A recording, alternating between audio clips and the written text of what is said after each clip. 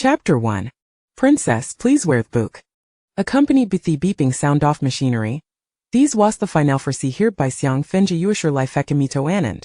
When she appeared Hirias again, she found herself kneeling on the ground, her mind buzzing as if 100 teddy bear serene gauged in not argument. A torrent of unfamiliar memories rushed in, causing Xiang Fengyu to furrow her brow tightly. Vocal, I've a transmigrated. Thegud nu share bada washilthi. Thebid nu shuas the short-lived fiancée of a madman protagonist. Very sainavin worst biasavnas. Femonotonous mechanical vusicho edin her mind without warning. Xiang Fengyu instinctively asked, what? Themid man protagonistus beneath you. Xiang Fengyu latuta sharp gasp, leaping to her feet, and indeed, she discovered a corpse Saint Hever a spot where she had been sated moments ago. A boy laker ledge upon the ground, his the land slender frame devoid of fan of movement. His share was dark on lackluster, his ganan and health a pallor, yet these exquisity feturous worms merizing, rendering Xiang Fengyu una belukaluk away. It was the fierce Dimeshi had encountered such a handsome man. From a superficial perspective, one might deem him harmless, viewed in Xiang Fengyu's eyes, the individual she had just overwhelmed was not affront for Madaman. Omi, if come face a tophus with the living protagonist. Having gassimilated the entirety of this body's memories, Xiang Fengyu understood clear light hats he had interret the story of a novel she had readjust isprier. Becoming the character was shared her name Unihouse and loved be her father and 3 brothers, a scapegoat sent to Mary Implicivere sister, only to be murdered be herfian. And the figure on that ground was no other than themid man protagonist, known for his merciless nature, who maskethis drew herself behind thegaso basically. Xingyue. Huazel Sutherfian coughed this body. In the novel, the original character had believed she could redeem him, only to meet Fatithi Handsoft to protagonist, the midgling aired vivid line Xiang Fengyu's mind, her fingers trembling slightly, as the voice in her head noticed that her fear and prepared to her comfort, the next moment Shuatna said him. Resuming Gissiot. What are you doing? Xiang Fengyu pressed it down slightly. A merely experimenting to see what hermabotanist dirty aurora's life is more resilient. Perchage upon the neck of timid man protagonist, the original author of the novel, who had pinned to les for a decade, soon accepted the reality of her transmigration. She spoke with a narrow nonchalance uretha system, correct? What stage is the plot current lie at? In the novel, the original character had been forcibly brought by her scummy brother and inadvertently stumbled into the protagonist's room, discovering the blood-stained clothing had yet conceal, which led to her demise. As for how the protagonist learned off these, Xiang Fengyu touched her neck, halting her movements. Has the original character already visited Xingyue's bedroom? Her voice turned serious. At the time, the original character had been so frightened that their limbs went weak, and in her frantic escape, she had dropped her necklace there, which was later discovered by the returning protagonist. Now, however, her necklace bear meaning. The original character had indeed found the blood-stained clothing that the protagonist that failed to hide and had left their necklace behind. Casting another glance at the frail figure beneath her, Xiang Fengyu declared while he remains unconscious, I shall retrieve the necklace thighs way. Xingyue will not discover that he haven covered his secret, and thus hunt kilm. Agreed. Xiang Fengyu hesitated momentarily. What are you deliberating? Time myself thesence. I said truly impossible for me to take the initiative and satan him to death. System, you're the third to novelly should understand the significance of te protagonisto a world. Xiang Fengyu reluctantly rose. Time I spresingified in othuri, Huel awaken. Xiang Fengyu activated her healthy body and began torn forth the fierce images. The house mirror read the description in the original text. Lavishly adorned diet steeped in insulation, it resembled his statov tan family, which had Falantorian, with Thessol here being a sickly youth. Certainly, if thighs were a desirable place, the original character would not have been sent the to marry in place of her sister be a family that felt here in utter disdain. With not power supply for an extended period, the levator was out of service, leaving Xiang Fengyu tour lazily on her 2 legs. Having struggled to akin her previous life, she found it astonishing that she now possessed a healthy body post-transmigration. At that moment, her desirito survive reacadite zenith. Xingyue's drum wasius itolocate. Thean lie room furnished washies. Notenly a shizically outh, betizel sopan less wretch. Aside from that captivating face, if there were to be singular deeming kala to sheva tofta curve beneath his slender waist. His baxiduous rather appealing. Xiang Fengyu missed, shaking her head. Xingyue's room wastity, continentingly abed, a desk, And a wardrobe be nothing more, devoid of to bitter sentiment nor the metallic tank of bloodshed anticipated. Casting a hurried glance around, Xiang Fengyu lowered her gaze, searching for the necklace that the original character had inadvertently list. Out of the corner of her eye, she caught sight of Samantha gleaming, her expression shifting to no urgency. As expected, she spot the necklace near bedside. Approaching to retrieve it, Xiang Fengyu hailed slowly relieved. Having taken it, the sickly youth would not realize she had been teary. As her gaze wandered beneath the bed, she caught a glimpse of a dangerous light-darkered fabric, as if beckoning passers-by to investigate. Xiang Fengyu averted here a sand stood up, about to turn away. What airy outgoing? A hoarse whisper, reminiscent of a lover's murmur, drifted from behind her. To Xiang Fengyu's ears, it sounded akin to a malevolent spectre seeking to claim her soul. What didn't you earn? The system scold voice or a sound in her mind did warn you when I were fantasizing about the protagonist's backside. Xiang Fengyu. The footsteps behind her drew closer, light and deliberate, as if the hunter had confirmed his free ways ensnared. Whether it was Xiang Fengyu's imagination or not, in that instant, the air around her felt significant lightener, and the person behind her appeared as a ferocious beast, poised to sink its fangs into her full shade animament. Thesis sig excellently. It seemed that yet again, failure was semen and twas the retrally knows capable of surviving Xingyue's grasp. Xingyue's pitch black eyes fixate on his fiancée without blinking, a slight curve gracing his pale lips. Yet that smile bore no significance. What happened to have a somionu illing to visit thy's abode? His raven-like lashes full slightly, and dislo were edges zeek sudi dashetert compassen, as thesher blade a hidden within his sleeve glinty dominously. Just as Xingyue prepared to make him of, the girl, who had remained turned away, suddenly stirred. Xiang Fengyu turned to face him, her expression of surprise, before Harry's fell, momentarily revealing toft shyness? As Xingyue grappled with this unexpected emotion, he heard the person before him speak again since he had discovered him. A flicker of murderous intent crossed Xingyue's dark haze. Xiang Fengyu raised her hand towards the clearly belonging nightgown of Xingyue. Bringing Jito her nose for a deep inhale, her face lighting up with the Delarus extasias, he exclaimed with reckless abandon. I comitos de la hafofio your fragrance. What's wrong with that? You smell so good. How can you smell so divine? Wishled and tie below to savor it. Win it. I adore you so much. If forsaken me identitas a pampirid hieristo be your fiance. I's a trong formatos gret lion haley hour scent. My lift would bedumid without our fragrance. Do you understand? While spoke, Xiang Fengyu took another deep breath, shouting fervently, staring at the woman before him, clutching his clothing with an expression of madness. That blood-stained madman fell silent. I don't know. Chapter 2. What to do when you encounter a madman in a novel. It matters not. Simply give him a dose of unsettling shock. Observing the momentary daze of Xingyue, Xiang Fengyu brazenly appraised his exquisite visage, her gaze aflame with fervor. Internally she mused. He must be drenched in sweat, poor fellow.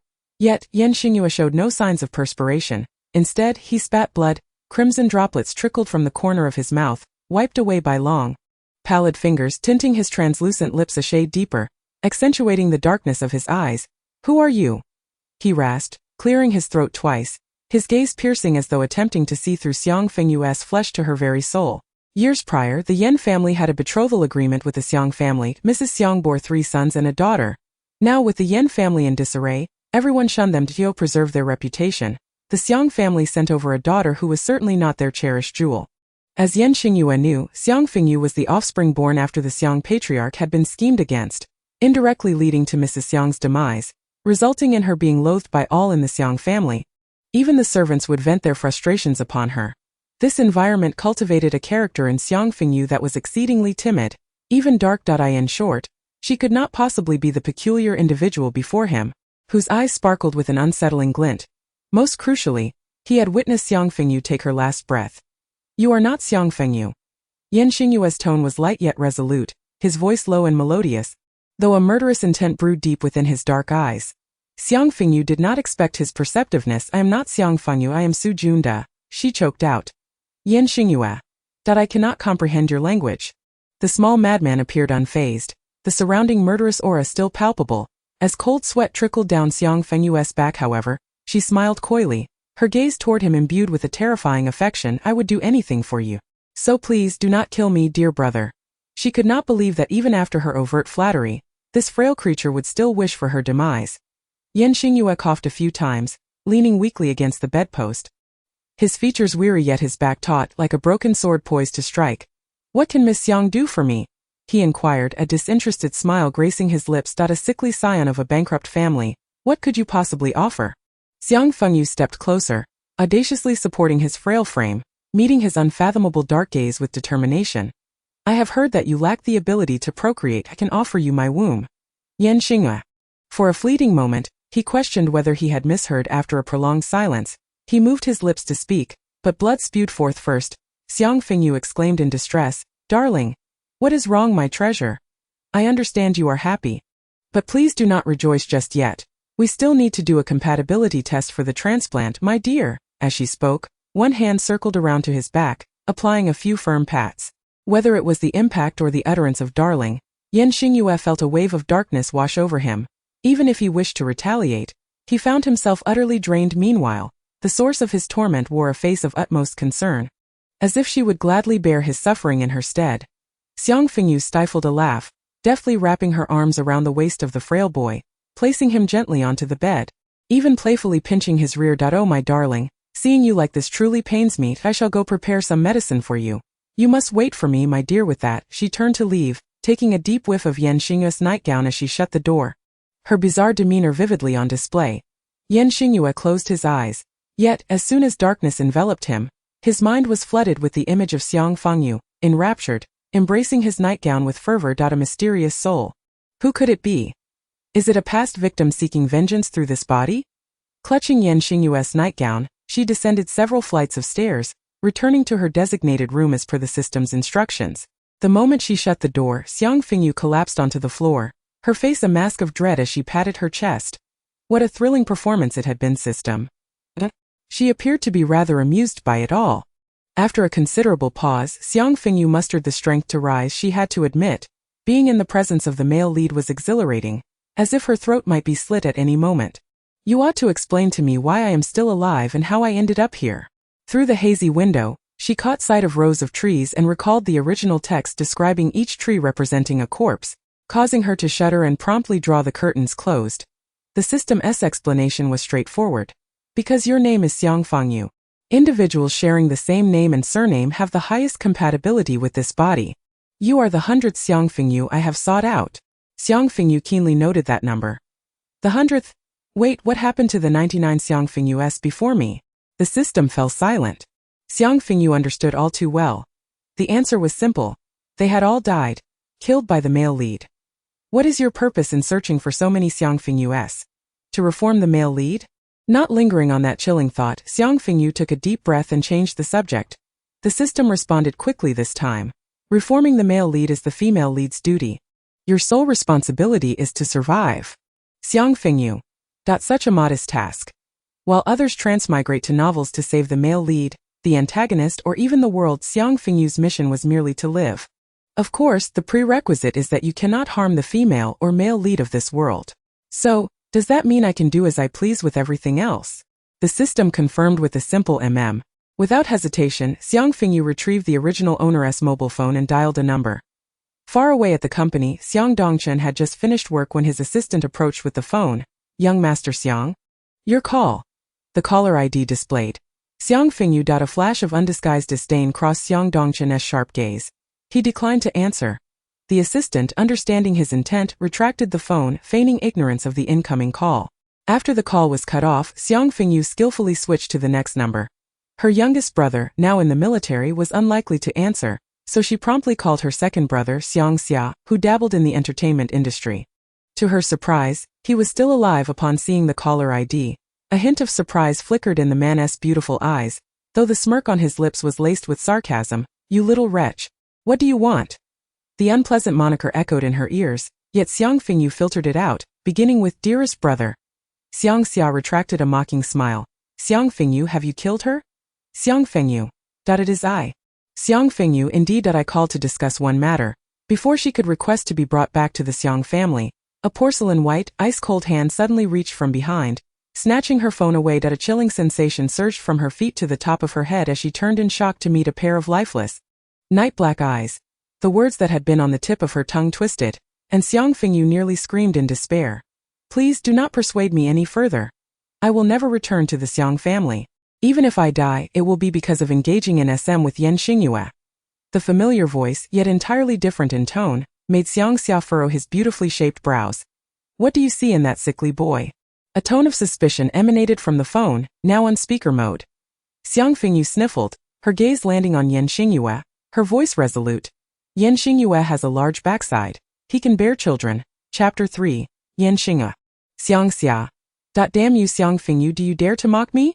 A cold smile escaped his lips as he clearly did not hear Xiang Fengyu's desperate pleas, promptly hanging up the phone and leaving behind a string of angry beeps.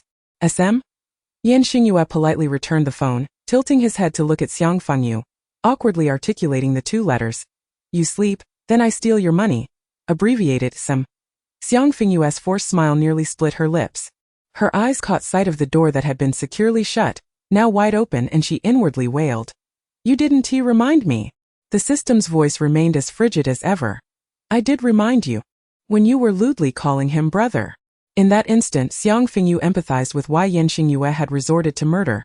What brings you here?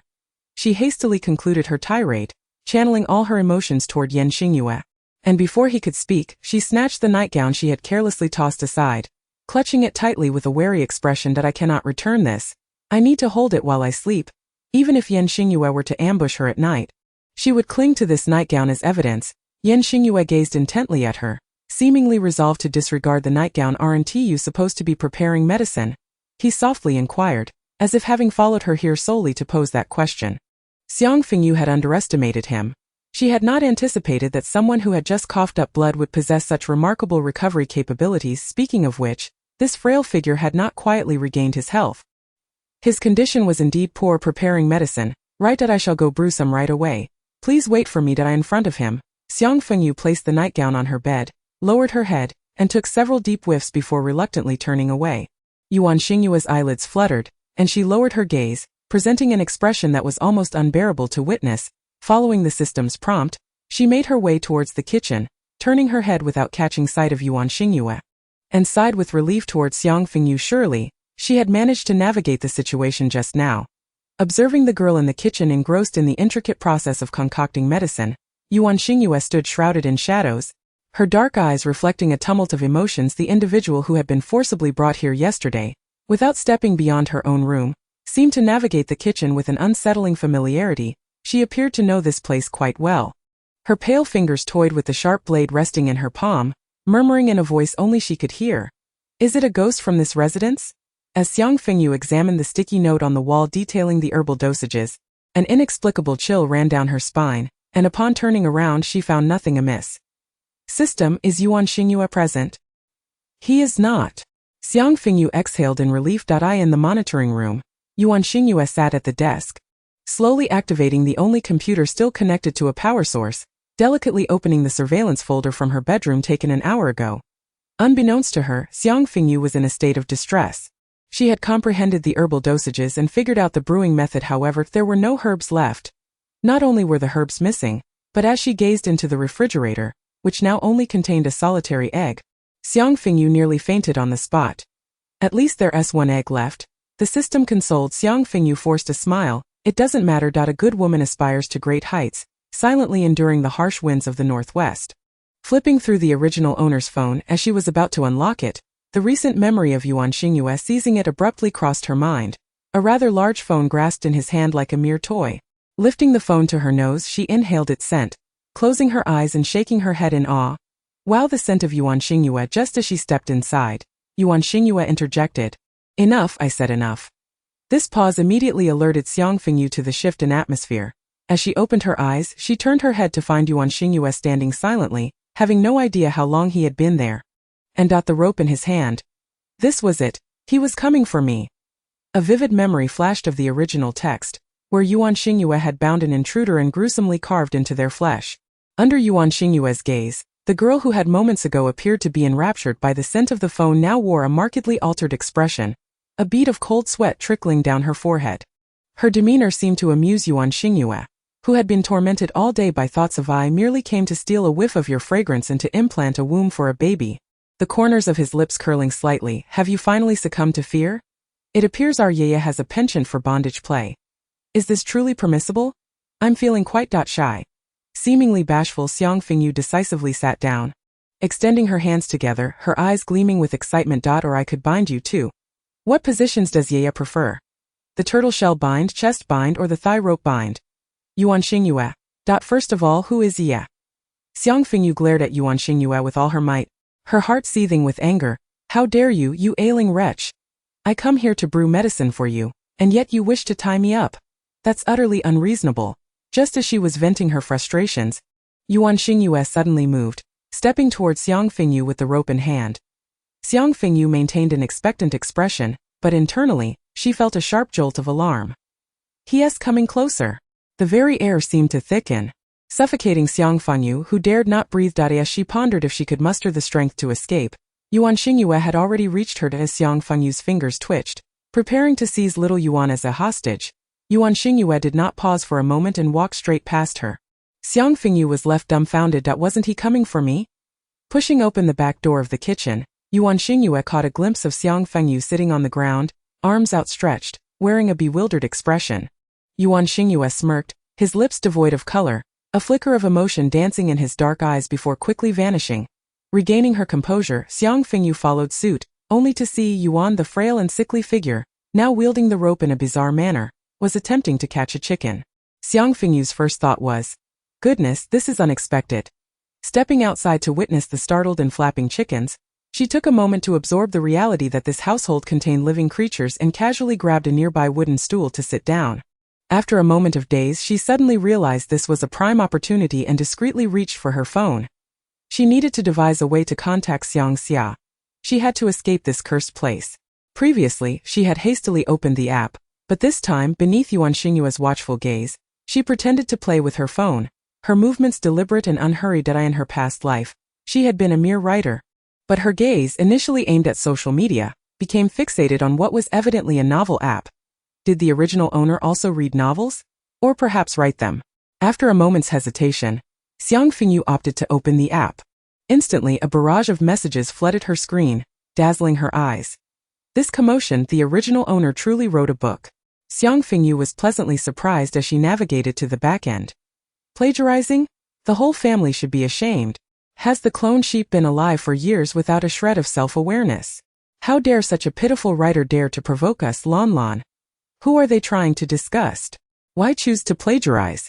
Did you not know who Lon Lon is before you copied her work? You ought to consult a psychiatrist. After all these years, are you addicted to being scolded for not deactivating your account? Countless private messages inundated her, filled with various vitriol, causing Xiang Fengyu to raise an eyebrow. What is happening here? Chapter 4. Aside from the most fundamental matters, Xiang Fengyu did not fully absorb the original owner's memories but rather stored them like data on a computer, retrievable at will for specific inquiries. With the system's guidance, she promptly assimilated a fragment of memory. Not only did the original owner share her name, but they also harbored the same passion. However, while Xiang Fengyu wrote for monetary gain, the original owner did so purely out of love. Living in an environment despised by all, devoid of any conversation, she found solace in words, and after being immersed in them for so long, the urge to write naturally arose, and she indeed possessed talent. The book she penned at 16 became an instant sensation shortly after its release, becoming an eternal white moonlight in many hearts, with various copyrights sold extensively. A true stroke of fortune. The author was she, the creator of the characters was she, yet the accolades and honors associated with it bore no relevance to her. This is simply outrageous. Xiang Fengyu's gaze turned icy. The manuscript, painstakingly crafted word by word, had vanished once completed. The original owner believed herself foolish for misplacing it, and although she felt heartbroken, she quickly rallied, registering under the pen name Night, listening to the rain to rewrite the electronic version, revising and publishing it online. Oblivious to the external world, the original owner, engrossed in her writing, was unaware that her relentless efforts had been uploaded online by someone else, leading her to be branded a plagiarist. Amidst a torrent of insults, the original owner vehemently denied the allegations of plagiarism, only to incite even harsher rebukes as she stubbornly replied to each person, asserting her originality. The identity of the plagiarized author was soon revealed. Xiang's most cherished youngest daughter, Xiang Shilan.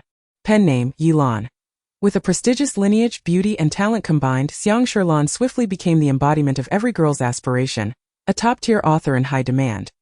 Even if her subsequent works could not surpass her initial masterpiece, the reader retention remained high, with many willing to continue purchasing her books. Meanwhile, the original owner, branded as a plagiarist, found her pen name affixed to the pillar of shame, with every instance of plagiarism in the online literature community invoking her name, so familiar that even outsiders recognized it. So the original owner's manuscript was taken by Xiang Fengyu, who then audaciously occupied her place, altering the protagonist's name and publishing it online under her own pen name. Perhaps it was the lingering consciousness of this body, but Xiang Fengyu felt a tremor coursing through her, a frenzy bubbling within her veins, and her eyes quickly reddened. That was the original owner's first moment of courage to confront her beloved sister. Yet, the fury dissipated upon encountering the disdainful gazes of her three brothers as they shielded Xiang Fengyu, extinguishing her resolve. No one would believe me. That was the original owner's solitary thought at that moment. Xiang Fengyu, tears streaming down her face, realized how foolish and naive it was to seek help from Xiang Xia. Through her tear-blurred vision, she inadvertently locked eyes with Xingyue, who was skillfully bleeding the chicken. His hands were smeared with vivid crimson, the blood tracing down his pale forearm to the ground, yet he appeared unconcerned, merely tilting his head to observe the rapidly shifting expressions of Xiang Fengyu. Xiang Fengyu's sobs abruptly ceased. Then hoarsely she lamented, "Yeah, you would rather bind chickens than bind me, why is that? This is utterly disheartening. How will I be able to transplant for you in the future?" Xiang Fengyu resembled Zhen Huan upon learning of Wan Bai's demise, finally finding a reason to weep aloud. Yuan Xingyue. There exists a feeling of helplessness akin to a eunuch wandering the brothel. Carrying the chicken, Yuan Xingyue disregarded Xiang Fengyu, who was still crying and questioning why he wouldn't bind her, and returned straight to the kitchen. Alas, I, such a captivating individual, truly cannot bear to witness such scenes. Regaining her composure, Xiang Fengyu turned away from the app, wiping her tears. Yet, upon turning back, she was met with the sight of the frail Yuan, having finished washing his hands, unceremoniously tossing the not-quite-dead chicken into the pot. Preparing to cook it, Xiang Fengyu burst into tears once more. My dear friends, in broad daylight, I have encountered a living embodiment of death itself. I am utterly amazed, father. This is not how one prepares such a dish. With tears glistening in the corners of her eyes, Xiang Fengyu momentarily forgot that the person before her was a cold-blooded killer, and she rushed forward to rescue the chicken, still clinging to life and bleeding profusely. Xingyue stood silently to the side, observing her actions with a hint of confusion in his dark eyes. For him, food simply needed to be cooked. The flavor held little significance, reflecting on the Yan family's long-standing financial ruin. It was a small miracle that this frail being could survive at all, prompting a sigh from Xiang Fengyu. Here, you can play with this, just stay there. She pulled a feather from the chicken and handed it to him, using her hip to nudge Xingyue aside. Glancing down at the feather in his hand, a rare blank expression crossed his handsome face. Was he being dismissed? Although Xingyue often mocked himself as a frail creature, he possessed an innate pride, never allowing himself to appear weak before others, nor did he wish to be regarded as worthless. Lost in thought, he quietly remained to one side, toying with the feather. Having grown up in the mountains with her grandmother, Xiang Fengyu was adept at handling livestock, and before long, she had expertly prepared the chicken. Gazing at the empty kitchen, she steeled herself and withdrew the last remaining 100 yuan from her pocket, extending it toward Xingyue. Yeah, go buy some green onions, ginger, garlic, cooking wine, soy sauce, vinegar and salt. Remember to choose the cheaper options. Be cautious of cars while walking. If one comes barreling toward you, just lie down and spit blood to swindle them out of a fortune. Xingyue. In his memories, when the Yan family was still prosperous, he had been treated as fragile, with no one daring to utter the word sickness in his presence, and people always watching over him as he walked. Yet here was Xiang Fengyu with her twisted affection, showing no trace of sympathy, even sending him on errands without a hint of discretion. Moments later, Xingyue accepted the crumpled bill and turned to leave. Xiang Fengyu had braced herself for rejection, but she was momentarily taken aback when he actually walked away. In truth, she had not given it much thought. Unfamiliar with her surroundings, she had no idea where the nearest supermarket was. If she had spoken up recklessly, the frail boy would surely have assumed she intended to flee, rendering her prior displays of obsession meaningless. System. What, were you just acting? Xingyue had left, leaving her alone. Yet Xiang Fengyu felt no urgency to escape. After witnessing that memory, she understood. The original owner had no friends and her family had sold her. Even if she managed to flee, she would likely be sent back. and the male lead would undoubtedly not spare someone who seemed to know his secret system. What shall we do? Xiang Fengyu sighed. First, I need to find a way to survive, then I'll figure out how to make money. In the original story, the male lead was not a senseless murderer. For now, she had to find a way to earn his trust. As for making money, her only talent was writing, and it seemed she would have to return to her old profession in this lifetime. System. You cannot use your own identity card. Xiang Sherlan has worked hard to achieve her current success, and your family would not allow you to create a pseudonym that might hinder her future. Xiang Fengyu smirked. Who said I would create a pseudonym? Black and red are still colors. It would be foolish not to take advantage of such a large following. Besides, based on the strategy she had reviewed, securing a contract on this website was no easy feat and had a high time cost. It was better to use the original owner's account, which came with its own built-in audience. Xiang Fengyu glanced at the rankings, observing the most popular character types. Her eyes landed on Jing Circle Buddha Sun X Fishing Beauty. She smirked, understanding fully, and began typing swiftly on the screen. An hour later, the entire online literature community erupted. After years of ridicule, the infamous plagiarist had actually released a new book. As the crowd rushed in, fueled by curiosity, mockery, and insults, nearly everyone was left dumbfounded upon opening the book. Muyu character type. Jing Circle Buddha Sun X Shanghai Nun synopsis. Both renounced their vows. Chapter 5. A little shock of literary brilliance for you, the lagging bookworms of the online literature world. Yet Xiang Fengyu had completely underestimated the popularity of night listening to wind and rain, having merely tossed a title and character type into the mix. She soon cast the matter aside. At that moment, the honest and diligent Xingyue returned from his errand, carrying a shopping bag brimming with goods in one hand while the other held a stack of change. Just as he was about to return the money to Xiang Fengyu, the flash of a camera momentarily blinded him, causing him to squint. Clearly taken aback by the unexpected flash, Xiang Fengyu froze for a moment. I'm just a little girl wanting to take a candid photo to remind myself daily. Why this treatment? Meeting Xingyue's silent inquiry, Xiang Fengyu boldly declared, what's wrong with taking a picture of someone so good-looking? I'm just admiring the view, not committing any wrongdoing. Xingyue. For a brief instant, he wondered if the soul inhabiting this body was some kind of despicable male. As he placed the bills on the table, he cleared his throat softly, and as he brushed past Xiang Fengyu, a chill enveloped him, causing him to shiver. Only then did Xiang Fengyu notice how little he was wearing, in the deep autumn chill. He was clad in only a thin sweater, his pale skin and slender form giving him an ethereal beauty, reminiscent of the ice sculptures she had once seen in the snowy landscapes of her past life. No matter how beautiful, he was still an untouchable being. Bristling with thorns, Xiang Fengyu felt no wavering in her heart, yet her gaze grew increasingly fiery, revealing her ignorance of Xingyue's true nature. As Xingyue placed the items on the table, he quietly remarked, it's ready to be cooked. Xiang Fengyu maintained her character as the flamboyant prince of red-eyed literature. Oh, how do we go about it? Xingyue had interacted with various types of women but had never encountered one so peculiar. It was no wonder he seemed utterly bewildered, as she relentlessly pursued him with her eccentricity. Xingyue's expression grew cold as Xiang Fengyu sensed the moment was ripe for retreat. Just a joke, yeah, surely you didn't take that seriously, haha. With a laugh, she quickly began rummaging through the items he had brought back.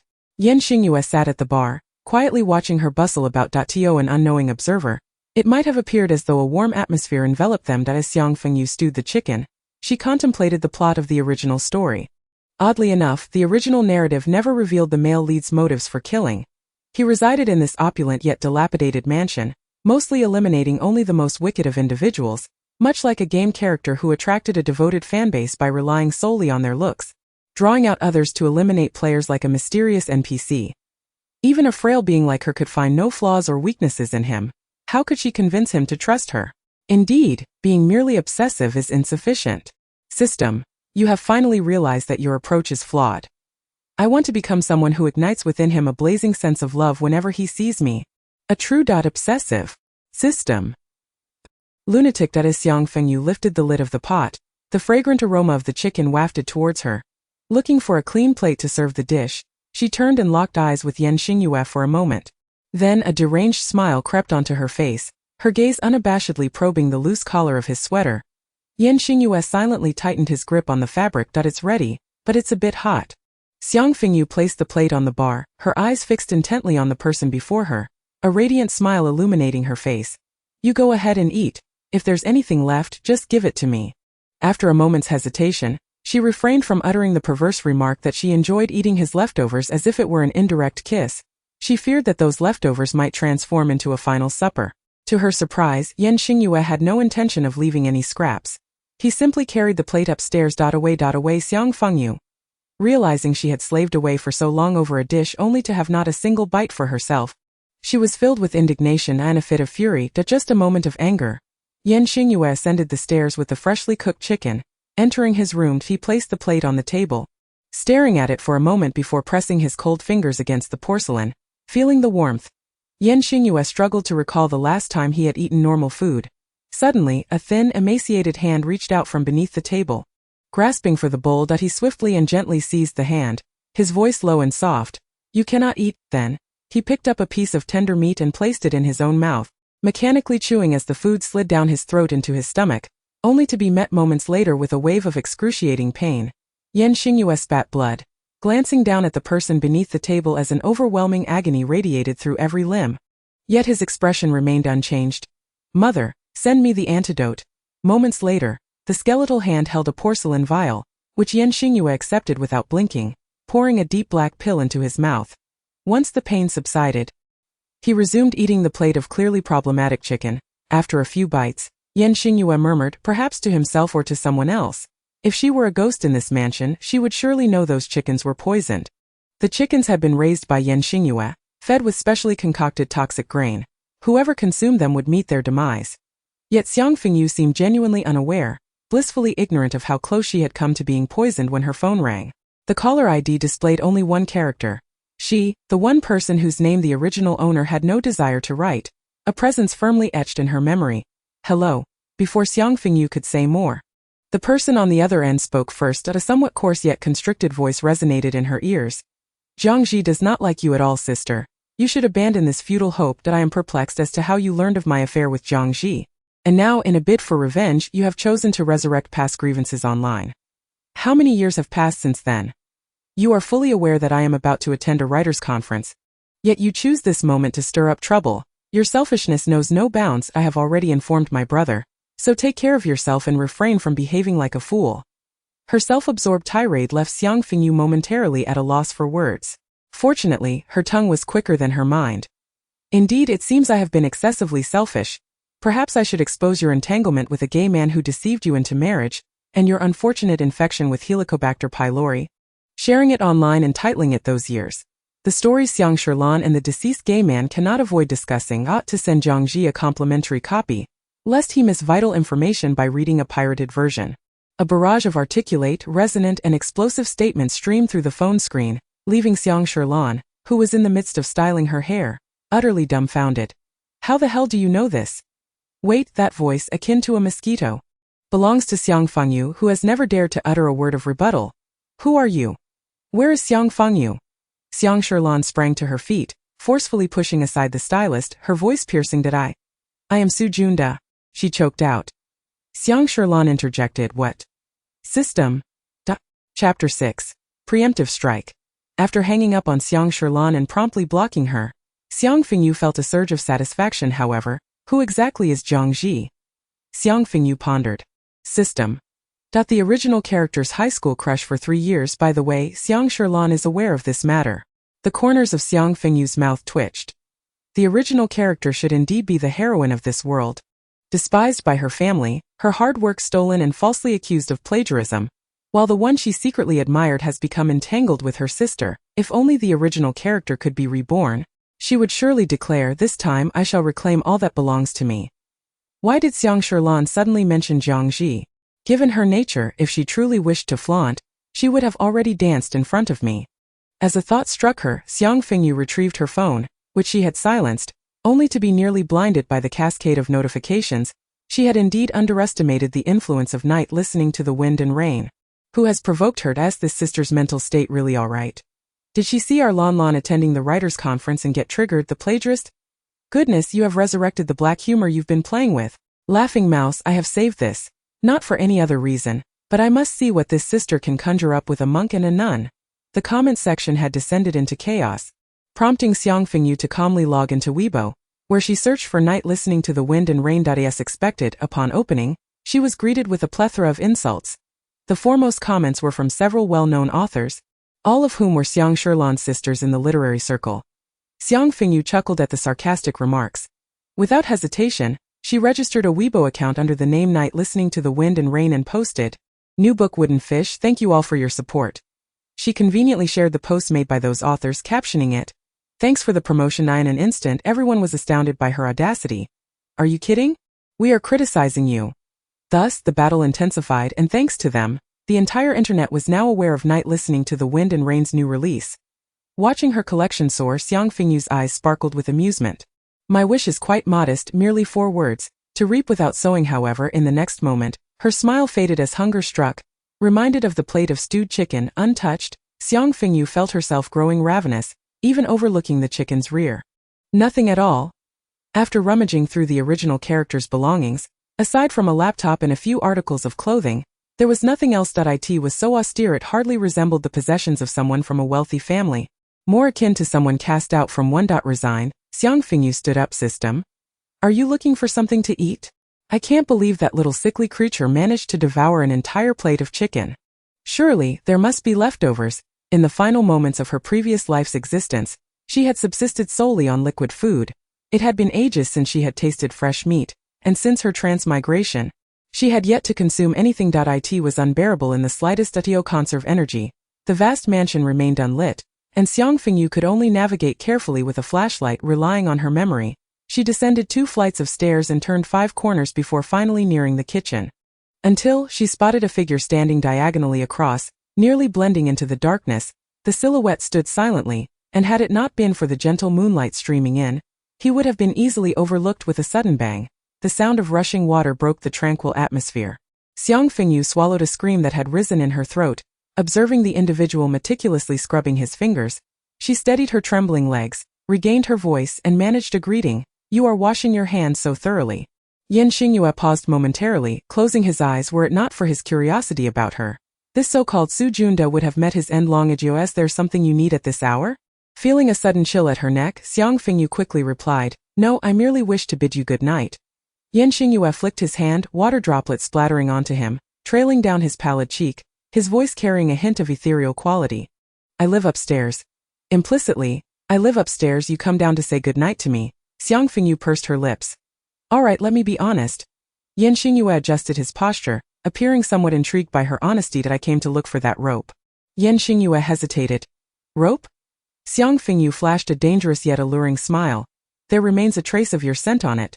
Not just the rope, but also the plastic bag you touched today, the seasonings you purchased, and the plates you used. I intend to take them back for safekeeping." To savor slowly. Something shattered quietly. It was the worldview Xingyue had upheld for 20 years. Watching Xiang Fengyu's departing figure, his fingers curled slightly, and he muttered to himself, "A peculiar ghost." Clearly aware of the bloodied clothing beneath the bed, yet pretending as if nothing transpired, attempting to call for help yet remaining here. Even going so far as to procure seasonings and prepare a meal, seemingly intending to stay. Had he known that acting like a pervert would grant him access to the kitchen, he would have insisted she stay when the chicken was taken away. Xiang Fengyu cheerfully set her flashlight aside, opened the refrigerator, only to meet a pair of terrified eyes. Xiang Fengyu retracted her smile and closed the refrigerator door. "Was I seeing things just now?" She reopened the refrigerator, bound and gagged. The person inside thrashed about desperately, veins bulging at his temples, his gaze pleading that if I recall correctly, he is the thief whom Xingyue had mercilessly mutilated. The novel's opening scene depicted Xiang Fengyu stumbling upon the bloodied clothing and witnessing Xingyue's brutal slaughter of the thief. It seemed the author had repeatedly emphasized Xingyue's character as a beautiful-faced bloodthirsty demon. Xiang Fengyu, a law-abiding citizen who refrained from driving even while writing, fell silent. There were only 2 individuals in the mansion. Should she release the thief, she would undoubtedly be the prime suspect. Sensing Xiang Fengyu's hesitation, the thief seemed to grasp something, his gaze frequently darting downward, following his line of sight to the thief's pocket. Xiang Fengyu reached in and retrieved his wallet. "Do you want me to help you?" The thief nodded earnestly. "If I assist you, does that mean all the money in the wallet is mine?" The thief. "No, that's not what I meant." Xiang Fengyu feigned exasperation. "Very well, then I shall do my best." Her jacket pocket was shallow and contained only enough space for her phone. After a thorough search, she had no choice but to tuck the thief's wallet into her waistband. Using her jacket to conceal it, she encountered no sign of the elusive Xingyue along the way, which provided a modicum of relief to the anxious Xiang Fengyu. Upon opening her bedroom door, just as she was about to exhale in relief, she lifted her gaze, only to find the very person sitting on the edge of her bed, engrossed in a book. Upon hearing the noise, he paused his page-turning, his deep, unreadable black eyes meeting hers. "Did you not find the rope?" Chapter 7 Xiang Fengyu. My goodness, my dear, my cotton-padded trousers and coat, my mind is in disarray. Are you a cockroach scuttling about the house? You did not find the rope. How did you end up here? Xiang Fengyu's molars nearly shattered, yet she had to feign delight. Xingyue's dark gaze lingered on her waist for a moment before he closed the book in his hands and pointed to the set of pajamas Xiang Fengyu had left on the bed. My pajamas are here. Xiang Fengyu instantly felt as if she were facing a formidable enemy. Did we not agree that you would give them to me? I never said that. Then what am I to do? Xiang Fengyu adopted a look of utter despair. In the next moment, the frail little creature stood up, but instead of departing as Xiang Fengyu had anticipated, he crossed his arms and began to lift his garment. Instinctively, Xiang Fengyu turned her head away, her heart racing, forcing herself to redirect her gaze. The true pervert was indeed one who advanced toward the male figure. Xingyue captured in that fleeting moment of evasion, her pale lips silently curling into a subtle smile. Yet, as Xiang Fengyu lifted her gaze, that arc swiftly vanished. "Yeah, what are you doing?" Xingyue replied with an air of nonchalance. "If you do not return my pajamas, I shall have no choice but to sleep here." Her words were spoken with such candor that, before Xiang Fengyu could respond, she leisurely added, "Fiancée." The endearing term, however, resonated in Xiang Fengyu's ears like a warning. Startled, she thought to herself, repeating internally that the true pervert was the one who actively pursued men. All right then, why not? With determination, Xiang Fengyu stepped forward, grasping Xingyue's sweater and swiftly helping him remove it.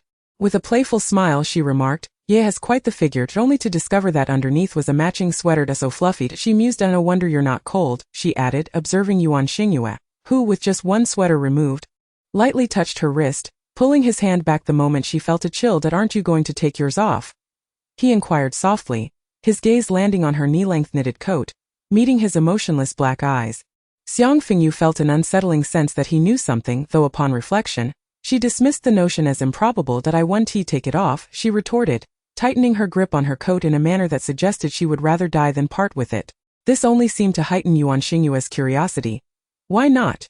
he pressed. Xiang Fengyu's eyes darted away. "I'm afraid to." "Afraid of what?" Xingyue relentlessly pursued, allowing her no respite, his calm demeanor giving way to a predatory gleam in his eyes. Akin to a beast revealing its fangs, tinged with a hint of crimson under pressure, Xiang Fengyu felt as if she were on the brink of breaking down, and in a fit of embarrassment and irritation, she blurted, "My thermal shirt has pilled." Xingyue was momentarily speechless. Seizing the opportunity, Xiang Fengyu lamented, "Are you satisfied now, you cold-hearted person? You know I am infatuated with you. How could I possibly reveal such an unseemly side in your presence?" Mortified, she turned and stormed out, leaving Xingyue to curl his fingers slightly, the warmth he had once felt from touching Xiang Fengyu now but a distant memory. This ghostly figure appeared to be a woman by nature. Taking advantage of her embarrassment, Xiang Fengyu managed to escape, opening the window to let in the chilling breeze, her mind clearing considerably. "Goodness, that scared me to death." It felt as though her throat was about to be slit at any moment. The system queried, "Why don't you leave?"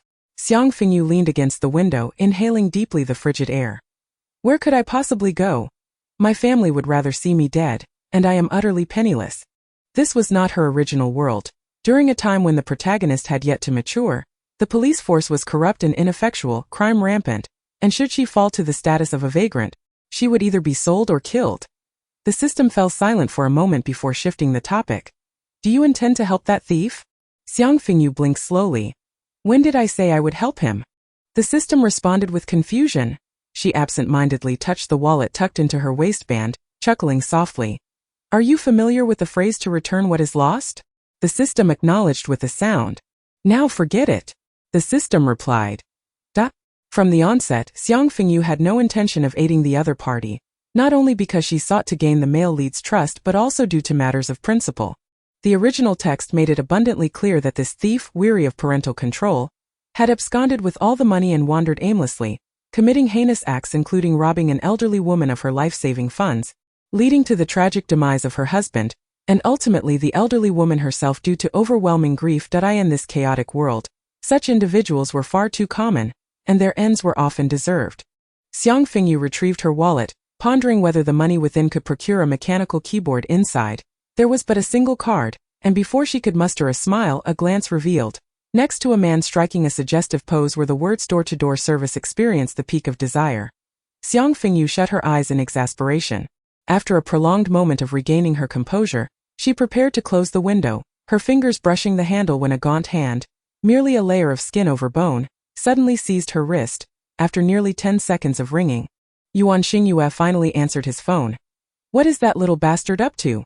The man's voice was deep and alluring, accompanied by a nearly perfect visage. His bathrobe hung loosely, revealing a physique that was neither overly muscular nor frail, with smooth lines leading to a well-defined set of abs. If his fans were to witness him in this state, a chorus of screams would undoubtedly ensue. Yet, the star of the team, the idol known for his godly looks, Xia, bore no trace of the usual smile that graced his features before the camera. His beautiful eyes were filled with derision. I certainly do not recall that little bastard being so eloquent. Xingyue toyed with a butterfly knife, the blade glinting coldly as it spun swiftly between her fingers, leaving trails of glimmering light. She had lost her mind. The person on the other end raised an eyebrow. "Lost your mind?" Recalling the content of the previous call and what Lan had just informed him, Xia felt a flicker of understanding. Who, if not someone deranged, would write such things? Since the moment she began her plagiarism, Xia had recognized her as a person of low character and narrow-mindedness. He never imagined that years later, she would still use this matter to stir trouble. Hadn't she already been dealt with by her elder brother? The notion of a Buddha's son and a nun was absurd enough for her to conceive with such character. The words she penned must surely be of inferior quality. Go ahead and act. Once the person is dead, what you desire will be yours by tomorrow. With that, Xia hung up, his gaze lingering on a photo of him and his sister displayed on his phone. The previously cold and unfeeling eyes softened. He recalled the woman who forced her way to their doorstep, demanding to see his mother, causing her to give birth prematurely, and hatred surged within him. He would forever remember that stormy night when he lost his mother. "Mother, after all these years, it's time for her and her daughter to join you." Carelessly tossing his phone aside, Xingyue appeared indifferent to the words spoken by Xia.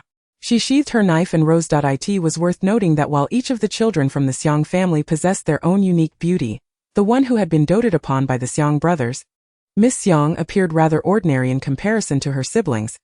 Even the illegitimate daughter, Xiang Fengyu, bore a closer resemblance to the legitimate children of the Xiang family. The thought of Xiang Fengyu invoked an unrecognized sense of regret on Xingyue's face. One could only say that this ghost had chosen the wrong body. If there were to be a next time, may she find a longer-lasting life, and let her never encounter him again. Chapter 8. In the Xiang household, the soul had already been thoroughly frightened. After a day filled with various terrors, Xiang Fengyu calmly followed the owner of the hand she had just grasped. Surely, a ghost could not be more terrifying than Xingyue, could it? The woman stood barefoot, her long hair cascading down her back, her form gaunt and alarming, her gaze unfocused, giving her a slightly dazed appearance. Yet, she was dressed impeccably, indicating that someone was indeed taking care of her. Xiang Fengyu paused, seemingly taken aback by the presence of a living person here. "System, who is this?" The system scanned the woman, confirming her identity. "She is Xingyue's mother." Xiang Fengyu was further bewildered. Xingyue's mother? The original text had never mentioned that Xingyue's mother was still alive. Had it not stated that only the male lead remained in the Yuan family? She appeared to have evident mental issues, standing blankly while clutching Xiang Fengyu's wrist. The system continued. "Half of her soul is gone. She is merely a shell, no different from a walking corpse." Xiang Fengyu glanced at the woman's bare feet, hesitating for a moment before speaking. "Auntie, it's too cold here. Would you like to go back?" She reached out to close the window that let in the biting wind, gently tugging the woman along, who offered no resistance and allowed herself to be lis. Night fell. The mansion lacked heating, and even wearing the plush slippers she had brought from the Xiang household, Xiang Fengyu felt the chill penetrating her soles. Turning to look at the woman's bare feet, she recalled a madwoman from a neighboring hospital room who often gave her candy, and without further thought, she crouched down to lift the woman onto her back. "Auntie, hold on tight." Testing the woman's light frame, Xiang Fengyu carried her toward her bedroom, hoping that Xingyue would still be there. Unfortunately, her hopes were dashed. The light in her room remained on, but Xingyue was absent, and the pajamas she had placed on the bed were gone. Gently laying Yuan's mother on her bed, Xiang Fengyu sighed. Can't you turn off the light when you go out? Electricity costs a fortune. Yuan's mother sat quietly on the bed, utterly unresponsive to Xiang Fengyu's words, her gaze vacant, lost somewhere far away. Xiang Fengyu rifled through her suitcase, retrieving a pack of wet wipes, and knelt to clean the woman's feet. Upon closer inspection, she noticed numerous small, fresh wounds on the woman's feet, as if they had been inflicted just moments ago. Hello, Auntie, my name is Xiang Fengyu. I've been staying here recently, and I'm sorry I didn't realize you were home earlier. I should have greeted you sooner. Pausing, she received no reply but continued, Are you hungry? Have you eaten dinner? I haven't, and I'm really hungry. I'm especially craving roasted sweet potatoes.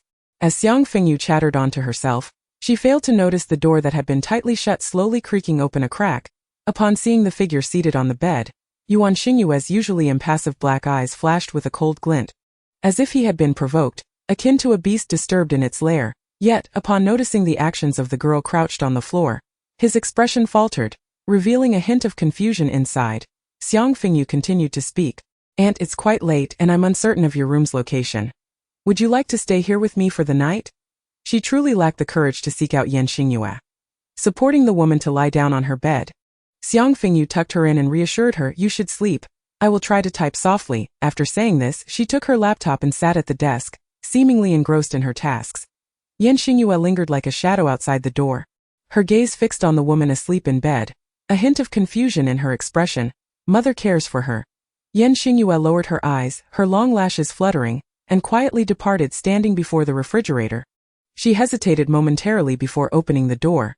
The person bound within trembled violently upon seeing her. A flicker of surprise crossed Yan Xingyue's eyes. Although she had seen, she pretended to be unaware. Was it indifference or understanding? Recalling Xiang Xia's phone call, Yan Xingyue played idly with the knife in her hand, causing the thief to tremble in fear. Surely, this devil must be contemplating how to begin carving her flesh. Old Wang rubbed his hands together, realizing that at this hour, no more customers were likely to arrive. He intended to close up shop. Just then, he heard a ding nearby. Someone had scanned his payment QR code. Old Wang looked up and was met with a pair of nearly indistinguishable black eyes blending into the night. The youth was tall, clad in a gray sweater, his figure somewhat slender, yet his striking features brought life to the desolate evening scene. In all his years, Old Wang had never encountered such a handsome young man. I would like a roasted sweet potato. The boy spoke softly. His voice was slightly hoarse but not unpleasant, possessing a unique charm. Oh, that certainly. I'll get that for you. Old Wang snapped back to attention, deftly selecting a sweet potato while murmuring in confusion. Why was there a sudden whiff of blood? Had someone been slaughtering livestock at this hour?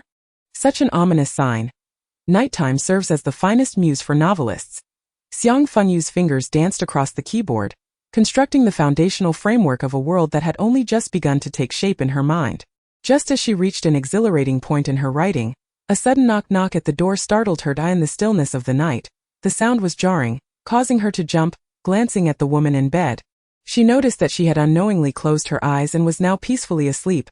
Rising, Xiang Fengyu opened the door, only to find the hallway empty. As she pondered the oddity, her gaze shifted and she spotted something on the doorknob.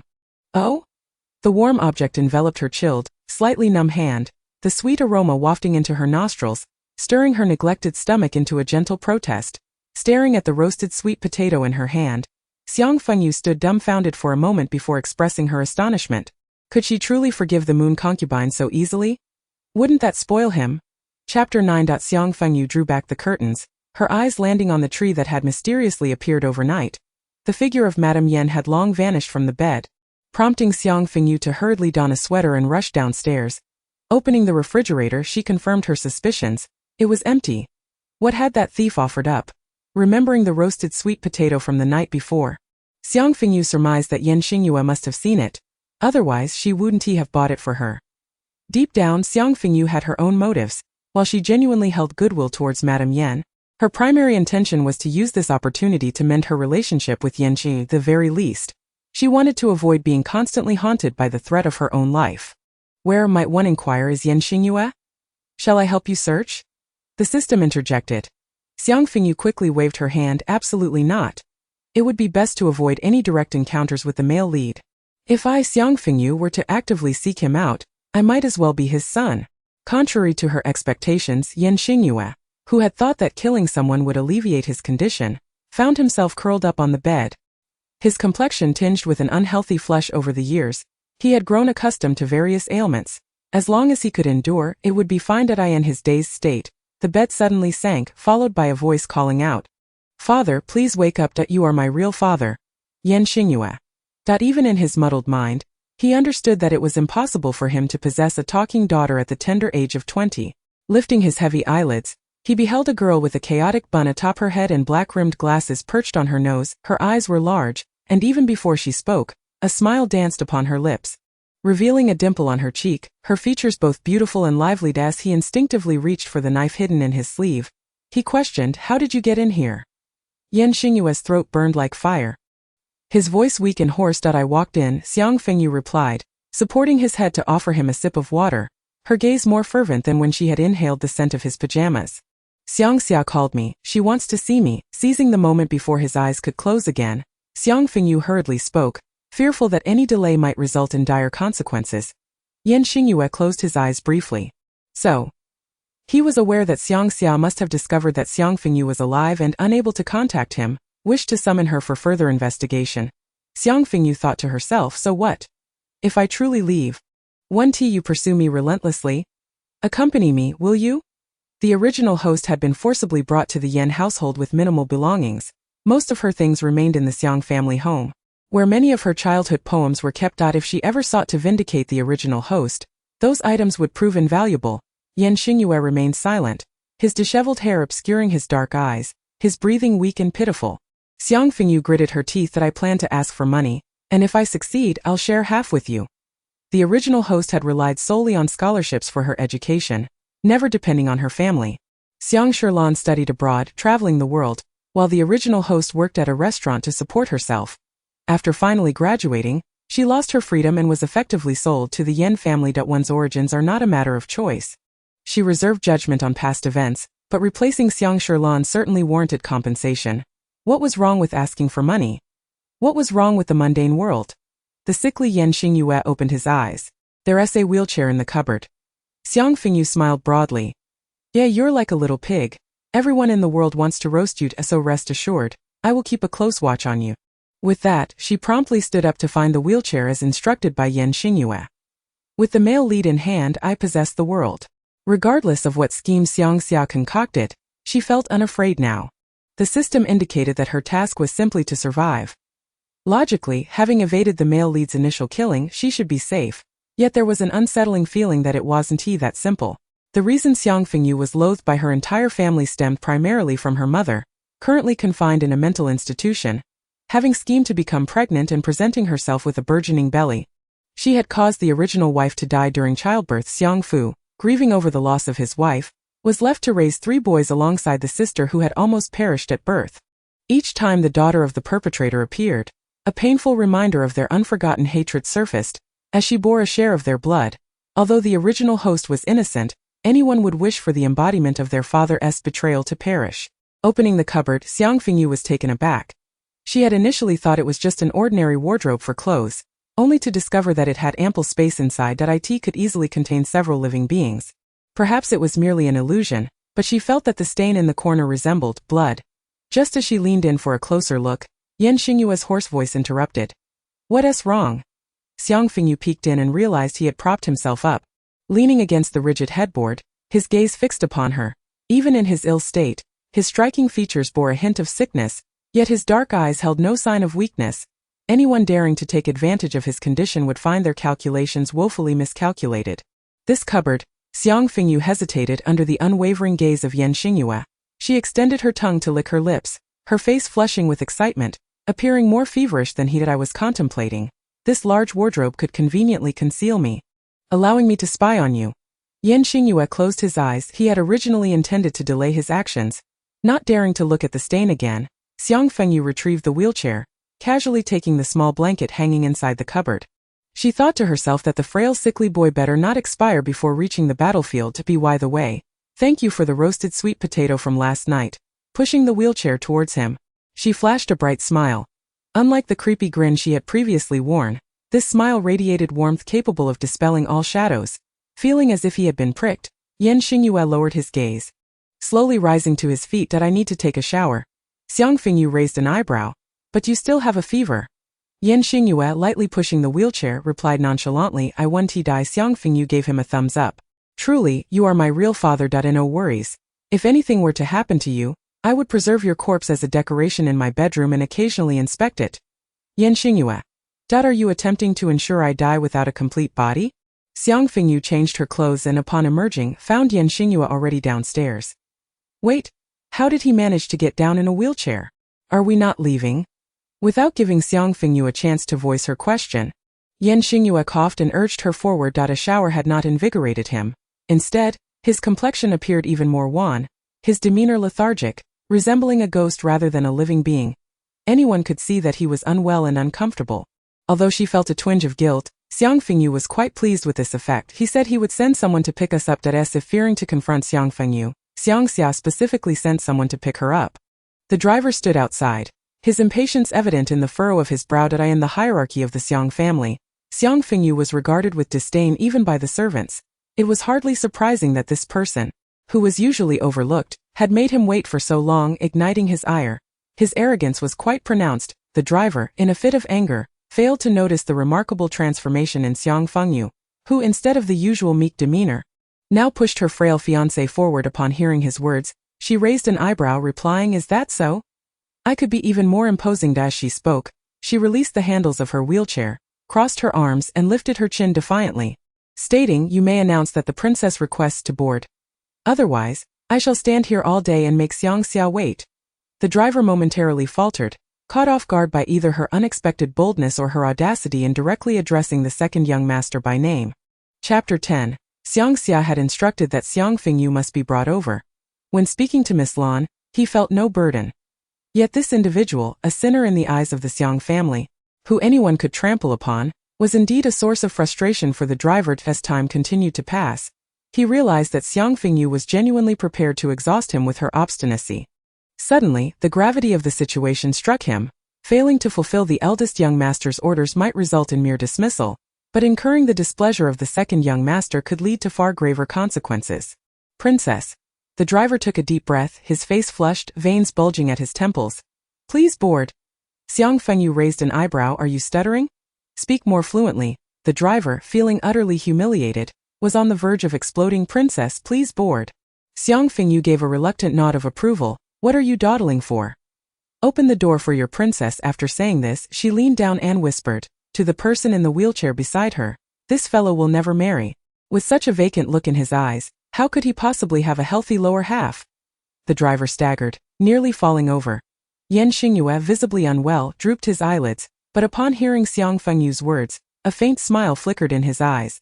Subtle yet akin to a shooting star traversing a dim night sky, when the driver turned to look at him, he was momentarily stunned.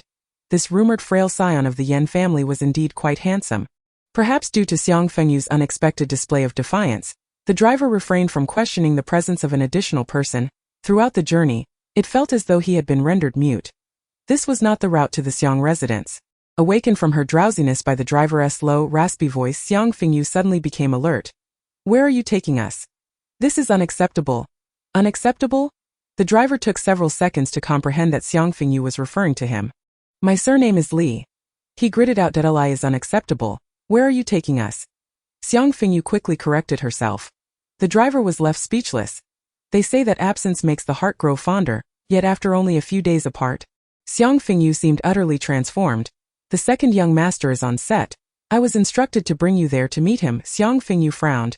Not at the Xiang residence? Noticing the driver's eagerness to shed the label of unacceptable, they sped along, compressing what should have been an hour's journey into a mere 40 minutes. Here we are. Wait here. The driver barked with that. He exited the vehicle to find a place to smoke, disregarding Xiang Fengyu entirely. The car door slammed shut with a loud bang, and Xiang Fengyu turned to glance at the drowsy Xingyue beside her. Remembering the system's warning against allowing the male lead to perish, she felt a pang of concern that he might not hold on much longer. I'll check to see if there's a pharmacy nearby to buy you some medicine. She fished for the leftover money from her grocery shopping the previous day. Lamenting her lack of funds, consider it an investment in gaining favor, I suppose. Whether he heard her or not, he showed no sign of response. Seeing this, Xiang Fengyu opened the car door and stepped out. She indeed found a pharmacy, but she had underestimated the prices in this world. A box of antipyretics cost 50 yuan. With barely 30 yuan to her name, Xiang Fengyu felt tears welling up from her financial plight. Warning! The male lead's health is critically low. The male lead's health is critically low. If it weren't for Xiang Fengyu, this entire scenario would never have unfolded. The male lead would not have been dragged out while still unwell. She regretted underestimating his condition. I'll go find Xiang Xia and see if I can borrow 20 yuan. With that thought in mind, Xiang Fengyu headed towards Hengdian, without anyone stopping her, until she stood before the security guard at the main entrance. You cannot enter. I am Xiang Xia's sister. The guard scrutinized her and scoffed. I'm Xiang Xia's brother. Xiang Fengyu shrugged. Fine, then I am Xiang Xia's father. The guard. You must be joking. He pointed to a throng of fans tightly packed together, fervently shouting Xiang Xia's name. Go wait over there. Just as Xiang Fengyu was about to protest, the guard suddenly shoved her aside, his previously impatient expression morphing into a sycophantic smile. Miss Xiang has come to visit. Quickly, open the door. He hurried towards the luxurious car that had just arrived. Upon hearing this address, Xiang Fengyu turned her gaze and saw a stunning beauty stepping out of the vehicle. Clad in a short skirt and a coat, her hair cascading in large waves. An embodiment of atmospheric elegance. It was not that Xiang Fengyu was unjustly critiquing the beauty's appearance, but rather that Xiang Sherlan did not match the exquisite beauty held in the original character's memories. Perhaps having long been belittled by those around her, Xiang Sherlan had been remembered as a strikingly beautiful woman, and her habit of never daring to meet others' gazes had skewed the memories. In summary, it was as if the finale was merely a bowl of plain rice. Xiang Fengyu took a couple of steps forward, hoping to be allowed entry or perhaps borrow some money. Despite her questionable character, the male lead's life was paramount to her surprise. Xiang Sherlan appeared to not recognize her at all and instead looked alarmed as she instructed the guard. It's best to keep unrelated individuals away. We wouldn't want to frighten my second brother. Xiang Fengyu raised an eyebrow, about to interject, when she noticed Xiang Sherlan's eyes suddenly light up. She dashed a few steps forward. Second brother. The popular idol appeared before Xiang Fengyu. His flawless features imbued with a hint of wildness, clad in an oversized leather jacket that accentuated his tall frame, his long legs encased in boots. The previously imposing aura softened upon seeing his sister approach. Why are you dressed so scantily? When alone you shouldn't wear such high heels. What if you fall? Xiang Xia affectionately ruffled his sister's hair. Xiang Sherlan pouted. I'll be back in the car shortly. There's heating inside. And it's not cold. The fans who had been shouting from the sidelines quickly surged forward, showering the siblings with praise. I can't handle it. The Xiang siblings are like something out of a novel. Sherlan. When is your new book coming out? Sherlan. I want to be your sister-in-law. Xiang Xia. You better wear more clothes.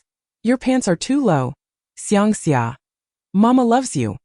Amidst the fervent shouts of the crowd, a pair of malicious eyes fixated on Xiang Fengyu, who appeared utterly out of place. The target has emerged. If she were to die, the reward would be substantial, allowing for reckless gambling. As the two walked out, Xiang Fengyu swore Xiang Xia had seen her. Yet he displayed no reaction. She understood now. It was deliberate. The driver had hurried to deliver her here only to leave her waiting, while the fans remained confined to their spots, and the bodyguards permitted her to approach. The security guard, who had clearly seen her disembark from the Xiang family's vehicle, had refused her entry. It was all an orchestrated show of intimidation. Xiang Fengyu scratched her face. Sigh, this tactic is so rudimentary. Even outdated novels wouldn't resort to such methods. You don't recognize me, do you? Then allow me to reintroduce myself in the public eye. She shook her head in resignation, bent low, and slipped under the bodyguard's arm, reaching out towards Xiang Xia's silhouette. As her fingers grasped at his belt, the angle was slightly off. With a resounding rip, Xiang Fengyu glanced down to see she had torn a large hole in the pink fabric of his pants. Silencing the crowd. After a brief moment of stunned silence, chaos erupted, as the one who had nearly succeeded in their scheme was shoved to the back, the sudden turn of events thwarting their plans. Then came the overwhelming sound of cameras clicking. Everyone knew that soon the trending headline would read, Xiang Xia's pants ripped by a passerby. Chapter 11. Oh heavens, this world has finally manifested in the manner I desired. The beloved male idol was publicly humiliated as his pants were ripped, a scene that even dramas would shy away from. What are you doing? Xiang Sherlan shrieked, rushing towards him. Instinctively, Xiang Fengyu released her grip on the now torn fabric, only to hear a smack as the garment rebounded. The man before her turned slowly, his handsome face darkening with fury, his eyes simmering with anger. Xiang Fengyu, maintaining her composure, casually stuffed her hands into her pockets and remarked in a nonchalant tone. The weather is rather pleasant, isn't it? Everyone was left speechless, so feeling cold hands was justification enough to warm them in someone else's pants? What about cold feet? The bodyguards quickly closed in, ready to escort Xiangxia away. The latter stood motionless for a moment amidst the incessant flashes of magnesium lights, as if awaiting something. A hint of sarcasm flickered across his handsome face as he murmured something softly. Xiang Fengyu faintly discerned the words waste uttered from his lips. Inside the car, Xiang Shilan and Xiangxia sat together, their expressions resembling those of strangers who had grown up together. Their gazes were unfamiliar and scrutinizing. Occasionally, Xiang Fengyu cast a glance at another vehicle not far away. Xiangxia assessed her, the fire in her eyes gradually subsiding, leaving behind an inscrutable expression. While she should have been angry, the current version of Xiang Fengyu, so different from before, managed to suppress that anger, allowing surprise and observation to take precedence. It was as if she had transformed into a different person after suffering a blow to the head. After a few days apart, her audacity had notably increased. It seemed the Yan family indeed possessed some peculiar charm. Xiangxia crossed her long legs and rested her chin on her hand. Speaking in a nonchalant tone, "Lend me 20 yuan, said Xiang Fengyu. Xiangxia's brow twitched, and the smile at the corner of her mouth vanished. Beside them, Xiang Shilan, who usually enjoyed the spectacle, regarded the situation with a changed expression and suddenly wrapped her arms around her brother, saying with a smile, "Second brother, sister is still unmarried. She's still one of us." While this seemed to support Xiang Fengyu, the underlying message was clear. Hurry up and let her marry into the Yan family so she won't have the right to bother us anymore. Xiang Fengyu nodded, affirming, "Yes, because she belongs to your family, she still retains her inheritance rights." The mention of inheritance rights instantly plunged the atmosphere in the car into an abyss. Xiangxia maintained a smile, but her gaze towards Xiang Fengyu resembled that of one gazing at a corpse. Current laws dictate that illegitimate children enjoy inheritance rights. Unperturbed, Xiang Fengyu continued, "The people who gave me life made mistakes. It cannot be said that I have no connection to them. Therefore, grant me a sum of money, and I shall willingly relinquish my inheritance rights, striving not to appear before you." The original's birth was indeed a mistake. Yet the Xiang family, for the sake of Xiang Shilan, manipulated public opinion, accusing her of plagiarism and inciting a massive online attack, which inflicted tremendous psychological trauma on the then minor original. After enduring until adulthood, she intended to distance herself from this place and live as an ordinary person through her own efforts, but the Xiang family once again pushed her into the fiery pit of the Yan family for Xiang Shilan's sake. For the first time, Xiangxia regarded this little bastard, whom he had scorned for over 20 years, with newfound seriousness. "This money will be provided, even if you don't mention it, but with one condition: sever all ties with the Xiang family." Upon hearing this, Xiang Shilan gasped in surprise, "Brother? Isn't that a bit excessive?" Her gaze shifted to her younger sister, and Xiangxia's expression softened slightly. "Lan, her heart has never been with the Xiang family." He then affectionately ruffled his sister's hair, expressing some concern. "You are too kind, holding no grudges. How can you forget the wrong Xiang Fengyu has done to you?" "Brother, I." While the siblings shared a harmonious atmosphere, Xiang Fengyu nodded in agreement. "Yes, she is too kind, which is why she was deceived into a sham marriage by a gay man and is now entangled with Jiangxi." Upon hearing the words gay and Jiangxi, Xiangxia's expression changed dramatically. Lan. Xiang Shilan clenched her teeth in frustration. "You talk too much." Taking the prepared severance of relationship document, Xiang Fengyu signed her name without a hint of reluctance. Immersed in the revelation that Xiang Shilan was deceived into a sham marriage by a gay man and is now involved with the Jiang family, Xiangxia failed to notice the malicious glint in his sister's eyes as she looked at Xiang Fengyu, one he had never seen before. "I will choose a day when you are not present to move my belongings from the Xiang family. If you do not provoke me, I will not initiate any trouble." Xiang Fengyu handed over the document, simultaneously receiving a check in return. Xiang Shilan met her fearless gaze. Her breath slightly uneven. It was increasingly evident. She used to always keep her head down. Why now did she raise it, allowing everyone to see her face? Lan. The first to notice her sister's discomfort was Xiangxia, who steadied her, his previously indifferent gaze now filled with concern. "Where do you feel unwell?" "Brother will take you to the hospital." Xiang Fengyu leaned in. "Lend me 20 yuan. Xiangxia. He pulled out his wallet and tossed it at Xiang Fengyu's face, his tone impatient. "Get lost." Xiang Fengyu clutched the wallet and immediately exited the car. "All right, I'm leaving now." Unlike her previous demeanor of submissiveness, she smiled with her eyes crescent-shaped, glistening with water. The dimly remembered visage of a woman became vivid for a moment upon seeing Xiang Fengyu's smile. A flash of confusion crossed Xiangxia's eyes. "Brother!" Xiang Shilan suddenly interrupted, breaking his train of thought. Yes, brother is here. Xiangxia redirected his attention to Xiang Sherlan.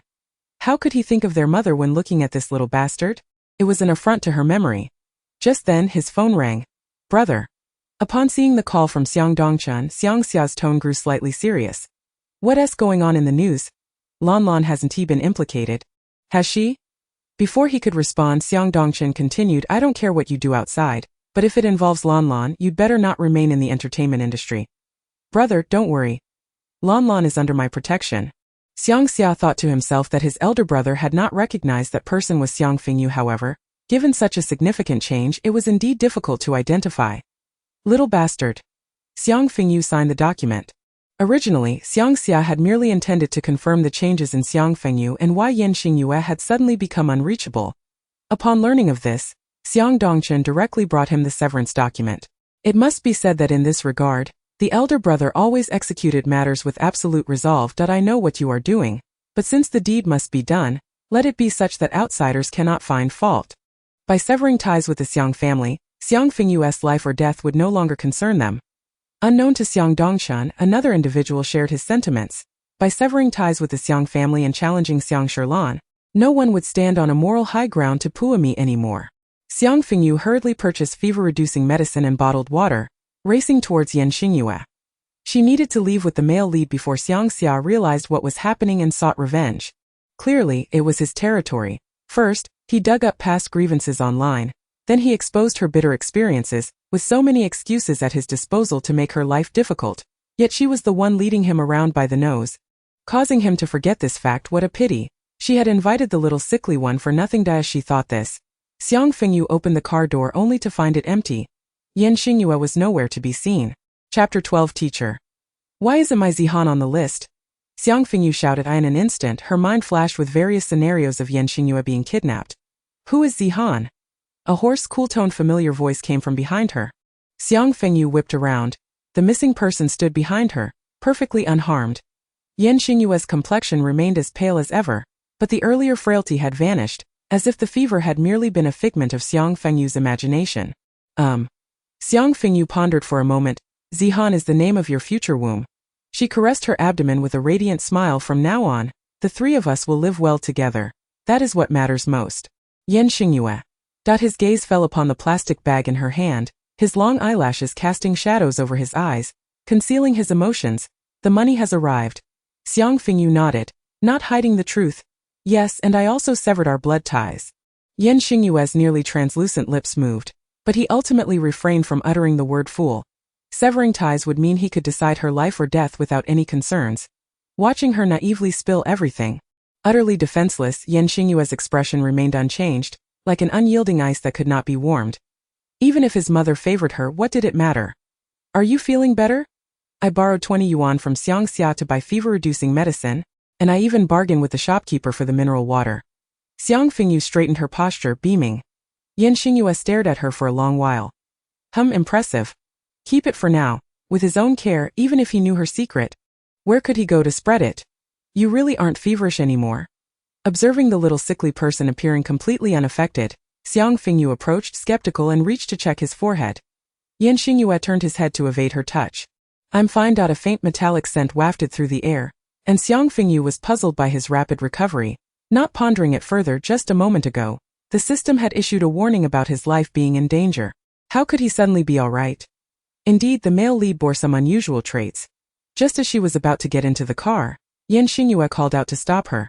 Let us take a taxi. After speaking, he turned and walked away without waiting for Xiang Fengyu's response. Xiang Fengyu.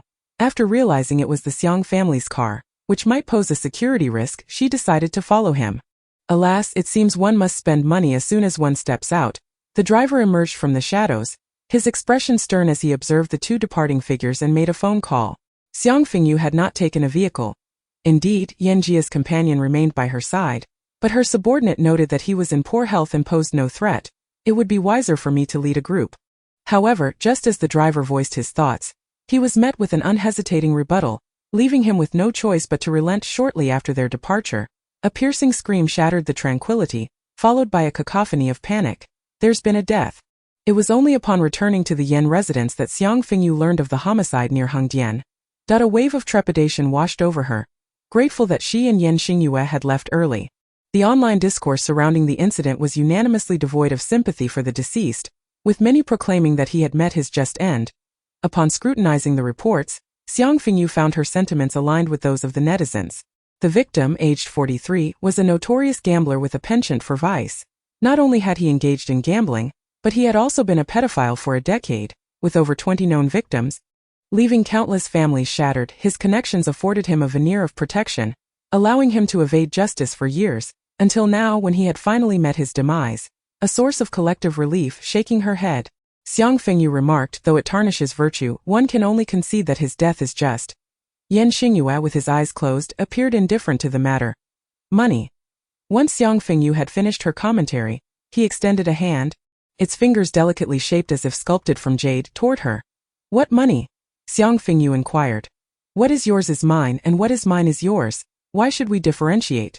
3. Xingyue silently queried. Xiang Fengyu placed a hand on her abdomen, stating, your future offspring. Xingyue, that I shall keep this money for you and return it later. Xiang Fengyu attempted to employ psychological tactics. Besides, facing Xiangxia falls solely on my shoulders.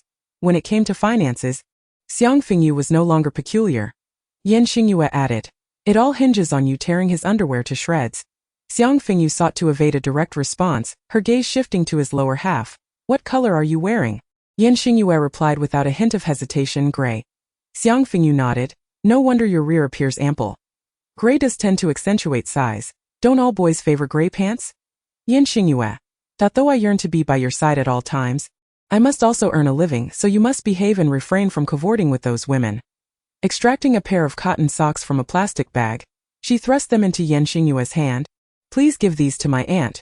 As women age, they should prioritize keeping their feet warm, lest she go barefoot with that. She turned and retreated to her room, harboring the premonition that, barring unforeseen circumstances, Xingyue would no longer harbor murderous intentions towards her.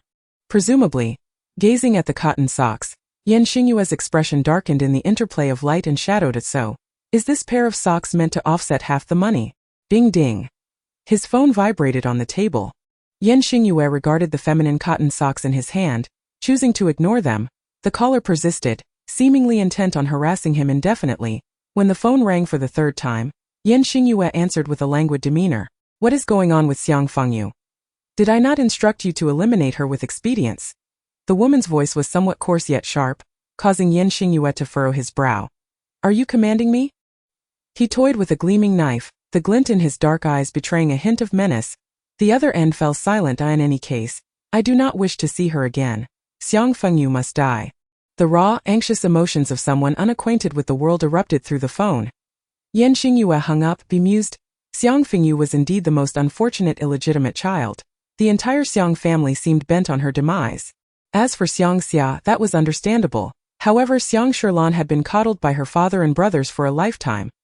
Aware of the family's disdain for Xiang Fengyu, why then did she so eagerly desire her disappearance from this world? Lost in thought, Xingyue's usually placid eyes sparkled with intrigue. His brows slightly raised as he intended to remark, this situation has become rather amusing, but then considered that if Xiang Fengyu were to hear this, she would undoubtedly critique him for sounding like a villain, and thus he withheld his words. Though he could not procure the documents from the Zhang family through Xiangxia, other avenues existed, albeit more troublesome. Everyone wished for Xiang Fengyu's demise, yet he desired her continued existence. Should the Xiang family ever uncover the truth, what would their reaction be? The frail figure coughed lightly, a wicked glint dancing in his dark eyes. Lowering his gaze to his unblemished palm, he felt the vitality coursing through his body and was filled with a profound sense of annoyance. He had thought that slaying that thief would replenish his energy. But alas, a night spent outdoors had only exacerbated his condition. Unbeknownst to him, while many had their eyes on Xiang Fengyu, she was at that moment cackling at her computer. I am currently hacking Xiangxia's fan club. Come help me take a stab at it. Chapter 13. Xiangxia was already a rising star, and the subsequent homicide, occurring shortly after the incident involving torn underwear, added a dramatic flair that propelled the already simmering controversy into a fervor. This world is surreal. At the same time, one loses their life while another finds their underwear shredded. Boys should wear pink. I knew our Xiaobao was a closet flirt. What grudge could have led to this? Who is the mastermind behind this? Ha ha ha. Has anyone noticed how amusing Xiang Sherlan's expression is? It's prime material for a novel. Xiang Sherlan, Youth is priceless, my brother's fan club is booming. Yesterday I heard Fengyu's chaotic rants. And today my sister Sherlan went to meet her brother, completely unfazed, maintaining her poise. The conversation in the comments spiraled, and Xiang Fengyu eventually closed the interface, rising from her bed to compose her thoughts. Rubbing her cold hands together, she exhaled a breath. I must find a way to heat this place. Otherwise we shall truly suffer from cold womb syndrome. And how will our Yaya bear children in the future? System. Do you truly wish to transplant for him? The funds received from the Xiang family would remain untouched for now, as she had other plans. System. Saving it for a postpartum nanny for Xingyue? Xiang Fengyu shot him an expression of you are quite perceptive. Though she intended to reserve the checks funds, she had also acquired the wallet of her fan club's brother. Not to mention the cash inside. Even selling the wallet online as a second-hand item could fetch over 100,000. Fully absorbed in her writing, her phone suddenly erupted with a buzzing alarm. La time for the peculiarities. Startled, Xiang Fengyu glanced at the time and realized it was already dinner time. She needed to go before the male lead. No, to increase her favorability. Downstairs, the heater crackled away, and Xingyue sat beside it, the sound of wood crackling in the fire lending an air of serenity. His features, caught in the play of light and shadow, gave off an unexpected impression of gentleness. The frail figure that had appeared on the verge of death that morning seemed entirely restored, showing no signs of his earlier fever, albeit slightly more lively. Where do we get the heating installed? Xiang Fengyu approached, circling to face him, warming her fingers by the flames, which dispelled the chill. Xingyue appeared unfazed by her arrival. There is no underfloor heating here. Xiang Fengyu turned astonished. What? This large house lacks underfloor heating. Did the designer have no sense? Surviving the winter relies solely on resilience. Xingyue seemed accustomed to this reality. Now that I think about it, I haven't even seen an air conditioning unit in this house. Xiang Fengyu suggested at the very least you should install an air conditioner. Xingyue remained silent. I'll pay for it myself. Xingyue nodded generously. It's your bedroom, do as you please. Xiang Fengyu. How stingy can you be? You could at least use a trash can for toilet paper. Are you not happy? Perhaps Xiang Fengyu's frustration was too apparent. Prompting Xingyue to notice the shift in her demeanor, he produced a butterfly knife from his sleeve, its metallic sheen glinting as he idly twirled it in his fingers, his dark gaze inscrutably fixed on Xiang Fengyu. Xiang Fengyu, are you really not installing it anymore? Ha ha, how could I not be happy? I'm positively thrilled. Finally, I have a reason to install surveillance in your bathroom. Ha ha. Soon I can watch you shower. I couldn't be happier. System. The lunatic has logged on. Those under 18 please avoid. Xingyue. It was he who sought to intimidate, yet he was the one left astounded by her eccentricity. Xiang Fengyu's gaze remained fixated on the butterfly knife in his hand as she laughed and retreated to the kitchen. If you don't speak, I'll take it as your agreement and I take my leave. Engaging in one position is fleeting while another lacks endurance. Being a top is tendinitis-inducing, being a bottom is constricting, being a switch is laughable, and being a mistress invites violence, but being a fool is just right. Once Xiang Fengyu's figure had completely vanished from sight, he slowly withdrew his gaze, the perilous aura that had enveloped him gradually dissipating.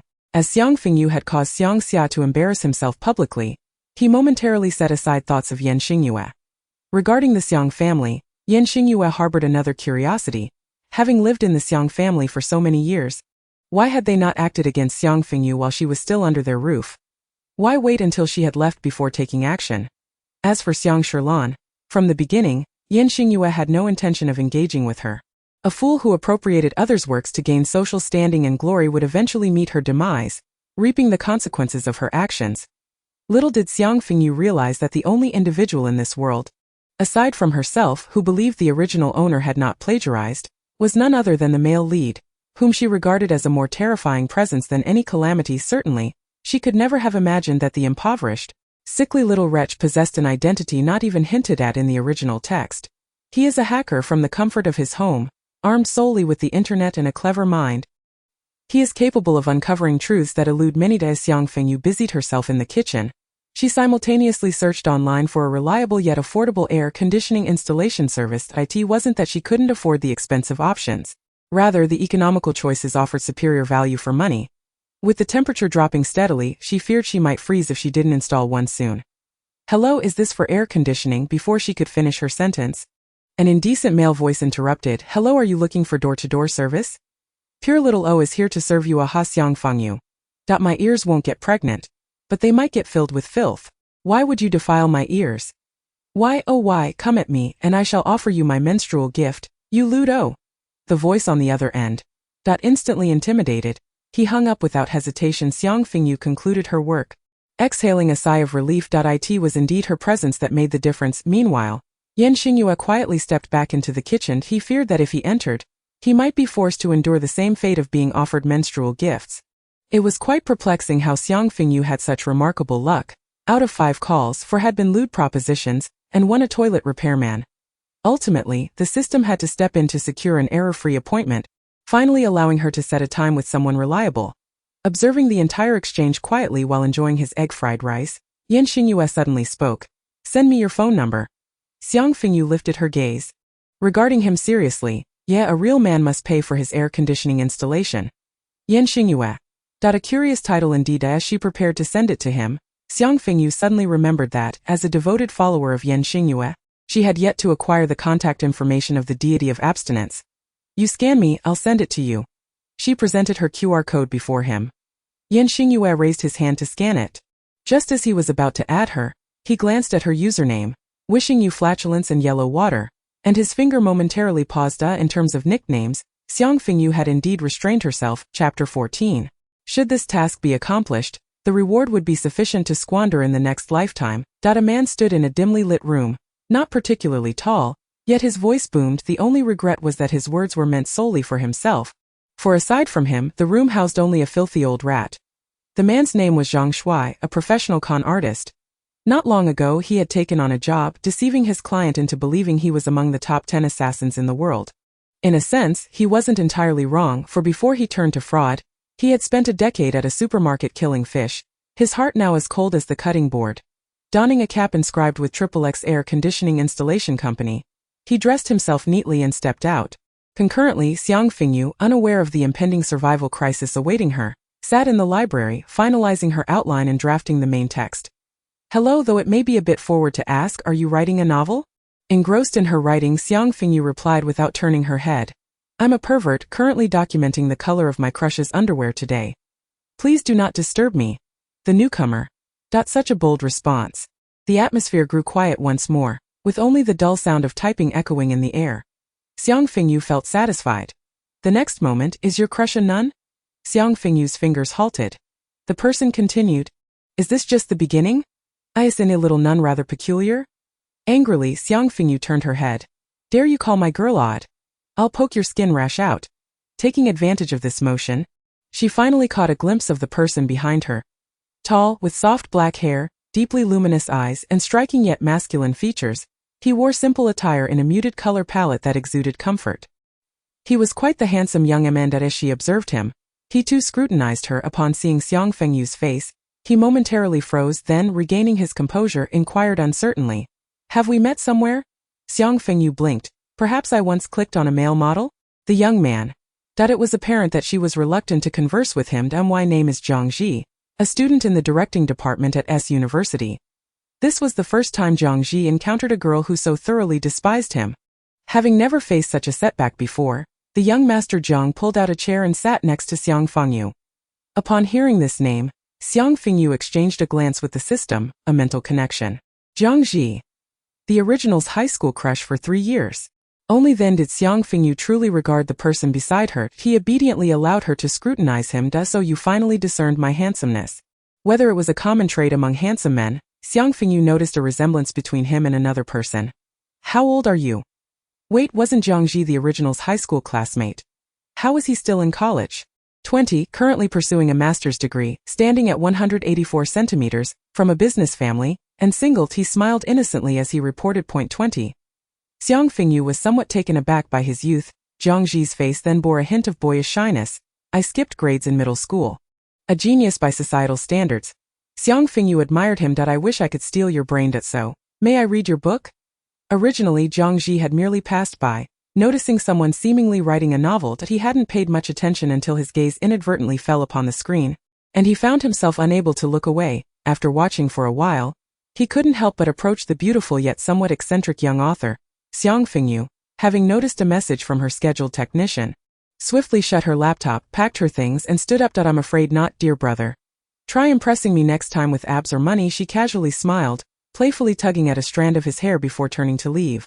The rejected Zhang Ji stood in a daze watching her retreating figure, then suddenly chuckled. A fraud, she didn't even tell me her name. Where will there be a next time? However, Zhang Ji touched his hair. His voice tinged with confusion. It really feels like I've seen her somewhere before. As Xiang Fengyu was hurrying home, Xingyue, watering a row of trees in the backyard, received a message from Xiang Xia. Xiang Xia, let's talk. What prevents you from killing the little bastard? I don't believe you would make a mistake. Same place. Xingyue lowered his gaze at the message for a moment, then spoke as if addressing the air. I'm stepping out for a while. Mom. The house is in your hands. The few remaining leaves on the barren branches swayed in the wind, and receiving no response, Xingyue set down his tools and turned to leave. Upon returning, Xiang Fengyu was somewhat surprised to find Xingyue absent. Auntie, is Xingyue not home? She looked towards Madame Yan, who had been trailing her. The latter, of course, offered no reply. Xiang Fengyu paid it no mind and stretched lazily. Great! Xingyue isn't home, now I can misbehave. System. How mischievous. Xiang Fengyu pondered for a moment. For instance, going to his bathroom for a big one and not flushing. System. If you wish to die, I can assist you in your journey to the afterlife. The technician Xiang Fengyu had arranged soon arrived, staring at the vast estate before him. He was taken aback for a moment before regaining his composure, looking at the young and beautiful girl leading the way. He suddenly felt a flutter in his heart. Is it just you? Xiang Fengyu shook her head. No. Zhang Shuai's heart tightened unexpectedly. This was different from what the client had described. He was informed that the target was alone. There was more than one. Zhang Shuai. The thought that had just arisen vanished in an instant. He harbored some degree of virginity complex, holding little interest in women who had already been deflowered. Upon entering, he surveyed the layout, contemplating whether to kill and then loot the place. This house was so large. There must be valuable items. Xiang Fengyu led him to her room. This is it. Please make yourself comfortable while I fetch you a bottle of water. Once she departed, Zhang Shuai, supposed to be working, began to recklessly examine Xiang Fengyu's room, about to rummage through a drawer when his gaze suddenly froze at the sight of a black picture frame that had appeared on the table. Inside was a black and white photograph with a large character Dian inscribed beneath it, and the subject of the photo was none other than Xiang Fengyu, the very person who had led him in moments ago. Come to think of it, did he catch a glimpse of her shadow when she brought him in? Zhang Shuai swallowed hard, but his peripheral vision suddenly caught sight of a shadow behind him.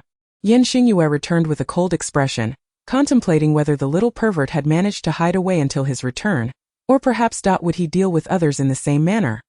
Reflecting on this, Xingyue failed to notice the subtle shift in his emotions, even quickening his pace. Upon pushing open the door to Xiang Fengyu's room, he was met with the sight of a behind.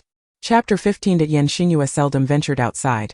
Yet on the rare occasion he did, upon returning, he found his fiancée engaged in the act of whipping a man. The rope was even the one he used for catching chickens. Confess. Who sent you? Smack, ack. The man, forced to kneel with his rear exposed, let out a pained cry, his voice hoarse and piercing, as if enduring immense agony. Xingyue. Why am I still not accustomed to this? What are you doing? Xingyue moved her lips, and logically, her voice should have been drowned out by others, yet Xiang Fengyu immediately caught it. She halted her actions, feeling somewhat vexed. This is the third time.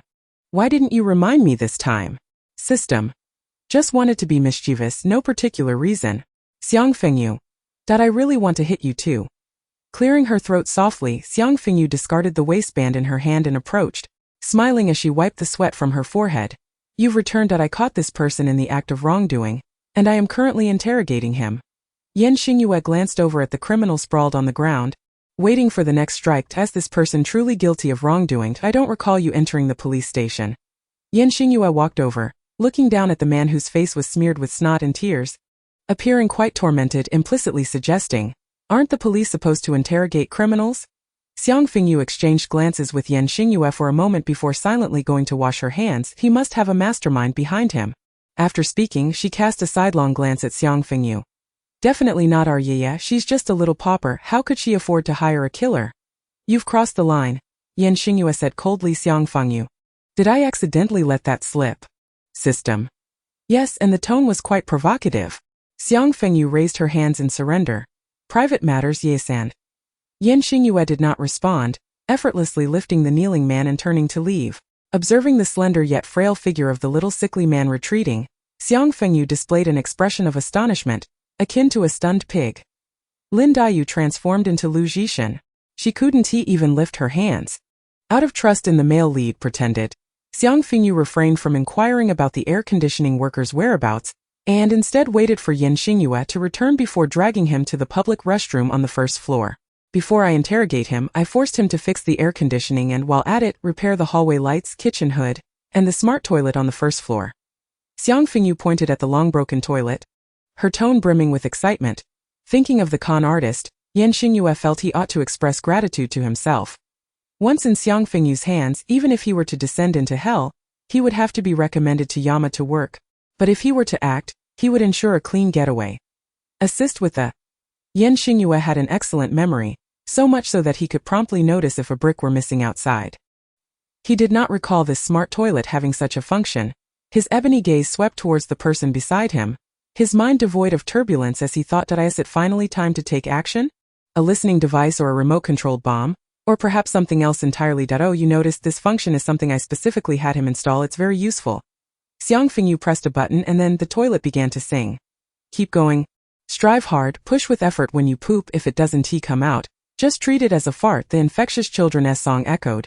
And Xingyue turned around, closing his eyes. He had overestimated Xiang Fengyu and insulted his own intelligence. What's wrong, are you dissatisfied? Xiang Fengyu thought this was quite good. Having someone cheer you on while you relieved yourself, what could be more beneficial than that? Xingyue observed Xiang Fengyu, who appeared thoroughly pleased with her arrangement, and couldn't help but recall what Xiang Xia had said to him today. The overwhelming negative comments about the bitter tea online seemed to have no effect on him. Privately, he still carried himself like an elegant young master, adjusting his sunglasses as he glanced at the newcomer, stating, "What has Xiang Fengyu promised you? I'll double it." Xingyue replied indifferently, "She gave me her uterus, Xiang Xia." Before Xiang Xia could react, Xingyue's gaze swept towards Xiang Xia's flat abdomen, a fleeting emotion crossing his dark, unyielding eyes. Unexpectedly, the second young master Xiang had tooted Xiang Xia. That damn Xiang Fengyu, I'm going to report you. You know, the Xiang family does not wish to become adversaries with the Yan family. At that time, when the Yan family encountered trouble, it was the Xiang family that stepped up to help first. Otherwise, that house might not have even been yours. Both our families have experienced trauma due to the same person. What you're doing now, if your mother were alive, wouldn't it chill her heart? Xiang Xia thought this speech would provoke the person opposite him, yet Xingyue displayed no reaction. He merely fiddled with the decorative feathers on the plate before him. Even when the other party mentioned his mother, his emotions remained undisturbed. You sent someone to kill her. Xingyue directly cut to the chase, not allowing Xiang Xia the opportunity to control the conversation. Xiang Xia admitted decisively, yes, Xiang Fengyu deserves to die. If it weren't for her, his mother wouldn't have tragically perished in childbirth, nor would she have left Xiang Shirlan all alone. He still remembered how tiny and frail Xiang Shirlan was when she was born. Her breathing so weak it seemed she might pass away at any moment. The three brothers initially did not like her. If it hadn't been for the pregnancy, their mother wouldn't have met such a tragic end. But a month later, their heartbroken father spoke again, saying, "She is the last legacy your mother left us." Reflecting on this, Xiang Xia's eyes brimmed with unmasked hatred. Do you also wish to say that the grievances between parents have nothing to do with her? A sharp, beautiful gaze flashed with a hint of sarcasm as he softly remarked, "Jiangji has been cultivated very well, so much so that he doesn't even know where the money in his family comes from." Upon mentioning the name Jiangji, a subtle change appeared on Xingyue's expression. This is a matter of the Yan family. His tone grew colder, seeming to be enraged, yet his black eyes remained calm. Upon closer inspection, it felt devoid of emotion. Xingyue seemed to have finally lost his patience, standing up and no longer glancing at him. If Xiang Fengyu is to die, it must be by my hand. Xiang Xia watched his retreating figure with cold eyes. You intend to oppose the Xiang family? Xingyue paused in his tracks, his voice slightly hoarse yet calm as it drifted into Xiang Xia's ears. No, I am helping you, Xiang Xia scoffed. The timeline shifts back to the present, watching Xiang Fengyu revel in the delight of a toilet song before her. Xingyue contemplated, indeed, provoking Xiang Fengyu is quite troublesome. But it wouldn't be too troublesome. Chapter 16. Xiang Fengyu guessed that the air conditioning repairman had been sent by the Xiang family, but with this madman male lead in charge, she was not afraid at all. The more she thought about it, the more she felt her initial strategy of appeasing the male lead was absolutely correct. Although the original female lead also sought to curry favor with the male lead, she did so with the intention of exposing his true nature. Unlike her, Xiang Fengyu was simply a straightforward pervert. Hee ha ha. Xingyue set down his water cup under her fervent gaze. Aren't you going to write? The little sickly man urged her to leave. Xiang Fengyu blinked. How did you know I was writing? After asking, she appeared suddenly enlightened, answering herself. Indeed, there's nothing in this house that you don't know. Having said that, she filled her thermos with water before heading upstairs. Over the past few days, she had stored quite a bit of manuscript in the library and was ready to start publishing. Surprisingly, the little sickly man didn't mind me leaving at all. Clearly aware that she was writing yet never inquiring, he seemed unconcerned about what she was doing, truly the male lead. Xiang Fengyu uploaded 10 chapters in one breath and specially mentioned it on her social media. Since the last time, her follower count had skyrocketed at an astonishing rate, though most were merely there for the spectacle. Night listening to the wind and rain. The new book has been uploaded. Updates every night at 8. Welcome everyone to take a look. Has the nun given birth? Seeing that blurb still makes me laugh. So sister da, who did you copy this from? I want to see what kind of monsters and demons are involved. Xiang Fengyu curled her lips. Mimicking the original protagonist's style was not easy. Even though some of her own elements were mixed in, it was of little consequence. After all these years, people cannot remain unchanged. She switched her phone to Do Not Disturb mode and tossed it aside. Continuing to write steadily as dusk gradually fell, nearing the end of today's tasks, Xiang Fengyu stretched lazily, only to be startled by a shadow beside her. It was Madame Yen. She sat quietly beside her, her gaze vacant, idly playing with her fingers. Xiang Fengyu glanced at the time. Are you hungry? I'll go make dinner. After saying this, she stretched her muscles and stood up, with Madame Yen trailing behind her. In the kitchen downstairs, all the ingredients were already prepared, and even the vegetables had been chopped. Xiang Fengyu wasn't particularly fond of cooking, but here she enjoyed being hands-on. Perhaps it was due to Xingyue always preparing everything ahead of time, including washing the dishes. The meal was quite silent. Madame Yen had vanished somewhere, leaving her own portion aside. Taking out her phone, Xiang Fengyu opened the app to check the reactions. Instantly, a flood of messages bombarded her, leaving her dazzled. The 10 chapters didn't reveal much yet. Most were nitpicking and criticizing, but Xiang Fengyu didn't mind, instead noticing many objective evaluations from curious onlookers. I don't know much about her, but this seasoned writing style is truly not something an ordinary writer could produce. I thought this character setup would be a flop, but dear author, you successfully cured my impotence. Did night listening to the wind and rain sell their account? Am I the only one who thinks this writing style resembles Yilan's early famous work? Later on, even Yilan couldn't capture that essence. It feels like night listening to the wind and rain isn't plagiarizing. Is there some hidden story? This comment was instantly met with a barrage of furious replies from Yilan's fans. Xiang Fengyu exited the comments and checked her earnings. The advantage of this website lies in the absence of word count restrictions upon publication. As long as you successfully sign the contract and meet the withdrawal amount requirements, you can monetize your writing. Yet, upon glancing at the figures, cough on the opposite side, Xingyue swiftly carried away the intact dishes. Xiang Fengyu stood up, disbelief etched across her face as she beheld the numbers in the back end. 1, 10, 100, 1,000, 15,000. Xiang Fengyu mused that having 50 in such a short span of time would have been commendable. It was impossible to accumulate such wealth merely by reading. She directly shifted to the reward leaderboard. The pinnacle was a reader with the username Y, whose profile picture was a solid black void. With a reward amount of 10,000, what merit does a servant like me possess? Xiang Fengyu was taken aback, pondering how to reciprocate such generosity. After finishing her meal, Xingyue stood up, picking up her own bowl. Xiang Fengyu casually shoved her own utensils forward. Wash these, please. Xingyue allowed her to do so, her gaze fixed on her for a moment. Has your recent attitude become overly casual?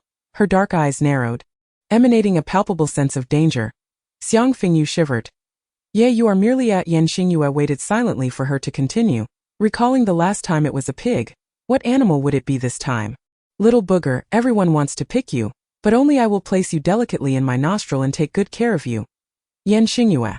Not even an animal. Xiang Fengyu beamed at the more than 10,000 she had earned in the back end, mentally bowing profusely to the generous donor named Wu.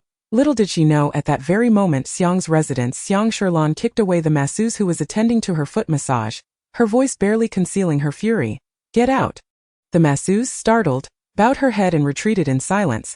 Gazing at the book titled Wooden Fish in her hands, Xiang Sherlan repeatedly reminded herself to maintain a calm demeanor, not to hold grievances against Xiang Fengyu, who could not shake off the label of plagiarism. Yet, the flawless golden 3 chapters, the flowing narrative, the simple yet inexplicably captivating prose, even the seemingly humorous character design was compelling, in contrast to the works penned by the ghostwriters she had hired. Xiang Fengyu raised her hand and smashed her phone. There are no emotionally stable individuals in this world. If there are, they are secretly drinking herbal medicine to adjust their conditions. Xiang Fengyu's chest heaved violently, her entire being trembling with rage. Xiang Fengyu was an eyesore, a nuisance since childhood, and now even more so. Why couldn't she just huddle in the impoverished Yan family for her entire life? You brought this upon yourself. From a drawer, she fished out a phone, and just as Xiang Fengyu was about to power it on, knock knocked at LNLN, may I come in?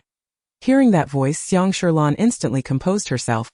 Her gloomy expression vanishing. Brother, come in. The man entered, his imposing demeanor softening upon seeing his sister. His cold gaze swept across the now shattered phone, and he approached her, inquiring, has someone upset you? Xiang Fengyu lowered her eyes, shaking her head in mild frustration. No, brother. Though she uttered no, anyone could see she was troubled, the man refrained from pressing further, maintaining an ice-cold composure, yet a fleeting sharpness flickered in his gaze. Some matters, even if Xiang Fengyu chose silence, he would uncover. This was the only cherished heirloom left by their mother. He would never permit his sister to suffer even if she were at fault. In a few days it will be your birthday. Would you prefer to celebrate at home or? Upon hearing the word birthday, Xiang Fengyu's eyes suddenly sparkled. Brother, will my sister be able to return for my birthday? The man frowned slightly, clearly reluctant to hear that name, yet upon witnessing his sister's excitement, he still nodded. Yes. Xiang Fengyu's lips curled into a smile. She eagerly anticipated Xiang Fengyu's reaction upon seeing Jiang Ji as her dance partner. Chapter 17. On the first day of Xiang Fengyu's new book, she earned an impressive 10,000, though it was unlikely that such generosity would be repeated daily. Despite the daily earnings diminishing, she felt quite content. Compared to the initial phase of her career where she earned nothing, achieving this success upon her arrival was commendable. Pulling back the curtain, she gazed outside at Xingyue, who was watering the newly planted trees. As soon as the latter caught her gaze, Xiang Fengyu hastily drew the curtain shut. Do you find Xingyue a bit peculiar? System. Xiang Fengyu pondered, stroking her chin. He is clearly frail yet possesses great strength, often coughing and appearing unwell. Just when I think he's about to fall ill, he reappears completely fine, and I've never seen him take medicine. The medication she purchased last time remained unopened in her drawer system. Perhaps it's because he is the male lead. Xiang Fengyu was curious but restrained her inquisitiveness.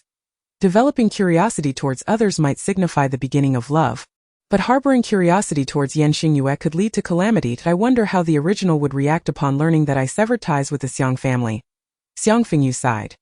Despite the Xiang family's mistreatment, she still felt a lingering concern for her family. It was only after she was forced to abandon her freedom to replace Xiang Fengyu in the Yan household that her disappointment began to fester. System. She wanted, since the ties have been severed, you are now free and no longer need to worry about that side. Be as twisted as you wish. Xiang Fengyu nodded, only to be interrupted by the sudden ringing of her phone. Xiang Dongchen. Seeing that name, she instinctively rifled through her memories of the individual. Unlike her other 2 brothers who pursued their passions, the eldest son of the Xiang family bore the weight of their future from birth. Xiang Dongchen was a model student from a young age, eventually climbing the ranks in the company to become the second in command. He was a rational workaholic, succinctly described as a domineering CEO. Yet, this unsmiling tyrant poured all his affection into his sister. Great, another sibling obsessed with doting on their sister. Xiang Fengyu clicked her tongue, recalling the last time he hung up on her. Thus, with a decisive snap, she hung up without hesitation. You think you're the only one who can hang up? Xiang Fengyu felt a sense of satisfaction, while Xiang Dongchen's secretary on the other end was taken aback. Young Master Xiang, he hesitantly called out to Xiang Dongchen, who was engrossed in handling emails. The latter responded without shifting his gaze. She hung up. Xiang Dongchen paused momentarily, then coldly remarked. Xiang Xia said she has lost her mind that if she doesn't answer the phone, she can just text. She knows how to write. He then added. Remind her who is covering the expenses for that woman in the sanatorium. Shortly thereafter, Xiang Fengyu received a text message. Come to the Xiang residence at 7 p.m. this Saturday for Miss Lan's birthday banquet. Be sure not to be late. P.S. Young Master Xiang asked me to remind you not to forget who is paying for Ms. Tiantian's medical expenses. Great, this number isn't even Xiang Dongchen's personal number. Upon seeing the name Tiantian, Xiang Fengyu recalled that she was the original biological mother. After infuriating Madame Xiang, the family confined her in a sanatorium under the pretext of her mental illness, and she had remained there ever since. Xiang Fengyu felt inclined to say whatever. But after all, this was the biological mother of the body she inhabited. No matter how terrible she was the one who brought her into this world. Why does Xiang Sherlan want me to attend the birthday banquet? She had a hunch that this matter was closely tied to her new book. After all, the seemingly unattainable Xiang Sherlan was, in reality, so narrow-minded that it was hard for others to fathom. System? Are you going? Xiang Fengyu shrugged. Of course, I've never attended a banquet before. It could serve as a reference for my writing. Moreover, she was curious to see what scheme Xiang Sherlan was concocting. Could it be that she was targeting my new book? If she wants to take my money, she'll have to step over my dead body first. At this moment, Xiang Fengyu firmly believed that the other party aimed to ruin her career, only to find herself nearly laughing in disbelief upon arriving at the scene and discovering that Xiang Sherlan had based her plans on a man, which was utterly absurd. I didn't want to trouble you with this. I had arranged for someone else, but he secretly took off with his broad shoulders, leaving me with no choice. If it weren't for unforeseen circumstances, I would have loved to stay in this warm home with you, spying on you while you used the restroom, and timing my visits before your showers to snatch your used tissues from the trash. Observing the still indifferent Xingyue, Xiang Fengyu resorted to her ultimate tactic that if you agree, I will return the 3 pairs of underpants I borrowed from you. Xiang Fengyu feigned reluctance, as though her heart were bleeding. Xingyue. So that's why he noticed 3 pairs of underpants were missing. Xiang Fengyu rolled on the floor, pleading, please, if you refuse, I will. What will you do? Xingyue looked down at Xiang Fengyu, who lay sprawled on the floor. Beneath her was a blanket, which he recalled she had excitedly purchased from the library days ago, boasting about its lovely patterns. Ever since this peculiar ghost had arrived, it seemed she had taken the initiative to acquire various items. Everywhere he looked, he could see traces of Xiang Fengyu. That it appeared she had truly made this dreaded place her home. With tear-filled eyes, thanks to eye drops, Xiang Fengyu lamented, I will cut a hole in your bitter tea and let you walk your birds. Xingyue. That sounds quite malicious. At the birthday banquet of Xiang Sherlan, Zhang Ji would also be in attendance. Xingyue had initially been pondering how to sneak in, but unexpectedly, Xiang Fengyu took the initiative to seek him out. It was truly a case of a pillow arriving just as one was feeling drowsy. As for why he did not immediately agree, Xingyue curled his pale lips, a glint of mockery flashing in his dark eyes. Naturally, he wished to see Xiang Fengyu plead with him. Attending the banquet required formal attire. Do you possess any? Xingyue rose and approached Xiang Fengyu, looking down upon her. Even from this angle, his facial features possessed an exceptional degree of refinement, having donned the guise of a pervert for so long. Xiang Fengyu instinctively blurted out while lying on the ground, step on me. Xingyue. Step on you, but you must never steal my underwear again. Xiang Fengyu immediately sprang to her feet. I want the underwear. Joking aside, without stealing your underwear, how can I fulfill the mandatory daily task of a pervert to maintain my persona? Can I not wear a sweater? She stood up, tugging at her light beige sweater adorned with a small pig print. Xingyue glanced at the pig with a missing front tooth, which looked rather foolish, and replied indifferently, suit yourself. Xiang Fengyu thought something was amiss and leaned closer to ask him, do you have a plan? No stealing my underwear. I suppose I will wear a sweater after all. Chapter 18. Ultimately, under Xiang Fengyu's frequent sexual harassment, Xingyue brought her to a room at the end of the top floor. Xiang Fengyu had never been to the top floor before. Although she spoke boldly, she had only unlocked the scenes of the first floor: living room, kitchen, bathroom, her own bedroom, and Xingyue's bedroom. Wait a moment. Why does this feel a bit dangerous? Is this atmosphere? What are you thinking? Xingyue asked softly, tilting his head to glance at Xiang Fengyu's peculiar expression. The latter honestly provided her answer. I was wondering if you intend to lock me in a small dark room, doing this and that to me day and night. That day will never come. Xingyue raised his hand to open the door, halting her words. The interior was entirely different from the eerie empty room Xiang Fengyu had imagined. It was a dressing room. To the left, a seemingly endless array of jewelry and handbags was displayed in transparent cabinets, while in the center raw stones lay uncut. Proceeding further, one could see clothing, accessories, and everyday outfits. The end led to another door. Xiang Fengyu turned to Xingyue beside her, already forming guesses about this place in her mind. She then twisted the doorknob and pushed the door open. It felt as if she had stepped into a gala of formal wear, with independent mannequins adorned in a variety of exquisite gowns, each hue and design utterly unique. Would Aunt agree to this? If she wasn't mistaken, this must be Madame Yan's dressing room. However, What astonished Xiang Fengyu the most was that despite Yan Xingyue's apparent lack of funds for even basic necessities, he had not sold any of these items. She agreed, "You may borrow a gown from here." Xiang Fengyu's eyes lit up and she promptly inquired, "What about you?" Yan Xingyue leaned against the wall, lifting his eyelids at her words. "When I was 3. My mother prepared clothing for every age and occasion from 5 to 80. The naive Xiang Fengyu. System, just how wealthy was the Yan family before their downfall? To put it simply, a responsible incense burner earns a monthly salary of 100,000. Xiang Fengyu's jaw dropped in astonishment at the opulence. The banquet hosted by the Yan family's prize jewel. How many people were desperate to secure an invitation, with some even regarding it as a symbol of status. A sharp media commentary remarked, "The current Yan family subtly mirrors the peak power of the Xiang family." When mentioning the Yan family, many would sigh, yet only they knew how much sincerity lay behind those sighs. One whale's fall brings forth a myriad of life. After the Yan family's collapse, numerous noble families seized the opportunity to rise. It was rumored that Xiang Fengyu had severed ties with the Xiang family. When did this news surface? Not long ago. Did you say Xiang Sherlan would attend her birthday banquet? How foolish. With the Xiang family as a support, she would have nothing to worry about for life, yet she chose to sever her blood ties. That cannot be said so simply. Everyone within this circle knows Xiang Fengyu's identity. The Xiang family would be fortunate to spare her life. Oh, who is that? How come I have never seen her before? The group gathered to gossip turned their heads in unison to look behind them. An unfamiliar girl donned in a silver mermaid gown. Her slightly curled long hair cascading over her snow-white shoulders, occasionally obscured by stray strands, embodying the quintessential beauty of the East, was surveying her surroundings. Was that gown not one of the last 3 pieces created by Master Charlie before his passing? Although her handbag was an older model, there were only 3 in existence worldwide. The last time I saw it, it was in the possession of the Queen of Country. Forget about the gown and handbag. Dear heavens, who is her escort? Yan Xingyue tugged at his collar, an imperceptible annoyance surfacing in his usually placid demeanor. He was decidedly different from Xiang Fengyu, who was attending such an event for the first time. Yan, the ailing youth, clearly disliked being under too many gazes, especially when he stood out like a beacon among so many wealthy individuals. My goodness, if even a little slipped through their fingers, Yan Xingyue would have air conditioning throughout the entire house. Yan Xingyue. It is evident that this ghost has never been to such a place.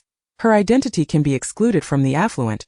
Feeling a bit more pressure settling on her shoulders, Xiang Fengyu leaned closer and whispered in his ear.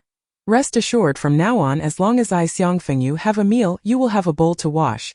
I will not let you down. System. You might want to reconsider your wording.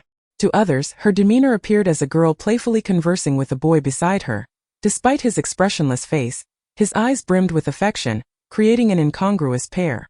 Had Xiang Fengyu been able to hear their thoughts, she would have been utterly horrified, exclaiming, "Affection! It's all an illusion created by the lighting." Xiang Fengyu and Yan Xingyue stood in a secluded corner. Though many eyes still swept over them, it was significantly less than before, providing her with some relief. Noticing Yan Xingyue's wan appearance, she realized the ailing youth was surely not accustomed to crowded places. "I will fetch you something to drink." Out of guilt for bringing him along, Xiang Fengyu spoke with genuine concern. Yan Xingyue lowered his gaze, his expression languid, and his already hoarse voice sounded somewhat muffled. If a wealthy lady wishes to support you, just mention my name." She found it amusing. Yan Xingyue. For a moment, he was at a loss whether to laugh or scold her for lacking ambition. He fell silent, turning away to express his dissatisfaction with Xiang Fengyu's lack of resolve. Xiang Fengyu dared not stray too far from the ailing youth, fearing something might happen. She only went to a nearby spot to grab a drink. As she was selecting a flavor of sparkling water, she sluggishly realized that the surroundings had suddenly quieted down. She looked up in confusion. Xiang Sherlan stood before her, adorned in a light pink gown and wearing a crown. "You're here, sister." Her originally ordinary features were enhanced by makeup, making her appear threefold more radiant. "She looked quite lovely tonight." Xiang Fengyu replied, unaware that Xiang Sherlan's gaze towards her carried a hint of jealousy. Just moments ago, she had not even recognized Xiang Fengyu. This woman has truly changed remarkably. Why didn't you announce your arrival? It's all my second brother's fault for insisting on personally helping me put on the birthday gift he gave me. That's what delayed me for so long. She fondled the exquisite aquamarine gemstone necklace around her neck. Smiling sweetly, Xiang Fengyu shook her head in exasperation. Indeed, she truly lacks awareness. Xiang Sherlan. The corners of Xiang Sherlan's mouth twitched before she quickly regained her composure. A sly smile crept onto her lips. "By the way, sister, let me introduce you to my date for tonight." Xiang Sherlan turned to call out to a figure not far away. Zhangji, come over and greet my sister. As she uttered this, her earlier gloom dissipated, and a hint of anticipation flickered within her heart. She was the most aware of Zhangji's significance to Xiang Fengyu. Xiang Fengyu had harbored a secret crush on him for far too long, to the point of obsession, filling an entire box with diaries, each page revolving around him, even though he treated her like an ordinary classmate. She even aspired to attend the same university as him, only to discover before the exam that he had deliberately orchestrated her to perform poorly, resulting in her acceptance to a mere second-tier university. Malice swelled within her as Xiang Sherlan turned back, eager to witness the despair on Xiang Fengyu's face. Yet, the very next moment as Zhangji approached her, he wore a look of astonishment, his expression transforming from one of indifference when speaking to her to one of undeniable joy as he stepped forward. His voice, barely concealing his delight, asked, "Would touching your abs still excite you?" Chapter 19. At the moment Xiang Fengyu saw the handsome man walking towards her beside Xiang Sherlan, she maintained a calm demeanor, nodding in response. However, internally she thought, "Who are you?" She had no recollection of this individual. Zhangji. Library skipping grades abs. Xiang Fengyu suddenly enlightened. "Oh, it's you? My apologies, you look so dapper today that I didn't recognize you." Compared to that day's casual attire, Zhangji in a suit resembled a prince born for such occasions. Momentarily catching her off guard, Zhangji chuckled helplessly, gazing at the girl before him, who, like him, appeared notably different from that day. "I recognized you at a glance." While the two engaged in lively conversation, Xiang Sherlan's earlier smugness had entirely frozen on her face. Just last time, Zhangji had informed her that he only had a vague impression of Xiang Fengyu. Yet upon seeing her today, it had transformed into a cliché moment straight out of a drama. "Is it really you?" In contrast to the astonishment of those around her, Xiang Sherlan's reaction was far more pronounced. "Did she just call her sister? I must have misheard. Is that Xiang Fengyu? This is the first time I've seen her. By the way, didn't she sever ties with the Xiang family? No wonder she never appears in public. It turns out she is quite stunning. Perhaps Xiang Sherlan fears being overshadowed by her. It seems she is acquainted with Zhangji." As the murmurs among the crowd grew louder, Xiang Sherlan snapped back to reality, forcing a stiff smile as she approached. "Sister, you know Zhangji." As she spoke, she playfully jabbed Zhangji, her annoyance evident. "Why didn't you tell me? I was going to introduce you to." Zhangji was taken aback. "Sister?" The earlier sense of familiarity intensified as the image of the girl in the silver gown began to merge with the indistinct figure in his memory. "Xiang Fengyu?" Zhangji's voice carried a clear note of surprise. Xiang Fengyu nodded. "Yes, it's me." It was no wonder Zhangji struggled to recognize her. This former classmate had always kept her head down, her voice barely louder than a mosquito's, making it nearly impossible to discern her appearance. The contrast was striking. She seemed like an entirely different person now, with a newfound connection. Zhangji's smile broadened. His handsome face lit up, his eyes sparkling like stars. "Now that we're classmates, could you please show me your book?" Zhangji leaned closer, whispering to her. This time Xiang Fengyu did not refuse. "Sure, just wait for me to send you the link, and you can read it directly on the app." Not taking advantage of an opportunity would be foolish. This guy seemed like someone who generously tips, and being a director, establishing a good relationship could bode well for film rights. Zhangji was somewhat taken aback by her enthusiastic agreement. "So, you still want those abs?" Xiang Fengyu's gaze shifted to his abdomen, playfully tapping his belly. "Make sure to wash them clean before you send them to my room." Zhangji flinched. "Am I really that twisted?" Xiang Fengyu chuckled, her dimples appearing, dispelling the previously grim atmosphere. In an instant Zhangji relaxed. "You've changed so much." Watching her male companion gravitate towards Xiang Fengyu, Xiang Sherlan appeared calm, though she had actually left a while ago. Her fingernails dug into her flesh as her plan to utilize Zhangji's interest in Xiang Fengyu crumbled. What baffled Xiang Sherlan the most was how Xiang Fengyu had managed to connect with Zhangji. Although Zhangji appeared easygoing, it was typically challenging for anyone to capture his attention. She had invited him as a partner, likely due to her own Yelan identity. But what had Xiang Fengyu relied upon? Lan Lan. A voice tinged with coldness emanated from a distance, parting the crowd like the Red Sea. Two impeccably handsome men, each with their unique charm, approached side by side. Xiang Xia was as flamboyant as ever. Dressed in a loose-fitting suit that eschewed the traditional tie, the top button undone, a silver chain glimmering against his collarbone, with strands of metallic gray in his hair, he looked less like a guest at a formal gathering and more like someone walking the red carpet. In contrast, the man beside him was dressed in a far more understated and conservative style, his accessories simple yet undeniably luxurious, exuding an imposing aura even while standing next to Xiang Xia. His hair was meticulously styled with gel, his features sculpted like marble, bearing a resemblance to his brother but with a more mature air. Even without anyone mentioning it, Xiang Fengyu instantly recognized him as the eldest son of the Xiang family, Xiang Dongchen. Compared to Jiangji, Xiang Sherlan clearly welcomed the arrival of her two brothers with far more enthusiasm, as evidenced by her utter indifference towards Jiangji. Brother. Under the gaze of the crowd, Xiang Sherlan flitted into her brother's embrace like a jubilant bird. Lon Lon, happy birthday. Xiang Xia adjusted the crown atop her head. Take care not to run too fast. What if you fall? Xiang Fengyu echoed. Slow down or you might fall. That a hush fell over the surroundings. Realizing everyone was staring at her, Xiang Fengyu blinked in confusion and turned to Jiangji beside her. Did I say that out loud? Jiangji stifled laughter to the point of tears. Yes, the system quietly added. And your tone was quite sharp. Xiang Fengyu took a few steps in place. That I was talking about myself. What are you doing here? It was evident that Xiang Xia was unaware of Xiang Fengyu's presence, however. He was even more surprised by the fact that, despite having drawn Xingyue away, the world's top assassins had utterly failed. What on earth had Xiang Fengyu done? Xiang Sherlan grasped his arm, explaining, Brother, my sister is currently in a tough financial situation, so we thought this opportunity would help her meet more people. We should assist her if we can. The way she spoke made it sound as if Xiang Fengyu could barely afford a meal. Begging for her presence, Xiang Fengyu looked up, bursting into a series of hearty laughs. Ha ha ha. Her laughter reverberated throughout the hall, leaving onlookers dumbfounded and some displaying disdain. Jiangji, standing closest, was speechless. That I haven't heard such uninhibited laughter in ages. That it was so instinctive, pure, a true expression of joy.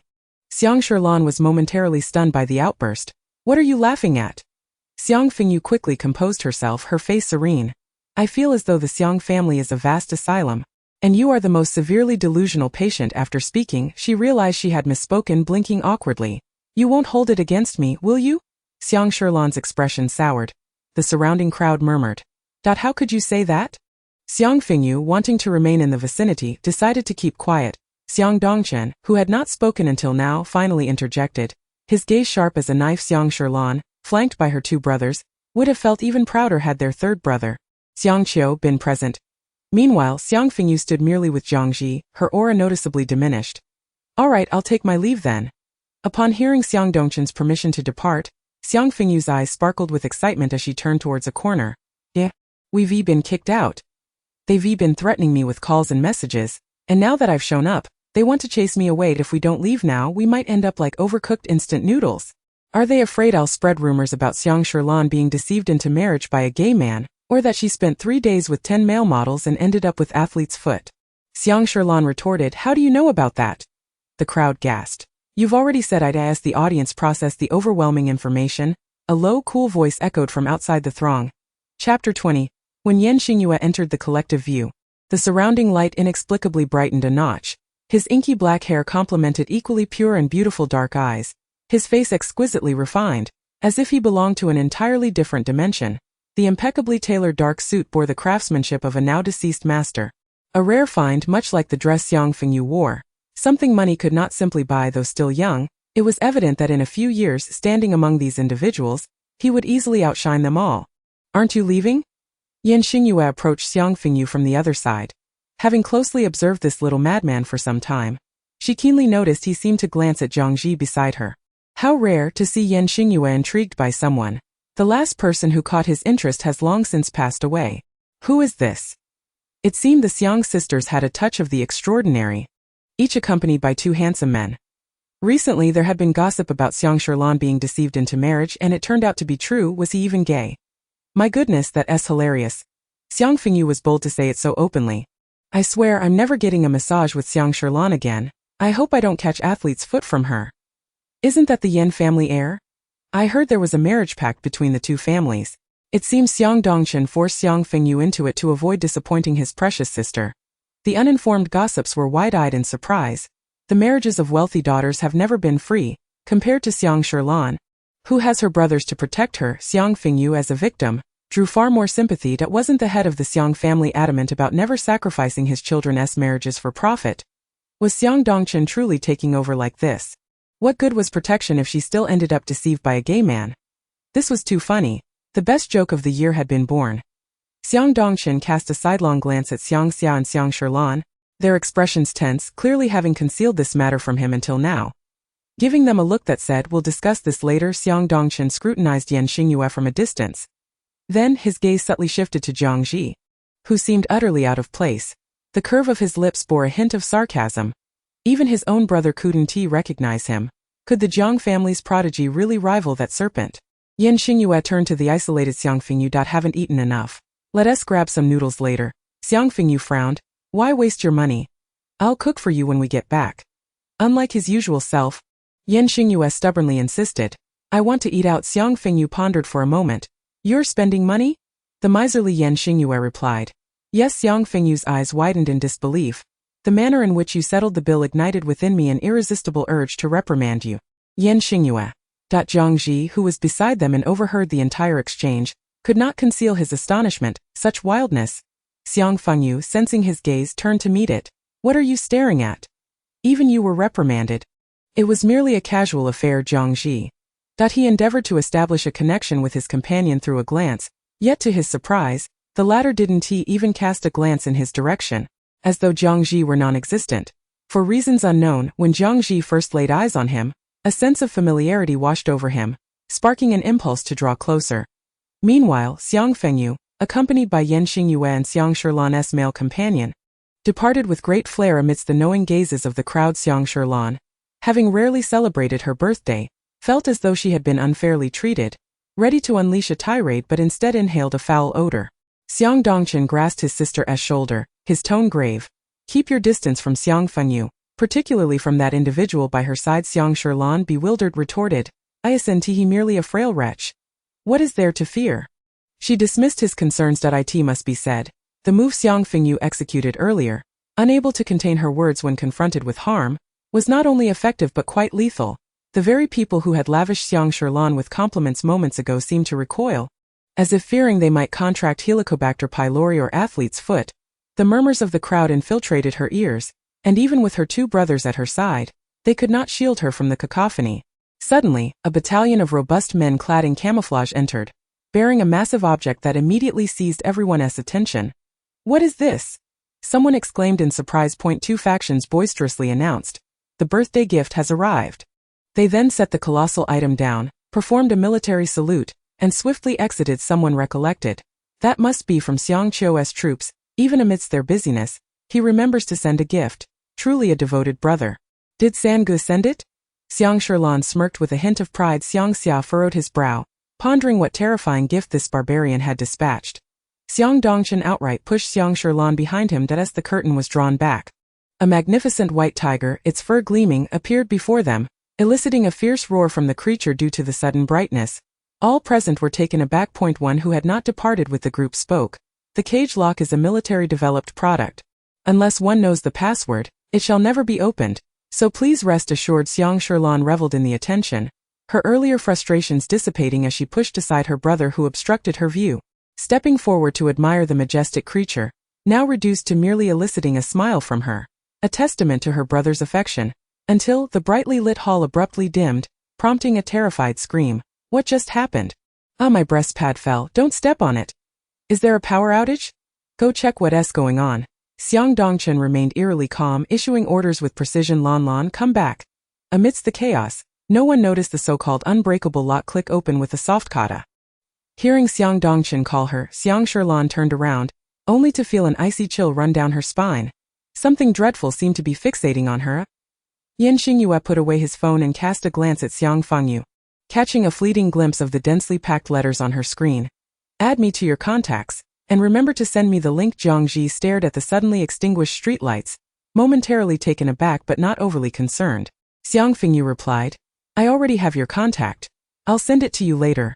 Jiang Ji paused, intending to inquire how she had obtained his contact information, but she had already dashed after another young man. "How peculiar. I've unexpectedly encountered two individuals who seem to harbor disdain for me." Xiang Fengyu reminisced about the sensation of being sandwiched between two handsome boys, a grin spreading across her face, somewhat mischievous. "Su Peisheng. Lift him straight to the Yangxin Palace. System. When did you ascend to the throne?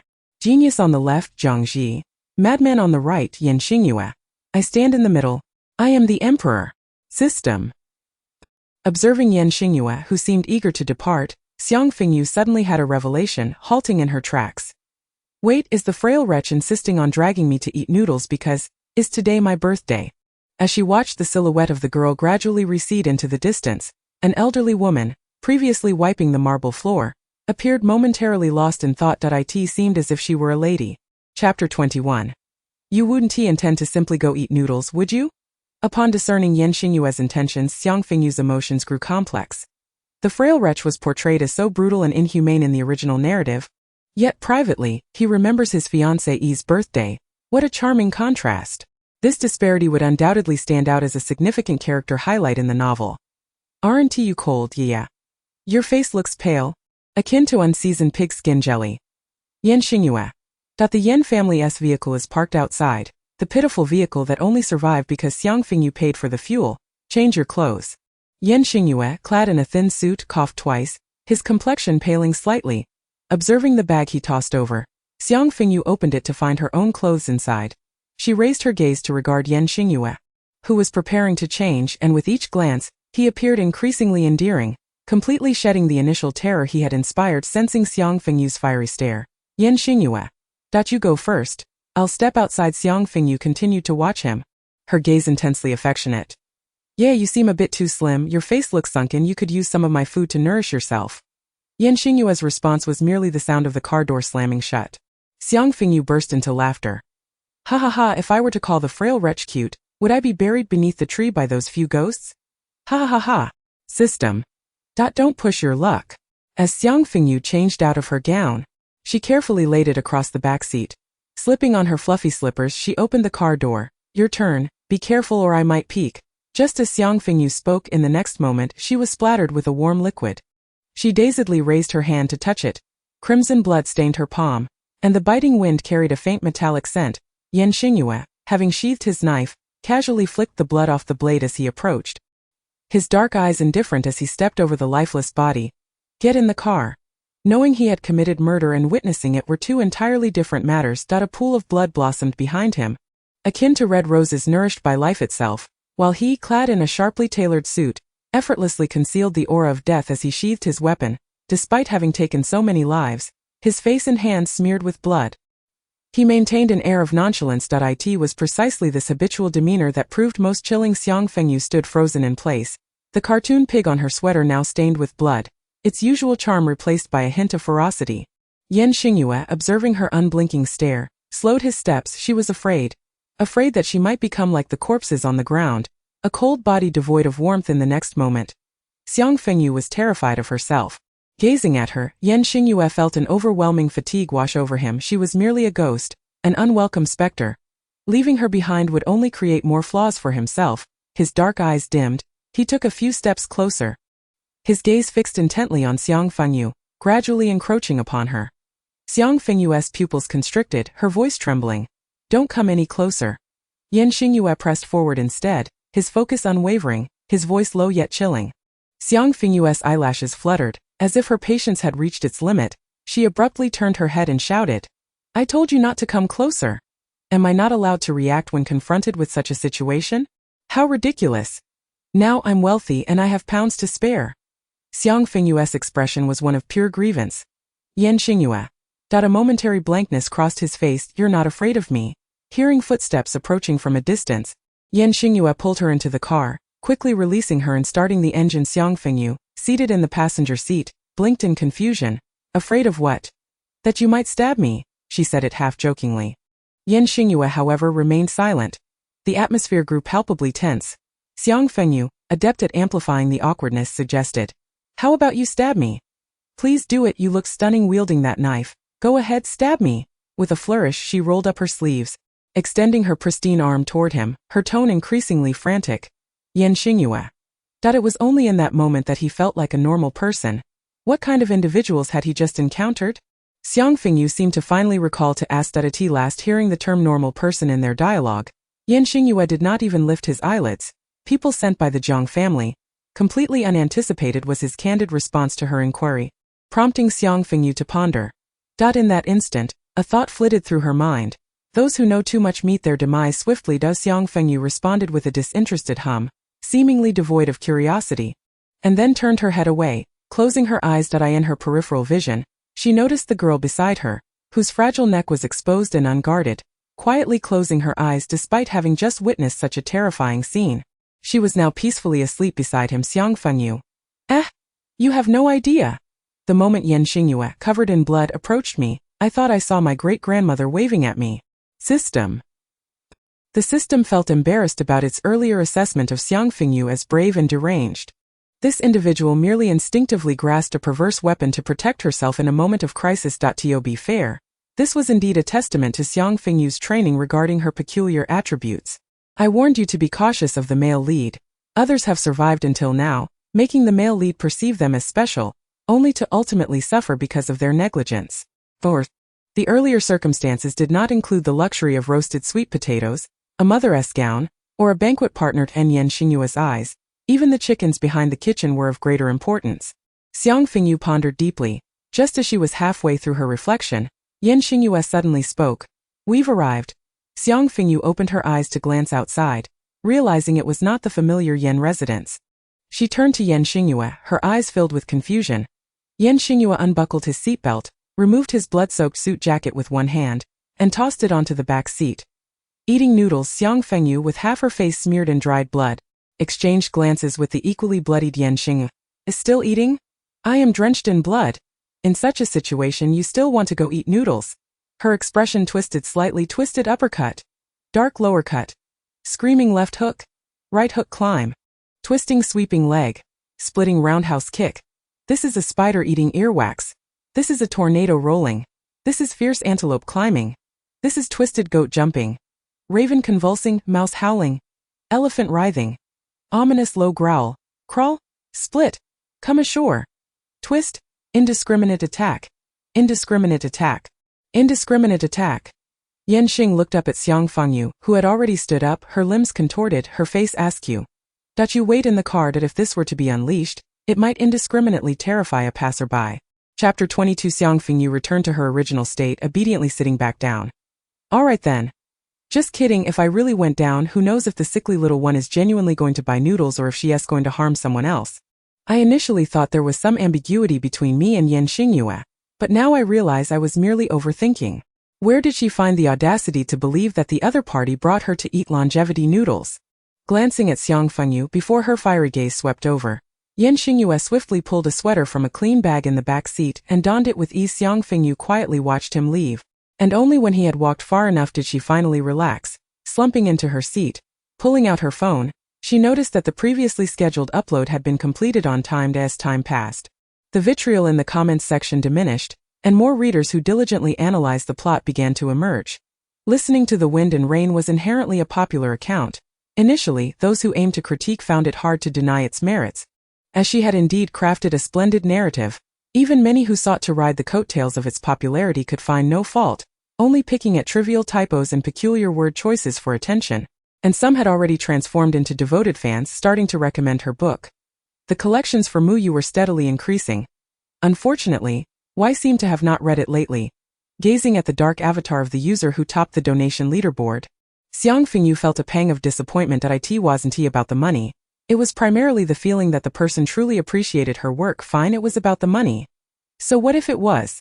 When she left, she quickly sent the new target, Zhangji, the link to her work. In the early years of the original host's infatuation with him, she had quietly added his contact information, but he had no idea who she was.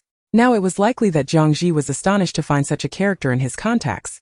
Xiang Fengyu opened her social media app, preparing to check if he had seen it, only to find 2014 Zhangji. So this account is yours? I had no idea I had added you. 2030 Zhangji. Very interesting. Although it's only a few chapters in, the protagonist character is quite rich. Zhangji, dear author, please update. 21. 00 Zhangji. You must be home now, right?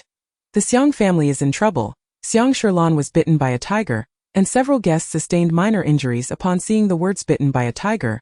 Xiang Fengyu's eyes widened at him. My goodness, what sort of commotion is this? A tiger. Is it the same tiger I'm thinking of? City First People's Hospital. Xiang Sherlan buried her head in her brother's embrace, her eyes swollen from crying due to the pain, her makeup a mess. Were it not for Xiang Dongchen's quick actions, Xiang Sherlan's entire ankle might have been bitten off by the tiger. The beautiful sapphire necklace around her neck had somehow broken, and she bore the marks of another gift that should have been hers, causing her heart to bleed with resentment. This ominous sign stirred a barely perceptible panic within her. Brother, am I going to become a cripple? Woo. Rest assured, Miss Xiang. As long as you recover well, there will be no lasting effects. Xiang Xia stroked her head, speaking gently. It won't happen. The doctor said so. He himself looked quite disheveled. His coat was gone, his shirt torn, and one arm was injured. Xiang Sherlan clutched his arm without care, completely oblivious to the look of restraint on Xiang Xia's face. Even when the nearby doctor noticed and attempted to assist him, Xiang Xia refused, allowing her to cling to him. Tonight's incident was certainly not an accident. Xiang Xia raised his gaze toward the door. Xiang Dongchen was on the phone, ensuring that Xiang Sherlan, who was afraid of blood, was being treated in the next room. He appeared even more disheveled, half his shoulder smeared with blood from a gaping wound. First, calm the injured guests. The company must not be affected. Start the investigation by looking into the cause of the power outage, and return the cages locked to Xiang Qiu for clues. Xiang Dongchen's demeanor was notably grim. We must find the perpetrator. Do not let me feel that keeping you around is merely for idle consumption. After issuing the orders, he hung up the phone decisively. Who could have managed such a feat so stealthily? Xiang Dongchen's gaze deepened, and a pale, almost eerie face suddenly flashed through his mind. Eat. Xingyue returned, carrying only a bowl of noodles. Xiang Fengyu looked at the bowl he handed her, her clean face now devoid of blood, appearing somewhat bewildered. What about yours? Closing the car door, he coughed lightly. I won't eat. Xiang Fengyu lowered her head to scrutinize. The white takeout box and disposable chopsticks were still warm, evidently fresh from the pot, without any blood as she had imagined. Unable to restrain herself, she asked, why did you insist on bringing me to eat noodles? Xingyue leaned against the seat, his eyes carrying a weariness that complemented his fragility, appearing both beautiful and surreal. Upon hearing her question, he merely cast a fleeting glance, his voice low yet distinctly clear. Today is your birthday, you must eat noodles. Xiang Fengyu's heart skipped a beat. You know today is my birthday? Her voice inexplicably softened. Xingyue acknowledged with a simple Then wish me a happy birthday. Happy birthday. You say it, princess, please eat noodles, say it. Hurry and eat, it will get cold. Although she did not hear Xingyue's version of princess, Xiang Fengyu still felt a profound satisfaction as she savored the bowl of beef noodles, which were not particularly exquisite but warm. She thought to herself that what Xiang Sherlan had, she now possessed as well. There was indeed someone who remembered her birthday system. Happy birthday, host. Xiang Fengyu. How unhelpful. You had no idea, did you? In truth, she had not anticipated that the original host's birthday coincided with hers. Did the previous 99 Xiang Fengyus also share the same birthday? After a long while, as Xiang Fengyu finished slurping the noodles, the system finally spoke. Now immersed in the joy of her meal, Xiang Fengyu failed to notice its response. When your birthday comes, we will go eat something better. How about Tian Laota's grilled meat? Xingyue's eyelashes fluttered slightly. You eat it yourself. He certainly had no intention of licking old man's meat. How absurd. Why would eating grilled meat involve licking an old man's meat? Xiang Fengyu blinked. You don't like it? Xingyue opened his eyes and turned his head, for the first time displaying a noticeably complex expression. Do you like it? Xiang Fengyu nodded vigorously, exclaiming loudly, I absolutely love it. Their grilled meat is the best. I pretended to go to the library but actually snuck off to eat there several times. Xingyue. No more in the future. If you dare lick it again, I will kill that old man. Xiang Fengyu. No grilled meat. Will being so domineering make my jawline sharper? Looking at the message from Xiang Sherlan urging for a manuscript sent a day prior, the ghostwriter felt her mind nearing a state of disarray. Habitually scrolling through the rankings, she casually clicked on a prominent book and glanced at it, her eyes suddenly lighting up. The seasoned writing style and fluid plot. She recalled Xiang Sherlan previously mentioning, if you see something suitable, feel free to borrow it. No one dares to cross me. I have the Xiang family backing me. The ghostwriter immediately pulled up the document and began to dissect the book. Chapter 23. It was uncertain whether it was the bowl of noodles from the frail little one that had caused it, but even when her favorite sweater was stained with blood, she did not feel particularly disheartened. What brought her the greatest joy was that, after taking a shower and instinctively curling up in her bed while opening the app, she discovered that user Yod reappeared and gifted her 20,000. She immediately executed a joyful leap. Vocal. Tonga, did you see that? 20,000. The system sighed at her lackluster display. I saw it. The system's overly calm reaction left Xiang Fengyu devoid of any sense of achievement. She planted several kisses on the dark avatar of her phone, filled with excitement, and kicked off her slippers to rush outside. Xingyue set down his phone and entered the bathroom. The luxurious bathtub was promptly ignored. He crossed his arms and stripped off his shirt, standing under the showerhead while washing his hair. "Yeah." A voice called out, belonging to Xiang Fengyu, who peeked through the partition with a head full of foam. Xingyue quickly grabbed a towel to wrap around his lower half, his voice noticeably stiff. "What are you doing?" Relieving oneself is one of the most vulnerable moments for a person, much like taking a shower. Xiang Fengyu's eyes sparkled with excitement. "Someone just gifted me 20,000. 20,000. Xingyue replied, "That's good. That person must be regretting it now on this very day." It felt as though she had received a birthday gift. "He must surely adore my writing. Perhaps I should add 2 more chapters tonight." The more she spoke, the more exhilarated she became, until she sensed a familiar, faint aura of menace. She abruptly fell silent. Xingyue's voice drifted from below. "Is there anything else you wish to say?" The steamy mist clouded her thoughts. After a brief pause, she opened her mouth and tentatively requested, "Show me your ahem." Xingyue. System. "Since you're not showing, I suppose there's nothing to be done, ha ha ha ha. Actually, I wasn't that eager to see it anyway. What's so interesting, ha ha ha ha. You're really quite pretentious, ha ha ha ha." Slowly squatting down, she hopped off and swiftly exited Xingyue's bathroom. Just before closing the door, she mumbled, "That kid has quite the perky backside." Xingyue. Sometimes he truly wished Xiang Fengyu could inhabit her own world.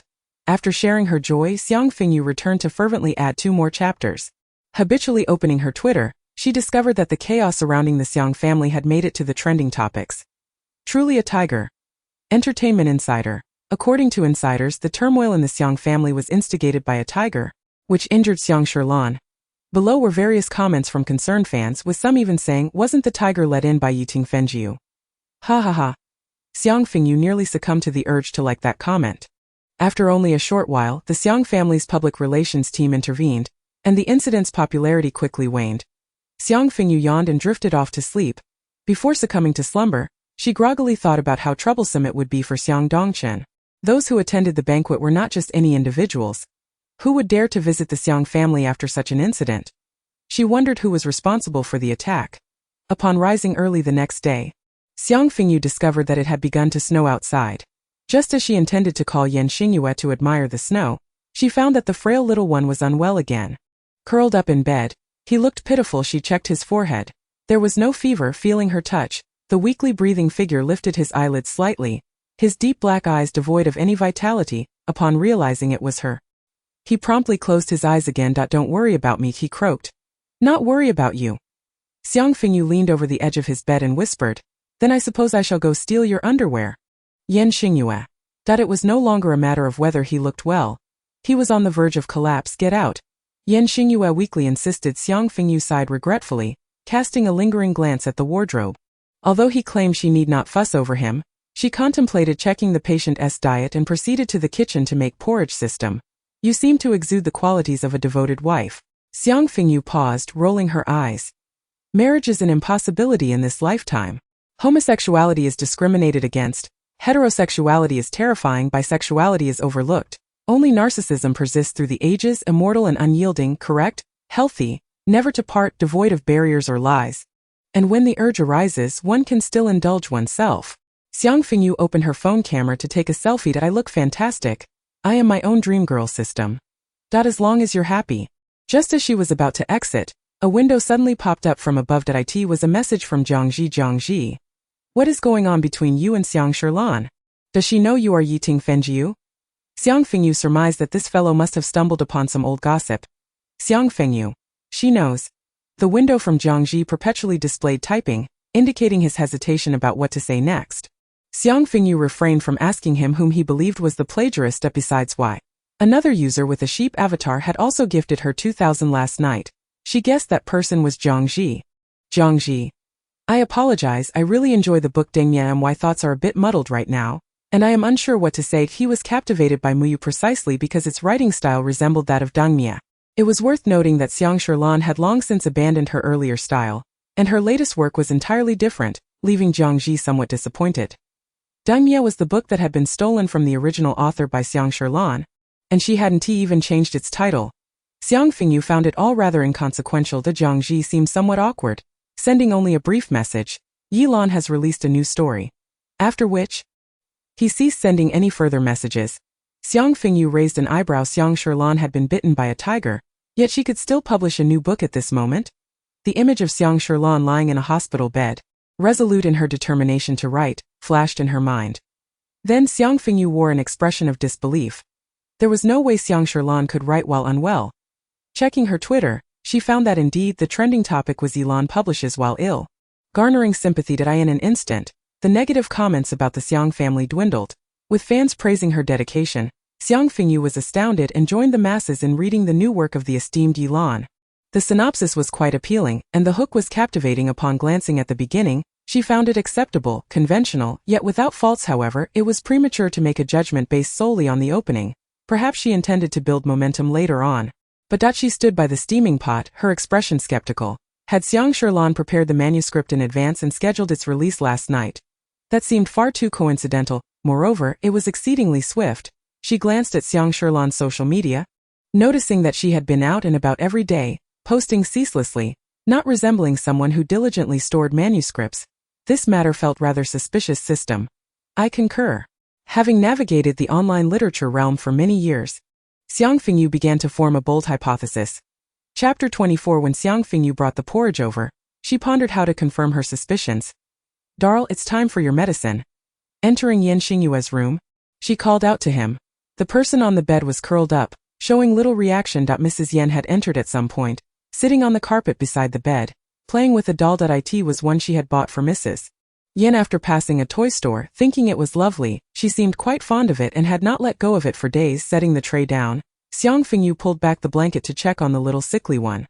His condition had worsened. His beautiful brow was tightly furrowed, his lips pale, and his breathing pitifully weak. Upon reflection, he was merely 20 years old, an age when others were in university. He lived in a dilapidated house, relying solely on his ailing mother, both of them being frail. System.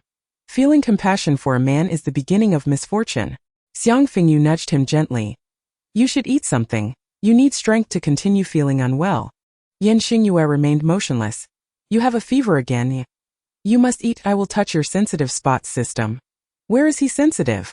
Has Xiang Fengyu evolved to this extent? Xiang Fengyu, your wallet. Xingyue wearily opened his eyes. I'll help you sit up. Xingyue slightly turned his head, signaling refusal. Then, he struggled to rise on his own. Xiang Fengyu did not press the issue. She had previously noticed that Xingyue seemed to resist physical contact from others. Do you want me to feed you? Xingyue reached for the bowl himself, but with his head spinning he struggled to focus, missing entirely. Xiang Fengyu found it exasperating. What are you trying to prove? It's not as if I'm the only one giving here. I'm feeding you porridge now, and later you can show me your wallet in return. Xingyue. That it seemed that living was not as significant anymore. System sharp commentary. Xiang Fengyu's lifelong obsession with Xingyue's underwear and wallet. Xiang Fengyu scooped a spoonful, blowing on Itiano, smashing the store. Understand?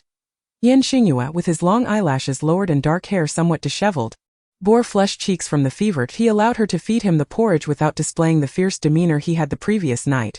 How did you fall ill so suddenly? Was it because of last night's chill? He averted his gaze, remaining silent. The reason? If one were to define it, it was likely due to the few he had dispatched last night, who were not particularly heinous individuals. They merely wished for his life, which hardly constituted a crime. For now he was simply weakened by the violation of rules. Last night you took a shower, and in truth my visit yesterday was merely an attempt to prevent you from doing so. Yet you seem to perceive me as nothing more than a perverted individual eager to gaze upon your intimate areas. Xingyue, in a state of illness, could not muster even a single retort. It must be disheartening, so allow me to share something cheerful. I recounted the incident involving the Xiang family tiger, which trended on social media yesterday, to Xiang Fengyu.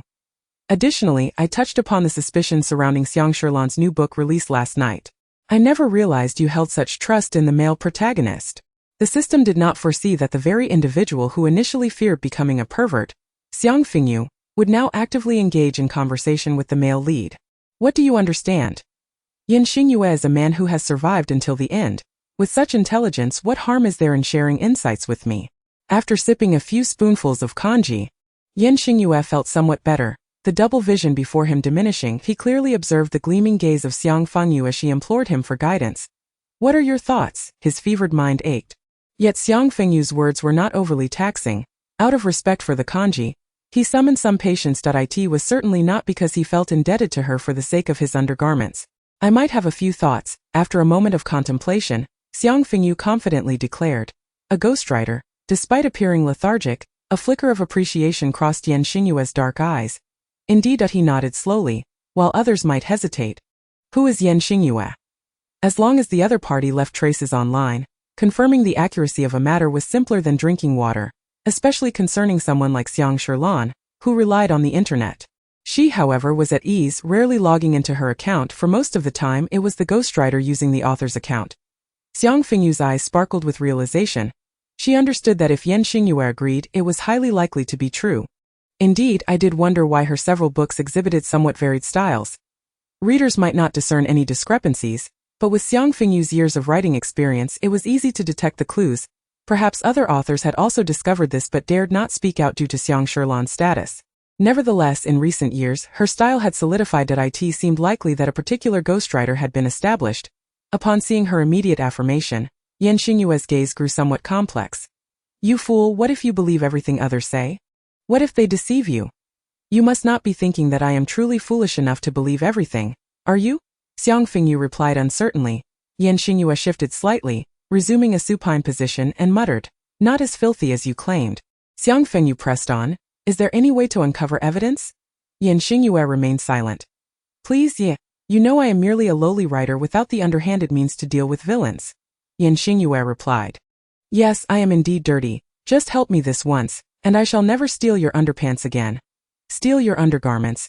Noting Xingyue's continued lack of reaction, Xiang Fengyu let out a disappointed sigh but refrained from further pleas. Confirming that Xiang Sherlan hired a ghostwriter is already a victory. I never expected this ailing individual could assist me. Just as she was about to turn away, her keen ears caught the faint sound of fabric rubbing together. Turning around, she saw Lady Yen cradling a doll, extending a note with a string of numbers that resembled a contact detail. Her eyes lit up instantly, and she hurriedly accepted it. Yea, you are truly wonderful. Once I earn a fortune, I shall buy you a whole wardrobe of underpants to wear, in every color, from pink to green to leopard print. She understood that without Xingyue's tacit approval, this note would not have reached her hands. Xingyue remarked. First, return those 3 pairs of underpants to me. Xiang Fengyu returned to her room, meticulously studying the digits on the note. They appeared to be a WeChat number. After attempting to add the contact, she was pleasantly surprised to find success. The dark red avatar paired with a simple and blunt username. Hacker? Xiang Fengyu. Are you afraid I wouldn't know your intentions? It is unlikely Xingyue would deceive me. The system reassured her. If he wished to torment you, he could have done so the moment you attempted to steal his black underpants under the cover of darkness. Xiang Fengyu. That makes sense. The hacker soon accepted her friend request. Hacker? Who referred you? Wishing you flatulence and yellow water. A person with a curvaceous backside who wears black underpants. Sickly Xingyue. In chapter 25, Xiang Fengyu observed the other party's silence and pondered whether her description had been unclear. Wishing you flatulence and yellow water. A person named Xingyue. Only then did the hacker respond, sending over a price list. Xiang Fengyu hesitated momentarily. Would seeking help from a hacker prove to be too extravagant? The system interjected. Indeed, it's becoming quite sensational. Xiang Fengyu scoffed. My life resembles an adult film. I seek pleasure without concern for reputation. After reviewing the price list, though somewhat pricey, it was within Xiang Fengyu's acceptance, even leading her to question the reliability of such a low fee. Unbeknownst to her, this price list had been specifically tailored to her financial situation. After careful consideration, she ultimately decided to enlist the assistance of the hacker. Wishing you flatulence and yellow water. The ghostwriter's employer holds considerable influence. Is that acceptable? The hacker, curt and dismissive, sent a long string of numbers for her to transfer the payment. Xiang Fengyu. Dominant hacker falls in love with me, money. Upon completing the payment, she wished to inquire further, but the hacker immediately sent a link accompanied by 3 words. Found it, Xiang Fengyu? So soon. Clicking the link, she was astonished by the volume of information contained within. The system snorted derisively. If I had the authority, I could achieve the same. I am, after all, a highly advanced artificial intelligence. Xiang Fengyu, yes, I understand you are the most advanced artificial idiot. The system. Personal information aside, the critical detail was the monthly remittance record Xiang Sherlan received. Goodness, earning this much. No wonder she abandoned her author account. Moreover, there were 2 individuals' chat records at the bottom of the link, which sent chills down Xiang Fengyu's spine. Hackers were indeed terrifying. Wishing you flatulence in yellow water. Mr. Hacker, while we are chatting now, can you see my browser history? Wishing you flatulence in yellow water. Although I may have yellow thoughts, my roots are upright. Please do not report me, hacker. If you have other business needs. Wishing you flatulence in yellow water. Can I still approach you? Hacker. That will require additional payment. Xiang Fengyu halted her actions at the computer. Yeah, come quickly. You have a long-lost brother. They looked strikingly similar. Initially wishing to request further assistance from the hacker, Xiang Fengyu ultimately declined. It was challenging to save up some money, and she could not squander it all. After all, there was a sizable yen Xingyue to support. Having obtained the evidence, the matter could now be resolved, but she could not take the lead. Over the years, Xiang Sherlan had often collaborated with other prominent authors to bully lesser ones, while the Xiang family's public relations team manipulated public opinion. Young readers were easily swayed, and any hint of controversy could lead them to stir trouble with other authors. While Yilan appeared to thrive, she was often criticized behind the scenes. Presently, Xiang Fengyu's role was to ignite a spark at the opportune moment. What do you plan to do with this information? Xiang Fengyu set up her computer, casually pulled a thick coat from the wardrobe, and donned her black-rimmed glasses. She intended to seek a partner for collaboration and dismantle his existing beliefs. The system queried. What an absurd notion. Young master, coffee. The maid placed the coffee on the table, gently reminding Zhang Ji, who was engrossed in his phone. The youth, clad in a loose light brown sweater and long trousers, responded, Thank you. The maid caught a glimpse of his phone screen before exiting. Madam, she respectfully addressed the woman outside. Clad in a long black gown with her hair elegantly pinned up, the woman exuded beauty, clearly a stunning figure in her youth. However, her piercing gaze made it unwise to look too long. Have you seen clearly? The maid nodded. The young master is reading Yilan's book. That little vixen Xiang Sherlan has been hovering around Jiangji these days. With no mirrors at home, she must have little self-awareness. How dare she covet my son? Zhang Jiying's tone dripped with disdain. You may leave now. After chastising her, she lifted her eyelids and gazed at the maid, who promptly withdrew. Son, what are you doing? Upon entering, Zhang Jiying shed her earlier harsh demeanor, her brow softening like water. Hearing his mother's voice, Zhang Ji looked up. Mother, that I will be out tonight. Call me if you need anything. Zhang Ji's expression conveyed some exasperation. I'm 20 years old. You needn't worry about me. After a moment he inquired. Where are you going? Zhang Jiying stroked his face. To your Uncle Lu's. I wish to inquire about that government project. She held no secrets from her son. Zhang Ji, engrossed in his field of study, had little interest in commerce. I understand. Both noticed a tiny, dust-like object near the charging port of Zhang Ji's phone that emitted a fleeting red light. Meanwhile, in the Yen residence, where the ailing Yen Xingyue lay in a state of slumber, he opened his eyes and removed a small listening device from his person. Following Zhang Jiying's departure, Zhang Ji received a message from Xiang Fengyu.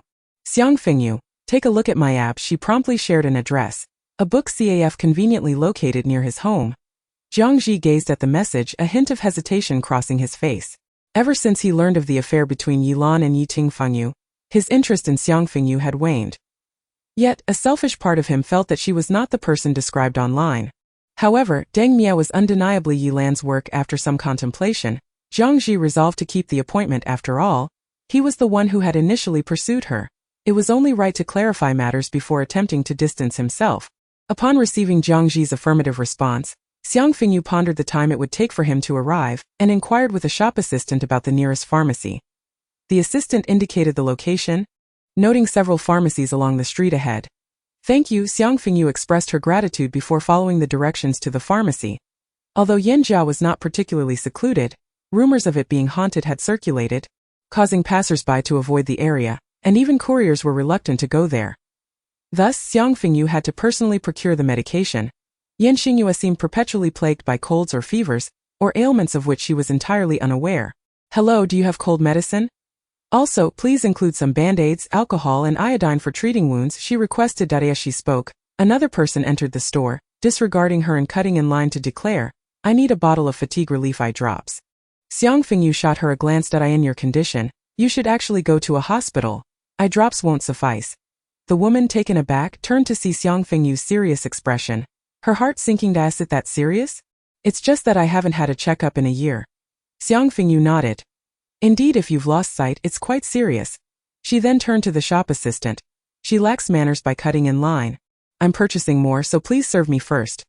The woman glared at her. You, Xiang Fengyu thought, if you're going to be a line cutter, at least have some decency. Chapter 26. Upon returning to the store after her shopping, Zhang Ji had already arrived. Noticing her leisurely approach, he wore an expression tinged with melancholy. She cleared her throat. Actually, I arrived early. I just went out to buy a few things. Would you like some? Dressed in a loose coat with black-rimmed glasses, her long hair cascading casually, she appeared markedly different from the glamorous figure who had once defied all hostility. The dimples that appeared when she smiled added a touch of warmth to her beauty. Standing so close, Zhang Ji found it increasingly difficult to believe she had plagiarized his sister. Perhaps there were deeper circumstances at play. Deceived by Xiang Fengyu's appearance, Zhang Ji instinctively accepted the item she offered with a polite, "Thank you." Glancing down, he noticed the label read, "Hu Daiyu brand hemorrhoid ointment." Zhang Ji's expression fell. "I'm not eating this." Xiang Fengyu, seemingly unfazed, replied, "No worries, I'll take it back for your little swallow at tea last." She had managed to rid herself of this troublesome gift. Zhang Ji asked, "What prompted you to seek me out?" He chuckled, "Won't your fiancé mind?" Zhang Ji had already discerned that the amiable youth he had felt a kinship with was indeed Xiang Fengyu's fiancé. Xiang Fengyu waved her hand dismissively. "He won't mind if I go out alone with a man clutching hemorrhoid ointment in broad daylight." Zhang Ji's innocent smile froze on his lips. "Isn't this what you gave me?" "Sister, it feels like you're targeting me today." He rested his head on his hand, a hint of frustration etching his features. His beautiful dark eyes dimmed. "Did you only just realize? Haven't I been obvious enough?" Zhang Ji inquired why. He thanked the server who brought him cake, his brow furrowing in confusion. Xiang Fengyu forked a strawberry from his cake. "You were eager to read my novel and, after learning about the scandal with Xiang Shirlan, you deemed me a plagiarist and lost interest, right?" Zhang Ji's subscription record had indeed ceased just a few days prior.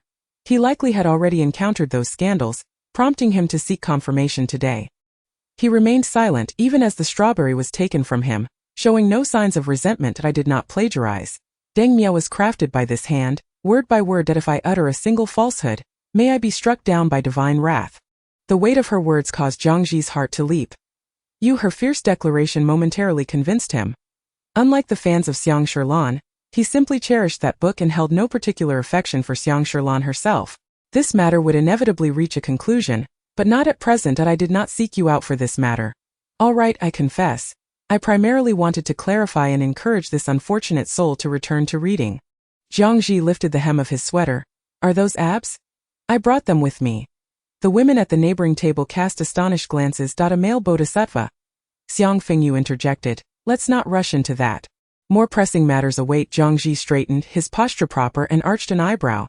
"What is it?" As long as it wasn't that damned hemorrhoid ointment, he was open to anything. Xiang Fengyu slid a brown paper bag toward him. "Take a look at what's inside." Zhang Ji's gaze flickered. "A paternity test. You're not actually a member of the Xiang family, but my biological sister." Xiang Fengyu retorted, "You should read fewer novels, Director Zhang."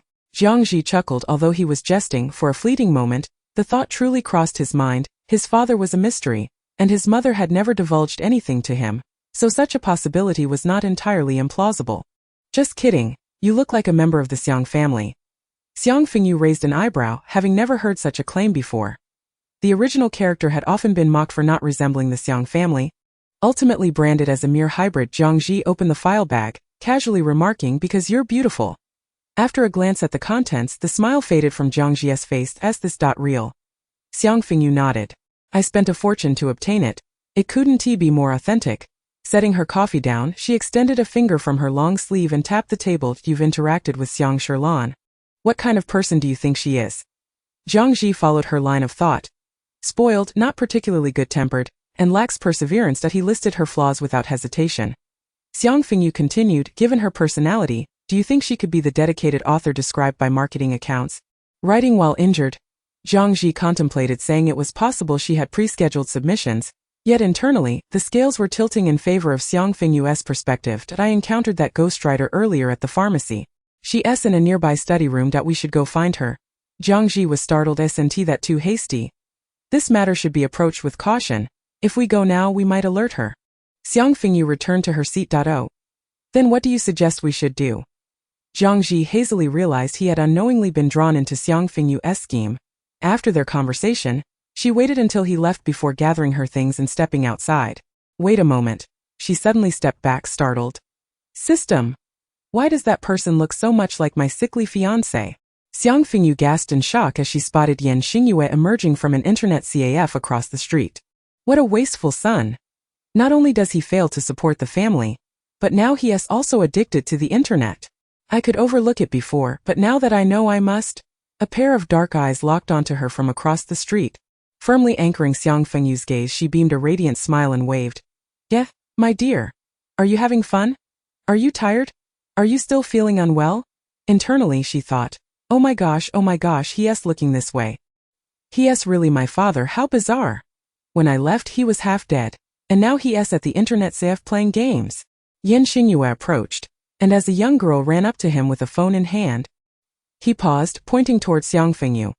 The girl glanced at Xiang Fengyu, managed a forced smile, and walked away. She asked for your contact information, and you pointed at me, saying, "This is my fiancée," and she found it regrettable. So she left, right? A faint scent of blood wafted past Xiang Fengyu's nose as she feigned nonchalance, smiling brightly. Xingyue bent slightly, taking the bag she had purchased, his voice cold and hoarse. She asked me for a link to my underwear. I told her all my underwear is with you, so if she wants it, she must ask you. Xiang Fengyu replied, liar, she can't see through you. How could she possibly know about your underwear? Xingyue nodded. Yes, I was just teasing you. Xiang Fengyu remarked, this little sickly fellow has learned to be bad. Are you feeling better? What brings you here? Xingyue remained silent. Just as Xiang Fengyu was about to question him further, a black car suddenly halted in front of them. Test this, Mr. Yan?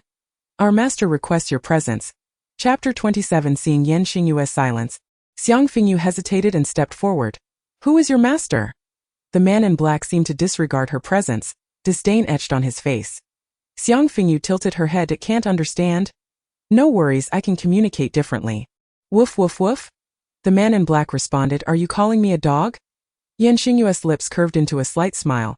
You should head back. As he handed her the bag, he stepped in front of Xiang Fengyu just as the man in black was about to unleash his fury, subtly shielding her from the impending wrath. Xiang Fengyu observed that his expression was calm, seemingly no different from his usual demeanor, and nodded slightly. Well, if he gives you a hard time. Xiang Fengyu glanced at the stout man in black and whispered, you can call for the police, dog. After all, the police are human, and they cannot comprehend human speech. Xingyue nodded in agreement. Understood.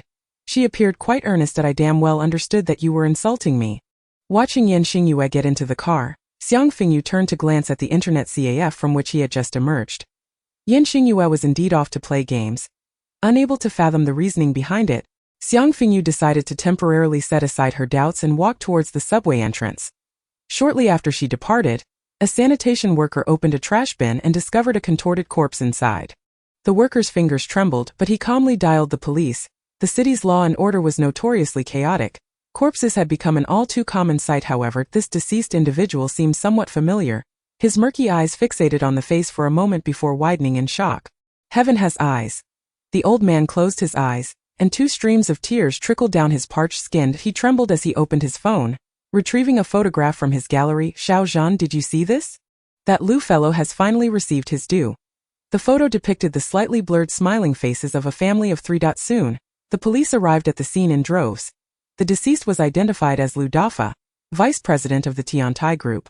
According to his assistant, he was supposed to be attending a dinner at this time. It was unclear how his body ended up in the trash bin. A woman with stylish short hair, dressed in police uniform, turned her head towards the nearby internet CAF. I will check the surveillance footage. System, did you catch a glimpse of the vehicle's license plate? On the subway, Xiang Fengyu inquired of the system. The latter responded succinctly, that belongs to the Xiang family. Xiang Fengyu exclaimed, the Xiang family? What does Xiang Dongchen want with Xingyue? Without a doubt, this ostentatious method of employing bodyguards to invite someone was undoubtedly the work of Xiang Dongchen. With Xiang Sherlan injured by a tiger and this chaos occurring at the Xiang family banquet, he should be quite busy. Why seek out Xingyue at such a critical moment? This segment was absent from the original text. As Xiang Fengyu died upon her introduction, the character of Xingyue had never crossed paths with the Xiang family. I have yet to retrieve the original owner's belongings. This opportunity is perfect for a quick visit. Xiang Fengyu? The butler, upon hearing the maid's report, expressed surprise. The maid nodded. She said she came to collect her things. The butler signaled his understanding. No need to report to the young master. Xiang Fengyu had always been an invisible presence in this household. They were all longtime servants of the Xiang family, well aware of the events of that year, harboring no less disdain for her than the young masters who had lost their mother. They warned her not to wander about. The eldest young master was receiving guests on the 3rd floor. The maid's tone was icy as she relayed the message to Xiang Fengyu. Xiang Fengyu replied, "Thanks, my friend. I was just wondering where Xingyue was. Oh, thanks." Her smile appeared more genuine as she flashed a grin at the cold-faced maid. The maid, momentarily taken aback by the small dimple that formed on Xiang Fengyu's cheek, found it difficult to say more. Observing Xiang Fengyu's retreating figure, she thought to herself that the rumors were indeed true. She genuinely seemed to have changed, and the maid had not realized that Xiang Fengyu was quite an attractive young woman. She even bore a slight resemblance to. Upon this thought, the maid's expression shifted, and she quickly slapped herself, scolding herself for such thoughts. Xiang Fengyu entered the original owner's room. Having grown up in this house with little presence, she was relegated to a room even the maids deemed undesirable. Xiang Fengyu took a box to collect the remaining clothes and then dragged out a box from under the bed. It contained some poetry inspired by the original owner during the writing of The Lights Go Out, along with character sketches and details used in the book. Looking at these items, which might not serve as concrete evidence but could still provide assistance, she couldn't help but smile. "Rest assured, as long as I am alive, I will help you clear the unjust accusation of plagiarism." After gathering her belongings with the system's help, Xiang Fengyu swiftly made her way to the 3rd floor. The original owner had been explicitly forbidden from entering this area since childhood and was utterly unfamiliar with it. With past memories rendered useless, Xiang Fengyu had to navigate on her own. Compared to the 2 floors below, the 3rd floor was nearly devoid of servants. As she observed the layout, the system suddenly alerted her. "Someone is coming." Xiang Fengyu opened a nearby door and swiftly concealed herself within. Powerful footsteps echoed outside. "I could take him down with one punch. He looks like a woman. What is the eldest young master afraid of?" "Sure, the eldest young master has his reasons. Do not gossip carelessly. Be wary of eavesdroppers." Pressing her backside against the door, Xiang Fengyu thought, "Who is calling for me?"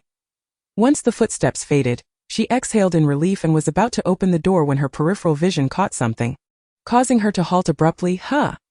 She had been so focused on hiding that she hadn't examined the room closely. Now that she did, she was somewhat astonished. She gazed at the enormous painting on the opposite wall. The portrait depicted a beautiful woman with long hair, seated gracefully in a comfortable cotton and linen dress, cradling a boy in her arms, her gaze filled with gentle warmth as she smiled at the viewer. This was Madame Xiang. She could discern the features of Xiang Dongchen and Xiang Xia within the woman's brows and eyes. In contrast, Xiang Shirlan bore no resemblance to her whatsoever. "I don't mean to disturb you, madam. I shall take my leave." Just as she was about to turn, the system warned again, "Someone is about to enter." Without a moment's hesitation, Xiang Fengyu muttered a soft "pardon me" and swiftly hid inside the wardrobe. Almost immediately, the door swung open and shut. Perhaps due to her nervousness, Xiang Fengyu didn't hear any footsteps. Just as she contemplated whether this person had floated in, she looked up and the wardrobe door was suddenly flung open. A figure slipped in swiftly and silently, closing the door behind them before noticing Xiang Fengyu. Their eyes met. "Xiang Fengyu. You don't speak." They were uncomfortably close. The mere act of speaking sent warm breath brushing against Xiang Fengyu, sending shivers down her spine. Feeling somewhat uneasy, she squirmed, then stiffened, leaning closer to the person beside her with an enamored expression. "You smell so good. Yeah. I wish I could tuck you in my pocket and take you out just to sniff." The person beside her, none other than Xingyue, responded. Chapter 28. "What brings you here?" Xingyue extended a finger to push against her forehead, nudging her away from his collar. Xiang Fengyu intended to say she was back to retrieve her belongings, but the words that escaped her lips were, "I was worried about you." Xingyue did not withdraw his finger, instead poking her forehead again, succinctly commenting, "Foolish." Xiang Fengyu nodded. "Yes, I'm love-struck." "Xingyue, are your ears deaf?" They were so close that even though Xingyue tried to create space, the cramped quarters forced the 2 adults to remain tightly pressed together for balance, with Xiang Fengyu practically nestled in his embrace. Poor Xingyue, who had never held a soft female form in his life, felt utterly uncomfortable. Where did he go? "Search over there for me." Indeed, that was the direction. He wouldn't be hiding in this room, would he? The footsteps grew ever closer, seemingly intent on entering this very room. Xiang Fengyu held her breath, instinctively curling closer to Xingyue, wrapping her arms tightly around his lean waist, pressing her entire self against him. Completely oblivious to Xingyue's increasing rigidity, the system remarked, "It appears he has stiffened. Upon touching, one would find he has gone cold." Xiang Fengyu. She raised her head in confusion, her lips grazing his jaw just then. The sudden contact left them both momentarily stunned. Xingyue's usually placid gaze narrowed slightly as he looked down at the equally astonished Xiang Fengyu. Yet, someone needed to maintain their persona, so with a lick of his lips, he remarked, "Not bad, Xingyue." A sense of helplessness washed over him, akin to being teased by a gorilla. At that moment, the individuals who had originally intended to enter were intercepted. "Are you out of your mind? The eldest young master has explicitly forbidden anyone from entering this room." The group awkwardly retreated. Upon hearing the commotion outside, Xiang Fengyu let out a sigh of relief. "What now?" Xingyue pushed open the wardrobe door, stepping out with long strides, steadying Xiang Fengyu, who nearly lost her balance, before releasing her and stepping aside. The distance between them starkly delineated, through the window. Xiang Fengyu watched as Xingyue approached the window. "But this is the third floor. You just had a fever this morning and now you're planning an escape. No wonder you're the male lead. Who could possibly compete with you? Not even your own father." "I won't die." The elder father replied. So Xiang Fengyu watched as he propped one leg on the window ledge, skillfully producing a dining knife to disable a nearby camera, then swiftly climbed out the window. Demonstrating the process for her, he landed on the ground with ease. Xiang Fengyu felt her legs tremble slightly. She was afraid of heights. Gritting her teeth, she decided to follow suit. Taking one last glance at the portrait of Madame Xiang on the opposite wall, she wondered if it was her imagination, but the woman's smile seemed even gentler. Thinking to herself, how could that be? It was a miracle that Madame Xiang was still alive due to her wrath. As she climbed halfway, fear gripped her, and she dared not look down. Her legs felt weak. "Jump down," Xingyue suddenly said, his gaze still calm, exuding a sense of safety. Xiang Fengyu never anticipated the classic scene from novels and dramas, where the female lead jumps and the male lead catches her, would unfold in her own life. "Well, I trust you. Although I think that the frail little fellow is quite a burden, he is indeed a true man." With a closed eye, Xiang Fengyu leaped forward, only to land with a thud, one that didn't hurt at all. Sitting on the ground, Xiang Fengyu remarked, "What happened to the promise of I will catch you?" Xingyue looked down at her. "I never said that." She was just a foot away from the ground, and if Xingyue didn't act soon, it seemed that Xiang Fengyu would remain there for the entire day. Rising to her feet, Xiang Fengyu dusted off her rear. "All right, it was indeed quite close. Given the size of your backside, I shall let this slide." She cast him a resentful glance, while Xingyue, finding her slow, tugged at her sleeve to urge her forward. Xiang Fengyu, recalling Xingyue's aversion to physical contact, suddenly felt a mischievous impulse. She took a few steps ahead, pulled her sleeve free, and slipped her hand into his palm. Xingyue was taken aback by the sudden warmth and softness that filled his hand. He turned his head to observe Xiang Fengyu, who showed no sign of retreating. If this were a horror film, she wouldn't survive past the first episode. Xiang Fengyu scoffed. "Relax, the biggest boss here is you. Why would I be afraid?" "Hand me your phone," she demanded. Xiang Fengyu passed him her phone, puzzled. "What about yours?" "It was taken from me," Xingyue replied nonchalantly. Even though it was awkward managing with one hand, he didn't release his grip on Xiang Fengyu's hand, as if he had forgotten his dislike for being touched. Due to Xiang Fengyu's peculiar no personal habits, her phone screen was covered with a privacy film, rendering any attempt to sneak a glance futile. Xingyue examined the map of the Xiang family that was displayed on the screen. Noting several red dots that were steadily moving, the main entrance was blocked, leaving no means of escape. He frowned and turned his gaze toward the spirit that had taken over the Xiang family's body. "Are there any other exits aside from the front and back doors?" Xiang Fengyu pondered. "What about Xiang Dongqin's rear entrance?" Xingyue. I can't expect her to say anything sensible. Xiang Fengyu was, of course, being deliberately provocative. How could it be reasonable for a member of the Xiang family not to know where the back door was? If Xingyue were to inquire, she couldn't very well admit that she lived in such ignorance, could she? That would be utterly humiliating. The system interjected, isn't mentioning the rear entrance even more humiliating? The system was infuriated, exclaiming profanities. After becoming Xiang Fengyu's system, I contemplate switching hosts daily. The two crouched in a hidden corner, conveniently situated in the blind spot of vision. However, with so many members of the Xiang family around, especially the servants, even blind spots were not entirely safe. Watching the elderly woman struggle in Xingyue's grasp, Xiang Fengyu's compassion welled up. A fleeting glance revealed the murderous intent in Xingyue's eyes, with his blade poised at the woman's throat. After a moment's consideration, she spoke, "Please don't kill her." Xiang Fengyu grasped Xingyue's pale wrist. Xingyue's eyes, tinged with crimson, remained unyielding in their resolve. "She will attract attention." Xiang Fengyu softly addressed the elderly woman. Can you promise to remain silent? We will leave shortly. With her life in the hands of this living nightmare, the elderly woman readily agreed to whatever Xiang Fengyu proposed. Xingyue, contemplating the ease with which he could eliminate this problem, felt his resolve falter upon seeing the pleading look in Xiang Fengyu's eyes.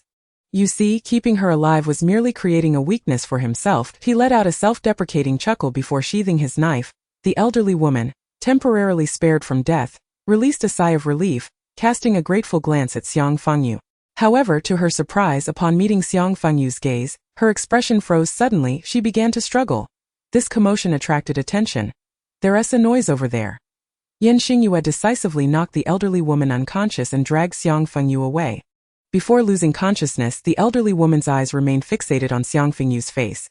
Who are you? Why do you look so much like the lady? Who exactly are you? Chapter 29. Before being pulled away, Xiang Fengyu glanced back at the elderly woman who had been knocked out, ensuring she hadn't hit her head on the stones, before turning her head back. It wasn't that she was overly compassionate. Rather, seeing someone of such advanced age still working as a servant struck her as quite unfortunate. Shortly after their departure, the arriving bodyguards were taken aback upon seeing the unconscious figure on the ground. Aunt May. Are you all right? This was someone who had watched over Madame Xiang since childhood, a figure of respect for the three young masters of the Xiang family. Come here. Upon reaching a familiar location in the original owner's mind, Xiang Fengyu suddenly had a thought and pulled Xingyue this way. They followed a discreet door. The Xiang family was accustomed to cooking with firewood, hence there was a dedicated shed for storing it adjacent to the kitchen. Xiang Fengyu pointed to a subtle staircase at the end. Going up leads directly to my room. With Xingyue's interruption, she had forgotten that she was the only one being pursued. She was merely a shameful daughter returning to tidy up her room. This time, the servants would be dining, so no one would be around. There are no surveillance cameras here, she added, recalling the original owner's memories. Xingyue observed Xiang Fengyu navigating the narrow staircase with ease. He was aware that, given Xiang Fengyu's status, her life in this household was far from pleasant, but he hadn't anticipated it would be worse than that of a servant. The layout of the Xiang residence was similar to this one, and he knew that even servants would not reside in such conditions. The rooms for the servants were comparatively better. Unlocking the door with a key, Xiang Fengyu led him inside. Her room was not overly complex, featuring only a few simple pieces of furniture and a multitude of books, showcasing traces of a past life. His gaze fell upon the luggage that Xiang Fengyu had prepared to take with her. Are there any other boxes? He inquired suddenly. Xiang Fengyu, still listening for sounds outside, turned back abruptly at his question, colliding headfirst into him. Ouch, dead for 3 days and you're still harder than a corpse. Xingyue regarded her tearful expression. Pointing to a smaller suitcase beside her, he repeated his question. Are there any others? Xiang Fengyu glanced in the direction he indicated. I remembered there's a larger one. It was used by the original owner during school. Young master, we've lost track of the person. A bodyguard reported to Xiang Dongchen. His head nearly buried in the ground, he never expected that this frail individual would be so difficult to capture. The surveillance malfunctioned inexplicably, and some cameras had suddenly broken down. Quite the enigma. Xiang Dongchen's expression remained unfazed. When the Yen family encountered such a significant incident, Zhang Jing caused one to die and another to go insane. Yet only Xingyue survived as a child. Zhang Jing, a woman of such cruelty, had failed to eradicate them completely. All her dispatched agents had perished at the Yen residence. Did he think it would be easy to capture him? Ultimately, Xingyue had come to the Xiang family willingly, which surprised him. Zhang Jing had also sent women, but without exception, they all met their end at his hands. Thus, from the moment he sent Xiang Fengyu there, Xiang Dongchen had never envisioned that she would survive. Yet, to his astonishment, not only had Xiang Fengyu survived, but she had also somehow managed to win Xingyue over. Recalling that night when Xingyue stood beside Xiang Fengyu, a flicker of light passed through Xiang Dongchen's cold eyes. Investigate the sewers. We cannot allow Xingyue to leave the Xiang family alive. Are you ready? A servant observed Xiang Fengyu descending with 2 large suitcases. Casting her a glance, the latter nodded, yes. The servant's gaze flickered with skepticism as she regarded the 2 large suitcases. Did Xiang Fengyu possess so many belongings? Just as she was pondering this, as Xiang Fengyu took a step, a whip slid from her coat to the ground with a resounding thud, making it impossible for anyone to ignore. The servant's pupils constricted at the sight of the whip on the ground. Xiang Fengyu kicked the whip, bent down to retrieve it, her expression displaying not an ounce of panic. Don't misunderstand me, am I the type to engage in SM and whip you mercilessly? Harlot. The servant. That you certainly appear to be. Seeing his disbelief, Xiang Fengyu boldly confessed, I do indulge in SM. In my spare time I enjoy randomly tying up some unlucky passerby to give them a good thrashing. What's the problem? Do you have an issue with that? The servant. I'll escort you out. Just don't whip me. Hearing the sound of the suitcase wheels rolling against the ground, the servant realized that Xiang Fengyu had not suddenly become cheerful. She had simply gone utterly mad. A small door stood ajar, with several bodyguards positioned nearby. Upon seeing the servant escorting Xiang Fengyu, they reached out to block their path. Song Lan, who is this? Song Lan was a frequent companion of the butler and the next potential steward, thus the bodyguards recognized him. Xiang Fengyu. The moment her name was spoken, Song Lan noticed the surprise etched on the faces of several typically stern men. They gazed incredulously at the composed girl before them, who displayed none of the previous shyness that characterized her. She was a stark contrast to the girl who used to keep her head down in avoidance. She has come to collect her belongings. Song Lan provided an explanation and inquired what transpired. It's nothing. A thief disturbed the young master. Song Lan, puzzled, wondered why such a commotion was caused by a mere thief. We need to check these boxes. The bodyguards did not allow them to pass. Positioning themselves before Xiang Fengyu, she raised an eyebrow. Are you sure? Before the servant could voice her objection, it was already too late. Absolutely, search. Even with a change in appearance, Xiang Fengyu's status in this household remained low, and the bodyguards were prepared to take action. Then, unexpectedly, he was struck by a whip. A howl escaped him. Another bodyguard remarked, Go ahead and shout, but what on earth is that noise? The servant stood by, speechless. The bodyguard who had just been lashed clutched his chest in disbelief. How could a burly man of nearly 6 feet emit such a sound? Noticing his incredulity, Xiang Fengyu lashed him again. The cry that followed was exhilarating, sending shivers down their spines. What kind of whip is this? They looked at Xiang Fengyu as if they had encountered a ghost. Most of what's inside these boxes is like this. Would you care to take a look? There are even more intriguing items. She flashed a smile, her gaze towards the trio before her resembling that of a child admiring a new toy. The three men instinctively stepped aside, as any person of conscience would never display such a grin. They were willing to make way for a creature of such depravity. Xiang Fengyu nodded in satisfaction. Just as she was about to leave, halt! A familiar and icy voice came from behind. Xiang Fengyu tightened her grip on the handle, yet remained composed as she turned. A cluster of individuals surrounded her, and Xiang Dongchen approached slowly, one arm suspended. Yet his presence was undiminished. Open her box, he commanded without sparing her a glance. Yes, sir. The whip was seized from her hand, and they wrested the 2 boxes from her. The first was violently pried open, scattering clothes and papers across the floor. A page fluttered down to Xiang Dongchen's feet. Someone bent to retrieve the paper and handed it to him. He glanced down.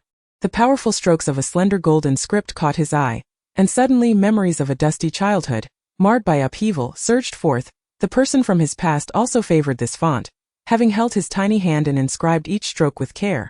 After a long absence, Xiang Dongchen looked at Xiang Fengyu, who was silently gathering the scattered papers, her head bowed, thus missing his gaze. Another one, he said. Noticing her deliberate protection of another box, he averted his gaze, concealing a momentary fluctuation of emotion, and commanded. The bodyguard, upon receiving the order, acted without hesitation. Squatting on the floor, Xiang Fengyu lunged. No. Chapter 30. Xiang Dongchen lowered his gaze to the item in his hand, a pair of black lace men's briefs. Now with an additional hole, others too had suffered various indignities. For instance, one brother was brandishing a bunny tail that had nearly blinded him, while another was draped in a sheer white mailmaid's apron. Looking utterly dazed, the previously tense atmosphere dissipated in an instant.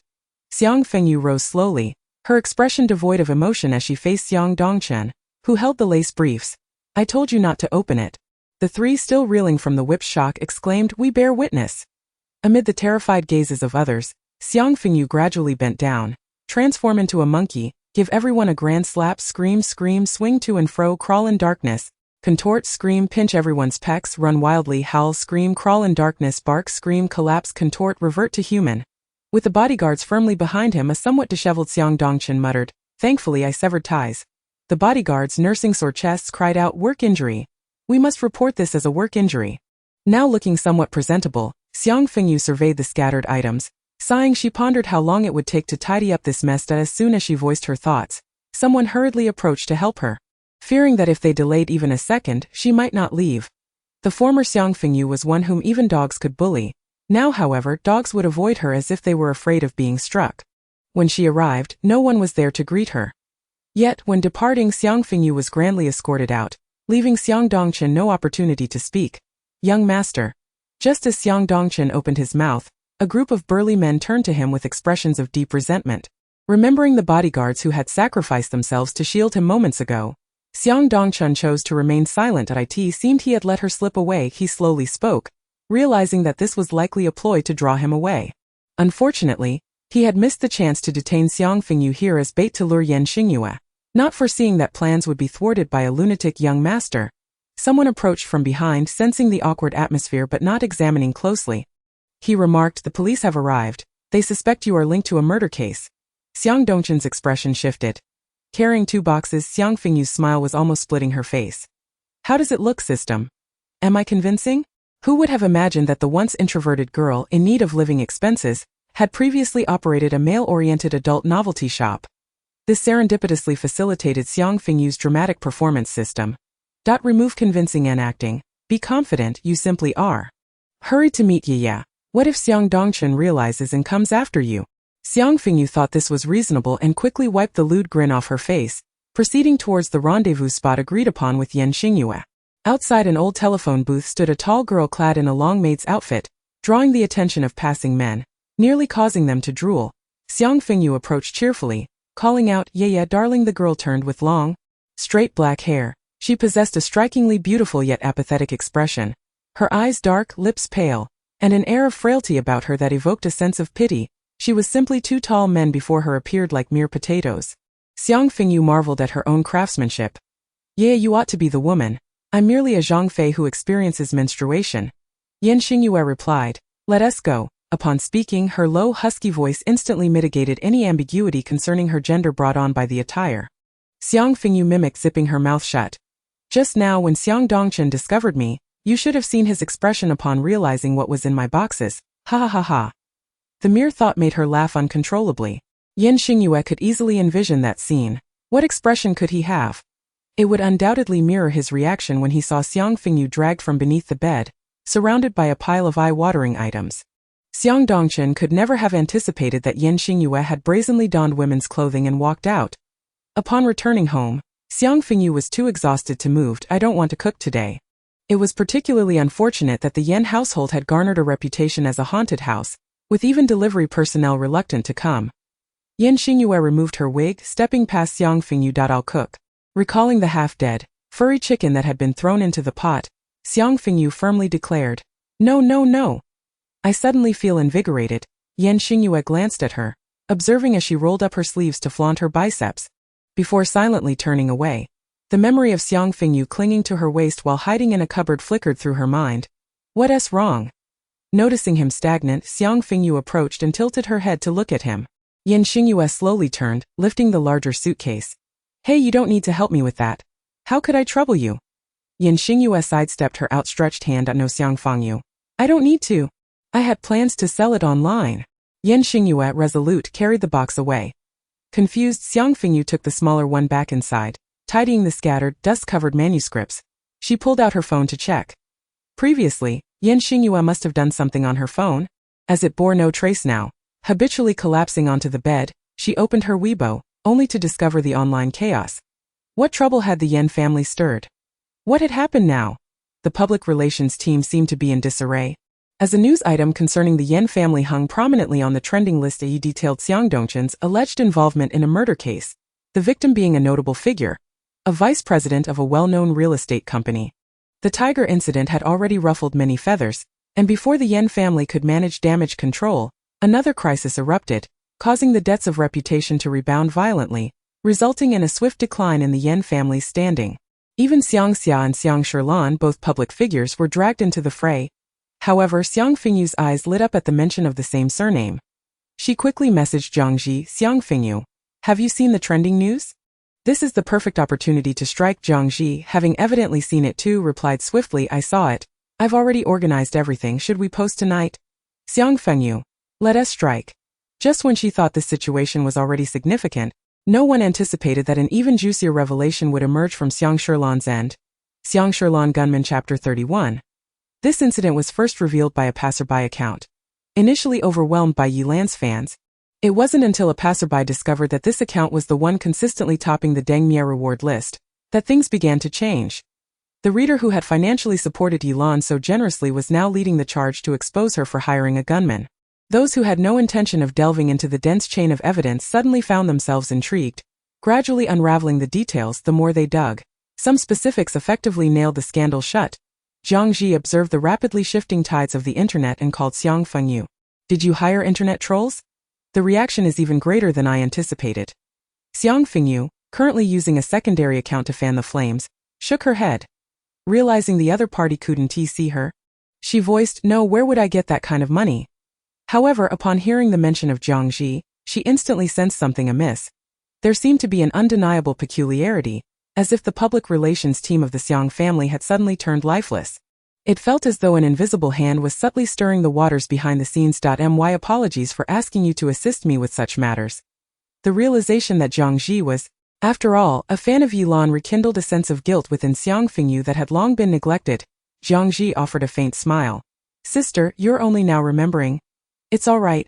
Your help is not in vain." He chuckled softly, refraining from divulging the specifics, remaining deliberately ambiguous. "When the time comes, I hope you won't choose anyone else but will adopt me, this little pup." Xiang Fengyu liked a comment questioning Xiang Shirlan, casually remarking, "Has she been spayed?" Zhang Ji. After exchanging a few more words with Zhang Ji, Xiang Fengyu ended the call and turned her full attention to the unfolding developments online. The situation escalated rapidly. I was among the earliest readers of Xingyue. It was because of this book that I became an admirer of Yilan. Although no subsequent works have matched its brilliance, her decline in quality has been strikingly swift. Since Shishi, her style has undergone a transformation. Yilan claims to be experimenting with different styles, yet the disparity in her recent works is so vast that they scarcely appear to be penned by the same individual. From that moment, I began to suspect whether she had been replaced. I concur with the previous comment. She has only published one book, Dangmia, in all these years. The rest of her writings are abysmal. Upon learning this gossip, I immediately believed it. Lan has mentioned that her stylistic shifts stem from her youth while writing Dangmia. As she matured, she became unwilling to be solely remembered for that single work. Hence her desire to break through. Whether she employed a ghostwriter or not, I'm merely a reader and don't concern myself with such matters. When will there be updates? I'm dying of anticipation. Her excessive marketing has likely backfired now. Demyo is merely average, and I don't understand why so many people praise it. It is hilarious to think that Xiang Shirlan, who just got bitten by a tiger, is now exposed for seeking a ghostwriter. How unfortunate for her, ha ha ha ha. Who has the Xiang family offended this year? Xiang Dongchen is suspected of murdering Xiang Shirlan while looking for a ghostwriter. Their household is truly lively. Ha ha ha ha. The previous comment forgot to mention that Xiang Xia had her fan club torn apart. Ha ha ha ha. Let us not involve our Xiang Xia, thank you.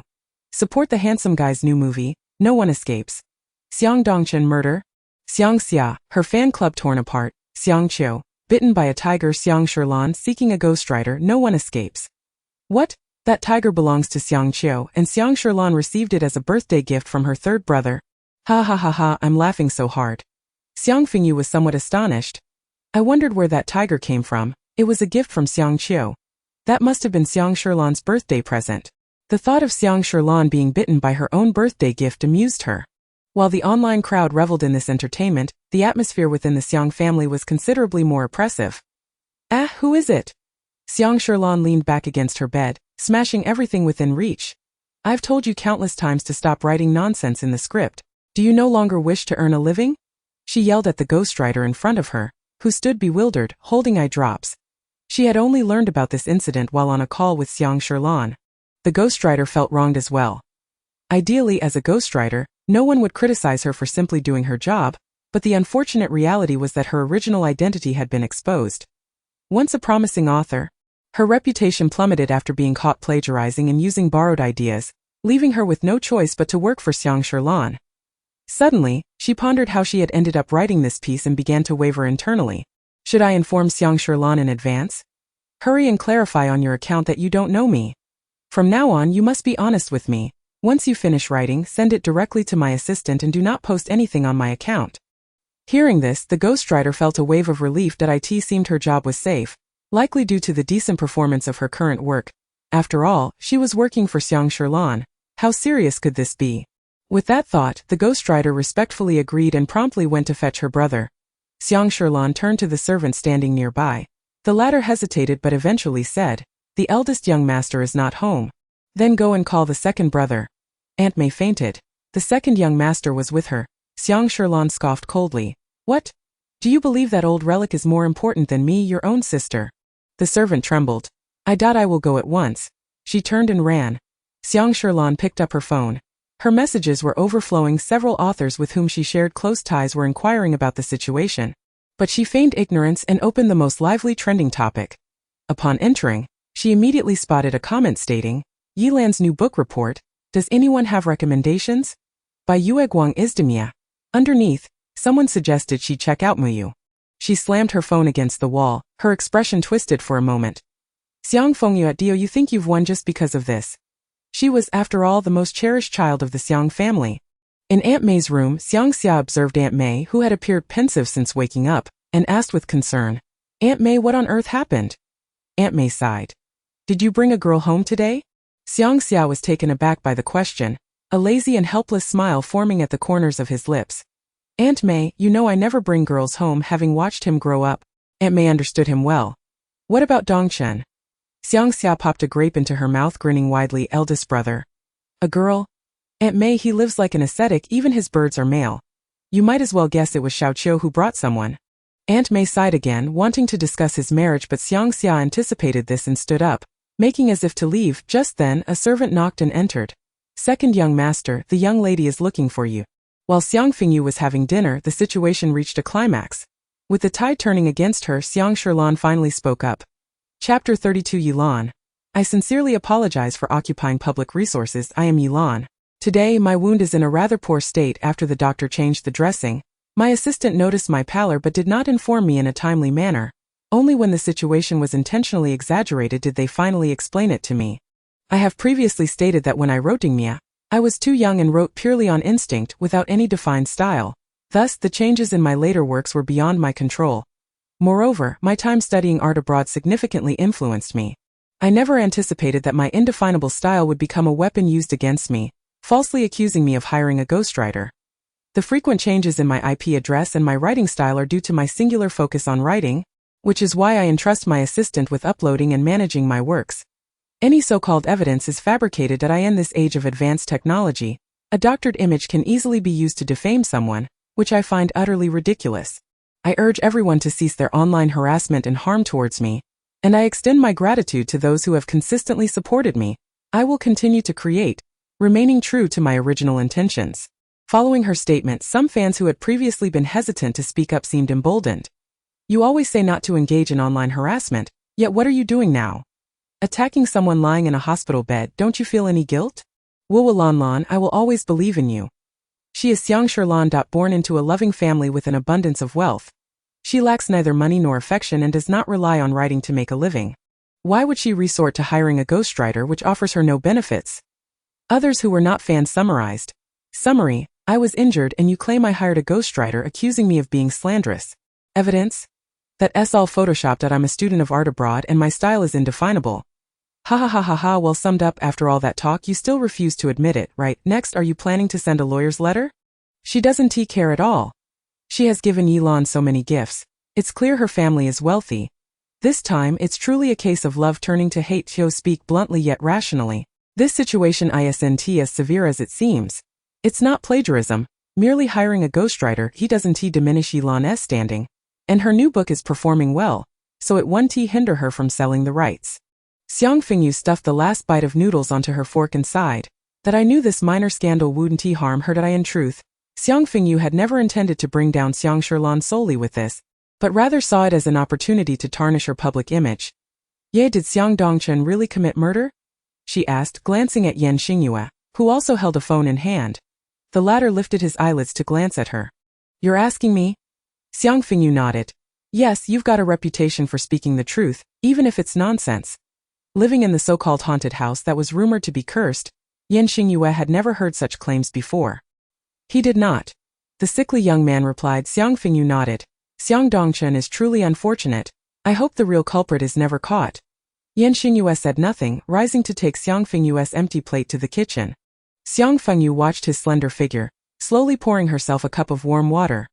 System: the deceased was murdered beside the internet's F that Xingyue had visited, and later Xiang Dongchen took him away.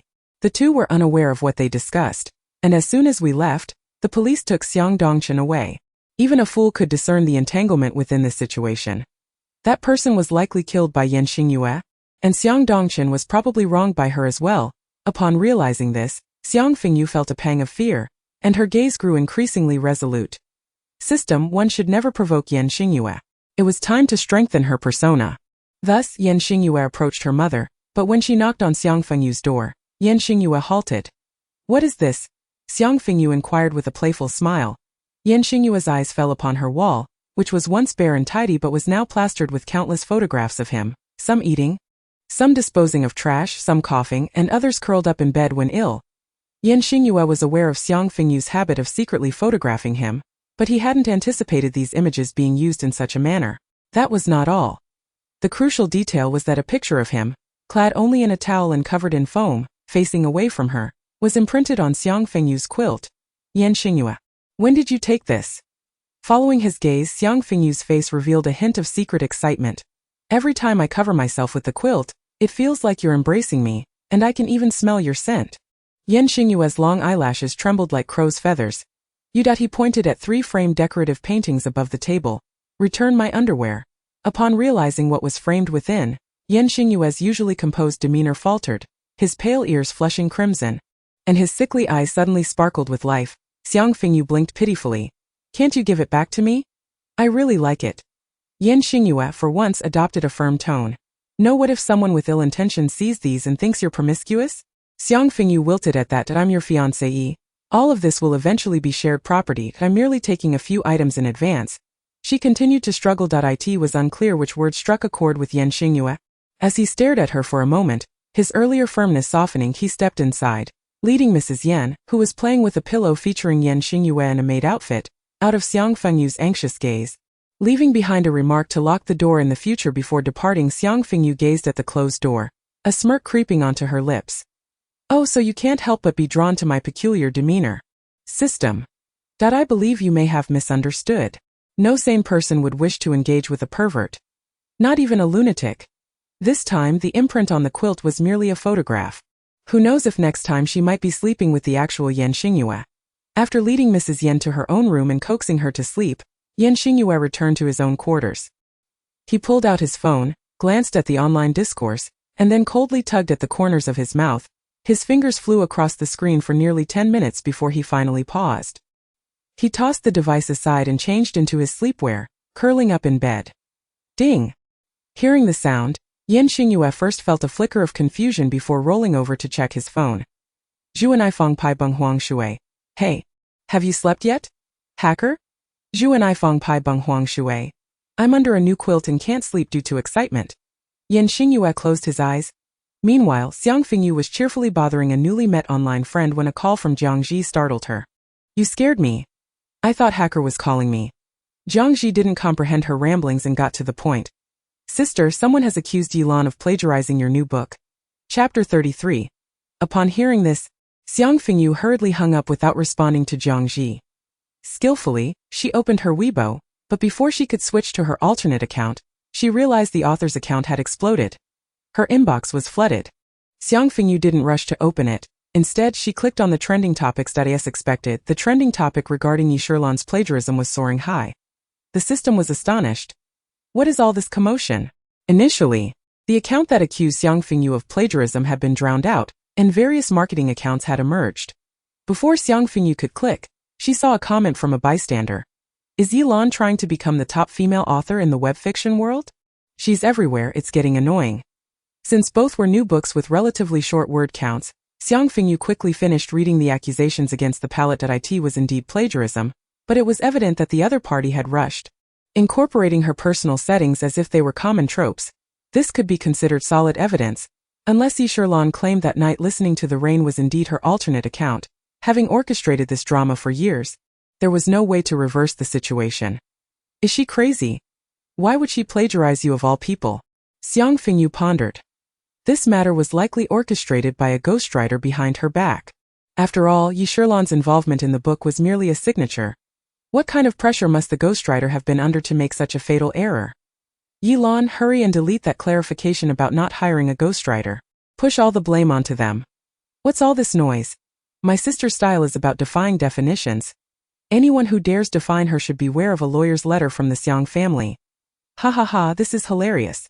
Yi Lan might be the first person in history to clarify a scandal so early. She might as well have hired a ghostwriter. So this sister both hired a ghostwriter and plagiarized. Does she have any original content left? What does Yi Lan have to do with night listening to the rain? Can someone in the know explain? Stand back. The popular science guru is here. Years ago, when Yi Lan shot to fame with The Lights Are Out, Night Listening to the Rain released a book called The Lights Are Out as well. Original readers assumed Night Listening to the Rain was riding on the coattails of popularity, but upon investigation they found that Night Listening to the Rain had copied everything, only changing the protagonist's name while the rest remained identical to The Lights Are Out, leading Yi Lan's fans to obliterate her, resulting in her disappearing for several years. Yi Lan's fans are terrifying. Reading a novel feels like being in a fan community. Wait, Night Listening to the Rain plagiarized Yi Lan, and now Yi Lan is plagiarizing Night Listening to the Rain. Muyu, is it good? The synopsis is explosive. In response to the above, it's good. I don't know the author's backstory, but it's genuinely enjoyable. The comments section suddenly spiraled and Xiang Fengyu's book gained traction, her back-end collection skyrocketing. Initially, she intended to tarnish Yi Shilan's reputation, but now there wasn't a clean spot left on her. Who was the benevolent soul behind this? Xiang Fengyu gleefully held her phone, completely forgetting about the hacker mister, who had just been pestering her and was now waiting for her response. Meanwhile, the hacker mister waiting for her reply. Xingyue stared at the unresponsive chat window, momentarily doubting whether his phone was malfunctioning, causing a delay in messages. Hacker? He slowly typed a question mark, but Xiang Fengyu did not reply promptly. The message bubble remained stuck on her excited declaration about being unable to sleep due to her new quilt. Xingyue recalled her battling against her blood-related brother while bearing the memories of that body, and he thought of her expression on the day she first appeared, sitting on a small stool, helplessly watching herself kill a chicken. He put away his phone and rose. Clearing his throat softly, Xingyue wrapped himself in a nearby blanket to ward off the chill. Meanwhile, Xiang Fengyu was discussing with Zhang Ji when a sudden knock at the door nearly caused her to tumble off the bed. Who? A thief? The most valuable items in my room are Ye's 3 pairs of underwear. It's none of your business, go steal elsewhere. Outside the door. Xiang Fengyu scrambled up to open it, only to find a stoic Xingyue. So you are spreading news about my underwear. Unlike before, the current Xingyue would not step into Xiang Fengyu's room unless it was absolutely necessary. Xiang Fengyu felt a twinge of embarrassment. After all, ever since Xingyue had ceased to display murderous intent, he had never silently appeared before her like this. She genuinely believed it was a thief as she noticed the growing dangerous glint in his deep black eyes. Xiang Fengyu coughed, her face devoid of guilt and instead imbued with an air of righteous indignation, tinged with a hint of disappointment. Yet, how could you belittle yourself like this? This isn't publicity. I'm merely warning thieves to understand how precious the items in this room are. Stealing here comes with a price. She raised her hand to pat his shoulder with a face full of solemnity. You have no idea. Every time I gaze at those few pairs of underwear, I think about how they once adorned your form. Her throat constricted, her eyes gradually becoming wild. That I must wear prayer beads around my neck, hold a cross in my left hand, and a talisman in my right, while having 60 elderly monks meditating beside me to dare to look.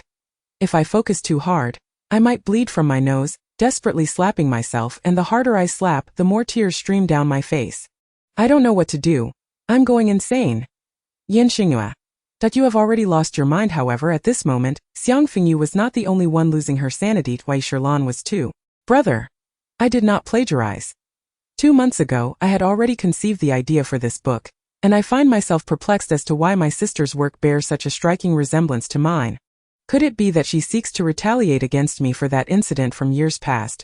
Xiang Shilan wept in Xiang Xia's embrace. With the eldest brother, she could opt for silence, knowing that the other party could uncover everything. Even if the truth were revealed, they would unconditionally choose to protect her. However, the second brother, due to his profession, harbored a strong aversion to plagiarism and cheating. Xiang Xia gently patted his sister's head. Big brother understands. When he debuted, he had suffered greatly due to his inability to discern character, resulting in his original songs being pilfered by competitors, nearly costing him his debut position, and subjecting him to online harassment. Xiang Xia was all too familiar with that feeling, thus his heart ached even more for his sister. With big brother away, the second brother will safeguard you well. Lan Lan, do not fear. Why had Xiang Fengyu appropriated Lanlan's inspiration from 3 months prior and claimed it as her own? Xiang Xia recalled what Xiang Dongchen had told him before his departure about a potential hacker on Xingyue's side. He had completely overlooked the fact that his sister was sobbing in front of him, her face devoid of tears, instead brimming with triumph. Chapter 34. Little bastard, although the Xiang family failed to impart any wisdom to you since your birth, the fact that you, carrying the bloodline of the Xiang family, could commit such vile acts is truly a testament to the despicable nature inherited from the other half of your lineage. Indeed, you are the biological offspring of that woman. You have forsaken your humanity. The voice, once praised by countless youths for its ability to evoke ecstasy, now dripped with derision and the original owner's memories. Whenever Xiang Sherlan made a mistake and falsely accused her, Xiang Xia would scold her with such disdain, calling her a little bastard.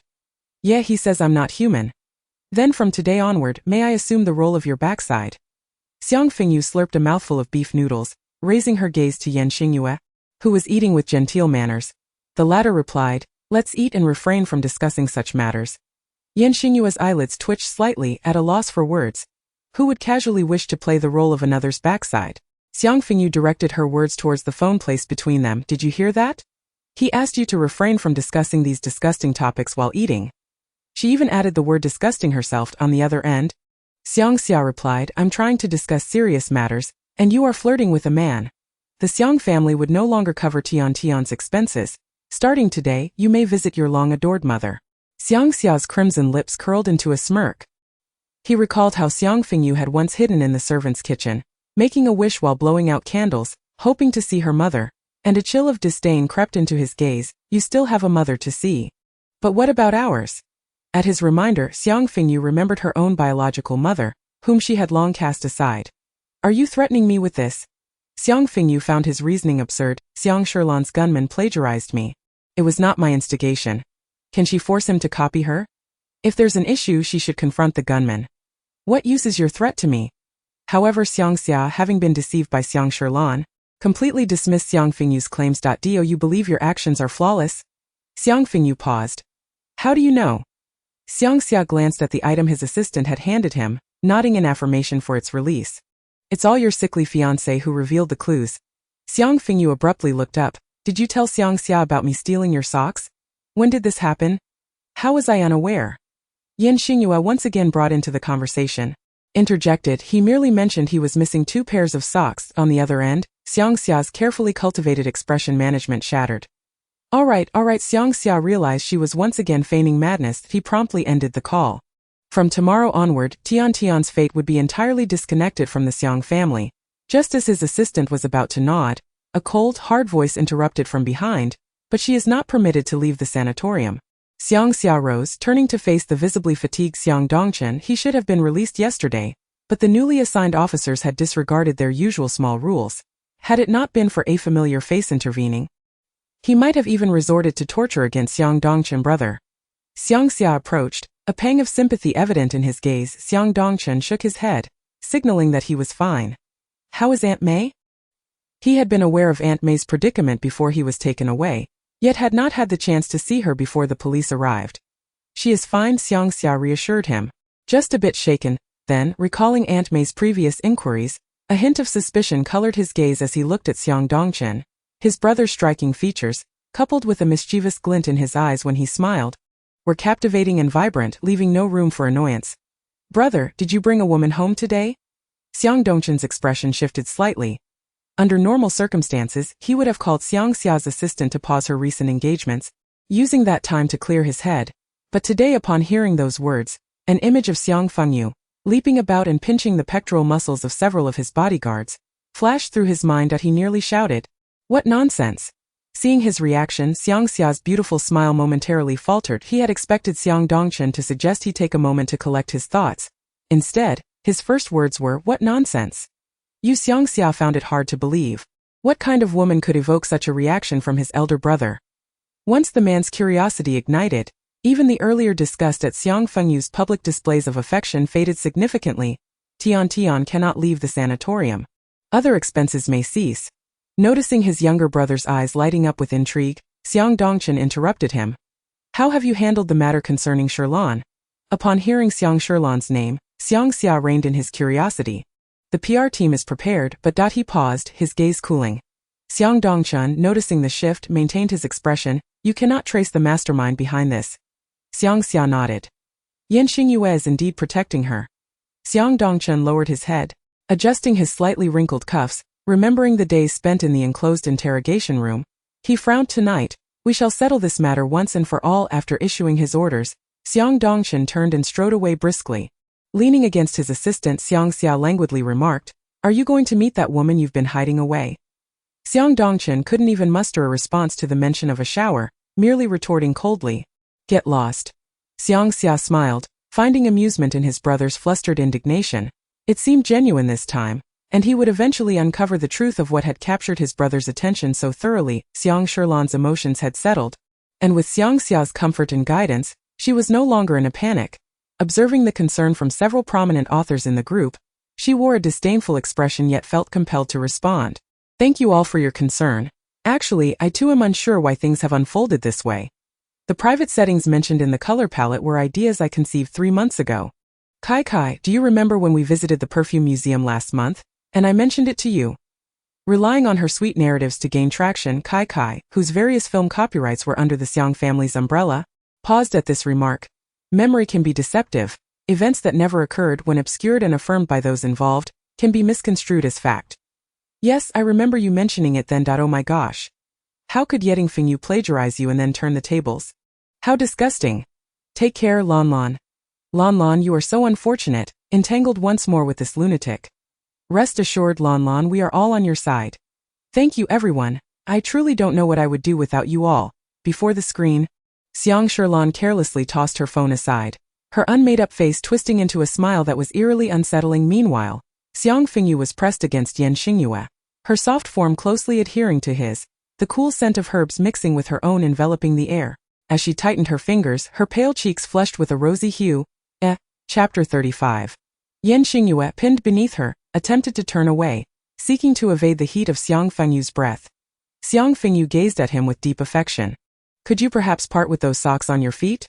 I am 23, quite shameless." Xingyue replied, "Get off me first." Moments ago, while Xiang Fengyu was crouched, engrossed in her phone, Xingyue had been watering the few trees he had planted nearby. In her excitement to share what she had seen, she stumbled over the hose and toppled onto him, rendering his complexion pale. Xiang Fengyu, recalling his tendency to recover from severe illness inexplicably, was consumed by curiosity and remained atop him.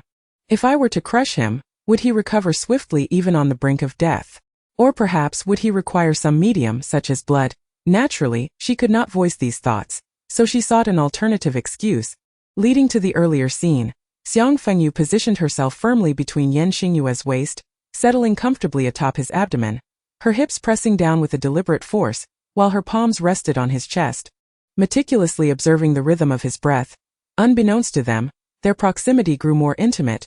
The moment Xingyue lifted his gaze, he was met with the delicate features of the girl before him, her skin, a luminous testament to health, starkly contrasting his own pallid complexion. Just moments prior, Xiang Fengyu had tilted her head, but suddenly she turned to face him directly, her dark, profound eyes silently scrutinizing her, as if peering into the softest depths of her soul. In that fleeting moment of distraction, Xiang Fengyu found herself seized by Xingyue, his grip firm upon her wrist, and the dynamics of their position shifted dramatically. By the time she regained her senses, she was pressed against the ground, firmly held beneath him. Yet, the weight of Xingyue's presence felt even more imposing. His long fingers gripped her waist with an unyielding strength, preventing any attempt at escape. Did he truly believe she was without temper? Xingyue pinched her soft flesh with a measured force. Xiang Fengyu, maintaining a stern expression, declared with righteous fervor, "That feels delightful, do it again." Xingyue hesitated momentarily before switching to his other hand to pinch her. With a contented squint, Xiang Fengyu suggested, "How about a little massage for my neck too, good ye?" Xingyue slowly rose, indicating his refusal. In her own narrative, the heroine found herself helplessly pinned by the cold, unyielding male lead, half ashamed and half humbled, pleading for mercy. Yet Xiang Fengyu herself merely thought, "How exhilarating, let us do it again. Aren't you going to keep pressing me?" Brushing off the dust from her back, she inquired with genuine curiosity. Xingyue remained silent, grappling with the realization that not all lessons gleaned from books are necessarily correct. Sensing his silence, Xiang Fengyu worried. Could he be angry? After all, the frail boy possessed an undeniable pride. And she had audaciously asked him for a massage. System. Do you not recall how you usually instruct him to wash dishes? As Xiang Fengyu began to respond, her phone rang. Hello, Jiangji. Upon hearing this name, the figure who had been turned away from her pivoted, his deep-set eyes darkening further. Wait, I'll head to my room to discuss. After ending the call, Xiang Fengyu dismissed the matter of soothing him, merely stating she had something to attend to, and hurried off towards her room. Who were you on the phone with? Contrary to his usual indifference, Xingyue unexpectedly grasped her sleeve with a gentle yet weighty hold. Surprised, Xiang Fengyu glanced down and snapped a photo of his hand gripping her sleeve. This will look lovely on the wall opposite my toilet. Xingyue replied. Jiangji called me, urging me to check Weibo quickly. Xiang Sherlan has released a color palette. Xiang Fengyu glanced at the message he had just received. You seem quite familiar with Jiangji. She nodded, then shook her head. We get along fine. He has assisted me greatly. Xingyue was aware of her initiative in seeking Jiangji out. Despite appearing to trust him implicitly, she had turned to Jiangji in times of trouble. If Jiangji is unsuitable, then seek anyone else. Xingyue released her sleeve, slipping his hand into his pocket, his tone icy. His slender frame, strikingly handsome against the backdrop of winter's fading greenery, appeared delicate, like a porcelain doll poised to shatter. Though he seemed harmless, inciting his wrath could lead to a swift and lethal response. But I require his assistance. Xiang Fengyu hesitated, mindful of his perceptive nature. Why not come to me? Xingyue's fingers idly toyed with the butterfly knife that had slipped from his sleeve, not an indication of intent to harm, but rather an unconscious gesture. Yet Xiang Fengyu misconstrued it. No, darling, you're merely a charming little underarm hair, and I'll protect you well with that. She dashed away, fearing that if she lingered, he might drive that knife into her armpit. Alone, Xingyue remained where he stood, watching her retreating figure. Do you believe Jiangji is superior to me?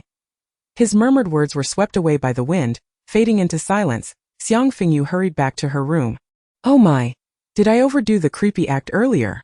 Why did the frail boy suddenly reveal that knife after so long? Pondering this, she followed the link Jiangji had provided to Weibo. The online discourse had erupted into chaos. First, Xiang Dongchen was released from the police station, shortly followed by the true culprit being identified, clearing his name. Subsequently, Xiang Dongchen publicly announced his withdrawal from the government's new project bidding. With the Xiang family, a leading force, out of the picture, other enterprises breathed a sigh of relief, turning their attention to emerging competitors, foremost among them the Zhang family. Though the origins of Zhang Jing's rise were somewhat of a secret, they were not entirely unknown. Some held disdain, and now viewed the Zhang family with even greater skepticism, especially since Xiang Dongchen had hinted at Zhang Jing's close ties with Lu Dafa, who had intended to dine with her at the time of his death. These matters felt distant to Xiang Fengyu, who should have been more concerned about Xiang Sherlan's color palette, which she had plagiarized. Viewing the so-called color palette, Xiang Fengyu couldn't help but chuckle in disbelief. What was this? Xiang Sherlan had failed to address the issue of excessive similarity in logical chains, instead using a few unquestionable private settings as her rationale. Her explanation was straightforward. She had her bestie Kai assert that these ideas were inspired by Yilan 3 months prior. The evidence? Herself, she guaranteed through her writing career that these private settings had originated from her discussions with Yilan during a visit to the perfume museum. Yet, inexplicably, during Yilan's preparation for her new book, these concepts had been habitually copied by Yi Tingfeng, who had released them ahead of time, adding the remark. Could it be that the world truly has a shared brain? Chapter 36. Shared brain. She was uncertain, but Xiang Fengyu had encountered sheer idiocy. She had anticipated that her opponent might produce a shoddy rebuttal, stubbornly refusing to admit wrongdoing. However, she hadn't expected Xiang Sherlan to so adeptly reverse the blame. Even enlisting a so-called witness to claim her private settings as her own, Jiangji often spotted Xiang Fengyu diligently typing away in her usual corner of the library on weekends, her extensive outlines visible. If you told me now that The Light Goes Out was written by you, I would believe it. At this juncture, he had come to see Xiang Sherlan's true nature. Xiang Fengyu was already aware of what she was like, and unlike Jiangji, she was not as disillusioned. Let me ask you a question. No sterilization was performed.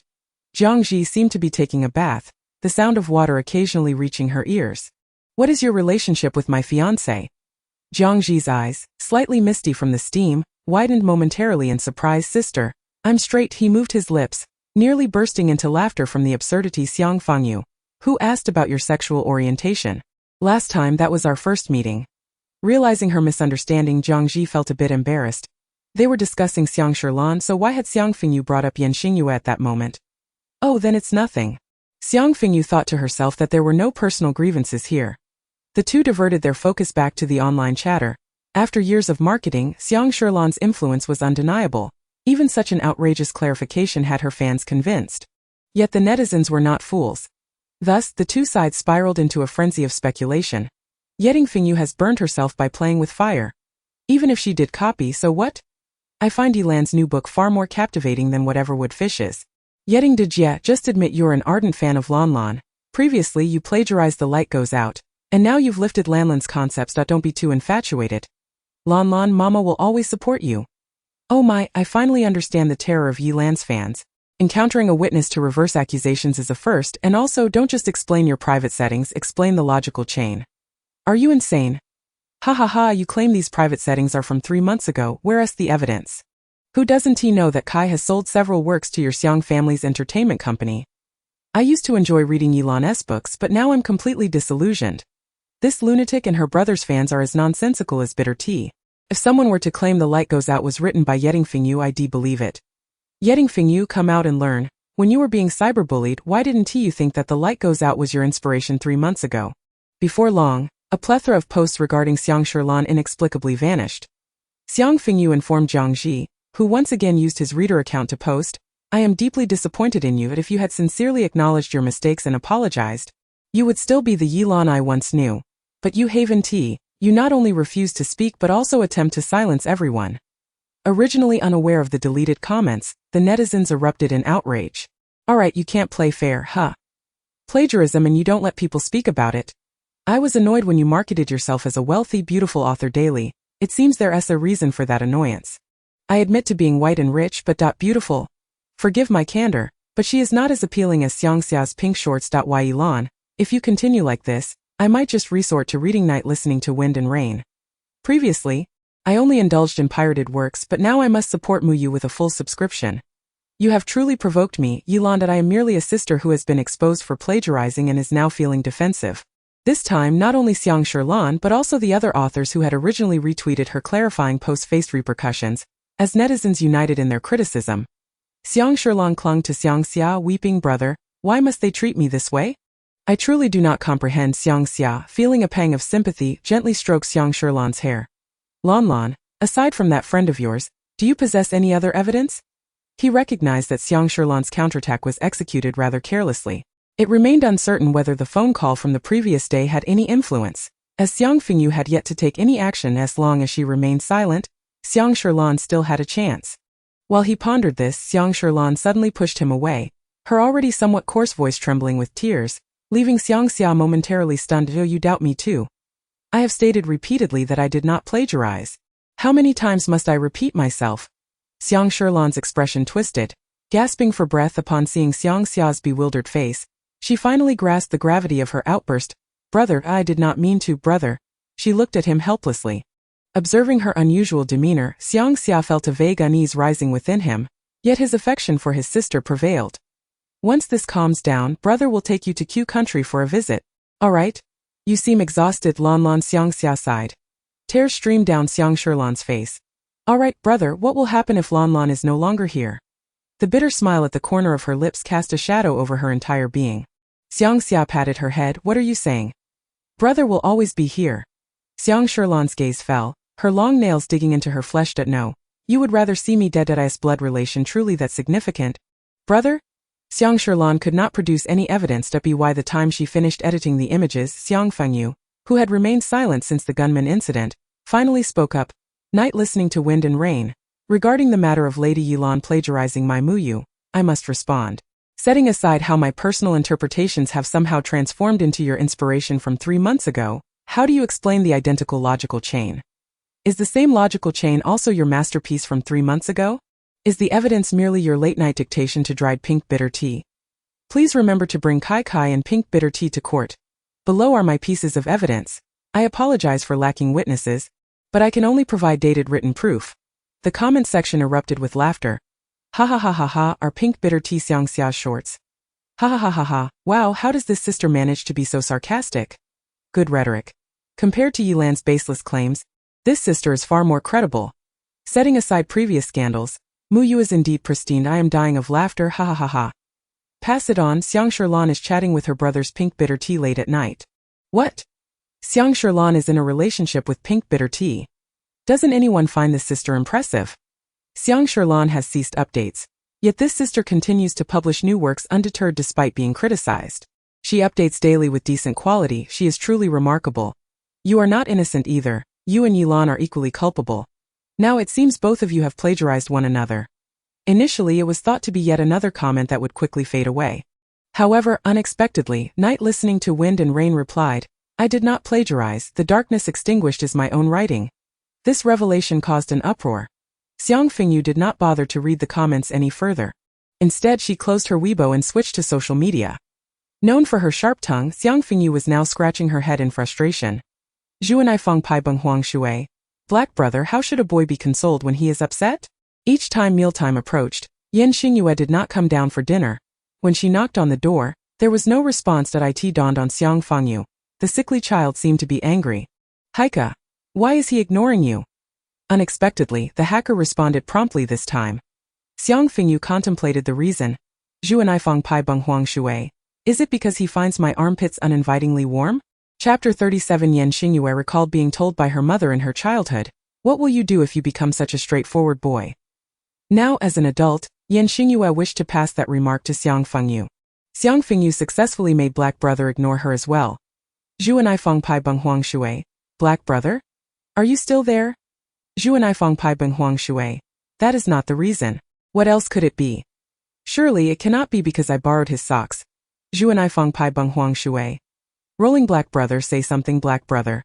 The hacker seemed unable to endure any longer. Go talk to him.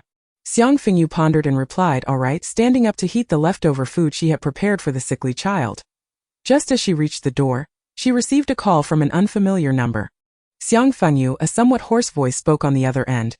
Xiang Fengyu took a moment to process, failing to recognize who it was. Who are you?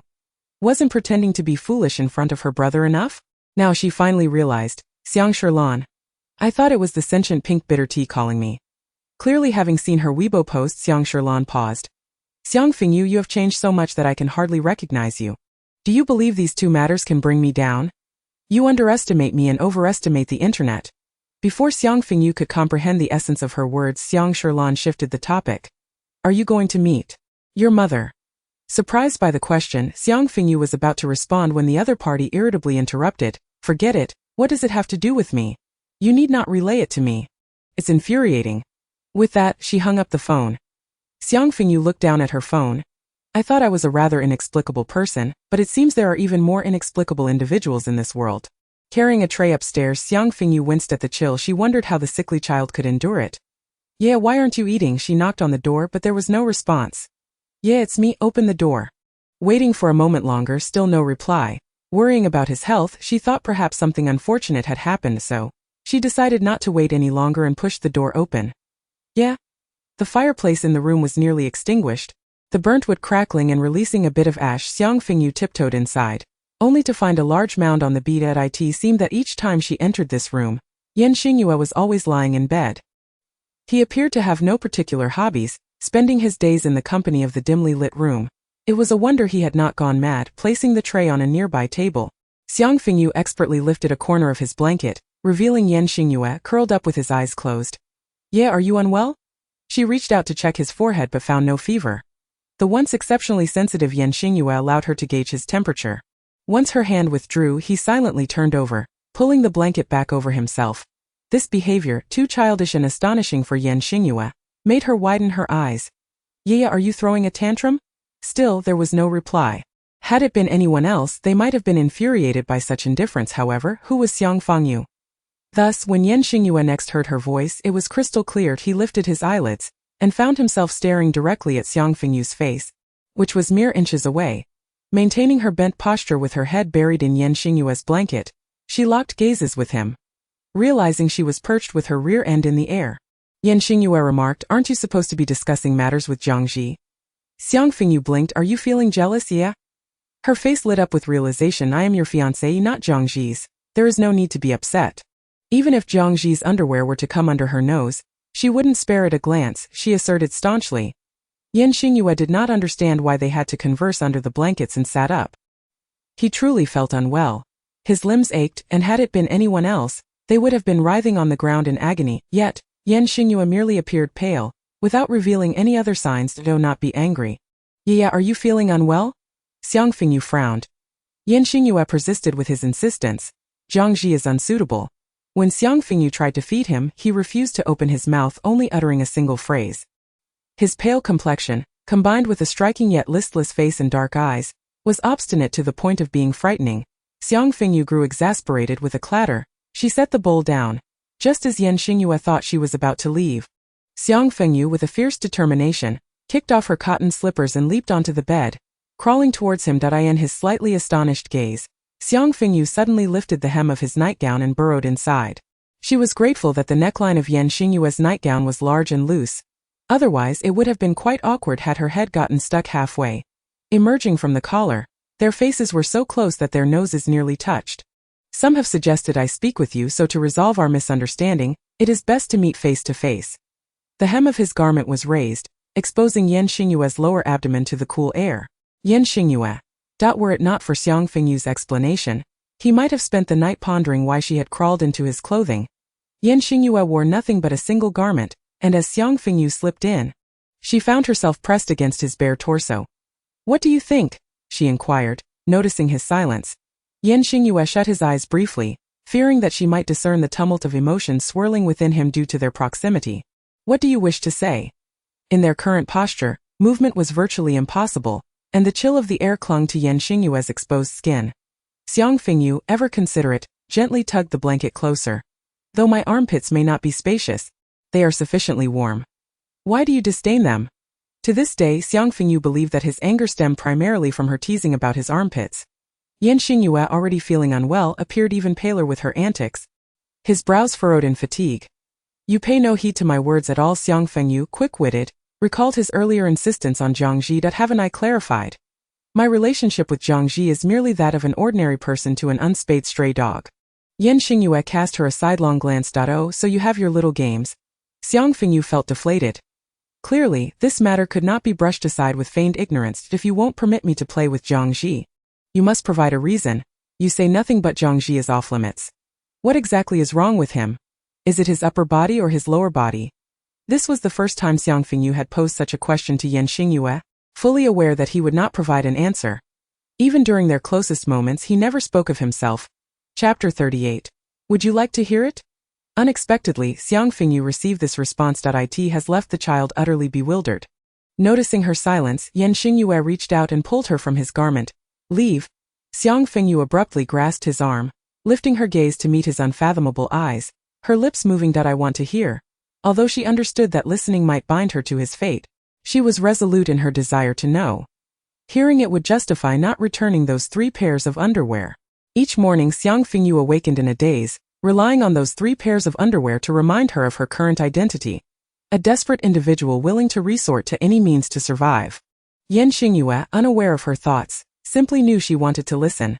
Xiang Fengyu observed the loose-fitting clothing draped over him and, feeling a twinge of embarrassment, covered him with the blanket. Speak. Cocooned like a silkworm. She sat cross-legged opposite him. Xingyue leaned back against the thick blanket, his eyes lowered in contemplation. He had never shared these memories with anyone before. Perhaps it was a momentary whim, or perhaps he would regret it upon waking the next day. Nevertheless, at this moment, he felt compelled to speak. The dark, solitary madness within him was willing to forego pride and exploit the empathy inherent in human nature, seeking to share his pain with Xiang Fengyu, to instill in her a hatred for Jiangxi, a hatred akin to his own. Biologically speaking, he is my half-brother. Xingyue seldom articulated such lengthy sentences, but when he did, they exploded like a bombshell. Leaving Xiang Fengyu in stunned disbelief supporting her chin, she suddenly recalled the familiarity she had sensed upon first encountering Jiangxi. Now that I think of it, her gaze fell upon the pale-faced Xingyue. Those identical, pitch-black eyes were indeed unmistakable, one dark and foreboding, the other clear and profound. Jiangxi's mother. Jiangxi's mother, Jiang Jing, was still quite renowned in this circle. A single mother who appeared with considerable wealth, She expanded her company, gradually transforming into a figure not to be underestimated. Wait, an upstart. Before Xiang Fengyu could grasp the implications, Xingyue continued, Zhang Jing was originally my tutor. While my mother took me abroad for a competition, she became involved with Yan Jiwen. Yan Jiwen was Yan Xingyue's father, a name Xiang Fengyu heard for the first time. Upon my mother's return, she discovered their affair and confronted him fiercely. Yan Jiwen showed no remorse, fixated solely on Zhang Jing, even brazenly bringing her home along with a child. It was only then that my mother realized they had been together for some time, and that there was another child merely 3 months younger than I. Xiang Fengyu parted her lips, feeling as though she had been struck mute, until Yan Xingyue spoke in a chillingly detached tone. That child is Zhang Ji. Before Xiang Fengyu could process this overwhelming revelation, Yan Xingyue continued, his demeanor calm as he recounted the events that transpired within the house now regarded as the haunted abode. My mother fell ill from the stress. Zhang Jing sought to drive her to madness, bringing a group of thugs to humiliate her. Clutching her cup, Xiang Fengyu momentarily forgot how to breathe. She pondered. Humiliation. Was it the kind of degradation she envisioned? The servants, loyal to Yan Jiwen, deemed Zhang Jing the next mistress. Offering no assistance, merely watching coldly, he paused briefly, and from Xiang Fengyu's perspective, he remained composed, as if rationally discussing another's plight. Right here, following his gaze, Xiang Fengyu noticed the cabinet. I was bound by Zhang Jing and forced to witness how my mother was humiliated. After awakening from the hospital, she lost her sanity. Subsequently, Zhang Jing married Yan Jiwen, secretly administering drugs to him and absconding with all his wealth while he lay in a stupor. When Yan Jiwen realized he lacked the funds for drugs, he could not endure the withdrawal and leapt to his death from the building. Zhang Jing took her son and departed, transforming into a new aristocrat in S City, wielding the Yan family's money to become someone who no longer needed to appease anyone. Upon hearing this, Xiang Fengyu found herself at a loss for words. Yan Xingyue's experiences mirrored those of the 3 brothers from the Xiang family. Both parties had their lives shattered by a mistress, robbed of their mothers. Though Mrs. Yan still lived, she was as good as dead. And a wonder, she murmured softly, and a wonder Yan Xingyue harbored such animosity towards me from the outset. Because Xiang Fengyu too was a child of a mistress. Does Zhang Ji know about this? Xiang Fengyu felt an inkling of the answer within her, yet still sought Yan Xingyue's confirmation. He is unaware of my existence, he has no understanding of his own origins. Zhang Jing raised him well, and that seemingly ruthless woman is deeply affectionate towards her only son. Xiang Fengyu thought of herself, lowering her head and murmuring, I'm sorry. You need not apologize. Yan Xingyue shook his head. The wretched have mostly perished. Those loathsome men, including the servants who stood by that day, have all met their ends. Zhang Jing's henchmen were systematically eliminated by me. She knew that sparing me would pose a significant threat. Starting from poisoning me as a child to ruin my health, she has been devising ways to eliminate me. Yet Yan Xingyue was like a snake entwined around a person. No matter how one struggled, he could deftly evade capture, even managing to sink his fangs into one's flesh, rendering them powerless against him. Xiang Fengyu wept once more, tears flowing freely. Writing requires an intense capacity for empathy. And unfortunately, she was precisely that kind of person. I don't know what to say. I will no longer seek out Zhang Ji. She babbled incoherently, fingers clasped tightly as tears streamed down like a broken dam. Her eyes reddening from crying. Can I hug you? I promise not to wipe my snot on you. Yan Xingyue watched her cry, his fingers hidden beneath the blanket curling slightly, trembling. A secret thrill crept forth from the shadows, and he struggled to contain himself to prevent any hint of pleasure from escaping his eyes. Come here, he softly instructed Xiang Fengyu. His voice, low and gentle, echoed their first encounter yet carried a subtly different tone. Given permission, Xiang Fengyu opened her mouth, her tear-streaked face colliding against him, rendering the frail Yan Xingyue momentarily unconscious, literally closing his eyes and losing consciousness. Chapter 39. Xiang Fengyu. Did I do that? System. Yes, you did. Private. Marseillaise sang. Wiping her tears with her sleeve, Xiang Fengyu adjusted the unconscious Yan Xingyue into a more comfortable position, akin to that of a corpse in a mortuary. Should I call 120? Hesitant about causing him further distress, Xiang Fengyu lingered. After hearing about the frail boy's past, she felt a deep affection for him. System. The readings show no issues, he won't die. Sitting at the bedside, Xiang Fengyu gazed at Yan Xingyue's pale, delicate face, her attention shifting to the large cabinet in the room. She recalled the brown stain she had seen earlier, likely blood. If she was not mistaken, it was probably indeed blood belonging to the young Yan Xingyue, who had been bound and struggled desperately to save his mother. I never anticipated that the male lead would have such a past. In hindsight, Xiang Fengyu realized that it was from this moment that she gradually ceased viewing Xingyue as a mere paper doll. His past enriched his character, and understanding his history and pain, she found him less daunting without the veil of mystery. However, she overlooked a crucial point. For instance, Xingyue deliberately feigned weakness, exposing the tragic aspects of her past for her to see. The Xiang family seemed intent on handling the matter with indifference, disregarding the uproar online while secretly disseminating rumors regarding Yeding Fengyu's plagiarism of Dongdian and Yeding Fengyu's denial of plagiarism, thereby steering public opinion and diverting the attention of netizens. Discussions began to shift towards whether Yeding Fengyu might be suffering from some mental illness, with analyses of her motives for such statements. During this period, a scandal involving a popular male actor engaging in solicitation emerged, completely capturing the public's eye, causing the matter of Xiang Shirlan's gun incident and the plagiarism allegations to gradually fade away. However, Xiang Shirlan's reputation plummeted from being a widely discussed wealthy and beautiful author to that one who sought a gun for plagiarism and enjoys late-night chats with her brother while sipping bitter tea. Xiang Fengyu had ceased to send messages to Jiang Ji, and any attempts from the latter were brushed off with excuses of being busy. "Hello, my surname is Xiang. I have an appointment to pick up Ms. Tian. Xiang Fengyu announced her phone number, awaiting the receptionist to escort her. Unexpectedly, upon hearing whom she was looking for, the receptionist paused for a moment, then politely informed Xiang Fengyu, "Our supervisor will be here shortly. Please wait a moment." Xiang Fengyu sensed something amiss. Hadn't they decided to disregard Tian? Not only were they not in a hurry to send her away, but now the supervisor was also coming to speak with her. What was going on? "Hello, Miss Xiang." The supervisor was a middle-aged man with an impassive expression. Ms. Tian's mental state is quite poor. She has even attacked other patients out of responsibility. We cannot release her under these circumstances. Xiang Fengyu raised an eyebrow. What do you mean? Didn't Xiang Xia inform you that the sanatorium would no longer be responsible for Tian? The supervisor maintained his rigid demeanor. No sanatorium is willing to take Ms. Tian. She needs to remain here, and the expenses will be your responsibility. It was the first time Xiang Fengyu had encountered such blatant coercion. Let me see her first. Xiang Fengyu was too fatigued to engage in an argument over this matter. She was uncertain why Xiang Xia had suddenly reversed his decision, but her primary objective was to see the original owner's mother and ascertain her condition. The Xiang family's unwillingness to pay was inconsequential. After all, they had never had any obligation to care for the original owner's mother, having kept her confined here all these years merely to torment her. The supervisor nodded. Please follow me. Xiang Fengyu followed him while simultaneously sending a message to Xingyue. Wishing you a pleasant day. Are you awake? Breakfast is on the table. If it's cold, just heat it in the microwave. Wishing you a pleasant day. I came to the sanatorium to see my mother. Are you feeling any better?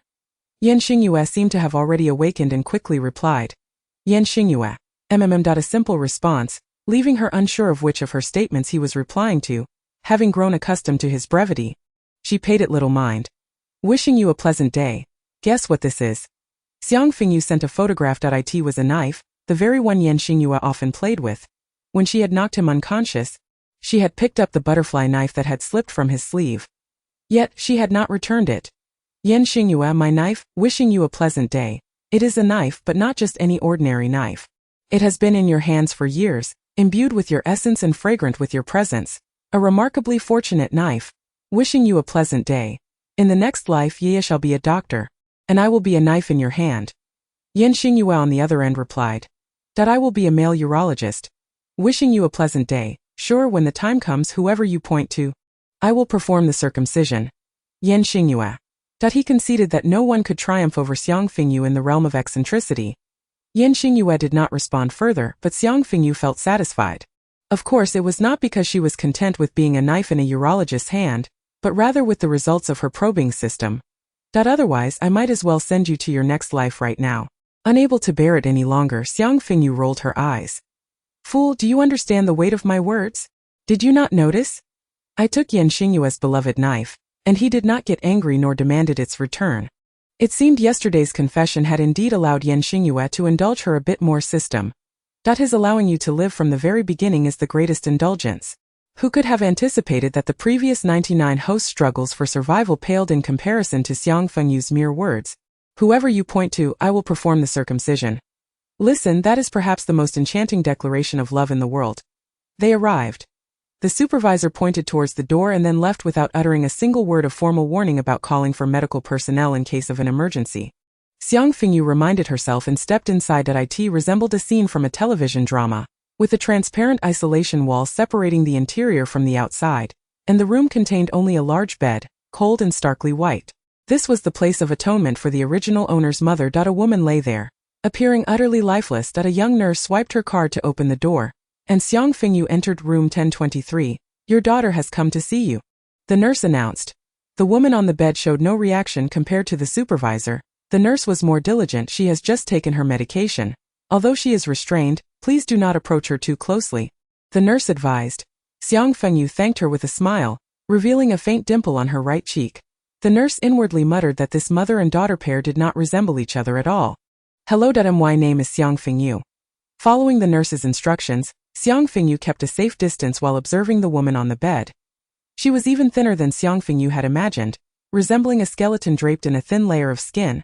Her features far from beautiful. Upon hearing her name, the woman's eyes flickered, and she focused her gaze on Xiang Fengyu, whispering hoarsely, Come. Her weak voice beckoned. Chapter 40. Xiang Fengyu recalled the nurse mentioning that the woman had just taken her medication, so her awareness was likely returning. Cautiously, she approached but still remained at a distance. Did you call for me? Tian's piercing gaze remained fixed on Xiang Fengyu. Daughter, you are my daughter. Come closer, let me see you. A thin layer of mist formed in her eyes, as if she were on the verge of tears. Whether it was the residual consciousness of the original owner or not, Xiang Fengyu felt a pang of empathy and stepped forward a few paces. Mom. Before she could finish the complete address, she caught a glimpse of the loosely bound restraints out of the corner of her eye, her pupils contracting before she could react. The woman, who had been weakly lying on the bed, suddenly surged up. She fiercely grasped Xiang Fengyu's neck and flipped her onto the bed, her expression contorted as she shrieked, Little wretch! What are you doing alive in this world? Go die! Why didn't I strangle you to death when you were born? You little bastard! Cough. Xiang Fengyu was startled by this sudden turn of events, struggling as her breath was entirely taken away, her vision fading to black. In her struggle, she saw the young nurse who had initially tried to rush in, being held back by others. That group of people coldly watched her fight for her life. Xiang Fengyu fought desperately until her fingers brushed against something cool. Without time to ponder what it was, she seized it and thrust it into the person on top of her. The piercing scream echoed in the empty room.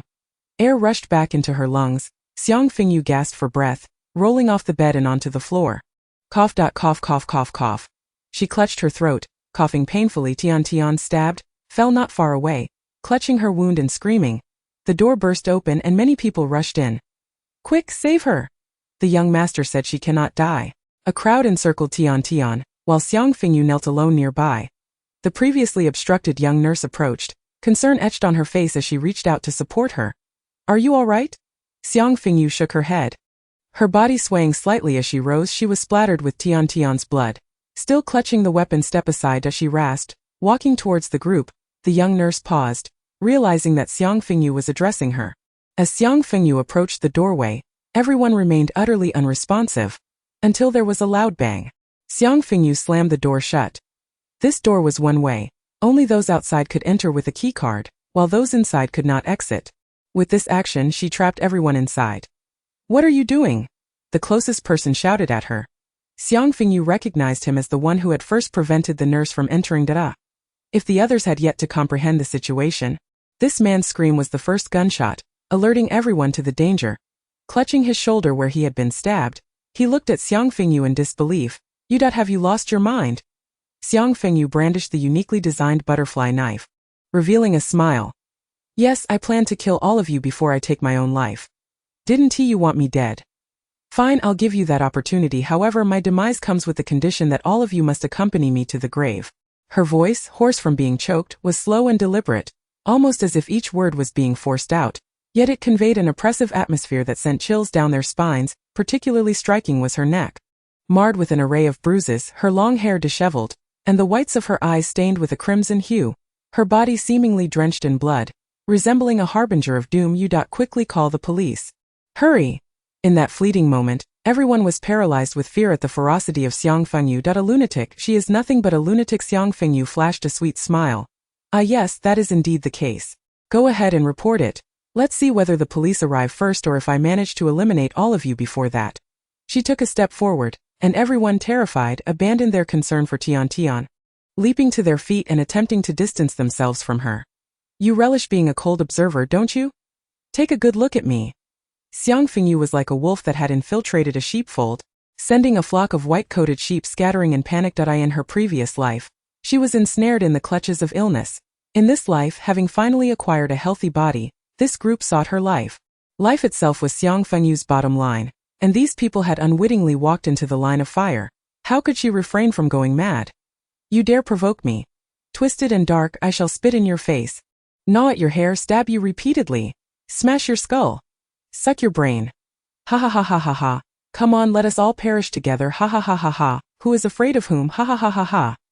A young nurse stood in the corner silently observing this farce. She watched as the usually stern and unsympathetic seniors were reduced to tears by Xiang Fengyu's wrath. Some, forgetting their dignity, fled with their trousers down, exposing themselves in their panic. The young nurse murmured, "What possessed you to provoke her? Are you implying that your knife is inherently affixed to his genitals?"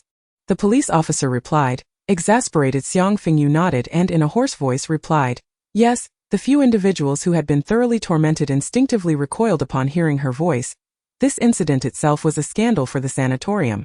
A patient nearly strangling a customer was utterly disgraceful, and how could they conduct business if word got out?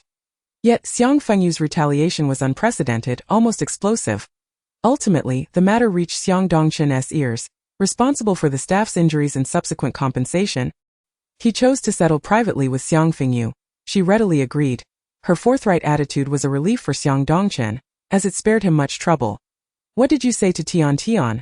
At the earliest opportunity. The surveillance footage from the ward was delivered to Xiang Dongchen, but the audio was inaudible. He watched it multiple times, still unaware of what Xiang Fengyu had uttered to Tian that elicited such a strong reaction. Concurrently, this incident deepened his disdain for her. Even her own daughter was harmed. Indeed, she was heinously malicious. Xiang Fengyu parted her lips, wishing to confess that she merely called out Mom, but ultimately remained silent and hung up the call. The police, perceiving her as a pitiable young girl, discreetly informed her family. When Xiang Fengyu emerged from the police station in a daze, her wrist was suddenly seized. Upon looking up, she met the furious gaze of Xingyue. This was the first time she had witnessed such palpable negative emotion on his face. Having been out of contact for a day, you have rendered yourself in this state. His gaze swept over her neck, which was marred by horrific bruises, and Xingyue's voice was as cold as ice, sharp enough to send shivers down her spine. Xiang Fengyu, sniffling in distress, took a step forward and embraced him. I'm sorry, yet I broke your knife. Chapter 41. This embrace dissipated Xingyue's previously uncontainable fury. Allowing Xiang Fengyu to wrap her arms around his waist, he encircled her with one arm, his voice revealing neither joy nor anger. Who did this? He turned his head to observe the shocking bruises imprinted on her neck. His gaze darkening ominously, Xiang Fengyu nestled closer into his embrace, whispering that she was cold. Xingyue guided her toward the roadside. It was then that Xiang Fengyu realized he had driven here. Once in the car, she settled into the passenger seat and in a hushed voice, recounted the day's events to Xingyue. When she spoke of her unscathed triumph during the knife fight against the group of doctors, her eyes sparkled with excitement, completely at odds with her previous pitiful demeanor. Very well, Xiang Fengyu was indeed putting on an act. What was wrong with a woman embodying the spirit of an eagle feigning fragility? What of Tian? Xingyue repeated the name, rolling it over in his mouth. A shiver ran down Xiang Fengyu's spine as she sensed the small, sickly figure's irritation, and she tempered her overly animated expression. Well, yeah, I'm fine, it's just that I damaged your knife. She rummaged through her belongings, retrieving the broken butterfly knife and timidly offering it to him, lowering her gaze like a child caught in wrongdoing. Xingyue did not even glance at the knife. Come here. His entire demeanor radiated an oppressive aura. Despite his youth, his presence was intimidating, and the latent killing intent that usually lay hidden surged forth. Xiang Fengyu obediently leaned closer.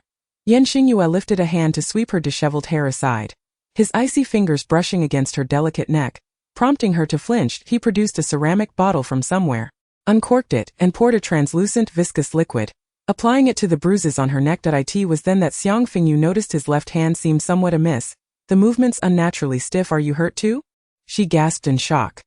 What kind of divine being could injure this demon? Xingyue remained silent, quietly tending to her wounds. The ointment was inexplicably cool and fragrant, reminiscent of Xingyue's own scent, providing a soothing comfort. "Let me see your arm." Xiang Fengyu reached out to grasp his arm, initially hesitating, but upon sensing his indifference to her touch, she boldly rolled up his sleeve. The moment she did, a wave of metallic scent assaulted her nostrils. She had thought she would be desensitized to such smells after her ordeal at the sanatorium, but she found herself utterly unprepared. Xingyue's arm was wrapped in bandages, the wound likely torn open, saturating the gauze in crimson. Remembering how she had rushed to embrace him moments ago, she exclaimed, "Why didn't you say anything?" Her face turned pale. The sheer fright was palpable. Damn it, with such a frail constitution, how could he bleed so profusely and remain unfazed? "You are even tougher than I am during my menstrual cycle." A surge of respect welled within her, and with a serious expression she demanded, Who hurt you? They may have broken your wings, but I shall ensure their paradise is destroyed." Xingyue continued to apply the ointment with indifference, his tone flat. "Xiang Dongchen, Zhang Jing and other unknown forces. None were individuals she could afford to provoke. Very well, remind them to secure their toilet lids tonight. This frog shall not tread the ordinary path." Xingyue thought the ointment was sticky, and Xiang Fengyu's hair was long and thick, inevitably snagging a few strands, causing her to itch and long to scratch. Xingyue swatted her hand away, bundling himself in his coat and fastening his hat, revealing only the lower half of his face. Xingyue suddenly glanced back before exiting the vehicle. "Do not run around." These three simple words carried a weight of significance. Xiang Fengyu did not ponder it much, clutching her hair to prevent it from sticking to the still-drying ointment on her neck. System, check what's happening online right now. After experiencing such upheaval today, the system, unusually silent, quietly browsed the internet. Public attention has been completely diverted. A few individuals are still criticizing Yilan. Despite the impact on her new book, her previous work seemed to have regained traction in terms of copyright sales. As for Yilan herself, owing to the fallout from this incident, she has taken a trip abroad to unwind. While it appears damaging, once the storm has passed, everything will return to normal. Such is the nature of this world. Xiang Fengyu was entirely unperturbed. The knife must be wielded with care. Only then will the wound ache. A single act of revenge against Xiang Sherlan cannot amend the trauma inflicted upon the original host during the online harassment. She intended to ensure that Xiang Sherlan would remain perpetually restless, forever devoid of peace. Maintaining the same position, her neck began to ache, and she could not help but turn in that moment. Her gaze caught the rearview mirror, and she found herself staring into a pair of stark black and white eyes. Xiang Fengyu opened her mouth. Turning her head, she incredulously glanced at the back seat. There, bound and gagged, lay Jiangji, quietly resting. Upon noticing Xiang Fengyu's gaze, he winked at her, as if in greeting. Xiang Fengyu, recognizing that he was clearly not there as a guest, could not help but curse. "Xingyue, are you running a marketplace here? You've got a live one tied up in the back seat, and you don't say a word." Remembering his earlier cryptic warning to not run around, she realized he was testing whether she would release Jiangji, wasn't he? "I knew this brat hadn't let go of the Jiangji matter." Locking eyes with the mute Jiangji, Xiang Fengyu was the first to avert her gaze. Ever since learning of the frail boy's past, she found it difficult to treat Jiangji with any semblance of normalcy. They were both children of mistresses. Xiang Fengyu's biological mother was half-mad, while she herself led a life of scorn. Jiangji's mother, on the other hand, now wielded considerable power, allowing her biological son to enjoy a life stolen from others. Jiangji seemed to sense Xiang Fengyu's unusual reaction, shifting slightly as if to say something. However, upon realizing he could not speak, his expression dimmed. The two remained in silence until Xingyue returned. Xingyue, radiating an aura of coldness, casually took a seat beside her. Before Xiang Fengyu could inquire where he had procured Jiangji, he produced from his pocket a pink hair tie adorned with a small rabbit. Xiang Fengyu was taken aback. "You went to buy this?" Xingyue shook his head. "I borrowed it from someone else."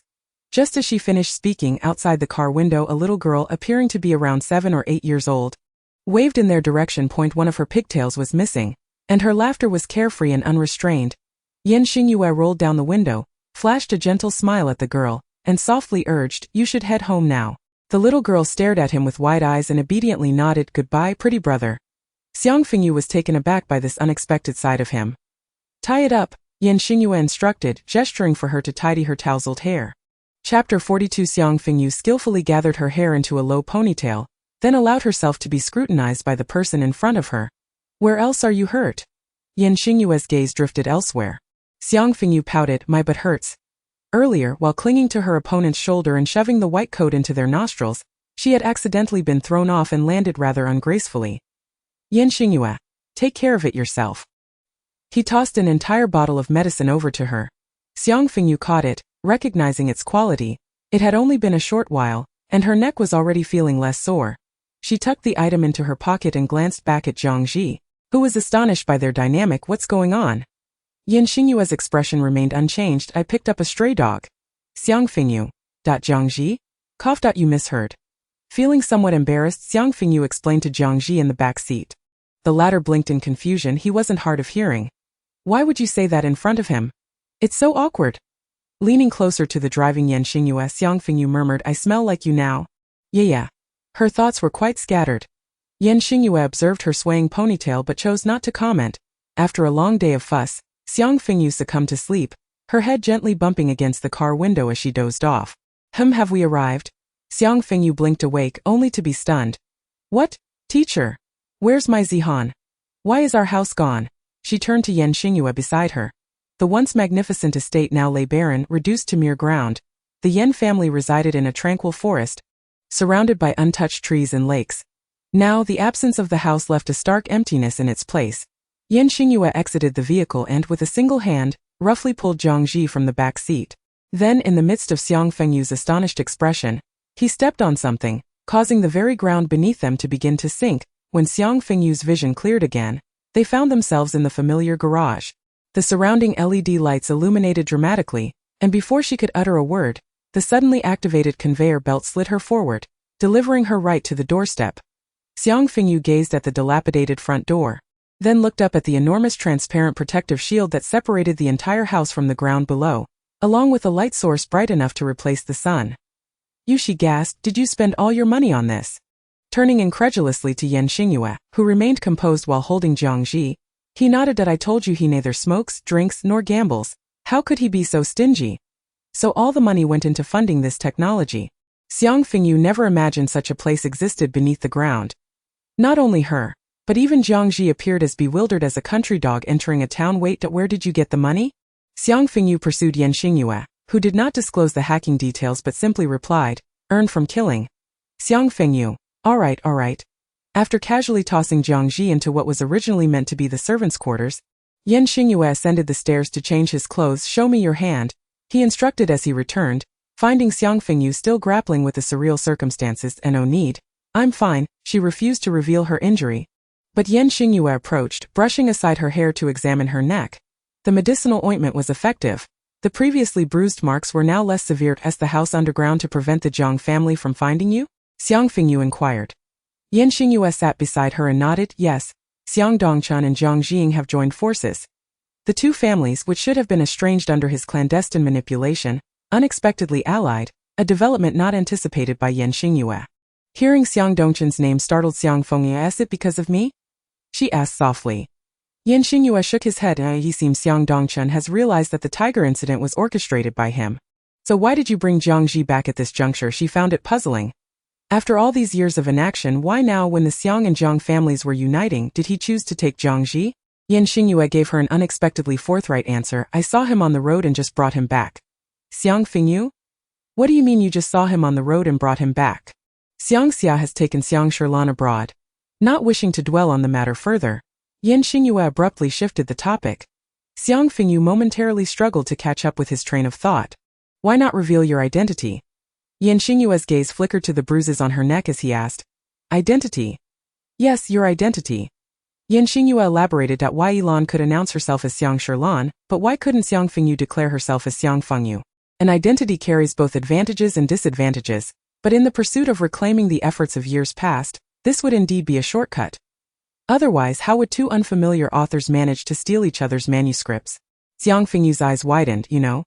Xingyue referred to the incident involving the extinguished lamp. Yes, I know. And I also know that the author of the extinguished lamp is you. Meeting his emotionless black gaze, Xiang Fengyu felt a surge of tears. No one believed that the original author had penned the extinguished lamp, no matter how many times she reiterated it. Yet now, someone was affirmatively telling her that they recognized her as the true author. Xiang Fengyu longed for the original to be present at this moment. Yeah, are you a part of my very being? How do you know everything? Xingyue, What an astonishing metaphor. I have pondered this too. But my identity, the original had once contemplated this as well, but once her status as the child of a mistress was revealed, the question of whether the extinguished lamp was her work would become irrelevant. Xiang Dongchen would not allow it to be known. Yan Xingyue shook his head. Despite their severed ties, for the sake of the company's reputation, Xiang Dongchen would not permit the public to discover her true lineage. After returning to her room, Xiang Fengyu continued to reflect on his words. Compared to her approach, this method indeed seemed simpler and more suitable for matching against Xiang Sherlan in a contest of wits. As she lay in bed, lost in thought, her peripheral vision caught something, prompting her to sit up suddenly. Huh! She picked up the pristine butterfly knife that had been placed on the bedside table without her notice, slowly blinking in disbelief. Unbeknownst to her, Yan Xingyue had left at that moment. The sound of the electronic door lock clicking open echoed clearly in the quiet night. Tian, unable to sleep due to the pain of her wounds, turned her gaze toward the source of the noise in confusion. It was not the time for a nurse's rounds. In the darkness, a slender figure silently stood beside the bed, sensing something amiss. Tian struggled to call for a nurse, but before she could utter a word, the person moved up. A piercing scream reverberated through the entire ward. The agony of having her fingernails forcibly removed felt utterly devastating. The person remained disturbingly calm. You should be grateful that you are still of use. Then came the index finger. Who are you? Tian writhed in agony on the bed, blood seeping from her reopened wounds, yet the intruder continued methodically. Her desperate cries for help echoed in the void, unheard by anyone. Tian's pain was both vivid and hopeless. Chapter 43. After finishing breakfast, Xiang Fengyu suddenly remembered that there seemed to be an additional person in the house. Yan Xingyue had not mentioned where he had gone. This morning, his message merely indicated he had stepped out for a while. Considering that Yan Xingyue had spared Zhangji's life, it was evident that he did not intend for him to perish, at least not at this moment. Zhangji.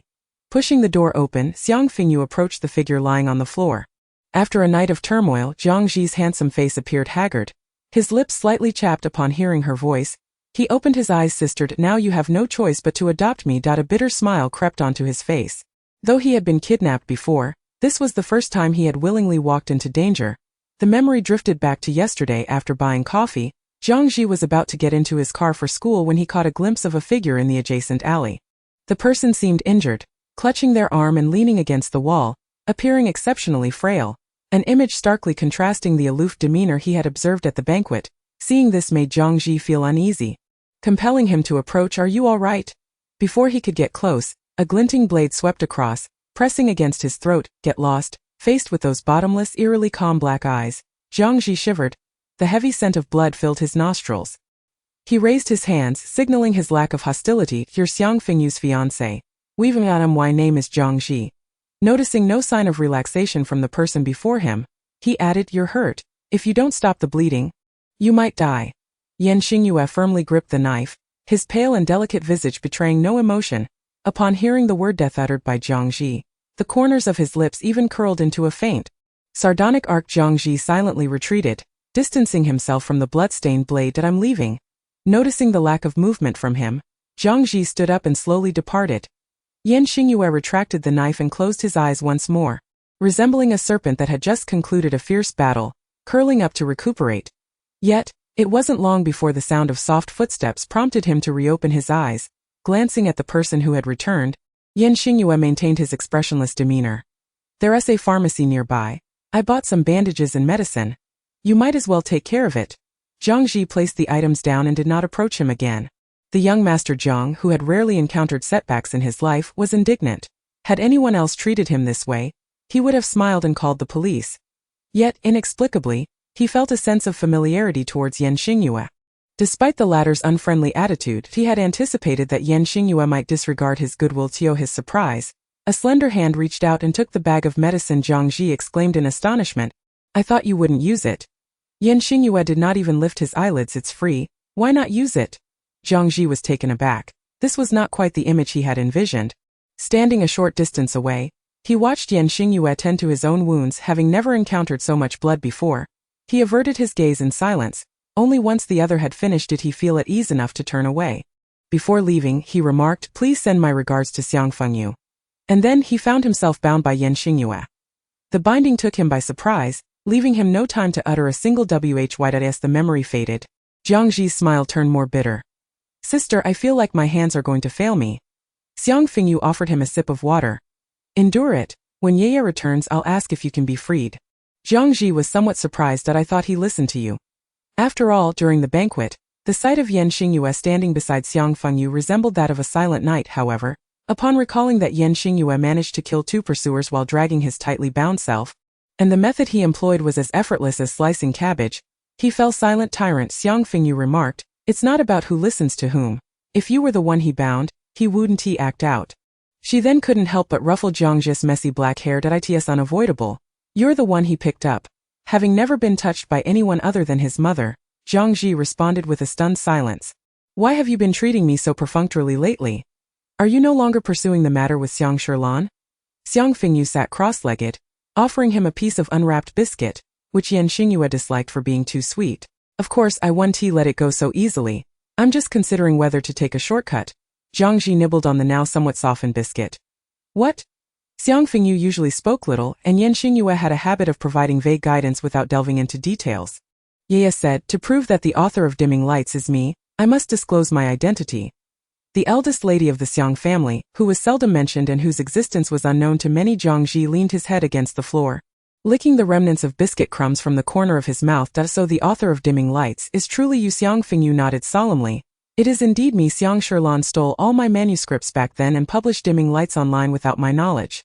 At that time, the original author was far less familiar with the internet than Xiang Shilan, who interacted with it daily. By the time she understood, Dimming Lights had already been released, leading to a flood of abuse and slander. Had it been earlier, Jiang Ji might have harbored doubts. But now, understanding Xiang Shilan's character, he was more inclined to trust Xiang Fengyu. Let's go live, sister, Jiang Ji suddenly suggested. Xiang Fengyu responded with a questioning him. When Xingyue returned, he brought cake for Xiang Fengyu. She had recently developed a fondness for a particular bakery. If she didn't indulge in a bite after writing, she felt unwell. Though Xingyue was stingy, he never skimped on food for Xiang Fengyu, ensuring that the ingredients at home were always fresh. Xiang Fengyu felt quite sympathetic towards his finances. Now that she knew this biological father had ample resources to establish such an extensive underground base, the guilt she felt while enjoying the food had dissipated. Jiang Ji inquired if he could have the ropes on his hands loosened. After checking Xingyue's arm for any reopened wounds, Xiang Fengyu let his sleeve fall back down. He acknowledged without affirming or denying. He reached out to tuck a strand of Xiang Fengyu's long hair behind her ear, inspecting her neck. The marks had faded somewhat since yesterday, though her voice was still a bit hoarse. You shouldn't go out for the next few days. With Xiang Xia accompanying Xiang Shilan abroad, Xiang Dongchen had shed all restraint and allied with the Jiang family, harboring murderous intent towards Xingyue. Meanwhile, Jiang Jing, upon discovering his son's disappearance, immediately targeted Xingyue, frantically vowing to take his life. Unfortunately, the entire Yen family had been fortified against him. Any electronic devices attempting to breach their defenses would turn to scrap. Even if a fortunate soul managed to infiltrate, they would find the entire Yen family obliterated, leaving them in utter shock. I've thought about what you mentioned before, Xiang Fengyu said, swinging her legs while perched on a high stool, opening the cake box. Xingyue replied. Oh, her prolonged identity as a deviant had sharpened her sensitivity to Xingyue's emotions. She glanced up at him, puzzled. Did someone anger you? Xingyue poured himself a cup of warm water and drank it down, his pure black eyes fixed on her. You. Xiang Fengyu felt a wave of trepidation wash over her. Why? When I returned, the first thing you mentioned was Zhang Zichai in chapter 44. Upon hearing Jiang Ji's name, Xiang Fengyu's reaction was no longer one of confusion. Forget it, forget it. Your black underwear has dried. If you don't collect it soon, I'll take it. Xingyue replied. Since Xiang Fengyu arrived in this household, he had been diligent about tidily storing his belongings, yet this demon still noticed that black underwear was his favorite, and he was determined to defend his right to it. After retrieving a pair of handcuffs and entering the servants' quarters, Xingyue released Jiang Ji from his bindings and replaced them with the cuffs. Jiang Ji, having been tied up all night and having only consumed a few biscuits and water from Xiang Fengyu, felt incredibly weak. Even when the ropes were removed, he had no strength to resist. Or rather, he had never considered resisting. Anyone who had witnessed how Xingyue executed his kills with such ruthless efficiency would think twice before attempting to outsmart him. My mother must already know, Jiang Ji inquired. Xingyue remained silent, which did not bother Jiang Ji in the slightest, and continued. Why did you bind me? For money. But you hardly look like someone who needs it. Jiang Zi's voice was filled with confusion. 20 million, he stated a figure. Before Jiang Zi could process this, he saw Xingyue rising to his feet. Whenever Jiang Jiying pays that 20 million, I will release you.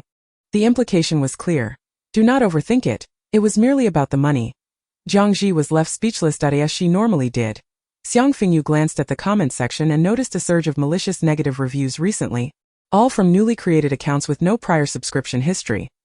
Some even maliciously used plot points she had never written to warn newcomers to flee. As an author, she lacked the authority to delete comments. Yet upon opening the comment section, she was bombarded with those highly upvoted remarks, which was quite distressing. Aside from expressions of gratitude for avoiding her work, the comments from readers attempting to defend her were buried beneath them. Bad news. I'm being targeted, Xiang Fengyu sighed. The system responded. What's the good news? She smirked slightly. Good news. I'm still on the leaderboard. This was largely thanks to her major benefactor, a reader by the username Y, who continually showered her with rewards. Discussions about Xiang Sherlan had diminished significantly, while attacks against her had increased, with those who supported her too fearful to speak out due to her dark history. The Xiang family seemed intent on ensuring she was aware of her plight. Zhang Shaoqing was an ordinary office worker whose greatest pastime was reading novels. She had once been a loyal fan of Dimming Lights, and had foolishly signed a contract with Yilan, only to be met with disappointment time and again, until she stumbled upon Miyu, the infamous plagiarist's new book that had caused a stir years ago. I truly believe that Xiang Fengyu is the original author of Dimming Lights now. This book stands on par with Yuegue's in my heart. Such a controversial comment was swiftly buried within minutes. Damn, are you alright? What's wrong with liking plagiarism? Who wrote Dimming Lights? Go get your eyes checked. Don't drag Yuegue into this. Our Ziwei star is on a different level from your Yiting. Yuegue. You're really on fire now, don't forget about us in the back. Newcomer, please enlighten me. Who is Yuegue?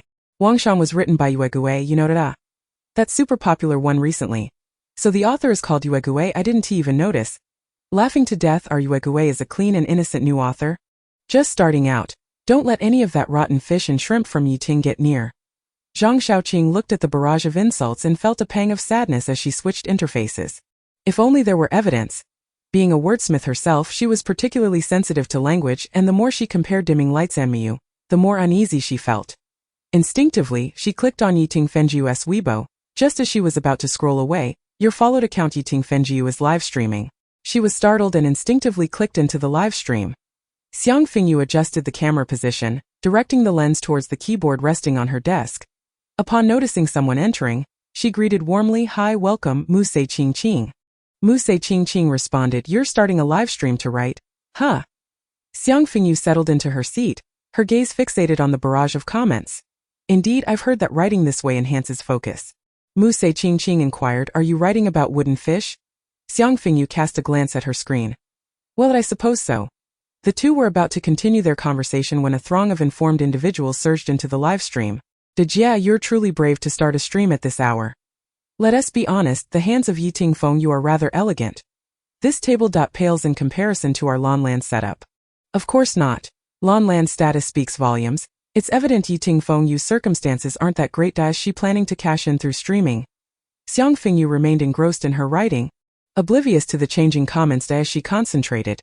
A sudden knock at the door disrupted her focus, and to her astonishment, Xingyue entered, carrying a mug. Xiang Fengyu exclaimed, "A rare guest. Did you not vow to never step foot in my room?" Xingyue, unwavering in his gaze, avoided looking at the walls or the bed.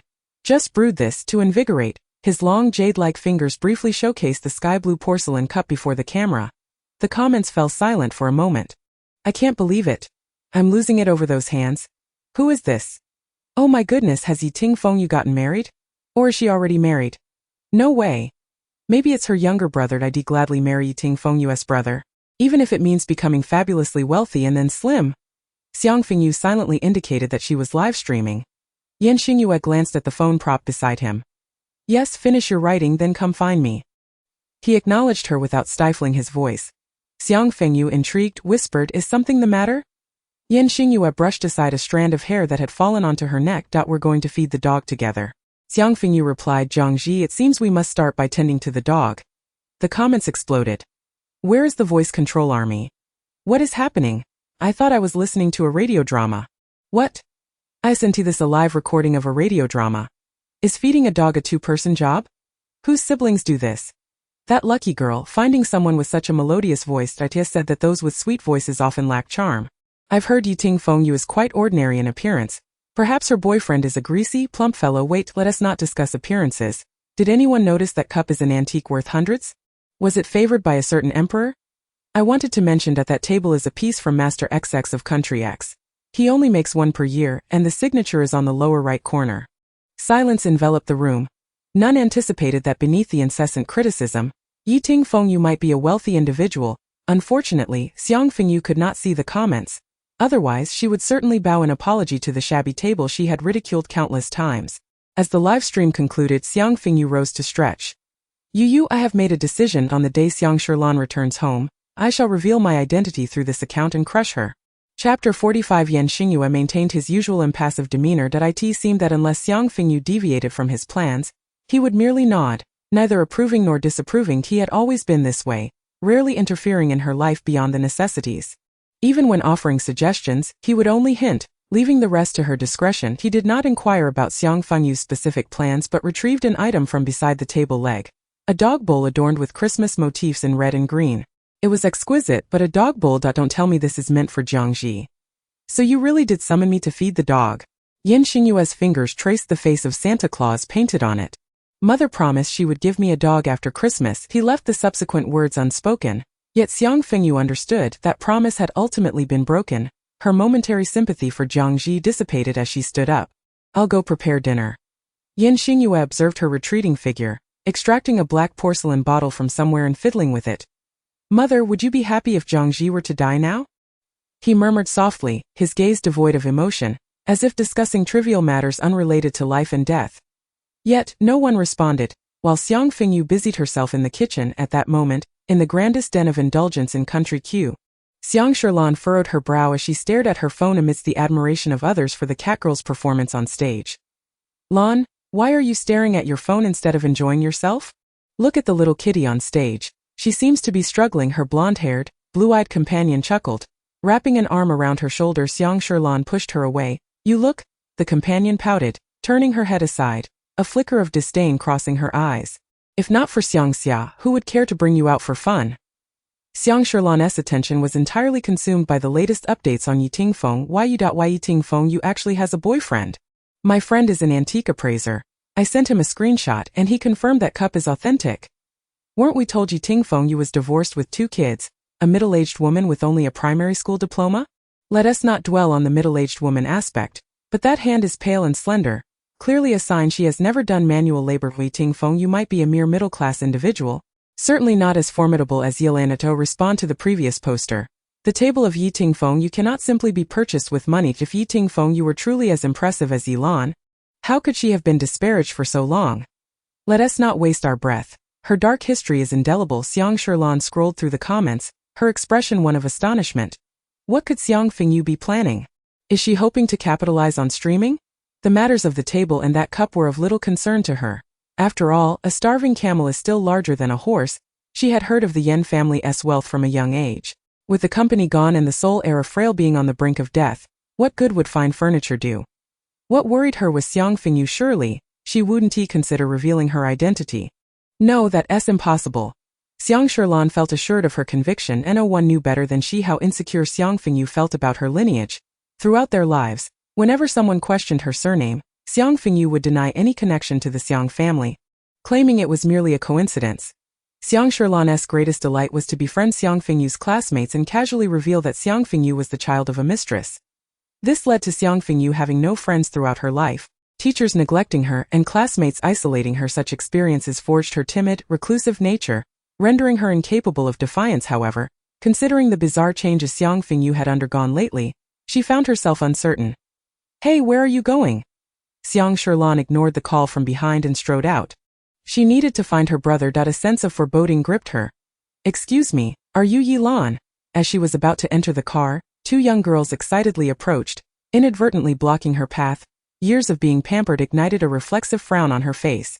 No, go away. Irritated, she waved her hand for the bodyguard to come over and then bent down to enter the car. The 2 girls visibly felt awkward. Both were students from nearby universities, out shopping when they spotted Xiang Sherlan. Upon confirming her identity as their favorite novelist, they mustered the courage to speak, only to be met with such a response. Both girls came from respectable backgrounds. They were unaccustomed to such indignities. How rude. She was nothing like her online persona. Xiang Fengyu laid out all the manuscripts she had brought back from the Xiang family. Here is the basic framework and background. These are the character profiles and short biographies for the main characters, and these are for the supporting characters. Hey, your arm is injured. Don't move. I'll get it for you. Xiang Fengyu blocked Xingyue's outstretched arm. She obstructed him halfway, then allowed him to reach again. Perhaps it was better to let the wound reopen. Thinking she was upset, Xingyue cast a concerned glance her way, only to see her suddenly break into a chilling smile. I'll help you lick every drop of blood clean. Not wasting a single drop. Xingyue. Jiangji, who suddenly found the food in his hands unappetizing. Alright, so you two play this way in private. Ahem. If you really don't want to face the camera, you could write a long piece on Weibo, scanning the manuscripts and posting them online. Jiangji interjected. If not for the handcuffs still binding him and the pallor on his face, one might forget he was a hostage, as he appeared more like a guest. Xiang Fengyu nodded. The manuscripts will definitely be scanned and posted online, but I am committed to the live stream. Xingyue was right. Even for the sake of the Xiang family, Xiang Dongchen would never allow Xiang Fengyu's true identity to be revealed. Jiangji carefully set down the manuscripts, eyes sparkling with excitement. Sister, can I have one of these manuscripts in the future? Just one will do. Having seen these, he was utterly convinced of Xiang Fengyu's identity as the original author of Deng Mia. Xiang Fengyu understood his genuine affection for Deng Mia, even pursuing directing because of it. Sure, after everything settles, you can choose to. Jiangji beamed with disheveled hair. His anticipation evident. He likely wished for Xiang Shirlan's true nature to be revealed immediately. Huishuan is actually INFP. Most people guess him to be INFJ. Xiang Fengyu, unable to contain his enthusiasm for the role, engaged in a few more words. Once the feeding was complete, Xingyue, seated nearby, suddenly interjected, interrupting their conversation. Naturally, Xiang Fengyu turned towards Xingyue and immediately remarked, I just remembered that the underwear you hung out to dry yesterday is still not collected. I shall attend to it right away. Xingyue replied, I'll go myself. Do not mention those two words in front of outsiders. Xiang Fengyu pouted, somewhat reluctant. All right, then hasten to retrieve your egg pouch. The two men, both clad in egg pouches, exchanged silent glances. Chapter 46. Brother, what if Xiang Fengyu really does that? Xiang Shirlan grasped Xiang Xia's arm, her face etched with worry. She soon released her grip, turning to leave. No, I must return to my country. Xiang Xia observed the flustered Xiang Shirlan and pulled her back. Lan, he turned her to face him, and noting her distressed expression, pressed her down onto the sofa. Speak honestly to your brother, is Deng Mia truly your work? This question landed like a bombshell in Xiang Shirlan's heart, igniting an explosive reaction. Second brother. What do you mean? Do you think I am incapable of writing it? Deng Mia is mine. The entire world knows that the author of Deng Mia's Elan, crafted by my own hand, Xiang Shirlan. She shouted at her brother. At that moment, Xiang Xia's gaze upon Xiang Shirlan was not as gentle as usual. Rather, it bore the weight of heartache. Xiang Shirlan had been carried on her second brother's back since childhood. He understood her, and she equally understood him. Biting her lip, aware that her brother had likely caught on, she decided to abandon pretense.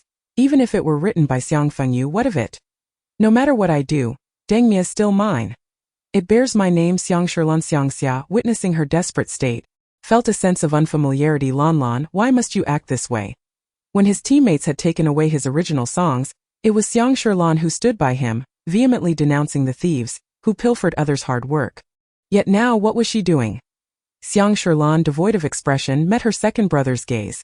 Sitting on the sofa, she spoke calmly. Elder brother has always known about this matter. Second brother, do you wish to assist Xiang Fengyu? A hint of sorrow suddenly flickered across Xiang Shirlan's face. Have you forsaken me, second brother? Mother passed away for my sake. Do you despise me? Lan. Upon hearing the word mother, Xiang Xia's expression finally softened. As for the fact that elder brother was aware, he seemed unsurprised. Among the three siblings, while it appeared he and Xiao Qiu doted on Xiang Shirlan the most, in truth, it was Xiang Dongchen who valued her the most.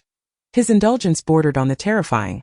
Even if Xiang Shirlan were to commit murder, he would personally seek out the most exquisite and expensive knife in the world, handing it to her with his own hands. Lan, we are family. Your brother will not abandon you. From beneath her lowered eyelashes, a glimmer of pride shone through Xiang Shirlan. However, Xiang Xia rose to his feet. This matter, second brother will not assist you. Xiang Shirlan's expression froze.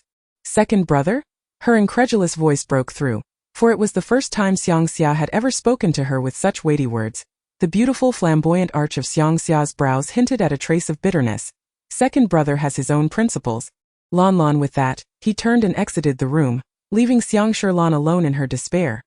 Clatter! She swept everything off the table in a fit of rage, trembling all over. Liar! You said you would protect me for life. It's merely because you fear for your reputation that you refuse to help me. Just a performer. It matters not, I still have elder brother. Trembling, Xiang Sherlan retrieved a pillbox from her pocket, pouring 3 pills into her mouth. Gradually, her emotions calmed. Hello, elder brother, it's me. Her voice carried a note of grievance. Xiang Dongchen, busy due to a recent hacking incident that had compromised his company's data, finally had a moment of respite when he received Xiang Sherlan's call. Lan, what is it? Xiang Sherlan failed to notice the weariness in her elder brother's tone. Elder brother, it's like this. Xiang Fengyu discovered that her account had been suspended as Xiang Dongchen, truly growing old and soft, hiding behind bodyguards and unable to contend with me, resorting to banning my account. Xiang Fengyu laughed scornfully. Wishing you a resounding fart. Hacker, I've got work for you. Recently, due to Xiang Sherlan, many readers who had fled came flocking to Xiang Fengyu. Some with the intent to criticize Mu Yu Dai. In the end, they left with a subscription badge, contributing significantly to Xiang Fengyu's earnings, enough to make her smile in the middle of the night. To vindicate her from the accusations of plagiarism, she had amassed considerable funds. The hacker, seemingly residing online, quickly replied to her message. Hacker, pay up. Xiang Fengyu inquired whether the hacker could unlock her account, to which the response was a straightforward affirmative. There was no elaborate explanation, just a blunt can do. Daringly cool and audacious, it endeared the hacker to Xiang Fengyu.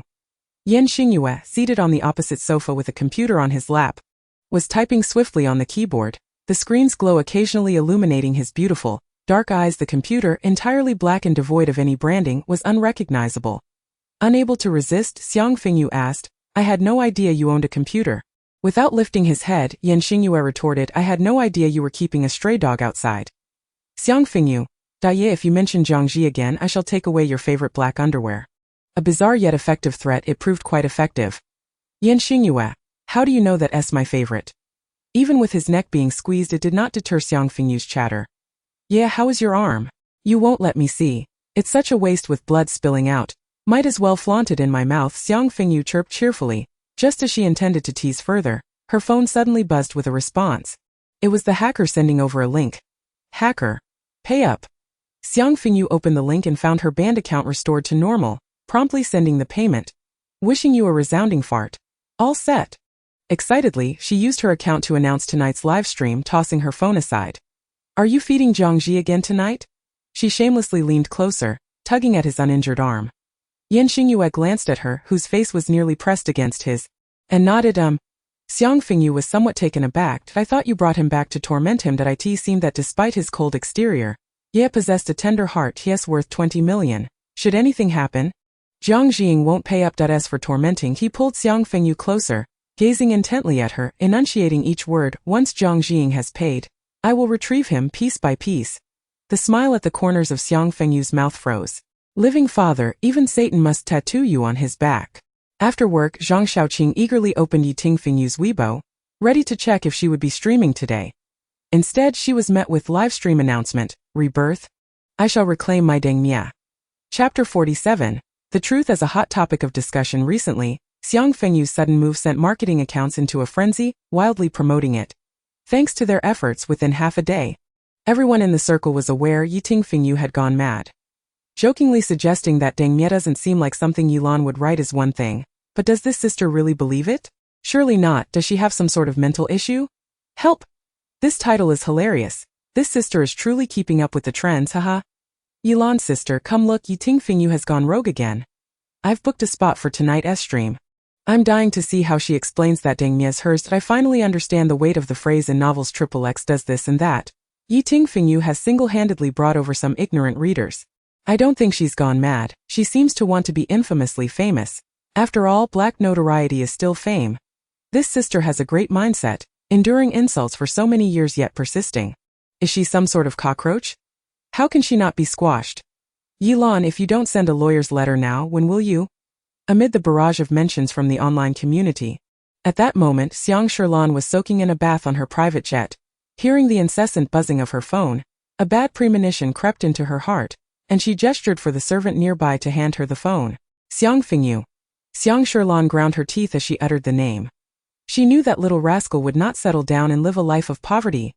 Brother, weren't you supposed to suspend Xiang Fengyu's account? Why is she still able to post live stream announcements? Suppressing her voice, she called Xiang Dongchun, her tone laden with grievance. Little Xiang, the defenses have been breached. I'm about to falter. Should we call K? On the other end, a faint murmur of conversation could be heard. Xiang Dongchun seemed quite busy. But what did that matter? Xiang Sherlan felt there could be nothing more important in the world than this. Lan, her live stream 1T goes smoothly, Xiang Dongchun reassured his sister while signaling to an aide. The aide understood and stepped aside to make a call. K. This opponent is quite formidable. Little Xiang is willing to pay you double the hourly rate. Thank you. Once Xiang Dongchun hung up, the aide finished his call as well. Xiang, the negotiations with K have concluded successfully. With him on our side, that enigmatic hacker poses no threat. Xiang Dongchun remained silent. Contact Xiang Fengyu. I wish to meet her. At the moment Xiang Fengyu received the call from her secretary, she was engaged in her daily peculiar task, secretly pilfering items used by Xingyue. Just as she stuffed Xingyue's usual drying rack for intimate apparel into her sweater, a shadow loomed over her. What are you doing, Xiang Fengyu? She stiffly turned around, locking eyes with Xingyue's inscrutable gaze. Clearing her throat, Xiang Fengyu said, "Take it out." Her calm voice betrayed a hint of exasperation that even Xingyue was unaware of. Xiang Fengyu innocently replied, "What should I take out?" Xingyue's gaze shifted to her protruding belly. Cradling her belly. Under his scrutiny, Xiang Fengyu boldly reached beneath the hem of her sweater and retrieved a drying rack. "Here, if you say I'm responsible, then I'm pregnant." "How rude, Xingyue. So you've given birth to a drying rack, have you?" Before Xingyue could comment further, Xiang Fengyu's phone rang. The caught-off-guard individual answered the call with a sigh of relief. "Hello, this is Xiang Fengyu. How may I assist you?" Secretary. It became apparent that this young lady, who had lived in the shadows of the Xiang family for over 2 decades, had not simply grown more cheerful. She had merely gone a bit mad after hearing the secretary's words. Xiang Fengyu raised an eyebrow. "He wishes to meet me. So I shall arrange it. Zhang Jing had to present 20 million to meet my fiancée. How much will Xiang Dongchun offer?" The secretary muted the phone and relayed the message to Xiang Dongchun. A cold smirk curled at the corners of Xiang Dongchun's lips. Inform Xiang Fengyu that she is worth merely $20. When the secretary mentioned $20, Xiang Fengyu readily replied, "All right, transfer me 20. At 2 o'clock in the afternoon at the Xiang Group we shall meet without fail." The secretary was still processing this point. 20. Just like that. Is Xiang Fengyu truly this easily satisfied? Has life in the Yen household become so dire? Thus, at 2 o'clock in the afternoon, the eldest son of the Xiang family, the future heir of the Xiang Group, the current little Xiang, awaited Xiang Fengyu's arrival. However, instead of her presence, he received a package. A palm-sized box, and upon opening it, inside lay a fingernail and a note. In flamboyant handwriting, it read, $20, care to see my sister's pinky nail. From Lao Deng. As a side note, this package was cash on delivery, costing $35 for the privilege of receiving a fingernail. Xiang Dongchun. The second secretary beside him silently averted his gaze. This was a Waterloo moment in the commercial history of Little Xiang. At 7:50 in the evening, Xingyue had secured the 2 million from Zhang Jing. Xiang Fengyu, standing nearby, urged, "You could have demanded more. Why settle for 2 million? With Zhang Ji here, would she not comply?" Xingyue's fingers glided across her phone screen, and in a faint voice she responded, "I want her to witness the collapse of her hard work with her own eyes. What my mother endured, she must repay tenfold." Xiang Fengyu ceased to speak. After all, she was not directly involved. Without experiencing other sufferings, she had no grounds to intervene. Zhang Jing had provided the funds. "You may leave." Xingyue planned to escort him out. Zhang Ji, who was still contemplating what to have for dinner, asked, "So soon? Can't I wait until my sister finishes her live stream?" Xingyue, disinterested in haggling, simply dragged him away. Wait. My phone is with you. Can you return it first?" Xingyue, unperturbed by any tricks he might play, tossed it back to him. Zhang Ji called his mother. The moment Zhang Jing received her son's call, tears welled up in her eyes, worn from sleepless nights filled with worry. "Son? Mom, hey mom, I'll be home later. Don't worry about me." With that, he hung up. Forgetting to report in, "Can I finish watching first?" Zhang Ji flashed a charming smile at Xingyue, his dark eyes reflecting his image. Xingyue, disgusted, released her grip. Suit yourself. Xiang Fengyu had already positioned herself in front of the prepared camera. The Xiang family wouldn't deliberately shut down my live stream. Would they? Not being able to contain her curiosity, she asked Xiang Dongchen as he entered. Leaning against the side, Xingyue casually picked up the butterfly knife that Xiang Fengyu had placed in a red silk box, twirling it in her hand with nonchalance. They wanted his assurance was enough for Xiang Fengyu. She trusted Xingyue. The live broadcast commenced. Chapter 48. First. Am I the first? Reborn, the night listens to the wind and rain. Becomes a madman as the live stream meant to be dark and silent. Ha ha, wow, who are you, beautiful stranger? The crowd that had initially entered with mockery found themselves dumbfounded upon seeing the figure on screen. It was not just a hand hovering over the keyboard as they had imagined. Within a harmonious backdrop, a girl donned in a pale pink sweater and long skirt sat before the camera. Her thick hair cascading lazily behind her, with a petite face, large eyes, a finely sculpted nose and softly plump lips, with dimples faintly visible on her cheeks. When it seemed that enough people had arrived, Xiang Fengyu waved, "Hello everyone, I am Night Listens to the Wind and Rain. You are Night Listens to the Wind and Rain. You are Night Listens to the Wind and Rain. Oh no, I've fallen in love. Wow. How can she be even prettier than Xiang Sherlan? First glance, wife, second glance. What? You mean this is Night Listens to the Wind and Rain, isn't it? Are your values dictated by looks? She is so beautiful yet still resorts to plagiarism. It's absurd. Not that impressive. Have you never seen a beauty before? Laughing to death, that nose is clearly altered. Our Lan would crush her, okay. Once it seemed that most had arrived, Xiang Fengyu finally delved into the main topic. I apologize for occupying public resources. However, after so many years, watching traffickers exploit my children for fame and fortune on the back of my hard work has compelled even the most timid to reveal their true spirit. Standing up, Xiang Fengyu approached the camera once more to reintroduce herself. I am Night Listens to the Wind and Rain, the creator of Light Out, and also the blood relative living under the same roof as Xiang Sherlan. My name is Xiang Fengyu. As her voice fell, the previously tumultuous barrage of comments froze for a brief moment before erupting. Huh. Did I not understand Chinese? What the heck? Night Listens to the Wind and Rain is Yilan's biological sister? Am I living in some 8 o'clock family drama? My goodness, what's going on here? Yilan, you deceitful wretch, how dare you lie to me? I remember during the plagiarism incident, Yilan referred to Night Listens to the Wind and Rain as this unfamiliar netizen, right? Initially thinking it was a small scandal in the web literature circle, and now it's a major family drama. You can say whatever you want. I've never heard of the Xiang family having another daughter. Such things can't be fabricated, right? Otherwise, the Xiang family would sue in a heartbeat. Xiang Fengyu attentively observed the comments rolling in, remaining unfazed, maintaining a calm demeanor as she followed her prearranged rhythm. Jiang Ji, squatting beside Xingyue, was busy controlling the comments on his phone, catching a glimpse of Xingyue's fingers dancing rapidly across the screen, unsure of what she was up to. Tears streamed down Xiang Sherlan's face as she cried to Xiang Dongchen beside her. Brother, didn't you say the live stream would be shut down? Why is it still running? She has just revealed everything. You must deny it, say that there's no one by that name in the Xiang family, or claim she is the child of a mistress. Xiang Dongchen had just received news that K had failed, losing to that mysterious hacker. The Xiang family's firewall had seemed like a mere joke before that individual. Who could they be with such capability, and why did they choose to aid Xingyue?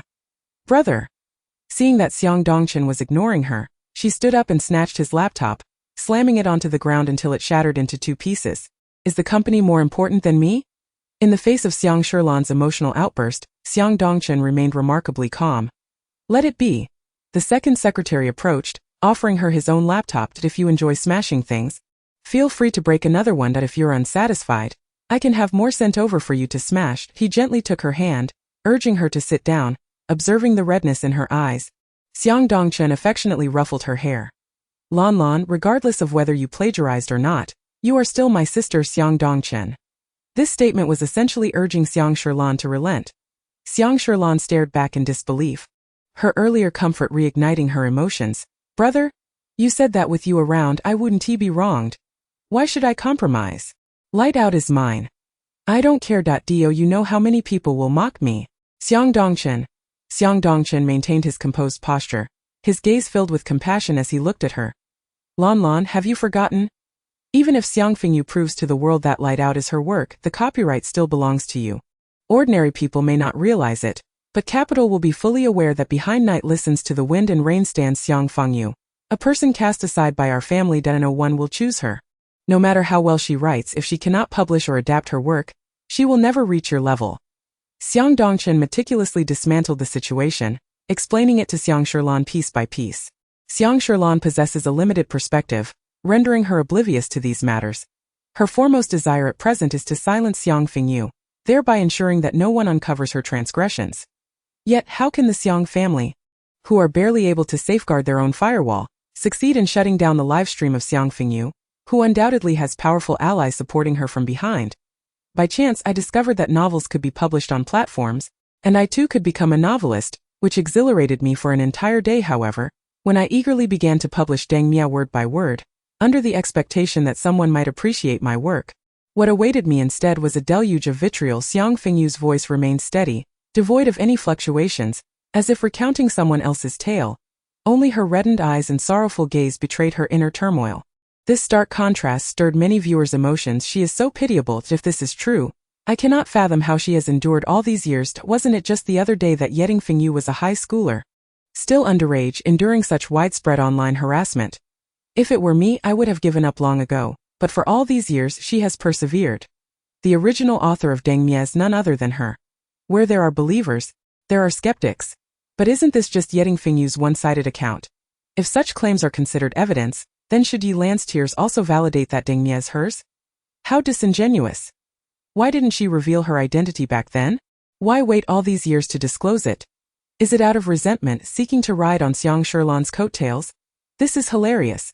As if you alone are capable of shedding tears. Green tea, with the calmest of voices, she recounted the most tragic of pasts, a technique she learned from Xiang Fengyu and Xingyue. The redness around her eyes was merely a ploy to avoid appearing too stolid, deliberately elicited. People invariably sympathize with the weak. I understood that, in the current context, words felt too insubstantial. These were the outlines and character settings of Dengmia, along with certain elements that had not been incorporated into the main text, yet were subtly referenced. The manuscript that Xiang Shilan had appropriated was unedited, and the hidden threads had not been thoroughly explored. Xiang Fengyu had uploaded everything using another phone for all to see. Shocking the comment section before the screen, Xiang Shilan felt her vision narrow with rage. "Ah! How could you leave this behind, you wretched person?"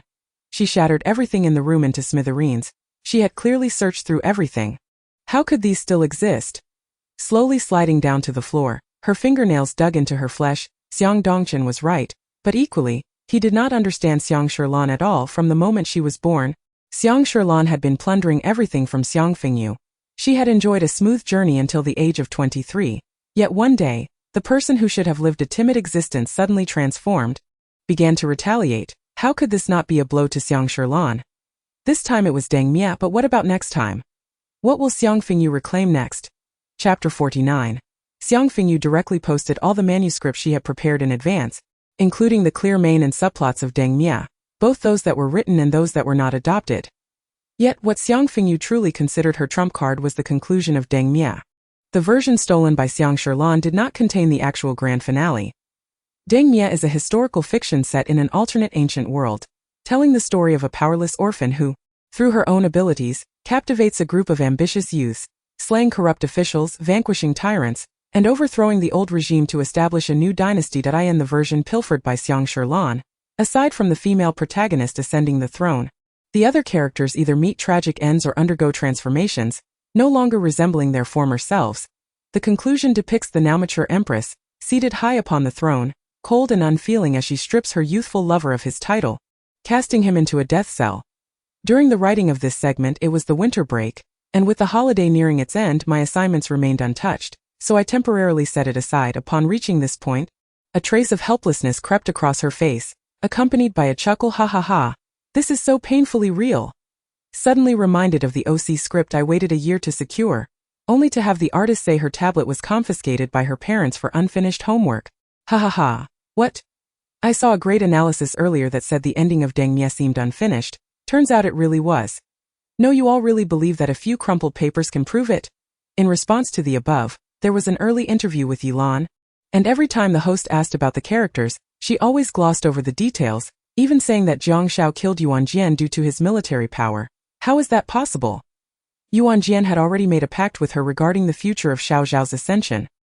He would go to the harem to be her empress that if it weren't for Xiao Xiao, he wouldn't even want to fight. Why Yilan doesn't understand her character at all, mistaking an unfinished plot for the grand finale, which is a severe out-of-character portrayal. This lengthy comment caught Xiang Fengyu's attention. To Ziji, you are correct. Zhang shouted, that is the name Yilan altered for the character. She never intended to kill the male lead. It was merely a performance for the Wind King. Once the act concluded, Yuan Jian's death was a natural consequence, and he became Zhang Zhao's empress. The male lead, Yuan Jian, was in fact the younger brother of the previous empress, a leisurely marquis who held the philosophy of living life in carefree abandon. Had it not been for the female protagonist, he would have never encountered the bloodshed of war. Even if the dynasty fell, he would have perished in a revelry of wine and feasts. Such a person, who best understands the female protagonist, would never fear a rebellion from her. Xiang Fengyu surmised that when Xiang Shilan abducted the child, she likely never truly regarded the child with seriousness. This indeed was the true conclusion. Xiang Fengyu continued, elaborating on other characters. Some viewers who accidentally wandered into the livestream even believed this was a Deng scholar. Deeply analyzing Deng Miat, I truly believe you, sister. As long as you release the original ending of Deng Mianao, we will immediately rally to restore you to the position of original author and behead Yilan. Woo, my dear goose, I knew she would not forget her original intentions. All those online claims that she is cold-hearted and forgetful can all roll away. I am genuinely crying. This is indeed the ending from my dreams. Yilan truly resembles a human trafficker, stealing someone else's child, altering their name, and turning the child into a defective product. Xiang Shilan is utterly disgusting. Where are Yilan's fans? Have they all vanished in an instant? For sisters to quarrel to such an extent, Yeding Fengyu must be furious. The Xiang family has never acknowledged her existence. How utterly indifferent they must be toward her. But even if it is known that Yeding Fengyu is the true author of Deng Mia, the copyright still belongs to Yilan. Initially, one might have thought it was merely a small author's frantic livestream, yet unexpectedly, it entangled the affluent elite. This thrilled the marketing accounts. In no time, the matter surged to trending status, shocking society at large. Even the stock prices of the Xiang family were affected, dragging Xiang Xia into the fray, as passers-by flooded his comment section, and brands he had negotiated with began to hesitate. Amidst this storm, Xiang Dongchen remained silent, further solidifying the perception of the Xiang family's guilt. When did you start taking this medication? Xiang Xia demanded, snatching the bottle from Xiang Shilan's grasp, his expression darkening.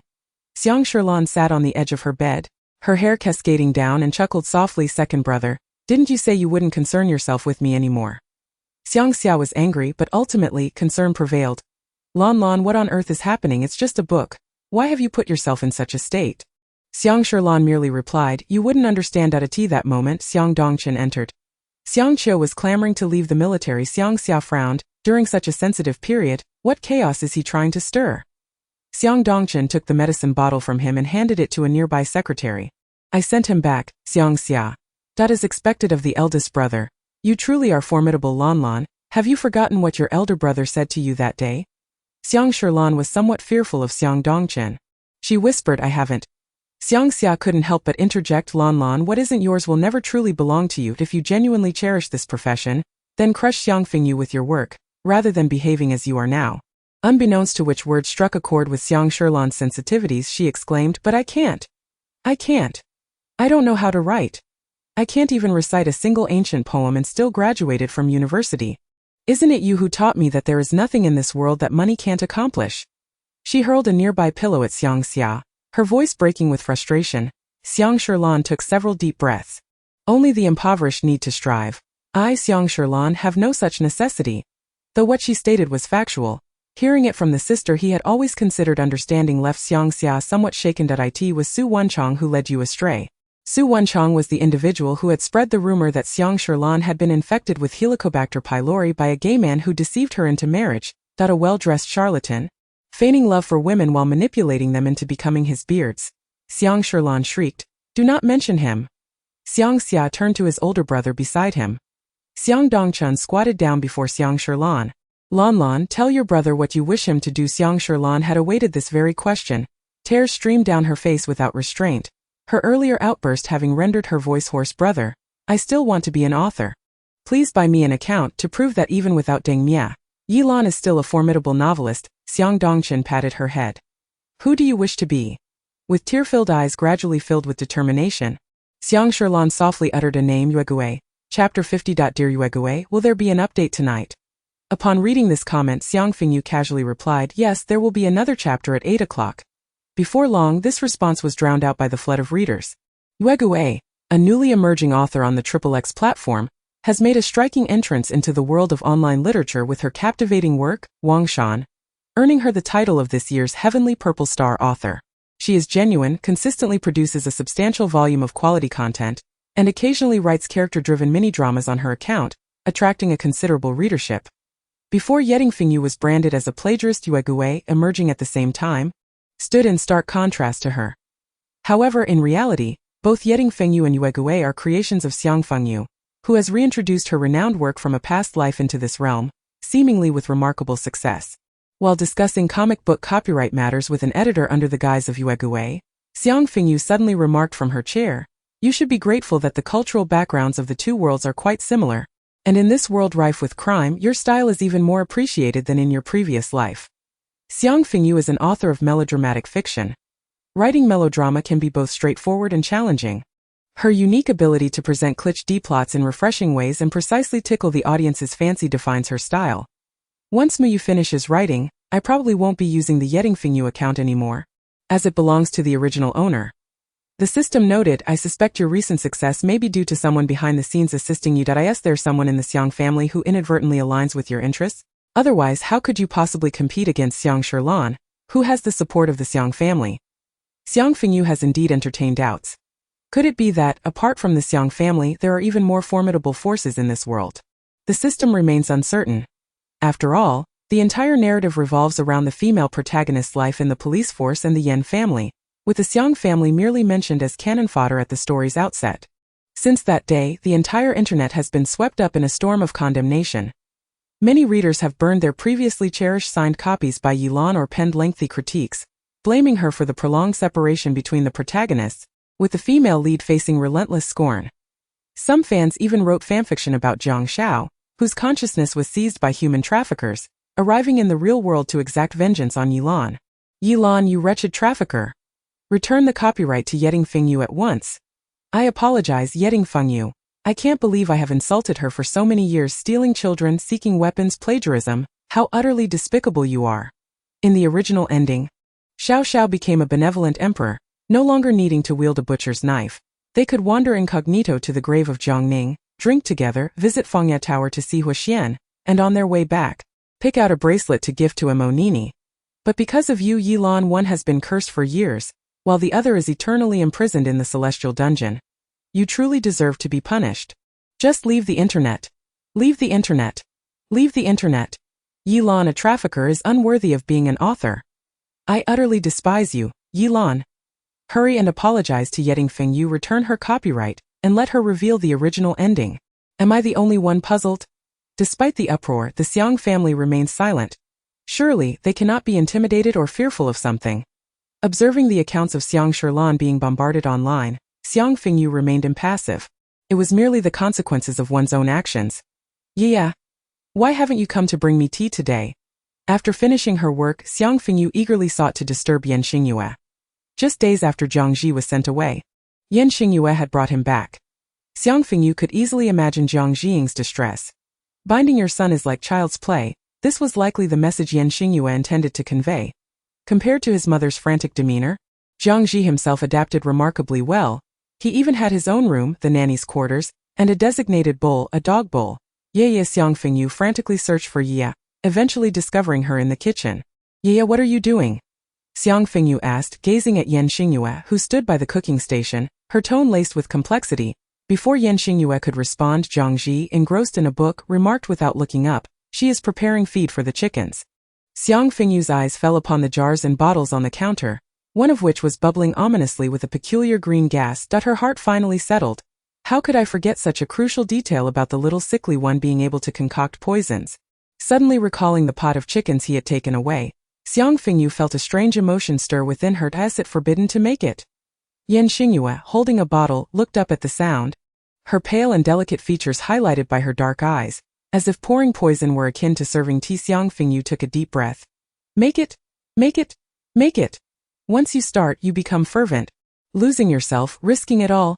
100 young people with slanted backs, like stones constantly jolted by a powerful quake, dance wildly before you like a sudden downpour. It is a rapid drumbeat. Like a whirlwind, it is a fluttering tassel. Like a cacophony of frogs, it is a leaping footfall. Like sparks, it is flashing pupils. Like a fierce tiger, it is a robust demeanor. What a magnificent, unrestrained, and fiery dance erupts from the lust plateau on its waist drum. The resounding shout startled Zhangji, causing the book in his hands to drop. Yen Xingyue.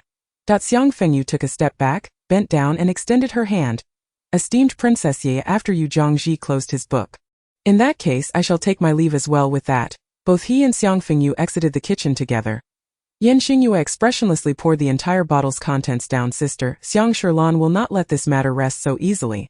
Following closely behind Xiang Fengyu, Zhangji shuffled along, his limbs shackled in chains. Without turning back, Xiang Fengyu replied, I am aware. Seeing her demeanor slightly cooler than before, Zhangji's gaze dimmed momentarily, but he sighed inwardly.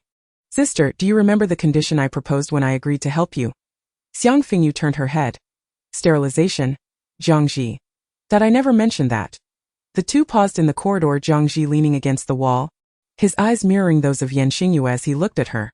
Can you sell me the film rights to Muyu? Xiang Fengyu raised an eyebrow. You wish to adapt Muyu? Zhangji nodded. That I won't offer a small sum. If you sell it to me, even if the response is poor, you won't lose out. If it becomes a hit, we both win. Xiang Fengyu hadn't anticipated that this was his plan from the start. To be honest, given the current circumstances, she had offended the Xiang family, making it a challenge to sell the rights. Alternatively, if you are reluctant to part with Muyu, you could also sell me other manuscripts for adaptation. Xiang Fengyu was taken aback by his confidence in her. Just as she was about to speak, her phone rang at the most inopportune moment. She pulled it out and glanced at the message, blinking in disbelief at what she saw. What is it? Zhangji inquired, noticing her expression. As if she had stepped in something unpleasant, Xiang Fengyu replied with a complicated tone, You were right. Xiang Sherlan indeed does not intend to let this matter conclude easily. However, she had not anticipated that Xiang Sherlan would shamelessly go so far as to purchase someone else's pen name. Not only that, but she had even acquired it under her alternate account. Chapter 51. Hello Yuegue, the Xiang group wishes to discuss a transaction with you. In an instant, Xiang Fengyu grasped the underlying implications. The account Yuegue, which had gained unexpected popularity, held significant commercial value, and the Xiang family would not offer a trifling sum. As long as they could secure a substantial amount, enough for an ordinary person to squander a lifetime, it would be worthwhile. Ultimately, the core is the author behind it, who could also create another pseudonym for writing. If Xiang Fengyu were indeed a fledgling writer, she would be unable to resist such a grand temptation. However, apologies, for she is Xiang Fengyu. This world, unlike her previous life, protects netizens' privacy exceptionally well. She created this pseudonym using a virtual identity and card number, making background checks exceedingly difficult. It is no wonder they failed to discover that she is the true owner of this account. Zhangji watched as Xiang Fengyu, who had been staring at her phone motionless, suddenly lifted her head and smiled. It seems that good fortune does not befall Xiang Sherlan, while misfortune has turned back upon her, Zhangji. Though her words were coarse, they held a kernel of truth. Yet, that was rather blunt. Xiang Fengyu patted Zhangji's shoulder. Let me reconsider the earlier matter. There's no point in overthinking it now. First, focus on how to survive under our Yea's watch. Zhangji had not contemplated that. What he was thinking was how to join the table during meals, instead of sitting beneath it like a dog. After securing Zhangji in the nanny's room, Xiang Fengyu headed to the third floor to visit Madame Yen. Ever since Zhangji arrived as a hostage, Madame Yen had not made any appearances. Each meal, Xiang Fengyu would first deliver her portion before going down to eat herself. Auntie. Seeing Madame Yen kneeling by the window with a doll, gazing outside, Xiang Fengyu approached her from behind and picked up a comb from the scattered trinkets beside her to brush her hair. Auntie, Yaya is downstairs preparing chicken feed. He has always been. Curious, hasn't he? A while back he injured his arm, and fearing it would worry you, he didn't mention it. He seems much better now, and his movements are smooth. He just keeps himself tightly wrapped, refusing to let me see. I merely wish to check his arm, not to undress him.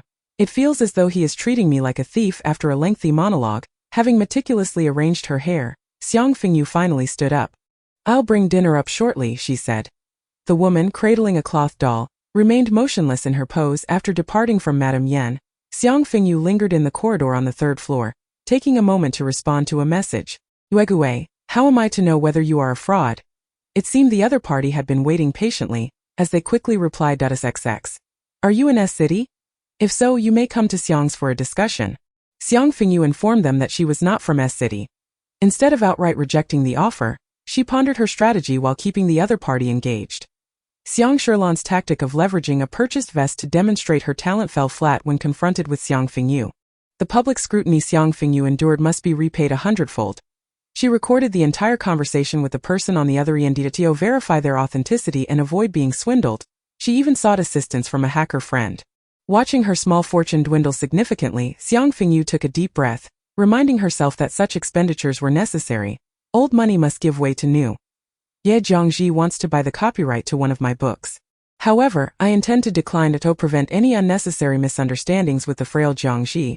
She confirmed with him that he had finished feeding the chickens before bringing up the matter candidly. Let's be honest. 10 Jiangjis couldn't compete with one Yen Xingyue. Xiang Fengyu steadfastly held onto her persona, clinging tightly to this lifeline of survival. Yen Xingyue looked down at Xiang Fengyu, who was grasping his leg and vigorously patting his pants. What are you doing? As for Jiangji, Yen Xingyue paid him no mind. Xiang Fengyu gazed up at him, her right cheek dimpling. When you like someone, you just have to touch them. The little egg that comes from touching. You mustn't try to take it from me. I want to keep it. Yen Xingyue selectively heard only the first 5 words. He pulled her up from the floor, brushing aside her hair to glance at her neck. The marks there had long since faded, yet he still occasionally checked her neck. Xiang Fengyu cooperatively tilted her head forward. Look, your ointment is truly effective. There isn't a trace left since that last encounter. The sanatorium had not contacted Xiang Fengyu again, and she was unaware of the bizarre incident where Tian had lost all her nails overnight. It was as if she had completely cast aside any lingering thoughts of the biological mother of the original host. Yen Xingyue curved his fingers, tracing the joints on her smooth neck. Why not sell? Xiang Fengyu gazed into his dark, profound eyes, taking a moment to comprehend that he had steered the conversation back to Jiangji. The wooden fish has been successfully produced. It will surely become popular. Why should I let him profit from it? Xiang Fengyu had confidence in her work. Even if she wished to sell the copyright, it was impossible to collaborate with Jiangji without feeling any reservations after hearing about Yen Xingyue's past. Furthermore, hypothetically speaking, could it be that my instructor was entirely blameless? Yen Xingyue. That if you withdraw too much, you won't return. In any case, I won't sell to him. Xiang Fengyu reached out to embrace his uninjured arm, starting to rub it, attempting to create a ball on Yen Xingyue's sleeve. He swayed slightly in response to her movements. Jiangji had no interest in Jiangjing's enterprise. The term enterprise dripped with sarcasm in his tone. Currently, if one sought further progress, Jiangji was indeed the appropriate choice.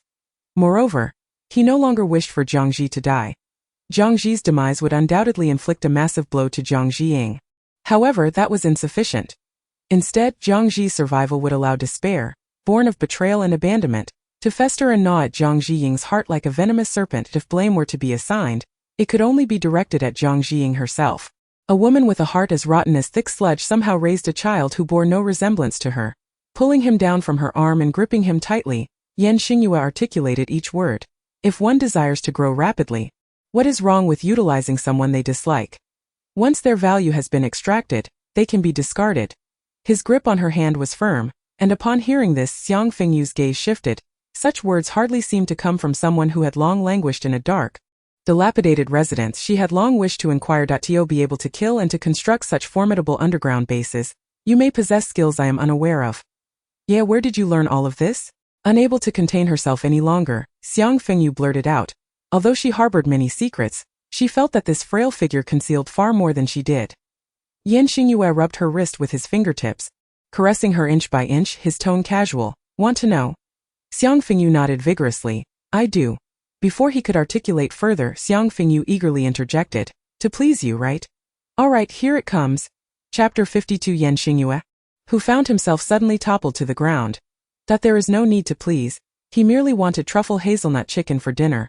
Xiang Fengyu buried her head in his neck, inhaling deeply and rapturously exclaiming, Yeah, you smell wonderful. If I can't make money in the future and have to return to the countryside to farm, I'll have to take you along. Having said this, she chuckled at herself. Hey, why do people in our country always think of going back to farm whenever something goes awry? Propping herself up with one arm, Yen Xingyue coughed softly a couple of times, because Wheat won't call in the middle of the night asking why their family Zihan isn't planting in the front row. Xiang Fengyu, you've evolved into Zihan's mother. After saying this, she bent down, pressing her ear against his abdomen and bursting into laughter. A uterus transplant is just around the corner. Xingyue. She actually remembers this. You truly don't mind? What if I end up talking to Jiangji a bit more because of work? Xingyue pulled her to her feet, brushing the dust off her clothes. Then I'll be angry. Just guess. Xiang Fengyu. Thought you should watch less short videos, bro. In any case, both of them currently needed Jiangji. Thus, during dinner, Jiangji, who had initially only been able to eat sitting on the floor, unexpectedly found himself at the table. Jiangji did not move his chopsticks. May I ask, is this my last supper? He inquired politely. Xiang Fengyu placed a chicken leg on Xingyue's plate, another on her own, and finally added a piece of meat to Jiangji's bowl. Eat up. Jiangji used his chopsticks to shove the piece of chicken into his mouth, completely unaware of the situation. His gaze flitting between the two. It seemed he understood something. Sister has agreed. His clear, dark eyes crinkled with amusement as he spoke, his implication evident. Xiang Fengyu, with her mouth full, nodded in affirmation. Agreed. Tomorrow I'll take you for sterilization. Jiangji. Xingyue lifted his eyelids to glance over. Seizing the opportunity, Xiang Fengyu added, since tomorrow is as good as any day, let us just have the uterus transplant surgery done as well. Xingyue hesitated momentarily. How will you persuade the investors? Jiangji immediately chimed in. This is how I see it. Xiang Fengyu's gaze flitted between the two, letting out a soft hummed I'll give you credit for your quick topic shifts.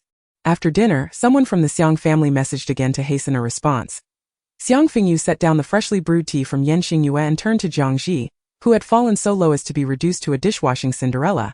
You'll be penalized a meal for breaking a plate. Xingyue, be mindful.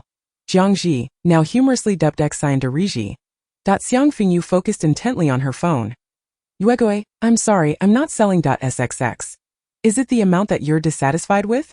We can negotiate further. Yuegui, no SXX. Could you kindly share the reason? Yuegui, I have a cold womb. I cannot sell .sxx. In the future, your book will be prioritized for copyright purchase by the film company under Xiang's. Are you certain you wish to oppose Xiang's? This was a blatant threat, likely stemming from the other party's belief that Yuegui was deliberately provoking them. Of course, Xiang Fengyu was indeed provoking them. Jiangji. Muyu has been completed.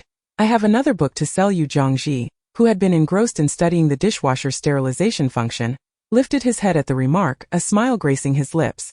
Thank you in advance, sister. He assumed that Xiang Fengyu meant another book in reference to a new work she was preparing. Xiang Fengyu lowered her head to respond to the individual. Yuegui, please relay to Xiang Sherlan. Yuegui, the world is a vast parcel station, for within it is her small item. Yuegui, unfortunately, I am a large item. She is in for a rough time. Having said this, she exited the chat window and switched to her Weibo. Night listening to the wind and rain. Yilan, I truly never imagined that living each day would involve conversing with so many beasts. Purchasing a small yet successful author account and then pretending it is your alter ego to prove your abilities. This is your final strategy to cleanse your image and solidify your standing in the online literature circle? I had no desire to occupy public resources further, but your actions have genuinely nauseated me. If I remain silent, you will target other small authors and continue deceiving readers. I cannot fathom how many maggots would emerge in the online literature circle with a troublemaker like you around. Just when everyone thought the previous fervor had faded, Night listening to the wind and rain posted again, publicly lambasting Yilan, swiftly attracting a swarm of onlookers. Buying accounts? How can one play like this? Yilan, you are truly beyond redemption.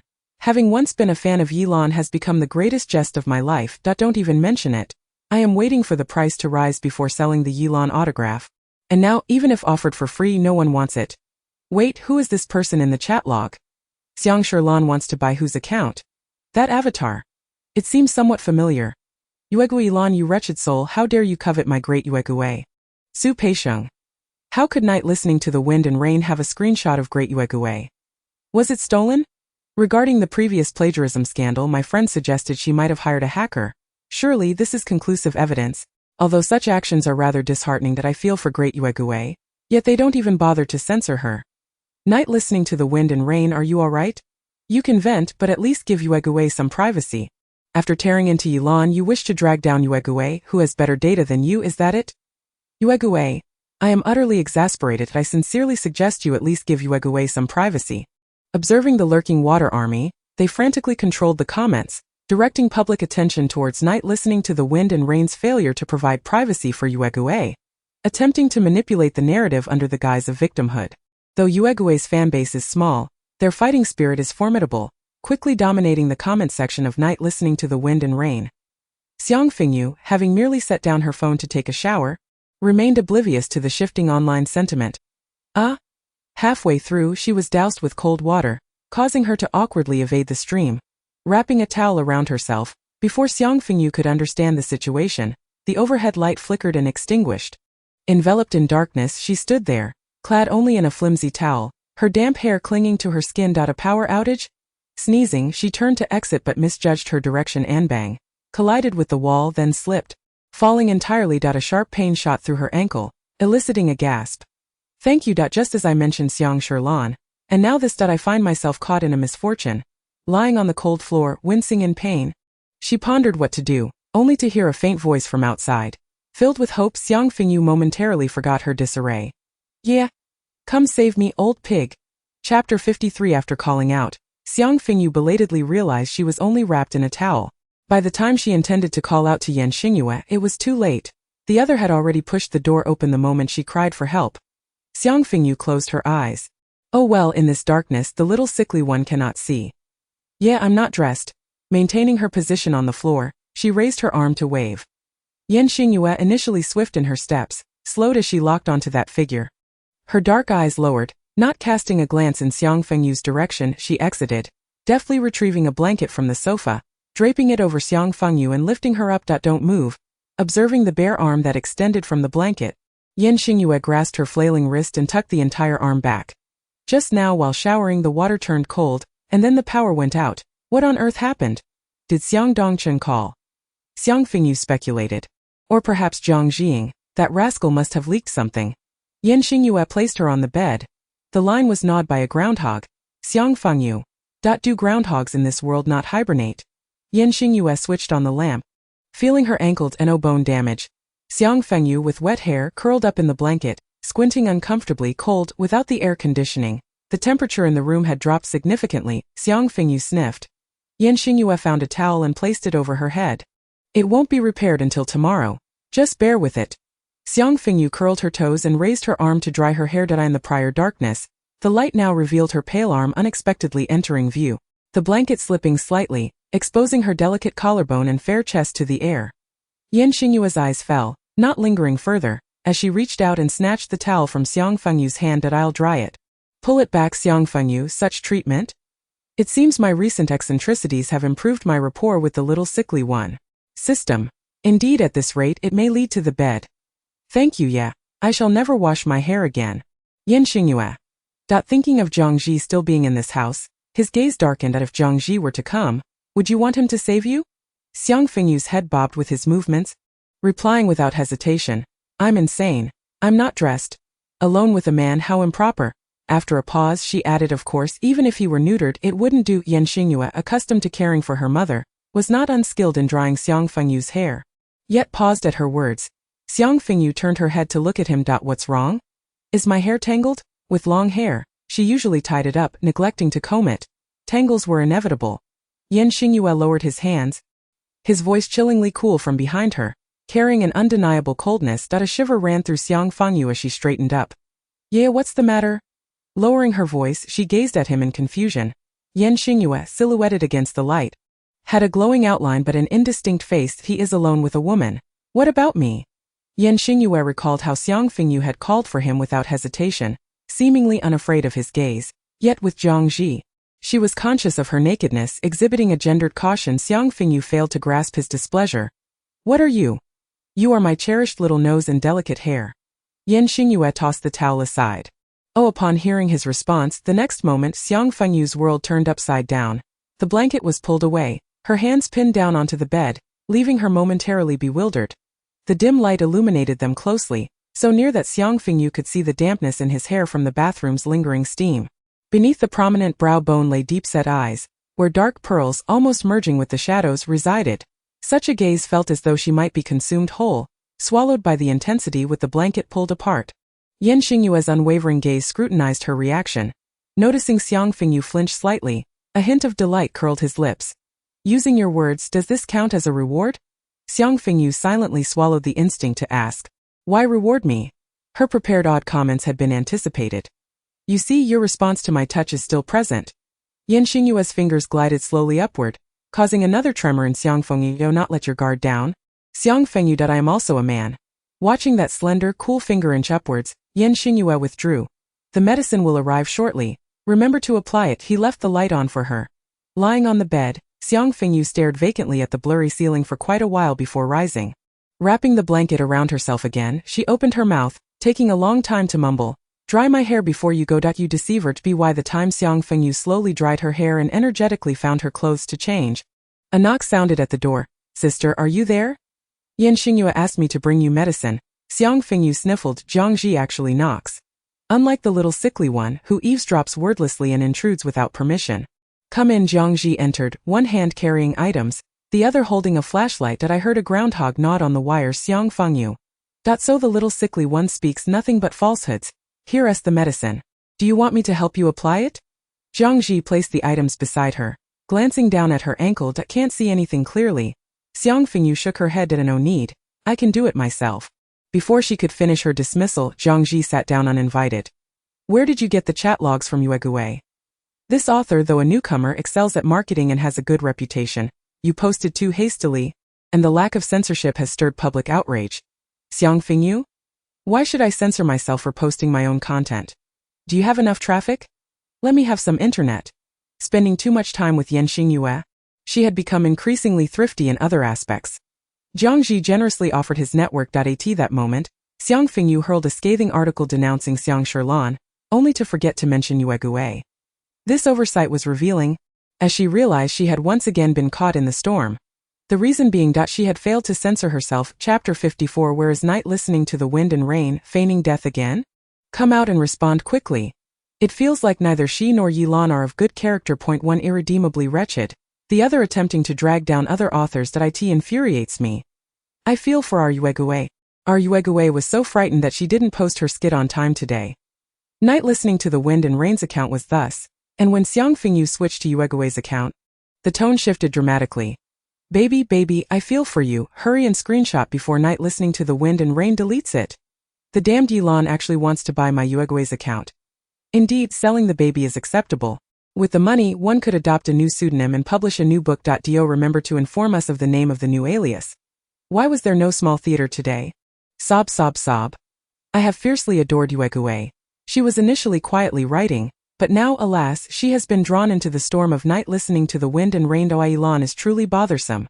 I once thought her a gentle person. Is it possible that Yilan herself is unaware, and it is her brother who views her as a commodity, thus creating so much chaos?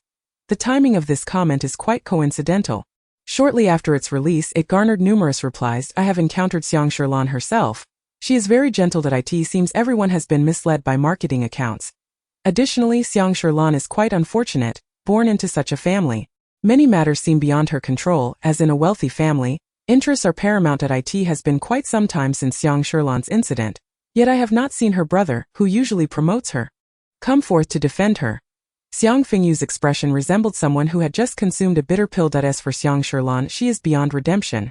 For her own sake, she does not hesitate to trample on several brothers, tarnishing her family's reputation. Witnessing the narrative shift yet again, Xiang Fengyu responded to the initial comment. Overanalyzing the baby, Xiang Sherlan's standard for dealing with matters can be summed up in one phrase: if you find me displeasing, take it up with my brother. He can take a beating. Xingyue, who feared being misunderstood and thus refrained from speaking out, was immediately seized upon. What? The living Xingyue? This tone. Why does it feel like Xingyue is quite familiar with Yilan? Xingyue, what exactly is going on between you and the night listening to the wind and rain? Amidst the flurry of anxious inquiries, Xiang Fengyu was already editing the text. Xingyue, I apologize, everyone. After discussing Xiang Sherlan, I went to take a shower. Due to a power outage at home, I became busy and forgot. I just came back to check and realized I neglected to explain. Let me reintroduce myself. Hello, I am Xingyue, a novelist on XXX website, and my other pseudonym is Night Listening to Wind and Rain. All those in front of the screen munching on popcorn. In an instant, the fans of Night Listening to Wind and Rain and Xingyue, who had been fiercely arguing, were left dumbfounded. You mean to tell me you two are the same person? You sly one. Hiding so deeply. Wait, doesn't this just mean Yilan bought a pseudonym that happens to belong to her fiercest opponent? Oh my goodness, ha ha ha ha. Yilan, you should become a comedian. Are you trying to make me die laughing? Shocking. Yilan, you can't just pick on one person, don't get too attached. This is it that I'm a bit tempted. Shipping CP can be niche, but it mustn't be sinister among countless authors. She precisely identified the pseudonym of night listening to wind and rain. Who dares say this is not love? I almost suspect this is a ploy by the Xiang family. It's too ridiculous. Your words are too extreme. Even if Yilan did something wrong, she has never said anything against you. Yet you keep attacking that I in response to the above. How much per comment? I happened to encounter Yilan with my sister, who is her fan. When my sister asked for an autograph, Yilan simply said, "Get lost." This is the gentleness you speak of, that oh my heavens, such a volatile temper. I always thought her demeanor wasn't that of a gentle person. Upon discovering that they were on the same side, the fans of night listening to wind and rain and Xingyue collectively felt awkward. Thickly burying friendly troops. The anger of the crowd swiftly returned to the original point, redirecting their ire towards Xiang Sherlan. Xiang Xia, observing the online trends, rubbed his temples in exasperation. Brother, don't your subordinates conduct background checks before acting? Now Lanlin's attempts to clear her name are futile. She has completely become a laughingstock. Xiang Dongchen's expression also darkened. After the secretary examined Xiang Sherlan's medication, he reported the results to Xiang Dongchen. The medication was designed to soothe the emotions of anxiety disorder patients, and given the dosage, it appeared Xiang Sherlan had been taking it for quite some time. Upon learning this, Xiang Dongchen confiscated all of Xiang Sherlan's electronic devices, preventing her from obsessively monitoring the internet. What Xiang Fengyu wished to accomplish had become irrelevant. Xiang Dongchen stated that the priority was now Lanlin's health. Xiang Xia nodded. I contacted a friend who is a doctor. Tomorrow I will take Lanlan abroad for treatment and have her stay there for a period. Once her condition stabilizes, we will consider bringing her back. Xiang Dongchen remained silent, watching him for a moment. What about work? Xiang Xia crossed his long legs and upon hearing this, curled his lips into a faint smile. My sister is ill, what does work matter? When you leave, say hello to Aunt May. Xiang Xia stood up. Before turning away, he asked, what about Xiang Fengyu? Are we ignoring her? Xiang Dongchen gazed out the window. The heavy snowfall from last night had blanketed everything beneath a layer of pristine white. She doesn't have much time left. Reflecting on the report from a few days ago regarding Tian's condition, Xiang Dongchen's eyes narrowed with contempt. The years of torment had left that woman in a severely deteriorated mental state. She nearly harmed Xiang Fengyu, perhaps for this very reason, and no longer dwelling on the matter. Xiang Dongchen proceeded to see Xiang Sherlan. Xiang Fengyu executed this operation remarkably well. The revelation that night listening to wind and rain and Xingyue were the same person prompted the previously combative Xingyue fans to unite. Xiang Sherlan's reputation was utterly ruined. Even if she purchased someone else's account claiming it as her own, no one would believe her now. This tactic of buying an account and passing it off as a personal alt is unprecedented in the web literature realm. And this uproar shows no signs of abating. It seems my little fingernail has proven useful. Xiang Dongchen has not sought me out again. The Xiang family has been eerily silent. Initially, Xiang Fengyu thought they were concocting something significant. However, days have passed without any movement. Sister, about Wang Shan. Meanwhile, Jiangji, upon discovering that Xingyue was Xiang Fengyu's pseudonym, became so infatuated that he would even squat at the bathroom door while she was using it, negotiating copyright sales with her. Enough? Xiang Fengyu could no longer endure it. Every time she considered approaching Xingyue to inquire when this nuisance would be removed, she hesitated, recalling past events. Recently, although their interactions remained unchanged, a subtle shift lingered. Xiang Fengyu even found her daily bizarre tasks had diminished. She had only completed 2 achievements, squatting at Moon's place to sun underwear and collecting items he has used. Today, she had not seen Xingyue. Has he gone out? Jiangji casually asked while preparing to vacuum. Xiang Fengyu responded with an inquisitive hum. He left this morning. He should be back now. Perhaps he is busy. Jiangji paid little attention. However, Xiang Fengyu felt a jolt of concern. He hasn't fallen ill again, has he? With this thought, she disregarded her earlier embarrassment.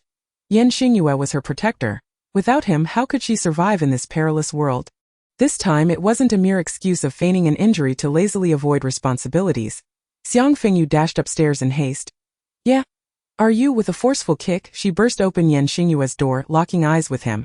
Chapter 55. Xiang Fengyu fell silent for a moment before stepping inside and shutting the door. The state of this little sickly person seems rather off. Despite the ruckus, Xingyue appeared oblivious. Seemingly unperturbed by the disturbance, his brows furrowed slightly as he observed her from a distant system. You truly have no shame. Yeah? Xiang Fengyu called out to him. His usually excessively dark eyes now shimmered with a misty haze, filled with emotions that Xiang Fengyu could not decipher, the crimson at the corners stark against his pale skin. Xingyue remained silent. Did you consume something given by a stranger or eat something unfamiliar? As a novelist, Xiang Fengyu quickly pieced together what was amiss. Get out, he appeared agitated, the corners of his eyes marked as though stained with vermilion. Since the one who targeted Xingyue harbored malicious intent, it certainly could not be resolved so easily. Xingyue's hair was soaked with sweat, his head slightly tilted back as he lifted his eyelids to glance at her. His dark eyes swept over her slender neck and the collarbone that peeked out from her neckline due to her vigorous entrance. Need help? The teasing tone, coupled with his languid posture and the redness at the corners of his eyes, made him seem far more alluring than the usual doll-like figure. This compelled Xiang Fengyu to draw nearer. Squatting down at lightning speed, she snatched up the fabric Xingyue had carelessly tossed aside, darting to the door. Aha! This is mine! Xiang Fengyu waved the black fabric triumphantly, shutting the door behind her as she fled. Xingyue. Everything was on display for the blind to see. Taking a deep breath, he suppressed the raging fire within his chest. If this continued, his body might give out. He spoke softly, his expression detached, as if it were not he who was on the brink of collapse. The next moment, the previously closed door was kicked open once more. Xiang Fengyu swaggered in, casually shutting the door behind her. Just as he was washing his hands, a figure suddenly appeared in the mirror. A slender, ghostly figure emerged from behind and enveloped her, a sharp jawline resting on her shoulder, his dark eyes locking onto Xiang Fengyu's reflection in the mirror. What's wrong? Xiang Fengyu raised an eyebrow. She did not perceive this as a playful gesture. Xingyue's voice was calm as she remarked, I still feel unwell. Xiang Fengyu responded playfully, if you're feeling unwell, does that mean you want to hold on to me? All right. Then Xingyue straightened up, her fingers pinching her cheek. Return my belongings. Xiang Fengyu pulled out a tissue to dry her hands, laughing as she pushed him away. No, that is my reward. Xingyue's gaze suddenly became intriguing. It's all yours, but do it once more. Xiang Fengyu feigned heartbreak. Yeah, you've fallen from grace. I preferred when you treated me with indifference. What has changed? Are you aware that your most enchanting feature is that look you give people as if they were trash? The current you is far too unfamiliar.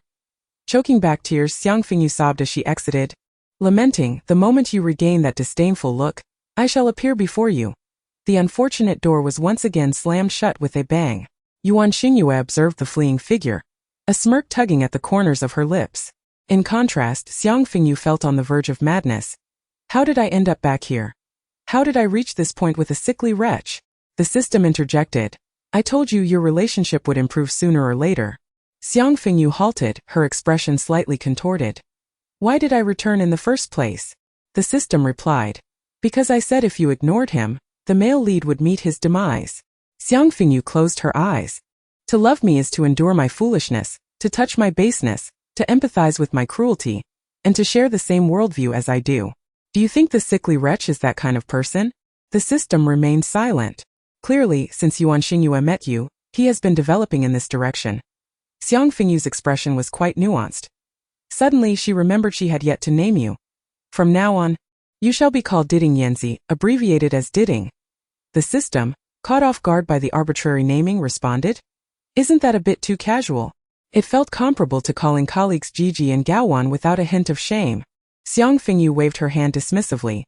This is my carefully selected name. Diding, as a mere collection of data, felt an odd sensation akin to being fed garbage. Am I leaving now? Zhangji, munching on jelly, set aside the book he was reading and inquired of Xiang Fengyu. Aren't you supposed to buy the copyright for the wooden fish to make a movie? You could very well nestle here for a lifetime. Whether it was due to her words or not, Xingyue truly did not appear before Xiang Fengyu. Zhangji nodded. Indeed, he was quite certain Xiang Fengyu likely regarded her as a mere tool for profit. When, knowing he could leave, Zhangji felt relatively calmed. He wasn't particularly fond of this place either. Remaining obedient was merely a necessity. He couldn't overpower Xingyue, nor could he find an exit alone. It was better to accept the situation. Returning home would be ideal. Although he outwardly appeared indifferent, Zhangji was still deeply concerned about his mother. He knew Xingyue was using his mother as leverage, and as a son that was naturally heartbreaking. Zhangji was not as foolishly innocent as he portrayed. Everything was merely a facade for his mother. If you want to think, you can right now. Just as Zhangji relaxed, a low yet icy voice came from behind. Wait. The two turned their heads toward the sound. Yuan Xingyue stood at the stair railing, having descended from somewhere, silently gazing at them. Her gaze lingered on Xiang Fengyu for a moment longer. Xiang Fengyu nodded. Indeed, that's the look. Yuan Xingyue feigned ignorance, slowly walking past. Before we go, I'll take you to see something. Xiang Fengyu leaned closer. Can I come? Yuan Xingyue pushed her head away from Zhang Ji's shoulder. Humans and beasts are on different paths. Stand properly. Human. Xiang Fengyu awkwardly stepped aside. Beast. Zhang Ji? Chapter 56. Where are you taking me? Zhang Ji followed the person in front of him up the stairs, feeling anxious yet maintaining a composed facade. Yuan Xingyue remained silent, observing the slender figure ahead. Zhang Ji kept his silence as well. He had always perceived Yuan Xingyue as older than himself, but upon discovering from Xiang Fengyu that they were of the same age, he was left speechless in shock. Even though this person had kidnapped him and threatened his mother, Zhang Ji was astonished to find that he harbored no feelings of aversion towards him. He even questioned his own sexual orientation, yet each time he attempted to envision an embrace with Yuan Xingyue, he felt a wave of repulsion wash over him. Thus, it seemed he was not inclined that way. Lost in thought, they soon arrived at the top floor. Yuan Xingyue halted at a door, turning her head to Zhang Ji. Open the door. Zhang Ji complied, gripping the doorknob and pushing it open. At that moment, a musty, decayed odor assaulted him, accompanied by an almost nauseating aura that made him instinctively gag. However, upon seeing the room's appearance, Zhang Ji promptly retched. This room appeared to belong to an entirely different realm compared to the outside. The walls and ceiling were filled with dense, intricate characters inscribed in vermilion, their lines warped and eerie, sending shivers down one's spine with prolonged gazes. Yet, this was not the most striking feature. Zhang Ji's attention was drawn to the central figure in the room, which could also be described as a person. Its limbs were so emaciated that only a layer of skin clung to the bones. A portion of its head was missing, but it was not bloody. Having long since become a desiccated corpse. It was suspended, with its hands and feet nailed to the wall by long coarse spikes, beneath which a ritualistic diagram was drawn in a crimson hue that resembled anything but vermilion. Zhang Ji covered his mouth and stepped back. A cold, pale hand rested on his shoulder, and a hoarse voice whispered in his ear, though it was not directed at him. Father, your other son has come to see you. Upon grasping the meaning of those words, it felt as if a colossal hand had materialized from thin air, gripping Zhang Ji's heart and squeezing it relentlessly, tightening. His stomach sank. What does this mean? For a fleeting moment, Zhang Ji questioned whether he had lost the ability to comprehend Chinese. However, Yuan Xingyue offered him no chance to escape. He grasped Zhang Ji's collar, dragging him before the lifeless body that was firmly nailed there. Forever unable to transcend death. Have you not always wanted to know who your biological father is? I have brought you to see him. No need to thank me. Zhang Ji yanked forward, felt his already pale face flush with color.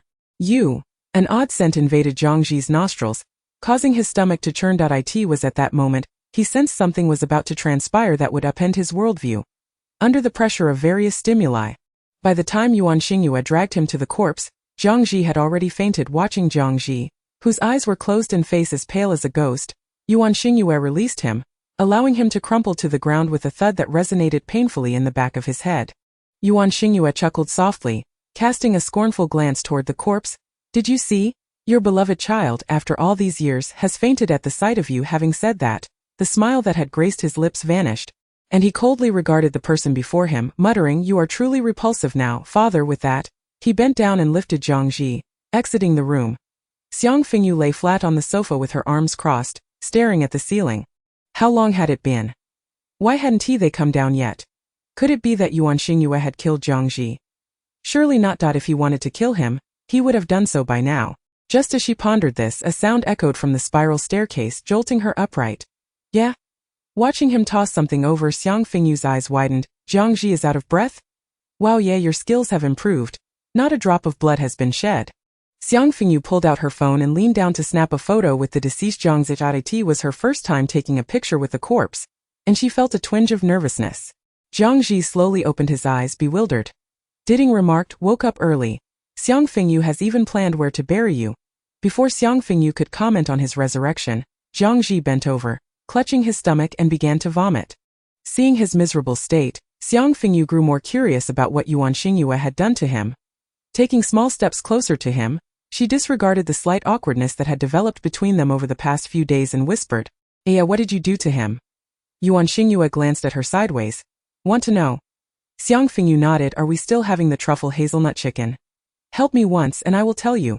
Comprehending what help truly meant, Xiang Fengyu exclaimed, "You've changed." Yuan Xingyue nodded, "I have changed." Xiang Fengyu pouted, "So you enjoyed yourself alone, what about me?" Yuan Xingyue fell silent for a moment. "What do you want to do?" Xiang Fengyu stood on tiptoe and whispered something in his ear. Yuan Xingyue's gaze shifted, the tips of his hair brushing against his ears turning crimson for an instant. "All right."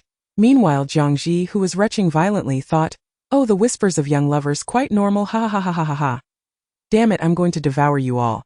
"Can you tell me now?" Xiang Fengyu asked, batting her eyelashes at him, shaking Yuan Xingyue's arm. "That he took me to meet my father." "Xiang Fengyu?"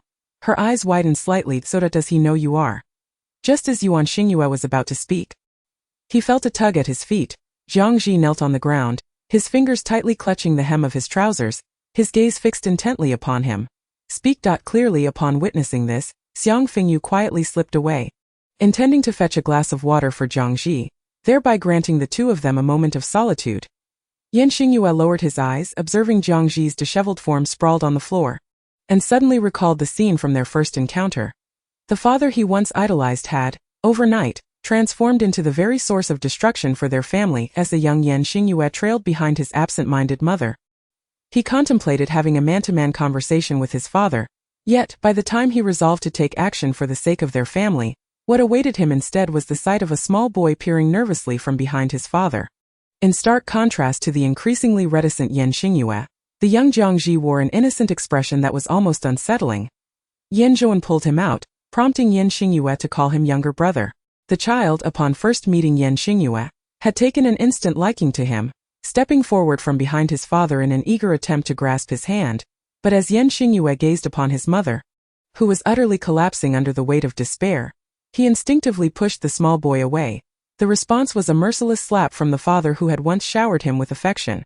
Pulled from his reverie, Yan Xingyue looked down at Zhang Ji. How much clearer could he be? Younger brother. Suppressing the nauseating revulsion within him, Yan Xingyue uttered this title with an icy detachment. Chapter 57. Zhang Ji's pupils constricted suddenly, the faint color that had returned to his face draining away entirely. How could this be? How could he possibly be the son of Yan Zhuan? The Yan family was quite renowned in S City. Even if Zhang Ji had never paid much attention to such matters, he was aware of their legacy. The Yan family, a prestigious lineage with a history spanning centuries, had once basked in glory. However, the previous patriarch succumbed to addiction and took his own life, while Madame Yan vanished without a trace, leaving behind only a frail son who struggled to survive within this haunted residence. The grand estate had crumbled overnight, and anyone who heard the tale would express their sympathy. Zhang Ji had once been among those who lamented this tragedy. Yet now, one of the protagonists of that very story revealed to him that he bore the blood of the Yan family. Why did Yan Zhuan succumb to addiction? Why don't you ask your dear mother when you return? Yan Xingyue offered this explanation without further elaboration, leaving Zhang Ji, who appeared lost and like a wooden puppet, with nothing but this haunting revelation. Before dragging him away to be by the time Xiang Fengyu returned with the water, the two had already vanished from their original spot. "Hey, why didn't you wait for me?" Xiang Fengyu mumbled, resigning herself to drink alone. After a while, when Yan Xingyue failed to return, she habitually opened her computer and resumed her work. Upon discovering that Xingyue and Yan Fengyu were the same person, the readers were left in shock and awe. The starkly different writing styles and the high-quality updates of thousands of words left them utterly impressed, whether it was her typing speed or her mental prowess.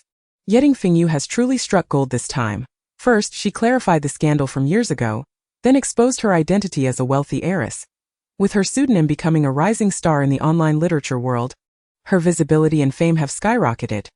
The subscriptions for Muyu and Wangshan are surging, and once the copyrights are sold, she'll be raking in the profits. It's not that simple. She may have gained much, but she has also offended the capital. The Xiang family likely won't support her, so her days may not be easy. What do you mean by struck gold? Come on, this is all well-deserved, alright? A few years ago, her hard work was stolen by her own sister, and she was subjected to online harassment before she even came of age. She has had it tough, but it seems like she isn't exactly short on funds either. The person above is overthinking. Selling copyrights isn't as easy as it sounds. Originally, there was a possibility to rely on the Xingyue account, but I heard Wangshan was already negotiating for the comic rights. After Yan Fengyu's self-exposure, the whole deal fell through. The person above is correct. She gambled her entire fortune to take down Yilan. Unless she abandons these two accounts and starts anew, I think she has the capability to do so. By the way, the film and television rights for Xiang Shirlan's unfinished book have already been sold. Likely to Tianqing Entertainment, the company under the Xiang family. I suddenly feel quite sorrowful. Capital doesn't care about plagiarism. As long as there's a topic and buzz, anything can be adapted. Wai Yilan is so unfortunate. I can only say she's simply unlucky. The online discussions did not particularly concern Xiang Fengyu. This little sickly boy is forcing Jiangji to create a rift with his own mother. But one cannot rule out unexpected outcomes. After all, his mother loves him dearly. Jiangji might feign ignorance, in which case his plans regarding Muyu would likely come to naught. The system, listening to her analysis, added, there is also the possibility that he learns the truth and confronts Jiangji, which could lead her to directly strip him of his freedom, preventing him from contacting the outside world. Xiang Fengyu nodded. Or she might take it a step further and send him abroad. After all, Xingyue's reach isn't that extensive. Or is it? Xiang Fengyu wasn't entirely sure. After all, he is Xingyue. It seemed that the film project was destined to be a lost cause. While Xiang Fengyu expressed some regret in her words, she was not overly disheartened after such a lengthy period. It was about time for him to return. Wasn't it? In the underground space, where the passage of time was indistinguishable due to the lack of light, Xiang Fengyu glanced at the time, stretched her stiff waist from prolonged sitting, and opened the door to the room. Upon lifting her gaze, she found Xingyue leaning against the opposite wall, holding a writhing rat in his hand. Yeah, you're back. It was unclear what the two had discussed, but Xingyue's expression showed no signs of abnormality. The comforting words that had been on the tip of Xiang Fengyu's tongue were swallowed back, leaving her to feign ignorance of any occurrences, her attention drawn to the creature in his grasp. Oh, how has Jiangji shrunk so much? Xingyue replied. This is a rat. Xiang Fengyu looked at the plump rat. Are you going to release it? Xingyue disdainfully shook the struggling creature in his hand. It's getting cold. The rat should be on its way, Xiang Fengyu responded. Come find me after dinner. Seemingly only stopping by to glance at Xiang Fengyu, Xingyue uttered this line before taking the rat with him as he left. Before departing, he cast a glance at her that held a deeper meaning. Xiang Fengyu let out a playful whistle behind him. Oh dear. Daddy's little underarm hair. Wash up and wait for me. Xingyue remained silent. Once he had departed, Xiang Fengyu suddenly snapped back to reality. I forgot to ask him who drugged him. Xingyue would periodically go out, and though he returned clean each time, Xiang Fengyu had a keen nose and could detect the unmistakable scent of blood that lingered. Even if he tried to mask it, he left to commit murder, and each time he returned, he bore some injury or another. Previously it was an arm wound, but now he had been drugged. Xiang Fengyu was genuinely curious about his experiences. What kind of good person would administer such a drug to an enemy? During dinner, neither Xingyue nor Madame Yan made an appearance. Xiang Fengyu set aside 2 portions, first delivering Madame Yan's share upstairs before returning to her room to finish her own meal while watching a show. Wishing you a fart explosion. Are you still eating? The reply came after a moment's delay. Put it in the fridge. This was a clear indication that he was not eating. At that moment, Xingyue was busy dissecting the rat with tweezers. He extracted a peanut-sized object from the rat's abdomen, unhesitatingly snipping the thread. A contemptuous sneer curling at his lips. On the other end of the signal, a man huddled in a dark room suddenly clicked his tongue. He had been discovered. K picked up his phone and dialed a number. President Jiang, the other party is quite perceptive. The first device was detected shortly after deployment. The second one is already being deployed. The woman on the other end spoke with a cold, sinister tone. As long as we know what that little bastard is doing, even just one piece of information will suffice. At this moment, she suddenly recalled something. That illegitimate daughter of the Xiang family was following that little bastard. She had stirred quite a bit of trouble online recently. Could we hack her computer? Just a little lowlife who knows a few underhanded tricks. Does she really think she can go against me? K thought back to the mysterious hacker encountered during the last job for the Xiang family. Their methods were brutal and violent, enough to make even an old veteran like him shudder. There was likely a powerful figure behind them. It wouldn't be easy to succeed. Jiang Jiying quoted a figure. K raised an eyebrow. Add another number, and I'll take the job. After a moment of silence, Jiang Jiying finally replied, all right, with such a high amount at stake, if we don't see that little bastard's head, we'll see each other in court. After hanging up, K spat in disdain. This woman is ruthless. The Xiang family didn't say much after the previous job failed, yet she dares to sue me. As he pored over the materials from his previous confrontation with the mysterious hacker, K felt a lingering uncertainty. Hey boss, do you remember the person I mentioned last time? Are you interested in taking this job? We can negotiate the payment. Chapter 58. Yeah, I'm coming in. After knocking on the door, Xiang Fengyu stepped in wearing her plush slippers. A small dark figure darted out from the shadows the moment the door closed, pressing itself tightly against the door. The fireplace in Xingyue's room burned brightly, casting the entire space in a warm orange hue. The room, which usually felt eerie, was now imbued with a touch of coziness. After gazing at the fireplace for a few moments, wondering where the chimney might lead, Xiang Fengyu turned her attention to Xingyue. The person who usually bundled up tightly was now clad in a loose-fitting nightgown. The neckline slightly oversized, revealing his fair collarbone and neck. Xiang Fengyu's gaze lingered on him. Xingyue set his phone aside, lazily regarding her. Xiang Fengyu scratched her head, feeling somewhat embarrassed. I think I might be feeling a bit. You know. Xingyue replied. That you don't even have that thing. Xiang Fengyu took a running leap and landed on the bed. Climbing beside Xingyue, she lay down flat, her face brimming with anticipation as she turned to the person beside her and exclaimed, Come on, come on. Xingyue observed her impatient demeanor, her gaze shifting to the side as her voice dropped to a whisper, Are you sure? Xiang Fengyu nodded enthusiastically. Of course, didn't we agree on this? Xingyue looked at the unsuspecting individual next to her, who, despite having suffered that day, still wore such an expression. Her fingers gently caressed her waist, his eyes lowered, long lashes casting shadows beneath them. He closed his eyes. Xiang Fengyu, feeling somewhat anxious, followed suit. Subsequently, Xingyue skillfully began to massage her. Unbeknownst to them outside, a little mouse overheard something it ought not to have, the little mouse outside. The person behind the little mouse. That I did not work overtime for this. Witnessing the situation escalate, Kay muttered a curse. Damn it, he began to doubt whether it was truly their boss who intervened. How long had the second move been in play? Could it be that the first was merely a coincidence? No wonder the frail scion of the Yen family was so utterly captivated. Just as he contemplated increasing the volume of his headphones, a sudden crackling sound erupted from the transmitter. As he reached for the mouse, in the next moment, the screen before him was engulfed in a crimson hue. A blood-red skull emerging from thorns. K frantically hammered the keyboard, but to no avail. His once proud defenses crumbled before the adversary like a newborn babe. Then, the screen went dark. All the devices in the room failed simultaneously. Kay sat frozen in his chair, replaying the brief glimpse of the blood-red skull in his mind, his lips trembling slightly. That was Why did you stop? Squinting in delight at the massage, Xiang Fengyu noticed the cessation of movement and turned to look at him. She then accused, You were actually on your phone, so inattentive. Xingyue set his phone aside, his gaze now focused on her, apologizing with little sincerity. Sorry. Xiang Fengyu pouted, her lips curving into an excited smile. When Xingyue met her eyes, he silently lowered his gaze and began, walking on her back. To the left, yes, right there on the shoulder. Put in some effort, yet if you don't push harder, I might just make you step on my face. You wouldn't want me to steal your socks, would you, little yaya? Xingyue dutifully complied with her whims. After finally satisfying her, when it came time for him to seek compensation, Xiang Fengyu had already nestled into his blanket and drifted into a light slumber, a peculiar smile gracing her lips as she murmured, Bitter tea, so much bitter tea at all mine. He, not the pink ones. Xingyue, seated cross-legged beside her, pinched her cheek, but Xiang Fengyu did not stir. Xingyue's eyes darkened. You think you can escape like this? He lifted Xiang Fengyu, grasping her hand. The next morning, Xiang Fengyu awoke, her hair a tousled mess as she crawled out of bed, glancing at her right hand, muttering hoarsely, Did you sneak out to party last night? A hand reached over, turning her head. Shadows enveloped her. And before she could react, a soft object pressed against her cheek. Morning. The familiar voice rang clear.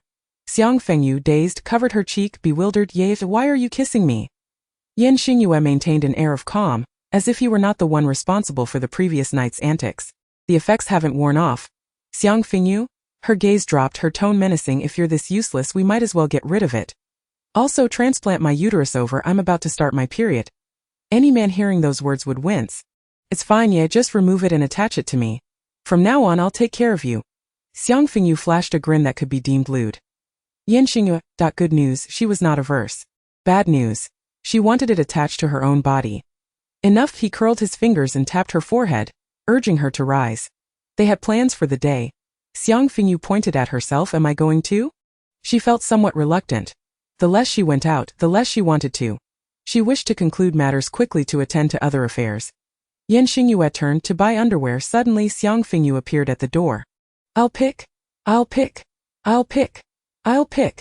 As you wish. As the two prepared to leave at the same time in the Jiang household, Mom, who is my biological father? Jiang Ji stood opposite Jiang Jing, his eyes bloodshot and his face weary. His voice barely audible with a piercing gaze. Jiang Jing scanned her son, her tone grave. What did that little brat tell you? She seemed stern, yet the slight tremor in her voice betrayed her turbulent emotions. Jiang Ji offered a bitter smile, changing the subject. Was it you who dealt with the Yan family? He had lost a fragment of his memory in his childhood, and when he became aware, the family's circumstances had suddenly improved, even exceeding expectations. Yet, he vaguely remembered that their previous life had not been so affluent. Jiang Ji did not wish to suspect his mother, who had cared for him for many years. But the sight of that corpse and Yan Xingyue's words pierced his heart like a thorn. Yan Jiwen, is he my biological father? Chapter 59. Jiang Ji was confined. His mother, Jiang Jing, refused to answer his questions. The flicker of hope he had held vanished entirely upon witnessing her demeanor. Jiang Ji knew his mother well. If he had wronged her, she would not react so sensitively. Thus, Yan Jiwen was most likely indeed his father. He and Yan Xingyue were truly half-brothers. Has my mother mentioned when I will be released? Jiang Ji knocked on the door, aware that the guards outside could hear him. Soon a bodyguard's voice echoed back.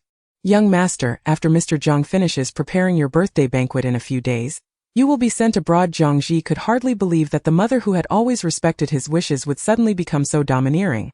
I want to see Yan Xingyue. Jiang Ji slumped despondently against the door, his voice low. The shock of his lineage and the hidden secrets of his family threatened to overwhelm the young man on the brink of his 21st birthday. What should he do? With dark eyes now clouded with frustration, Jiang Ji rose and entered the storage room, retrieving his golf club. This had been a birthday gift from his mother when he was 12.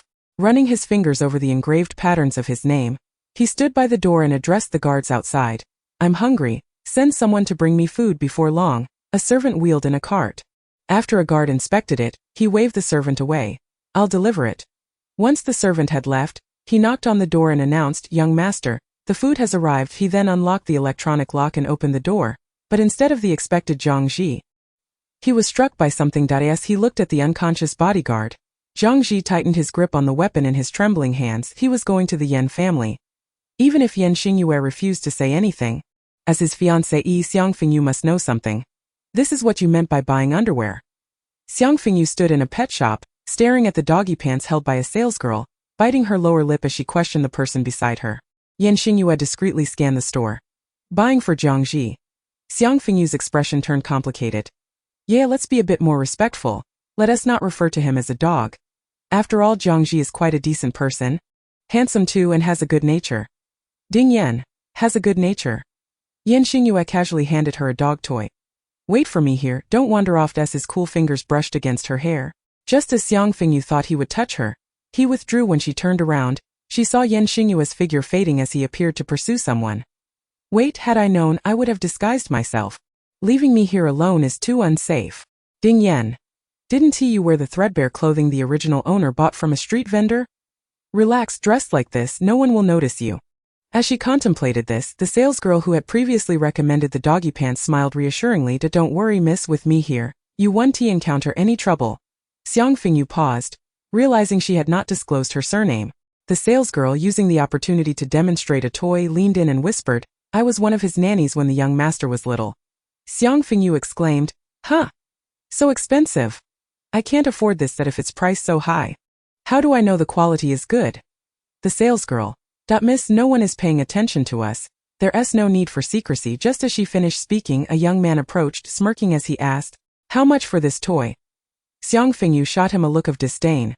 The salesgirl replied, 20. The young man's gaze shifted to Xiang Fengyu, his eyes landing on her tattered, pilled jacket, tinged with mockery. If you can't even afford 20, what kind of dog can you raise?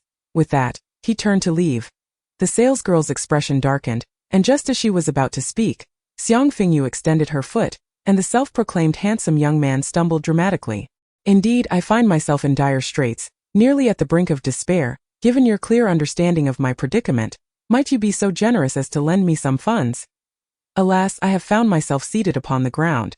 With your actions, I shall take this as your silent acquiescence. With nimble fingers, I swiftly pilfer the wallet from the pocket of my unsuspecting companion. In this world, where technology flourishes, the populace still clings to the comfort of cash. Each individual carrying a wallet, a convenience that facilitates my thievery. The young man, clutching his backside, rises in shock. You stole from me. I open the wallet, cast a glance, then roll my eyes in disdain. Tossing it back. Not even 20 yuan. How impoverished must one be to carry such a wallet? This familiar sentiment escapes my lips. The onlookers direct their gazes toward us. The young man's face shifts from pale to crimson. You wait for me. He exclaims before dashing away as if pursued by flames. The sales assistant, initially intending to intervene, finds no opportunity to interject. Upon our first encounter, I had assumed the young master's fiancée to be a demure girl. Where has Xingyue gone? With the nuisance departed, I resume our previous discussion. The sales assistant, regaining her composure, pulls me aside and whispers an explanation. The young master has a habit of periodically purging the wanted list of criminals. A few days ago, we encountered a particularly troublesome individual, who managed to escape. Yesterday, upon noticing what appeared to be that woman's presence, I informed the young master, and indeed she appeared just now. The woman from the traditional Chinese medicine incident involving Xingyue. As I ponder this revelation, unbeknownst to me, the wallet thief I had just dismissed stands in a corner, uploading the surreptitiously recorded video online. This segment captures my inquiry to the sales assistant. Why is this toy so expensive? I couldn't stand by as a girl bullied a sales assistant, pressuring her over a 20 yuan toy. I merely interjected. But who would have thought that the little fairy would retaliate, tripping me and stealing my wallet while mocking my poverty? The young man had intended to elicit sympathy and vent his frustration, but little did he anticipate that the video would go viral. The reason was straightforward. He could never have imagined that the girl he encountered was a public figure. In a way, is that not Night listening to the wind and rain? Perhaps she merely resembles her. Night listening to the wind and rain is quite wealthy. How could she possibly haggle over a 20 yuan toy? Moreover, in this grainy footage, one can discern an air of cheapness. That is indeed Night listening to the wind and rain. The dimples on her right cheek while speaking are identical. Wasn't she supposed to be a rich beauty? How uncouth. What rich beauty? The Xiang family disregards her. I heard from a wealthy second-generation friend that she is already married, wed into the bankrupt Yen family, the one that caused quite a stir a few years ago. As that the haunted Yen family. I've heard tales of their son, grotesquely disfigured and notoriously odorous, who allegedly assaulted a delivery driver, leading to a ban on deliveries to their residence. Goodness, that I had no idea anyone still resided there. One cannot expect two types of individuals to emerge from the same bed. Night listening to the wind and rain climbed to prominence by stepping on her sister. She was never a virtuous character, and now her true nature has been revealed. Once merely a sensation within the online literary realm, the once familiar figure of Xiang Fengyu is now thrust into the public eye through this scandalous video. Chapter 60. Meanwhile, at Xingyue's side, radiating an oddly alluring fragrance that could arouse even passing dogs, the woman is now adorned with numerous cuts and bruises. Dear handsome, you were forced upon that day, yet it was not a success. Why the anger? She twirls a lock of her curly hair. Her appearance not strikingly beautiful, yet possessing a unique charm that draws attention. Why not continue what we left unfinished that day? I could offer you pleasure if you would spare me. A fleeting glint of murderous intent flashes in her captivating eyes, quickly veiled. Yet, the figure before her displays no sign of warmth, his striking features devoid of life, as though he were a mere specter. Zhang Qiao, you do not recognize me? Xingyue disregards the weapon in her hand, striding toward her. Unexpectedly, the woman's expression shifts dramatically. Who are you? How do you know my real name? After years in the underworld, anyone aware of her true identity would have long since met their demise. Xingyue responds succinctly. My surname is Yen. The woman's pupils constrict sharply. Gazing at Xingyue's visage, memories of a youthful face resurface in her mind. You've grown so much. Years prior, when Zhang Qiao had just ascended to the role of a minor leader within the organization, she received a task from a soon-to-be successful mistress, desperate to take the place of the legitimate wife. Zhang Qiao was hired to humiliate the original spouse. The payment was substantial, and though she hesitated, she ultimately succumbed to greed. As the original spouse was abused, she stood by, watching. In the adjacent wardrobe, muffled sounds emerged, as the employer had demanded that the original spouse's child be bound there to witness the torment. Zhang Qiao had once had a younger brother, who was nearly the same age as that boy when he passed. Ultimately, unable to bear the sight, Zhang Qiao opened the wardrobe, grasped the boy's hair, and struck his head against the wall, rendering him unconscious. Even after all these years, she vividly remembers the boy's eyes, twisted with rage and unbridled hatred. You come seeking vengeance, Zhang Qiao comprehends, a vague smile gracing her lips. The wheel of fate turns, and from the moment she learned of the mysterious disappearances of her former associates, she had anticipated this day. That sum of money, though it never healed her mother, allowed the other party to leave with minimal suffering that I will not resist. Come forth. Zhang Qiao nonchalantly discards the gun, kicking it aside, and smiles at Yan Xingyue. Yan Xingyue does not allow her a comfortable exit. By the time the police arrive, her body is found in a pitiful state, leaving many veteran officers unable to hold back their nausea.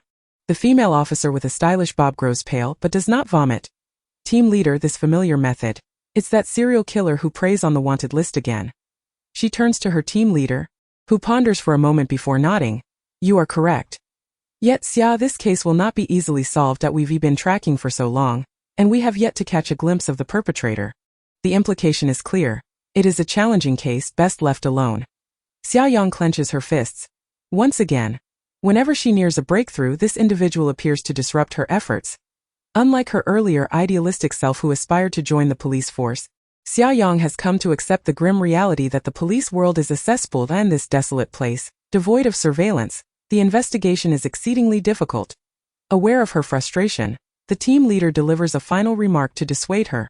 Before turning to leave, Xia Yang, unwilling to yield, bites her lip and, amidst the dispassionate demeanor of her colleagues, immerses herself in work, until everything concludes and the team prepares to depart. Xia Yang glances up and notices a car parked at a distance across the road. More precisely, her attention is drawn to the vehicle's dashcam. Xiang Fengyu sits in the lounge, savoring the milk tea gifted by the sales assistant. Just as she relishes the drink, a pale hand reaches from behind, snatching the cup away. Yan Xingyue takes a sip, remarks, too sweet, and returns it to Xiang Fengyu. Looking down at the straw, her expression is overly serious, making it difficult for Yan Xingyue to ignore it. If you dislike it, I can fetch you a new one. And no sooner has she spoken than Xiang Fengyu deftly retrieves a transparent sealed bag from her pocket, cautiously extracting the straw as if handling a precious treasure, and places it within. Then she beams with satisfaction. What did you just say? The corners of Xiang Fengyu's mouth nearly stretched to her ears. The straw used by Ye. The straw used by Ye. He. He. Ding Yan. Do you realize you're becoming less and less like an actress? Yan Xingyue.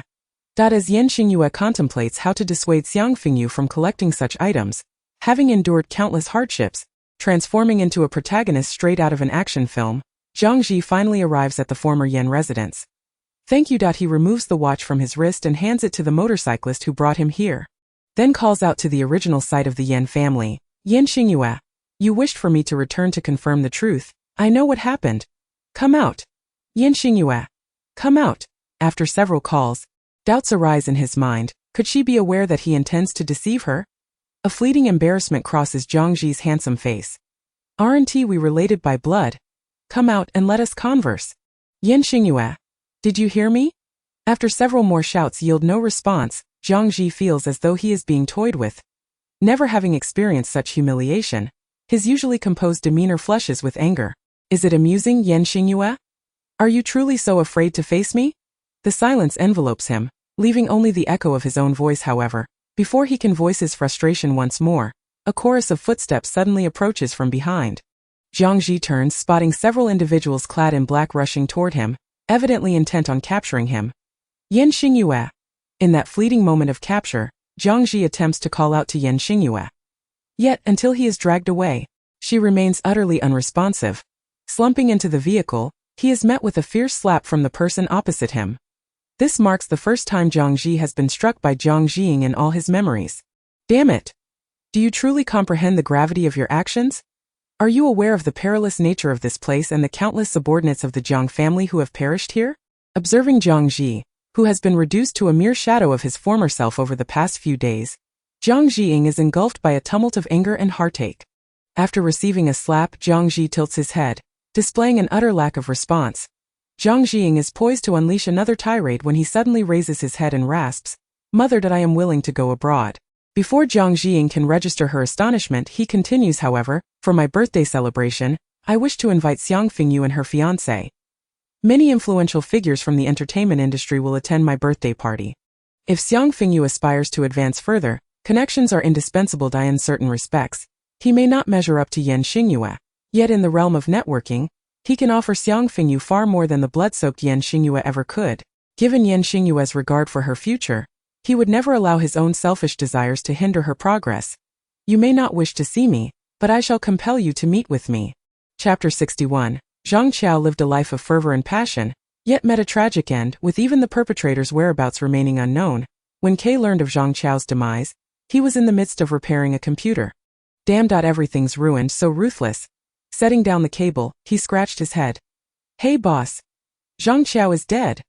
Upon hearing this news, Kay found it difficult to articulate his feelings and their line of work. They always tread the razor's edge. And having faced life and death numerous times, one becomes desensitized. Who did it?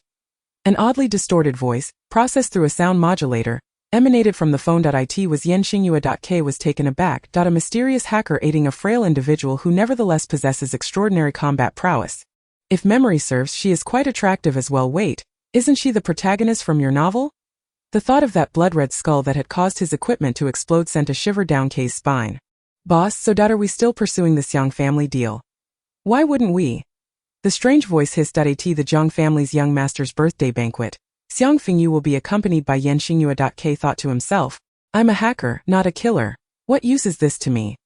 Yet the voice continued, I have disclosed the recent events concerning Xiang Shirlan to the third son of the Xiang family. If all goes according to plan, we shall reap the benefits. Kay's mind began to turn. Using a knife to kill someone? That's quite clever. In a military installation, sealed off with experts stationed, the boss managed to leak information. Kay was genuinely impressed. Alright, I understand. Xiang Fengyu scrutinized Xingyue. Are you uninjured? Yeah. Xingyue stood still, allowing her to inspect her. Auntie, please help me look after her.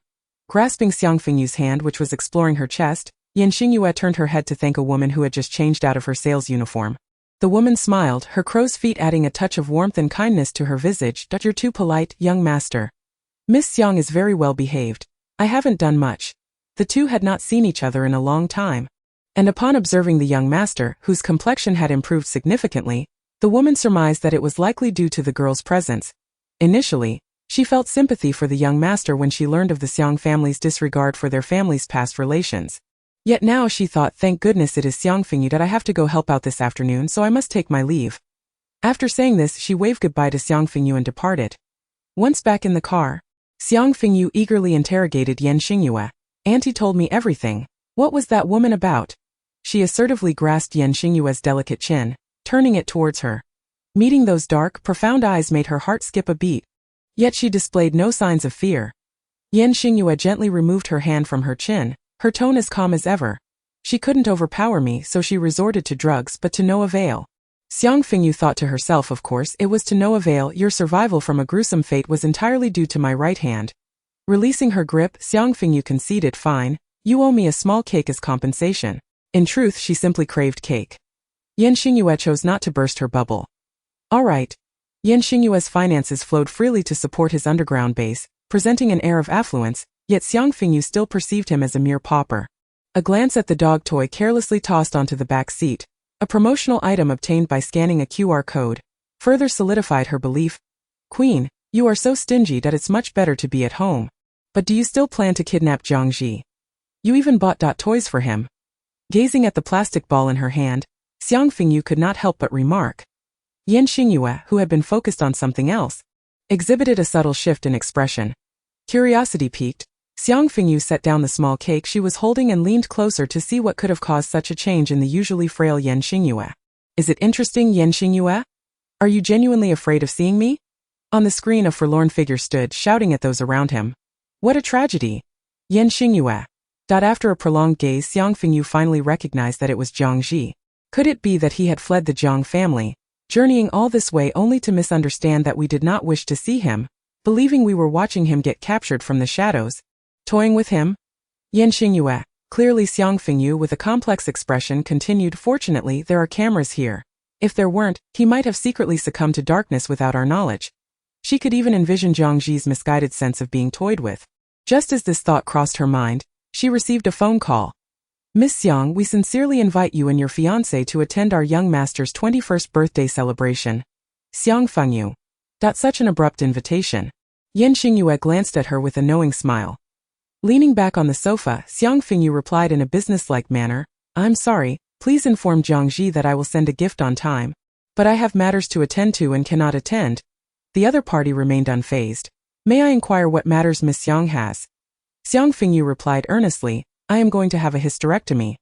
Xingyue could no longer muster a smile. It was evident to whom the removed uterus would be transplanted. The voice on the other end of the line. Can the surgery be postponed?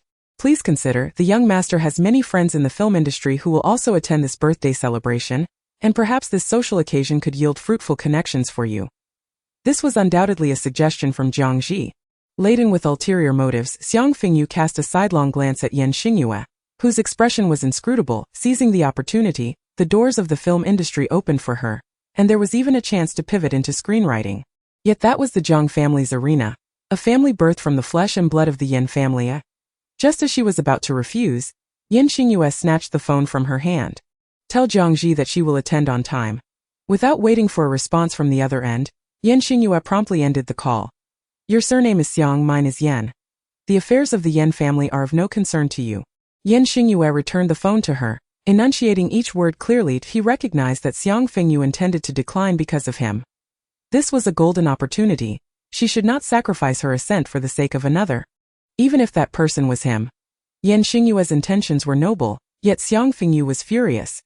I have worked so hard to feign insanity, constantly projecting my stance, and the only thing left is to tattoo "We are all in the same boat" on my forehead. And what do I get in return? Just a none of your business reply, right? Transforming into a stranger is merely a matter of a single phrase. Due to the dissonance between Xiang Fengyu's inner thoughts and outward demeanor, Xingyue did not immediately discern her true emotions until, "What shall we have for dinner tonight?" Xiang Fengyu scoffed, tearing off the scarf around her neck and throwing it onto Xingyue's beautiful face. Eat none of your business. Chapter 62. Since their acquaintance, this was the first time Xiang Fengyu had been genuinely angry, and the object of her ire was him. Gone was the radiant smile that would instantly bloom upon meeting his gaze, along with the sweetly spoken ye and other endearing nicknames. Even when Xingyue adhered to his routine of drying his intimate garments, he noticed Xiang Fengyu's absence. Particularly, Xiang Fengyu had only prepared dinner for two that night. Without any for Xingyue, he spoke not a word, silently entering the kitchen. When Xiang Fengyu returned to prepare a late-night snack at midnight, she discovered she couldn't open a single jar of seasoning. With an expression contorted in frustration akin to straining during a bowel movement, she exerted all her effort, yet the lid remained steadfast. Xiang Fengyu. Who else could it be? Grinding her back teeth in irritation, she thought, wasn't it none of my business? With a resounding bang, she set the jar down and turned to leave. Emerging from the shadows was a figure, quietly observing her retreating back, letting out a soft sigh. Xingyue had grown like a wild grass, never having learned to appease others. Those who bore grievances against him were buried beneath the roots. He had no concept of consolation. Realizing that Xiang Fengyu would not approach him of her own accord, he felt an unusual sense of helplessness arise within him. Little madwoman, will you still attend Jiangji's birthday banquet? Xiang Fengyu, deprived of her late-night snack, was in a foul mood. Of course. Why wouldn't I go? What do the Yan and Jiang families have to do with me? Who am I in this household? I absolutely must go.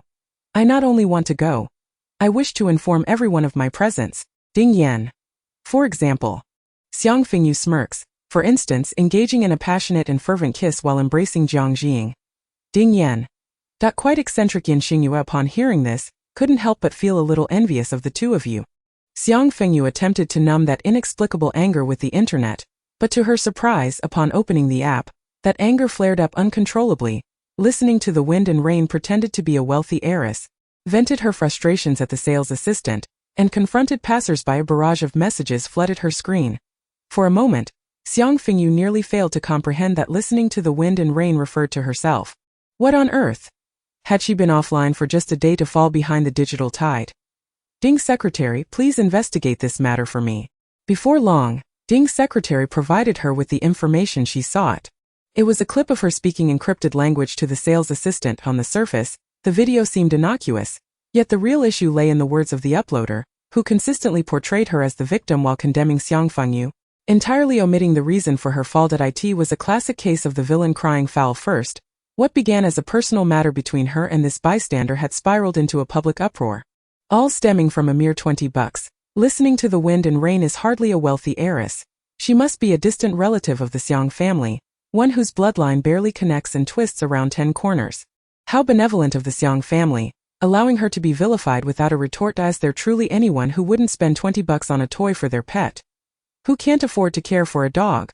The wealthy heiress persona has imploded.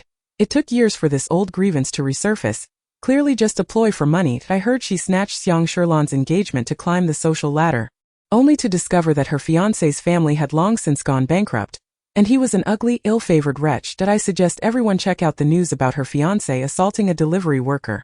The internet has a memory. These people are truly terrifying. They fabricate rumors based on a single video. Listening to the wind and rain has never claimed to be a wealthy heiress. For goodness sake.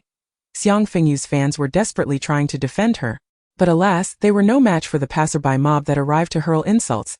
Even mocked as leg hair, Xiang Fengyu chuckled bitterly. She began to suspect that Xiang Shirlan's recent silence was perhaps a result of her seeking someone to transfer her misfortune onto her. How else could she be so unlucky? After finally stepping out for a breath of fresh air, she was inexplicably berated for being impoverished, only to return home to engage in a cold war with Xingyue. And now once again she was subjected to online harassment. She began taking screenshots of those who had slandered her, copying their accounts into her notes that if they enjoyed spreading rumors, she hoped they could articulate their fabrications just as convincingly when facing a judge. As she passionately collected evidence, almost blinded by her fury, she suddenly heard a noise from outside the door, followed by a couple of knocks. Then silence fell. Xiang Fengyu's first thought was of Xingyue. What business does Mr. Yen have knocking on my door, a mere bystander, risking unnecessary misunderstandings? Her tone was decidedly frosty. Upon hearing her voice, the person outside made faint footsteps. Xingyue walked silently, deliberately making his footsteps audible to inform Xiang Fengyu of his departure. Only after his footsteps had completely faded did Xiang Fengyu rise to open the door. On a gleaming silver tray lay a clay pot, beside which was Xiang Fengyu's personal mug, filled to the brim with steaming milk. Humph, do you think this will placate me? She snorted dismissively, squatting down. She lifted the lid of the clay pot to take a peek. The enticing aroma wafted into her nostrils, revealing noodles enveloped in a thick, sticky broth with slightly crispy fried eggs soaking within, adorned with a sprinkle of green onions. Xiang Fengyu's mouth watered involuntarily. Those enticing noodles were seducing her. With a serious expression, Xiang Fengyu lifted the tray and declared, "Watch as I devour you mouthful by mouthful, licking you clean from head to toe." Ding Yan. Duh. With an inconspicuous glance towards the corridor's corner, Xiang Fengyu coldly huffed and shut the door. First, she tested the food with a silver needle before daring to taste it. To her surprise, it was rather delightful. Who would have thought this ailing soul possessed such culinary skills? Although it was merely instant noodles she had stored in her cupboard, Ding Yan watched as Xiang Fengyu became so engrossed in eating that she couldn't lift her head. With a deep sigh, he remarked, "I feel it is necessary to remind you. Do you recall the male lead mentioning the collaboration between the Jiang family and the Xiang family?" Xiang Fengyu shot him a glance amidst her meal. So, thus, the Xiang family is bound to come. Xiang Fengyu thought to herself, very well. The last time she attended Xiang Shirlan's birthday party, it was these same individuals. Jiang Ji's birthday party also featured them. Surely they wouldn't be present for her birthday as well. A shiver ran down her spine. How could that be? Setting aside Jiang Ji, was Xiang Dongchen truly throwing her a birthday celebration rather than a funeral? While the two were engrossed in their discussion, in the city center, a silver motorcycle gracefully skidded to a halt. The man, clad in leather boots, showed no sign of the cold as he wore only a thin jacket. Removing his helmet revealed short, stiff black hair. Such a physique, coupled with a sharply defined, arrogant face, drew the attention of numerous passersby. Taking a deep breath of fresh air, he squinted slightly, a look of satisfaction gracing his features. The city. It's been a while. Chapter 63. Jiang Ji had not responded to messages, and it seemed Jiang Jiying had confiscated all his devices for contacting the outside world. Xiang Fengyu stared at the unresponsive chat box from Jiang Ji, tossing her phone aside. As she nibbled on the bread in her hand, she felt a mix of emotions. That Jiang Ji, although he appeared naive, he was quite astute. If she were not mistaken, Jiang Jiying's eccentricity meant he had shared nothing with him, thus using her as an excuse to meet Xingyue. And considering her feud with the Xiang family, Jiang Jiying, being aware of this collaboration, had tacitly approved Jiang Ji's invitation, planning to use it as an opportunity to deliver her to the Xiang family. Xiang Fengyu unraveled the situation with precision. In retrospect, it was akin to a banquet of betrayal. Jiang Ji's words had resonated with many. This fellow Xiang Fengyu certainly did not perceive his actions as innocent. This Shindarese likely harbored some vengeful intent. Ding Yan reiterated. So, will you still go? Xiang Fengyu nodded. Of course, she would go. It would be a joke to disappoint Jiang Ji. She despised having her life manipulated by others. Although they were currently at odds, Xiang Fengyu believed unilaterally, Xingyue continued to deliver address to her as usual. "Leave it at the door, thank you, Mr. Yan." She responded coldly. Mr. Yan's dark eyes deepened. Not hearing him leave, Xiang Fengyu shifted in her chair, unable to resist asking, "Is there something else, Mr. Yan?" The charm of those 3 words lay in their ability to provoke a rare display of emotion from the otherwise composed Xingyue. "The tie," he stated succinctly. Xiang Fengyu replied, "I don't understand, what do you mean? The color of the suit's tie is challenging to choose. I need your assistance." This might have been the first time in his life that Xingyue sought help from another. Had it been any other time, Xiang Fengyu would have eagerly rushed to his wardrobe at the opportunity. Alas, the current Xiang Fengyu was too irked. "No need, Mr. Yan. After all, we are merely strangers. You needn't attend Zhangji's banquet." Indeed, Xiang Fengyu had no intention of bringing Xingyue along. Wasn't Zhangji's scheme precisely to see Xingyue and uncover the truth? "Sorry, but your verbal invitation merely mentioned Xiang Fengyu and her fiancé without explicitly naming Xingyue." "Ding Yan. Zhangji is playing mind games with you and you're engaging in wordplay with him." Very well, very well. "So, who do you plan to bring?" Xiang Fengyu shook her phone, revealing the hire a one-day boyfriend interface. "Isn't it said online that my fiancé is hideously unattractive? I have the entire internet as my witness. Who dares claim that the person I bring isn't Xingyue?" Ding Yan sighed in amazement. The moment he witnessed her helping an elderly lady cross the street, he knew she was something special. Zhangji's birthday would also see the Xiang family in attendance. Xingyue frowned slightly. His usual expression of indifference or cold sarcasm was momentarily replaced by a hint of concern. Unfortunately, Xiang Fengyu was oblivious to this. "It doesn't matter. If Xiang Dongchen dares to lay a hand on me, I'll have him stripped down. If he has the guts, let him chase after me in nothing but his bare skin." Outside the door, Xingyue. "Stop messing around, take me with you." Xiang Fengyu rushed over and flung the door open with a resounding bang. "Do you think I can't manage on my own? Or that I would perish if I left you?" Clearly caught off guard by her sudden action, Xingyue's expression momentarily softened. "Let me tell you, Xingyue, when I was initially thrust here by Xiang Dongchen, everyone believed I was doomed, yet here I am still alive. Don't underestimate me." Xiang Fengyu unleashed a torrent of words. Xingyue maintained his stance, quietly standing outside the door, absorbing Xiang Fengyu's ire. "In the end," he simply stated calmly, "I do not underestimate you." Observing Xiang Fengyu's reddened eyes, Xingyue parted his lips, ultimately managing to voice his concern, "I worry about you." The moment those 4 words escaped his lips, Xiang Fengyu fell silent. "This is none of your concern. Don't think that this will placate me." Taking the paper bags from Xingyue's hands, Xiang Fengyu shut the door once more. "If you don't want me to go, then I simply won't." Before Xiang Fengyu could register her astonishment, the man continued, "May I escort you?" Truly, it was a rare coincidence. It was the first time she had witnessed such a thing. Xingyue surprisingly refrained from using an affirmative statement. "As you wish." With that, the individual outside was finally satisfied and departed. As Xiang Fengyu tried on the formal attire, she finally understood the reason behind her irritable demeanor since yesterday. "How could my emotions fluctuate so dramatically?" Resigned to her fate, she rummaged through the drawer for a sanitary pad, feeling on the verge of tears. After changing into more intimate garments, when she emerged from the restroom, Ding Yan reminded her, "Your one-day boyfriend app has received a response as so soon." Xiang Fengyu was somewhat taken aback. After all, this app was renowned for its abundance of handsome men, and even those with merely a hint of unconventional looks could not register, which left Xiang Fengyu, despite her generous spending, frustrated by the incredibly ugly criteria that excluded most attractive candidates. Upon clicking on the profile of that individual, she found only one photograph, and after a glance, she furrowed her brow. "Goodness, so unattractive that even my period would flee in terror." She had never heard of a rule stating that the app only accepted handsome men while rejecting the exceedingly ugly. "You're the one, my friend." Too strikingly unattractive indeed. Ding Yan. Time swiftly passed. Xingyue, adhering to their agreement, solely took on the role of chauffeur for her. Compared to the previous day's temperamental outbursts, Xiang Fengyu felt much more composed now, even feeling a tad embarrassed as she accepted the heavy cloak Xingyue offered, where this he seemed oblivious to her awkward demeanor, naturally fastening something atop her head. As she touched her hair and found nothing there. Before she could inquire further, Xingyue had already pulled her into the vehicle. Xingyue popped a pill into his mouth, chewing it like a jelly bean. His health had been fluctuating frequently lately, even more so than when Xiang Fengyu first met him. "Are you going to choke? You're eating it raw." After a moment of hesitation, Xiang Fengyu could not help but comment, glancing at her.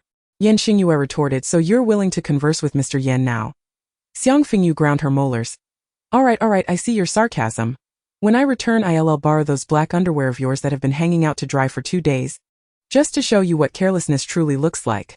Following Xiang Fengyu's instructions, Xingyue merely dropped her off at a location some distance from the Zhang residence. With the thought of meeting her faux fiancé looming, Xiang Fengyu felt a slight unease as she addressed the attentive Xingyue. You may head back. I can manage on my own. Casually stroking the steering wheel, Xingyue replied softly, I believe you can manage by yourself. For reasons unknown, Xiang Fengyu sensed a deeper meaning in his words. After sending off the driver, she stealthily hid behind a tree to message her one-day boyfriend. Hey dude, have you arrived yet? After approximately 5 minutes, a response finally came. Turn around, Xiang Fengyu peeked from behind the tree, only to retch. Chapter 64. Handsome men, average men, and ugly men are quite common, however. Encountering one so grotesquely unattractive was a first for Xiang Fengyu. Brother. Today I'm counting on you, she thought, gazing up at the man before her, whose appearance was akin to something peculiar. He nodded silently, not uttering a word. Taking a deep breath, Xiang Fengyu attempted to avert her gaze from his face. Let us go. She actively linked her arm through that of her fiancé. Noting the unexpectedly pleasant scent emanating from him despite his odd appearance, stealthily inhaling another breath, she withdrew her hand, her expression a mix of complexity as she pulled out her phone to send a message to the ailing companion. Have you left yet? Not long after, Xingyue responded, do you need me to return? Xiang Fengyu quickly replied that it was unnecessary, stealing a glance at her unresponsive faux fiancé. It seemed she had been overly concerned. He surprisingly resembled Xingyue in scent. How could she not recognize Xingyue's fragrance? Good day, madam. Please present your invitation. The attendant checking the entrance took a significant step back upon seeing the countenance of Xiang Fengyu's companion. Good heavens, did his face and backside get switched? Xiang Fengyu wore an expression of disbelief at the attendant's ignorance as she stated her name. The attendant, having been previously instructed, glanced at her companion upon hearing her introduction. Subsequently, he painfully redirected his gaze back at her. And this gentleman. Xiang Fengyu tightened her grip on his arm, her voice filled with pride and confidence. This is my fiancé. The attendant. Please do enter. After Zhang Jiying's meticulous preparations, Zhang Ji appeared less despondent than in previous days, donned in a white suit, his hair slicked back, revealing a delicate visage akin to that of a young prince, especially with the subtle hint of melancholy now gracing his demeanor. He elicited a surge of protective instincts among onlookers, with several young women discreetly stealing glances at him. The banquet, ostensibly a birthday celebration for Zhang Ji, was, in reality, a selection conference for prospective daughters-in-law orchestrated by Zhang Jiying. However, Zhang Ji, preoccupied with the truth behind the events, remained oblivious to this fact, appearing distracted as his mother introduced him to several young ladies. Observing his frequent glances towards the entrance, Zhang Jiying concealed her amusement, her heart coldly mocking. She had agreed to let Xingyue attend but had not promised to allow him to appear before Zhang Ziyich. Xiang Fengyu followed the guide down a path starkly opposed to the banquet hall. She sensed something amiss as the surrounding crowd dwindled. Where are you taking me? The attendant halted in his tracks, realizing that Xiang Fengyu had caught on to his intentions. He chuckled ominously and was about to turn when Xiang Fengyu swiftly removed her high heels, aiming the sharp heel directly at his backside. Ow! The attendant emitted a piercing scream. The faux fiancé. Just as the words left her lips, Xiang Fengyu seized her companion's arm and began to flee. What was I thinking? Waiting for you to turn around to catch me would be idiotic. Unfortunately, Zhang Jiying was no fool. She had long been prepared. The hidden men in black emerged, blocking Xiang Fengyu's escape. Seize her! A command rang out, and the men in black charged towards Xiang Fengyu. She glanced at her faux fiancé. Our safety relies entirely on you. Before he could respond, she pointed at the foremost man in black. Go! Kiss the one in front. The would-be assailant, initially eager to claim the first prize, halted abruptly upon seeing the man beside Xiang Fengyu. His strikingly unusual appearance causing him to freeze, the others soon followed suit. Too awkward, darling. No one wants to kiss you, the faux fiancé. The men in black. Are you out of your mind? After Xiang Fengyu's declaration, she tugged her companion and dashed sideways, prompting the other men in black to shout in alarm as they pursued. Chase them. Even if it means kissing that hideous creature, you must capture those too. Internally they cursed, damn it, how did the master fail to mention that the target was an exceptionally grotesque man? Dragged along like a headless fly. The usually reticent man suddenly spoke, go that way. His voice was low, and Xiang Fengyu barely caught it, yet she found it pleasant indeed. One should not judge a book by its cover, although he appeared peculiar. His voice was melodious, and he bore an enticing scent. Initially, it was Xiang Fengyu who led the escape, but upon his utterance, he took the initiative, pulling her along. Xiang Fengyu glanced at the hand gripping her arm. Very good. Another plus. Just as she was thinking this, she was unexpectedly thrust into a room, where a set of clothes was tossed her way. Change, I'll distract them.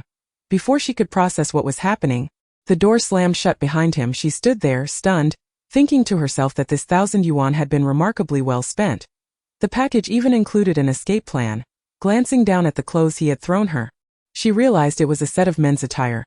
Meanwhile, in the city center, sir, you have violated traffic regulations. Please exit the vehicle and cooperate.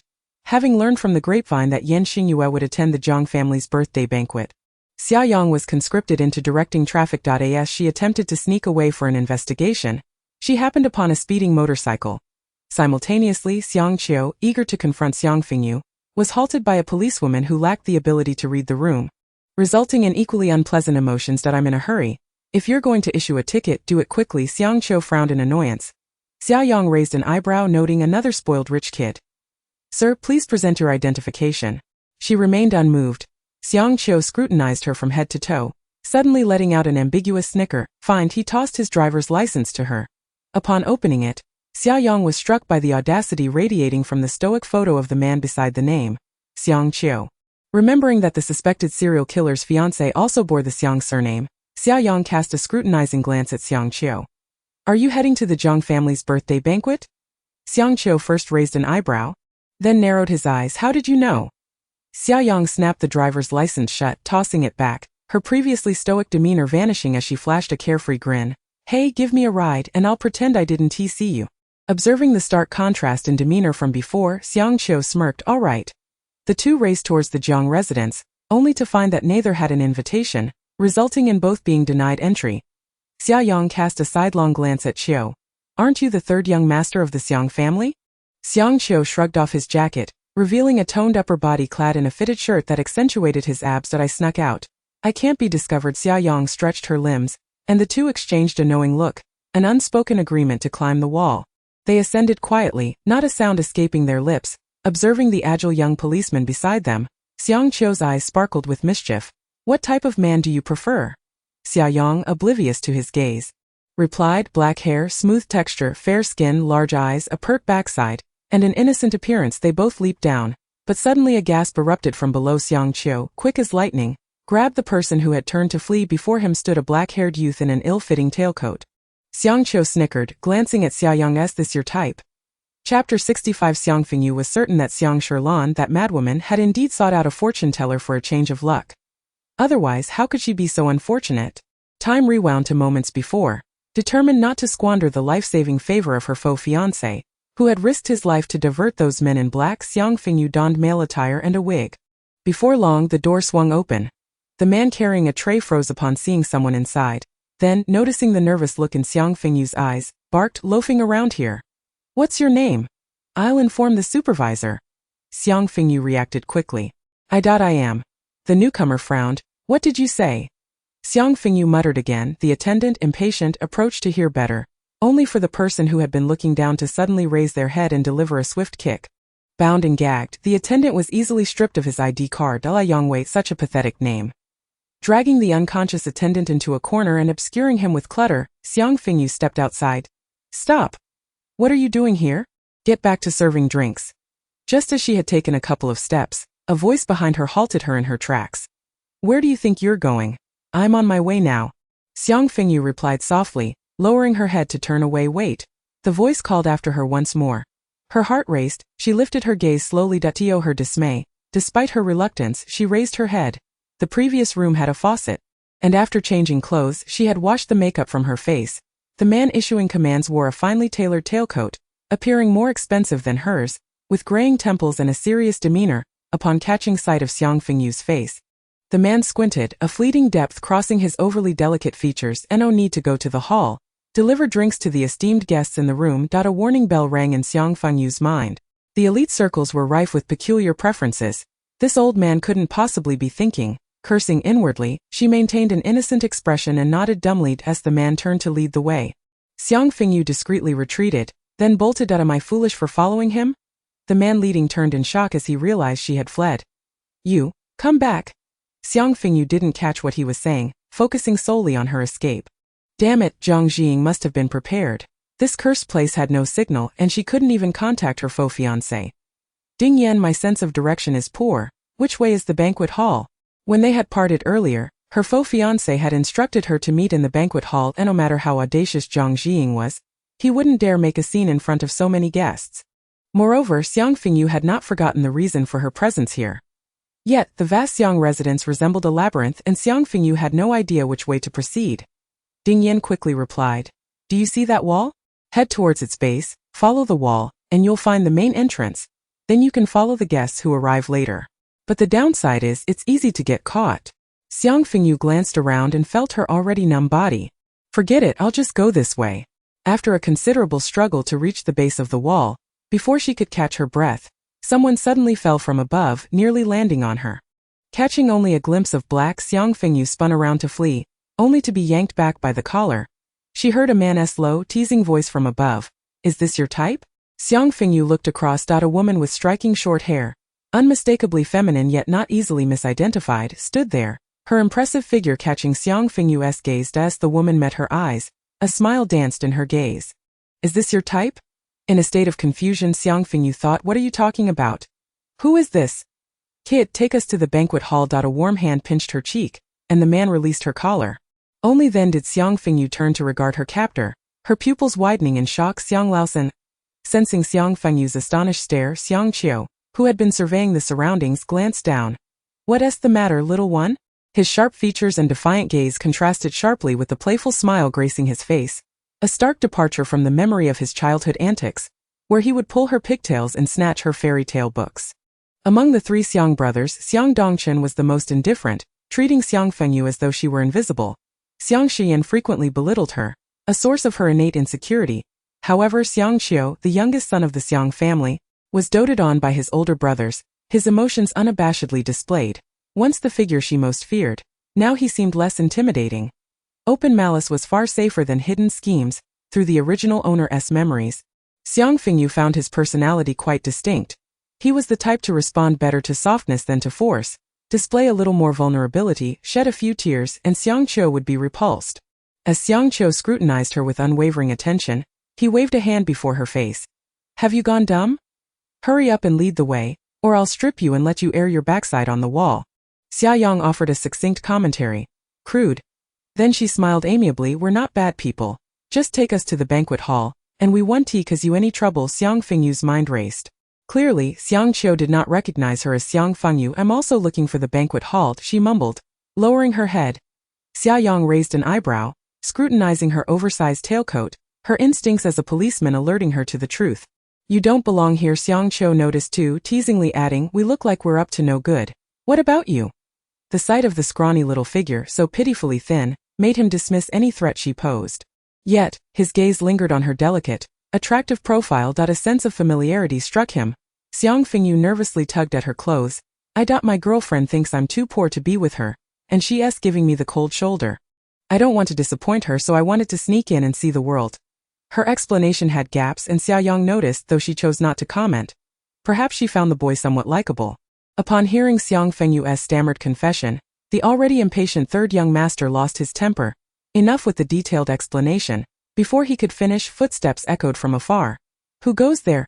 Xiang Qiu exchanged glances with Xia Yang, and he expertly grasped Xiang Fengyu, pulling her along as they fled. Stuck under the man's armpit and unable to move, Xiang Fengyu could only think.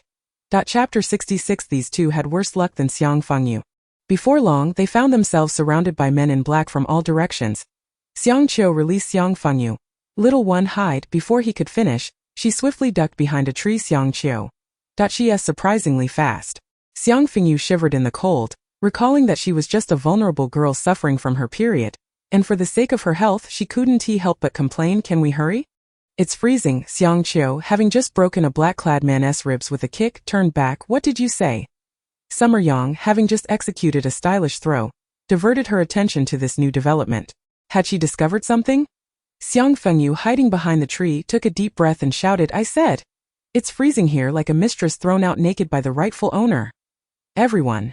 What a striking analogy. It resonated with them that as some attempted to ambush Xiangqiu while he was momentarily speechless, Xiang Fengyu hesitated, realizing that if she wanted to infiltrate the banquet hall, she needed Xiangqiu's formidable strength. Thus she dashed forward. Against this group of trained men in black, one would expect Xiang Fengyu, with her lack of combat skills, to be ineffective. Yet the ambusher suddenly crumpled, clutching his knee in pain when Xiang Fengyu reached him. He could only watch helplessly as she delivered a kick to his face. The scream caught Xiangqiu's attention. Thanks, little one. You're braver than I thought. He gave Xiang Fengyu a light pat on the shoulder, which she shrugged off with a look of disdain. Xiaoyang seized a fleeting opportunity to create a gap and beckoned the two individuals to flee. Once the trio had successfully distanced themselves from the crowd, they finally paused to catch their breath. Oddly, the surveillance camera was not operational. Xiaoyang tilted her head, gazing at the camera beneath the eaves, astonished to discover it was indeed inactive. Xiang Fengyu, panting heavily, was oblivious to her words. Ding Yan, sensing something amiss, suddenly interjected. Host, your pants. Xiang Fengyu glanced down. Crimson blood was trickling down her pant leg, staining her white socks. Her numbed brain struggled to comprehend the situation.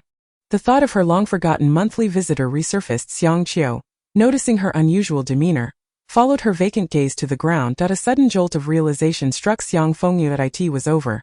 Knowing she was a girl, would Xiangqiu realize she was Xiang Fengyu? If her assumptions were correct, he must be aware of the prior incident involving Xiang Sherlan, which was why they had returned covertly, intending to teach her a lesson. Xiangqiu's gaze sharpened, his penetrating stare felt almost tangible as it landed on Xiang Fengyu's face. She thought to herself it was the end. She was about to be exposed. Are you hurt? Xiang Fengyu inquired. Big fool Chun, what are you planning to do? Xiaoyang interjected. Xiangqiu furrowed his brows, clicking his tongue, his voice tinged with a hint of sympathy. I told you to hide well. I won't die from a single blow.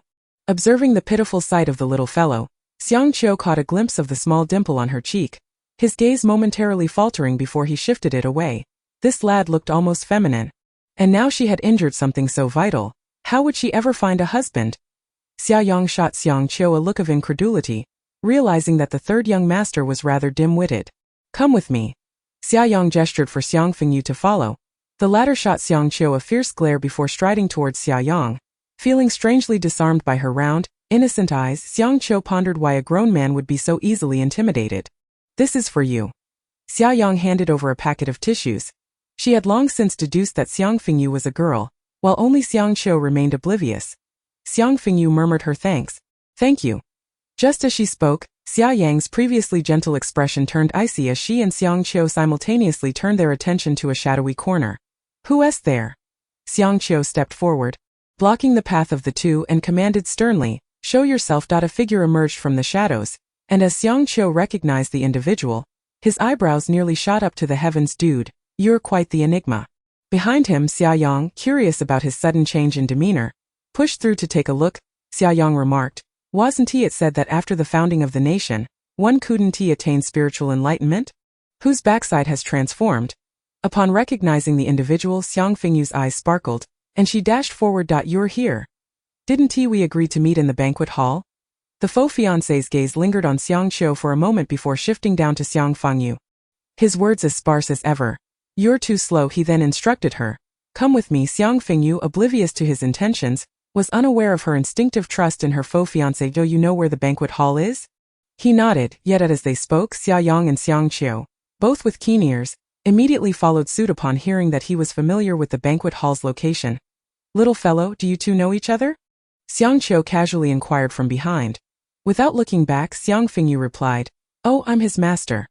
The three of them fell silent. After holding it in for a while, Xiangqiu couldn't help but remark, such private matters are better kept in your pants. Xiaoyang nearly burst out laughing. That building right there. The faux fiancé halted, pointing towards a small building that was evidently livelier than before. Masked by a fountain, Xiaoyang glanced at him. Aren't you going? The faux fiancé replied curtly, I have something to do. Xiangqiu, however, was not inclined to dwell on the matter, striding forward with a casual air. Thanks, brother. Xiaoyang cast another curious glance at the man beside Xiang Fengyu, an inexplicable feeling lingering in her heart. As she saw Xiangqiu walk a distance away, she decided not to ponder further. After all, her goal this time was Xingyue. She hoped they would meet again.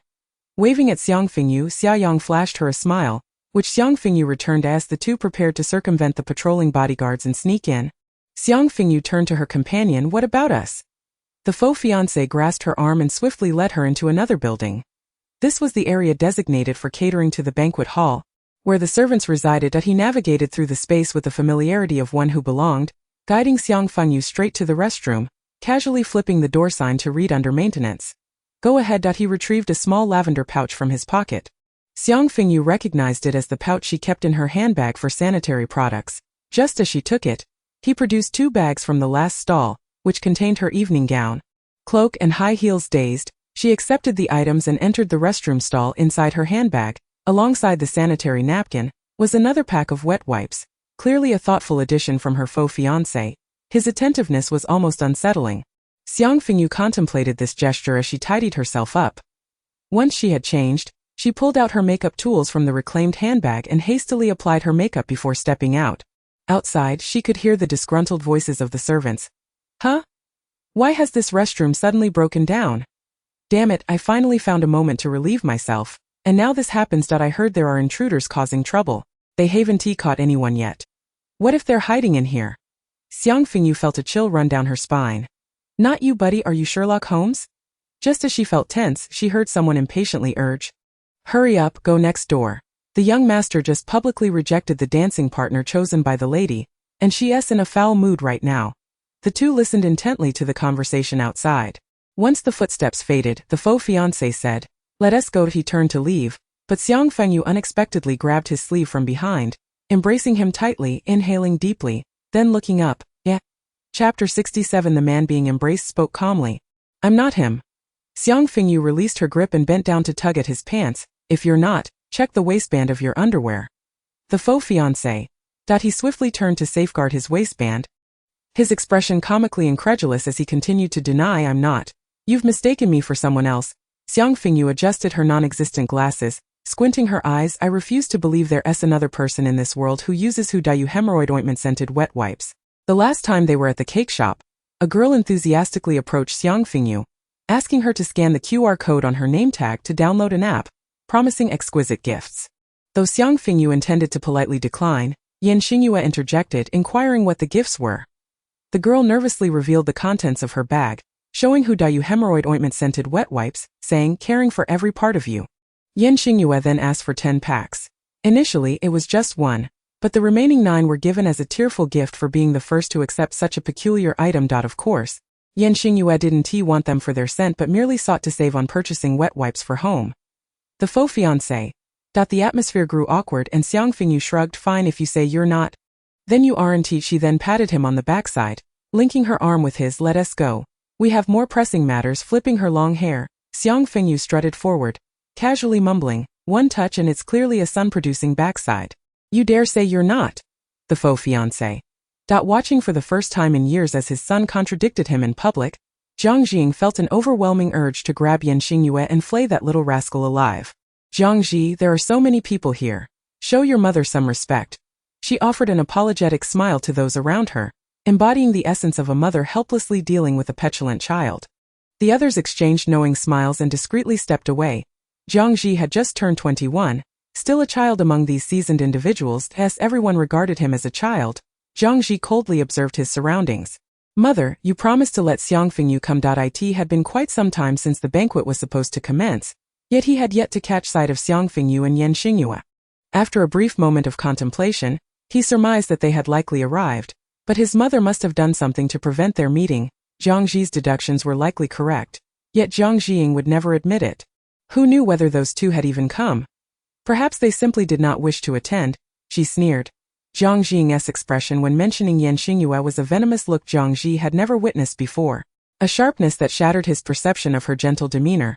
Mother, I am grown now. Zhang Ji's eyes glimmered with desperation. He had been an adult for quite some time, educated and capable of discerning right from wrong. If his mother had truly done something she shouldn't have, why did she reveal such emotion when discussing his half-brother? Not to mention they were of the same age. The point he had previously overlooked suddenly exploded in his mind. The two half-brothers were born in the same year. What did this imply? The color drained from Jiang Zi's face as he stared incredulously at his mother, who had always been so strong. Mother. You, his heart-wrenching expression struck deep into Jiang Ziying's eyes. Keep an eye on the young master. He must not step a foot outside this banquet hall. Jiang Ziying's expression turned cold as he instructed the bodyguard beside him. The latter dutifully positioned himself behind Jiang Zi. Xiang Dongchen handed a glass of juice to the woman beside him, saying, Aunt May, your health has not been well lately. Perhaps it would be wise to abstain from alcohol. The man, typically clad in a tailored suit with an air of indifference, now bore a look of helplessness, captivating the attention of the girls who had been observing him discreetly, the woman receiving such attention from the young master of the Xiang family. Aunt May accepted the juice with a smile. Very well, she replied before adding, don't just stay by my side. With so many young ladies around, you should mingle and converse with them. Xiang Dongchen nodded in agreement, yet his legs seemed glued to the spot, remaining motionless. Aunt May chuckled helplessly, about to speak when her gaze suddenly halted at a certain sight. Oh, that server's back resembles Xiao Qiu quite a bit. Following her line of sight, Xiang Dongchen could only see a clumsy server nearly spilling the drinks from his tray, his slight frame suggesting he was barely under 6 feet tall. Aunt May must have missed him. Xiang Qiu would return by the end of the year, she sighed, wondering how the boy was faring in the army. Meanwhile, the server, whom Xiang Dongchen had labeled clumsy, was glaring with frustration at someone crouched behind the cake tower. Why are you pushing me? She snapped. Had she not reacted swiftly, she would have ended up tumbling into the cake herself. Clad in server attire, the imposing Xiang Qiu glanced at her. Don't call my name. He then beckoned to Xia Yang. Help me see if there's a little girl hiding with her head down like she has mushrooms growing on it. Xia Yang responded with a raised eyebrow. What a ridiculous metaphor. No, there isn't. Xiang Qiu narrowed his eyes. With his vision, even if Xiang Fengyu tried to hide in the shadows, she should not be invisible. Xia Yang, disinterested in helping him search, had yet to spot her own target. Recalling the blurry yet tall and ghostly figure from the dashcam footage, she surveyed the room but found no one fitting that description. Strange. Could the information be erroneous? They both thought simultaneously, accompanying Aunt May. Xiang Dongchen received reports from his subordinates that Xiang Fengyu had not been apprehended, which was rather expected. Setting aside Xiang Fengyu's peculiar tactics, it was her connection to Xingyue that made her difficult to catch. Observing Jiang Ziying, who appeared to be embroiled in some unpleasantness with his son, a meaningful glint flickered in his icy gaze. It seemed that Mr. Zhang's wishes would remain unfulfilled, just as he finished speaking. The sounds of the banquet hall fell silent for a moment. Others, equally perplexed, halted their conversations and turned toward the entrance. Xiang Fengyu adjusted to the glaring lights, confidently linking her arm with that of her companion. Accepting all the scrutinizing gazes that swept over her sister in the midst of a standoff with his mother, Jiang Zi suddenly released her hand and strode toward Xiang Fengyu upon spotting her through the crowd. Given the throng of people, Jiang Ziying found it difficult to intervene, watching in astonishment as Jiang Zi approached, his mind racing with questions about the security outside allowing Xiang Fengyu and Xingyue to enter so brazenly. Jiang Zi quickened his pace, eager to uncover the truth from Xingyue, to learn what kind of lies he had been living with all these years. As he navigated through the crowd and reached Xiang Fengyu, he couldn't contain his curiosity about her companion, only to lose his voice in disbelief. Though a man may be robust, you needn't appear like this. Wait. Who are you? Where is the substantial Xingyue? Chapter 68. Xiang Fengyu smiled radiantly at Jiang Zi. Don't you recognize him? This is my fiancé. Jiang Zi's expression morphed into one of bewilderment, as if questioning whether he, she, or the world had lost their sanity. The crowd, hearing her declaration, turned their gazes towards her companion, then averted their eyes in disdain. Online discussions had labeled Xingyue as exceedingly unattractive, and it appeared to be true. Yet, wasn't the handsome man beside her at Aunt May's birthday banquet Xingyue? She had openly proclaimed him to be her fiancé. How could she bear to show her face like this? If I had such a visage, I'd take my own life immediately. Jiang Zi's birthday party was attended by many in the film industry, including several journalists. The appearance of a figure recently embroiled in controversy for insulting a passerby was bound to stir excitement. Is it that he doesn't wish to see me? Amidst the murmurs of the crowd, Jiang Zi grasped her arm and whispered urgently. Observing the situation, others discreetly moved closer, separating the two, forcing Jiang Zi to release his grip. Hidden from view, Xiang Qiu and Xia Yang could only vaguely hear the discussions. Both had keen ears. Upon hearing the names they sought, they almost simultaneously stood up. Realizing their mutual objective, Xia Yang raised an eyebrow. Are you looking for Xingyue too? Xiang Qiu's eyes flickered. What would I want with that sickly boy? Xia Yang understood. You came to find your sister. The latter scoffed, "She is not my sister." Xiaoyang thought to herself that this was indeed consistent with the information. Xiang Fengyu standing in the Xiang family was exceedingly precarious. Discovering their common goal, the two exchanged glances, reaching a temporary consensus for collaboration. It seems the young lad has not entered, Xiaoyang remarked suddenly. Upon hearing her mention the little one, Xiang Chou's expression shifted subtly. Regrettably, he was running out of time and had forgotten to inquire about the little one's name. Reflecting on the dimples that peeked out when the boy spoke and the charming eyes he used to gaze at others, Xiang Chou couldn't help but smile for some reason. He found the boy endearing, feeling an inexplicable sense of familiarity that was rare for the typically aloof third young master Xiang Des. He scanned the crowd and spotted the figure in a long dress facing away from him. His expression instantly turned frosty. Traffic cop, regardless of what you see, refrain from meddling. Remembering the identity of the person beside him, Xiang Chou cast her a warning glance. Xiaoyang, maintaining her composure, walked past with a tray in hand. "Should you resort to violence, I will undoubtedly intervene." Aunt May stood nearby, able to clearly see Xiang Fengyu's face. The shadow of Madame Xiang's passing had loomed over her for years, and the Xiang family had scarcely allowed Xiang Fengyu to appear before her. Consequently, she had little impression of this illegitimate daughter after all these years. "Dongchen. Who is she?" Aunt May stared intently at Xiang Fengyu, who was conversing with Zhang Ji, as if glimpsing the shadow of the young lady who once held her hand and laughed joyfully. Xiang Dongchen frowned, subtly blocking her view. "Aunt May, it is time for us to leave. The event is drawing to a close." Aunt May grasped his arm tightly. "Tell me, who is she?" Astonished by her reaction, Xiang Dongchen was about to respond when Aunt May gleaned the answer from the surrounding chatter. "Isn't the Yen family bankrupt? I recall Xiang Fengyu wearing last season's designs. How has she suddenly switched to this season's haute couture?" She mused. "Hasn't she been writing that popular online novel? She must have earned quite a bit. It was rumored that she marketed herself as a wealthy heiress under the Xiang name. Yet just days ago, she was spotted haggling over a 20 yuan item while wearing tattered clothing. 20 yuan. What is 20 yuan? Aunt May was left stunned. Xiang Fengyu. The name buried in her subconscious resurfaced and Aunt May's expression darkened. It could not be her. The child, the harbinger of destruction, how could she bear any resemblance to the young lady? Noticing her change in demeanor, Xiang Dongchen excused himself from Zhang Jiying and made to leave early. Zhang Jiying, preoccupied with thoughts of Zhang Ji, barely registered the absence of Yan Xingyue. However, before she could approach Xiang Fengyu, her secretary hurriedly approached, urgency etched on his face. "Mr. Zhang, there's been an incident." He then handed her his phone. Zhang Jiying, suspicious, took it, and upon hearing the words from the other end, her expression shifted dramatically. The man standing quietly beside Xiang Fengyu, separating them from the crowd, cast a knowing glance at the suddenly perturbed Zhang Jiying, a smirk tugging at his lips. "This has only just begun." Teacher Zhang, spotting Xiang Dongchen retreating, he wore a somewhat mocking expression. Truly a competent businessman, he had sensed the impending crisis surrounding his partner and unhesitatingly chosen to withdraw. Even turning the tables on him, feeling the presence of the other two closing in, he grasped Xiang Fengyu's arm and directed his gaze to Zhang Ji. "We need to find a place to talk." He then summoned a server. "Please convey a message to Xiang Zong, stating that Xiang Chou is here." The server glanced at Zhang Ji, receiving a nod before dashing off to catch up with the departing Xiang Dongchen. Zhang Ji, initially hesitant, noticed an apparent commotion near Zhang Jiying and, unable to split his focus, promptly led the two upstairs, although he was unsure why he felt compelled to heed someone else's instructions.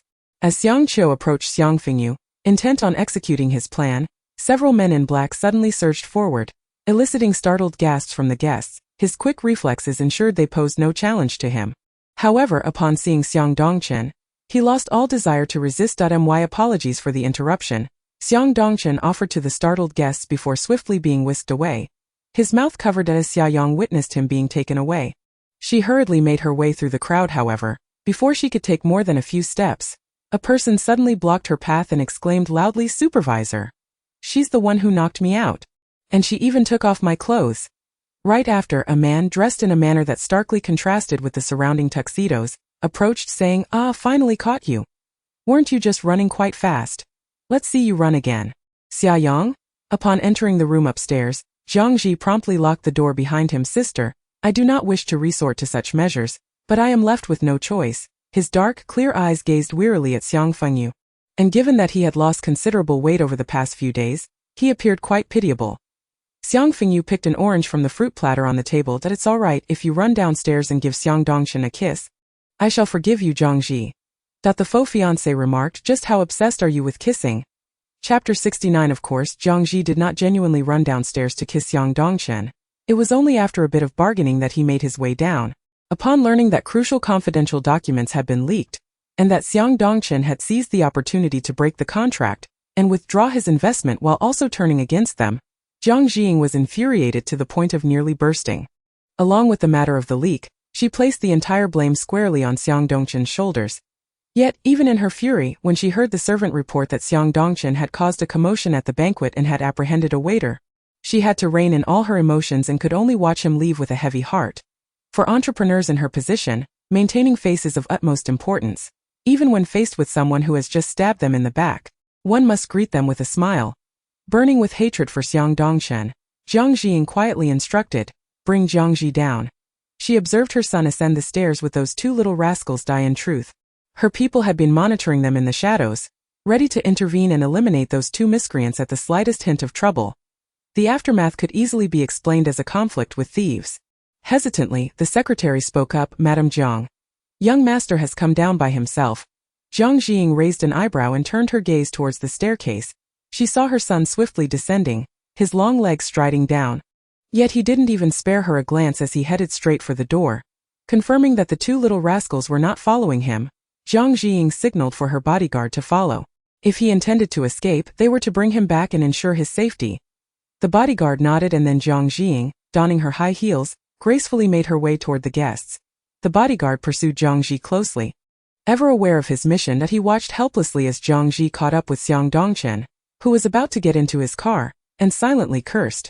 The young master was seeking refuge with the Xiang family, and if Madame Jiang found out, it would be disastrous. "Young master, you." The bodyguard made a running leap, only to witness his young master assertively grab Xiang Dongchen's head and deliver a fierce kiss on his cheek. Afterward, he even gagged slightly. The bodyguard fell to the ground in disbelief. Jiang Jiying need not go mad. She could simply drop dead on the spot. "Everyone." Xiang Qiu, who was being shoved into the car, whistled. Xiang Dongchen, regaining his composure, wore a face that was nearly as dark as a pot. The last time others saw him with such a countenance was during Xiang Fengyu's exuberant antics. Not wishing to dwell on it, Xiang Dongchen asked, "Young Master Jiang, care to explain?" The recipient of the forceful kiss, Xiang Dongchen, looked towards Jiang Ji, who was nonchalantly wiping his mouth. Jiang Ji met Xiang Dongchen's frosty gaze with unflinching calmness. "My apologies, little Xiang. I had a momentary lapse in sanity and mistook you for one of my sheep." The crowd exchanged puzzled glances towards Xiang Dongchen, with his broad shoulders, narrow waist, and long legs. He exuded an air that was anything but approachable, making it hard to compare him to a soft, fluffy sheep. Sensing the crowd's confusion, Jiang Ji elaborated, "You both have equally bouncy behinds." Everyone. Ha ha ha ha ha ha ha ha ha ha ha ha ha. Xiang Qiu burst into laughter in the car, tears streaming down his face. The bodyguard immediately stepped in front of him, saying, "Young Master Xiang, our young master." Xiang Dongchen glared at Jiang Ji with a stormy expression. This was Jiang's territory. Should he lay a hand on Jiang Ji, the woman who valued her son above all would lose her composure in an instant. Xiang Dongchen was not foolish enough to act recklessly here. He would return and inform Xiang Fengyu that her method of repulsing him had indeed succeeded. With that, he turned and got into the car, leaving behind a cold and indifferent silhouette for Jiang Ji. Jiang Ji caught a glimpse of him as he got in, his fist thrust into the mouth of a man who was still laughing heartily. Jiang Ji. Meanwhile, Xiang Fengyu, who had just returned to the banquet hall below, sneezed. "Strange, is someone calling for me?" Surveying the walls, she poked the person next to her. "Hey, do you think that large pearl is real or plastic?" The faux fiancé, Xingyue, glanced at it and whispered, "It's a night pearl." Xiang Fengyu, rather bewildered, asked, "Is it expensive?" He nodded. "Very expensive." Xiang Fengyu decisively responded, "When we leave, let's take two. That crystal chandelier looks nice too. If we can manage it, let's take that as well." Xingyue was momentarily speechless. Who had led her astray? He recalled that she had not been like this upon her arrival. He then added, "The doorknobs are gold. Remember to take those too." Just as they were speaking, a striking figure approached them. Despite her age, her radiant features still retained traces of youthful allure. However, her sharply angled eyes made Xiang Fengyu feel distinctly uncomfortable. A woman as cunning as a viper. Xiang Fengyu instinctively positioned herself protectively in front of Xingyue. President Jiang, with an impassive expression. Xiang Fengyu regarded her, too apathetic to even feign politeness. Jiang Jiying scrutinized her face. "Too young. Your emotions are written all over your face." No wonder that little rascal chose to keep you around. You do have a rather pleasing visage. Xiang Fengyu nodded. Zhang is quite handsome as well. We are indeed a pair of mistresses. Zhang Jiying's expression shifted dramatically. She did not lower her voice, and the onlookers all heard her words. Their gazes turned to Zhang Jiying with astonishment. Zhang Jiying smiled. Little girl, spreading rumors can lead to legal consequences. No one from the Xiang family will protect you. Casting a glance at the person she had blocked, a hint of disdain and disgust flickered in her eyes. After all, Xingyue had not come here. Xingyue, aware of Zhang Jiying's scrutinizing gaze, chose to ignore her entirely. At this moment, his attention was entirely captivated by Xiang Fengyu, who stood protectively in front of him. Knowing his own capabilities, he still felt a strange instinct to protect himself when Zhang Jiying approached. This sense of protection was unfamiliar to him. He quietly observed the shorter Xiang Fengyu, who coldly and resolutely tore away Zhang Jiying's veil of modesty, spreading rumors. My dear, you have quite the sense of humor. Who doesn't know about your sordid affair with Xingyue? Some may grow old, but not everyone dies. Do you truly believe no one is aware of your real profession as a homewrecker? While the circles may be chaotic, being a mistress hardly raised eyebrows. However, the issue lay in the fact that no one had dared to bring such matters into the open as Xiang Fengyu had. The crowd's attention shifted to Zhang Jiying, yet regrettably, she maintained her usual composed demeanor, showing no sign of emotional upheaval even in the face of such harsh words. Miss Xiang, it seems you have some misunderstandings about me.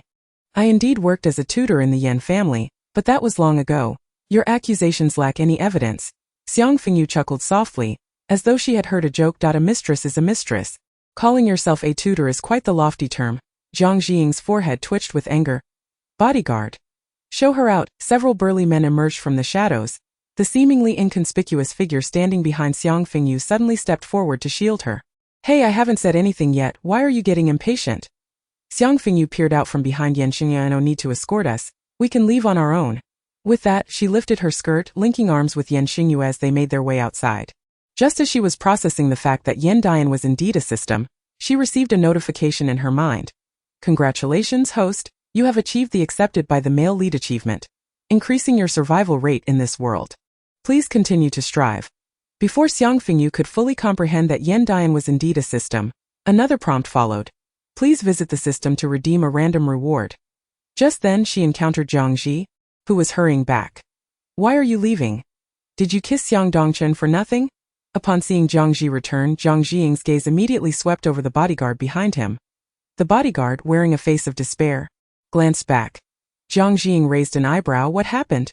The bodyguard hesitated, wanting to say something but holding back, until Xiang Fengyu quietly inquired, Did you kiss Xiang Dongchen? Zhang Jiying's mind momentarily short-circuited. Kiss who? I just want to know who you kissed.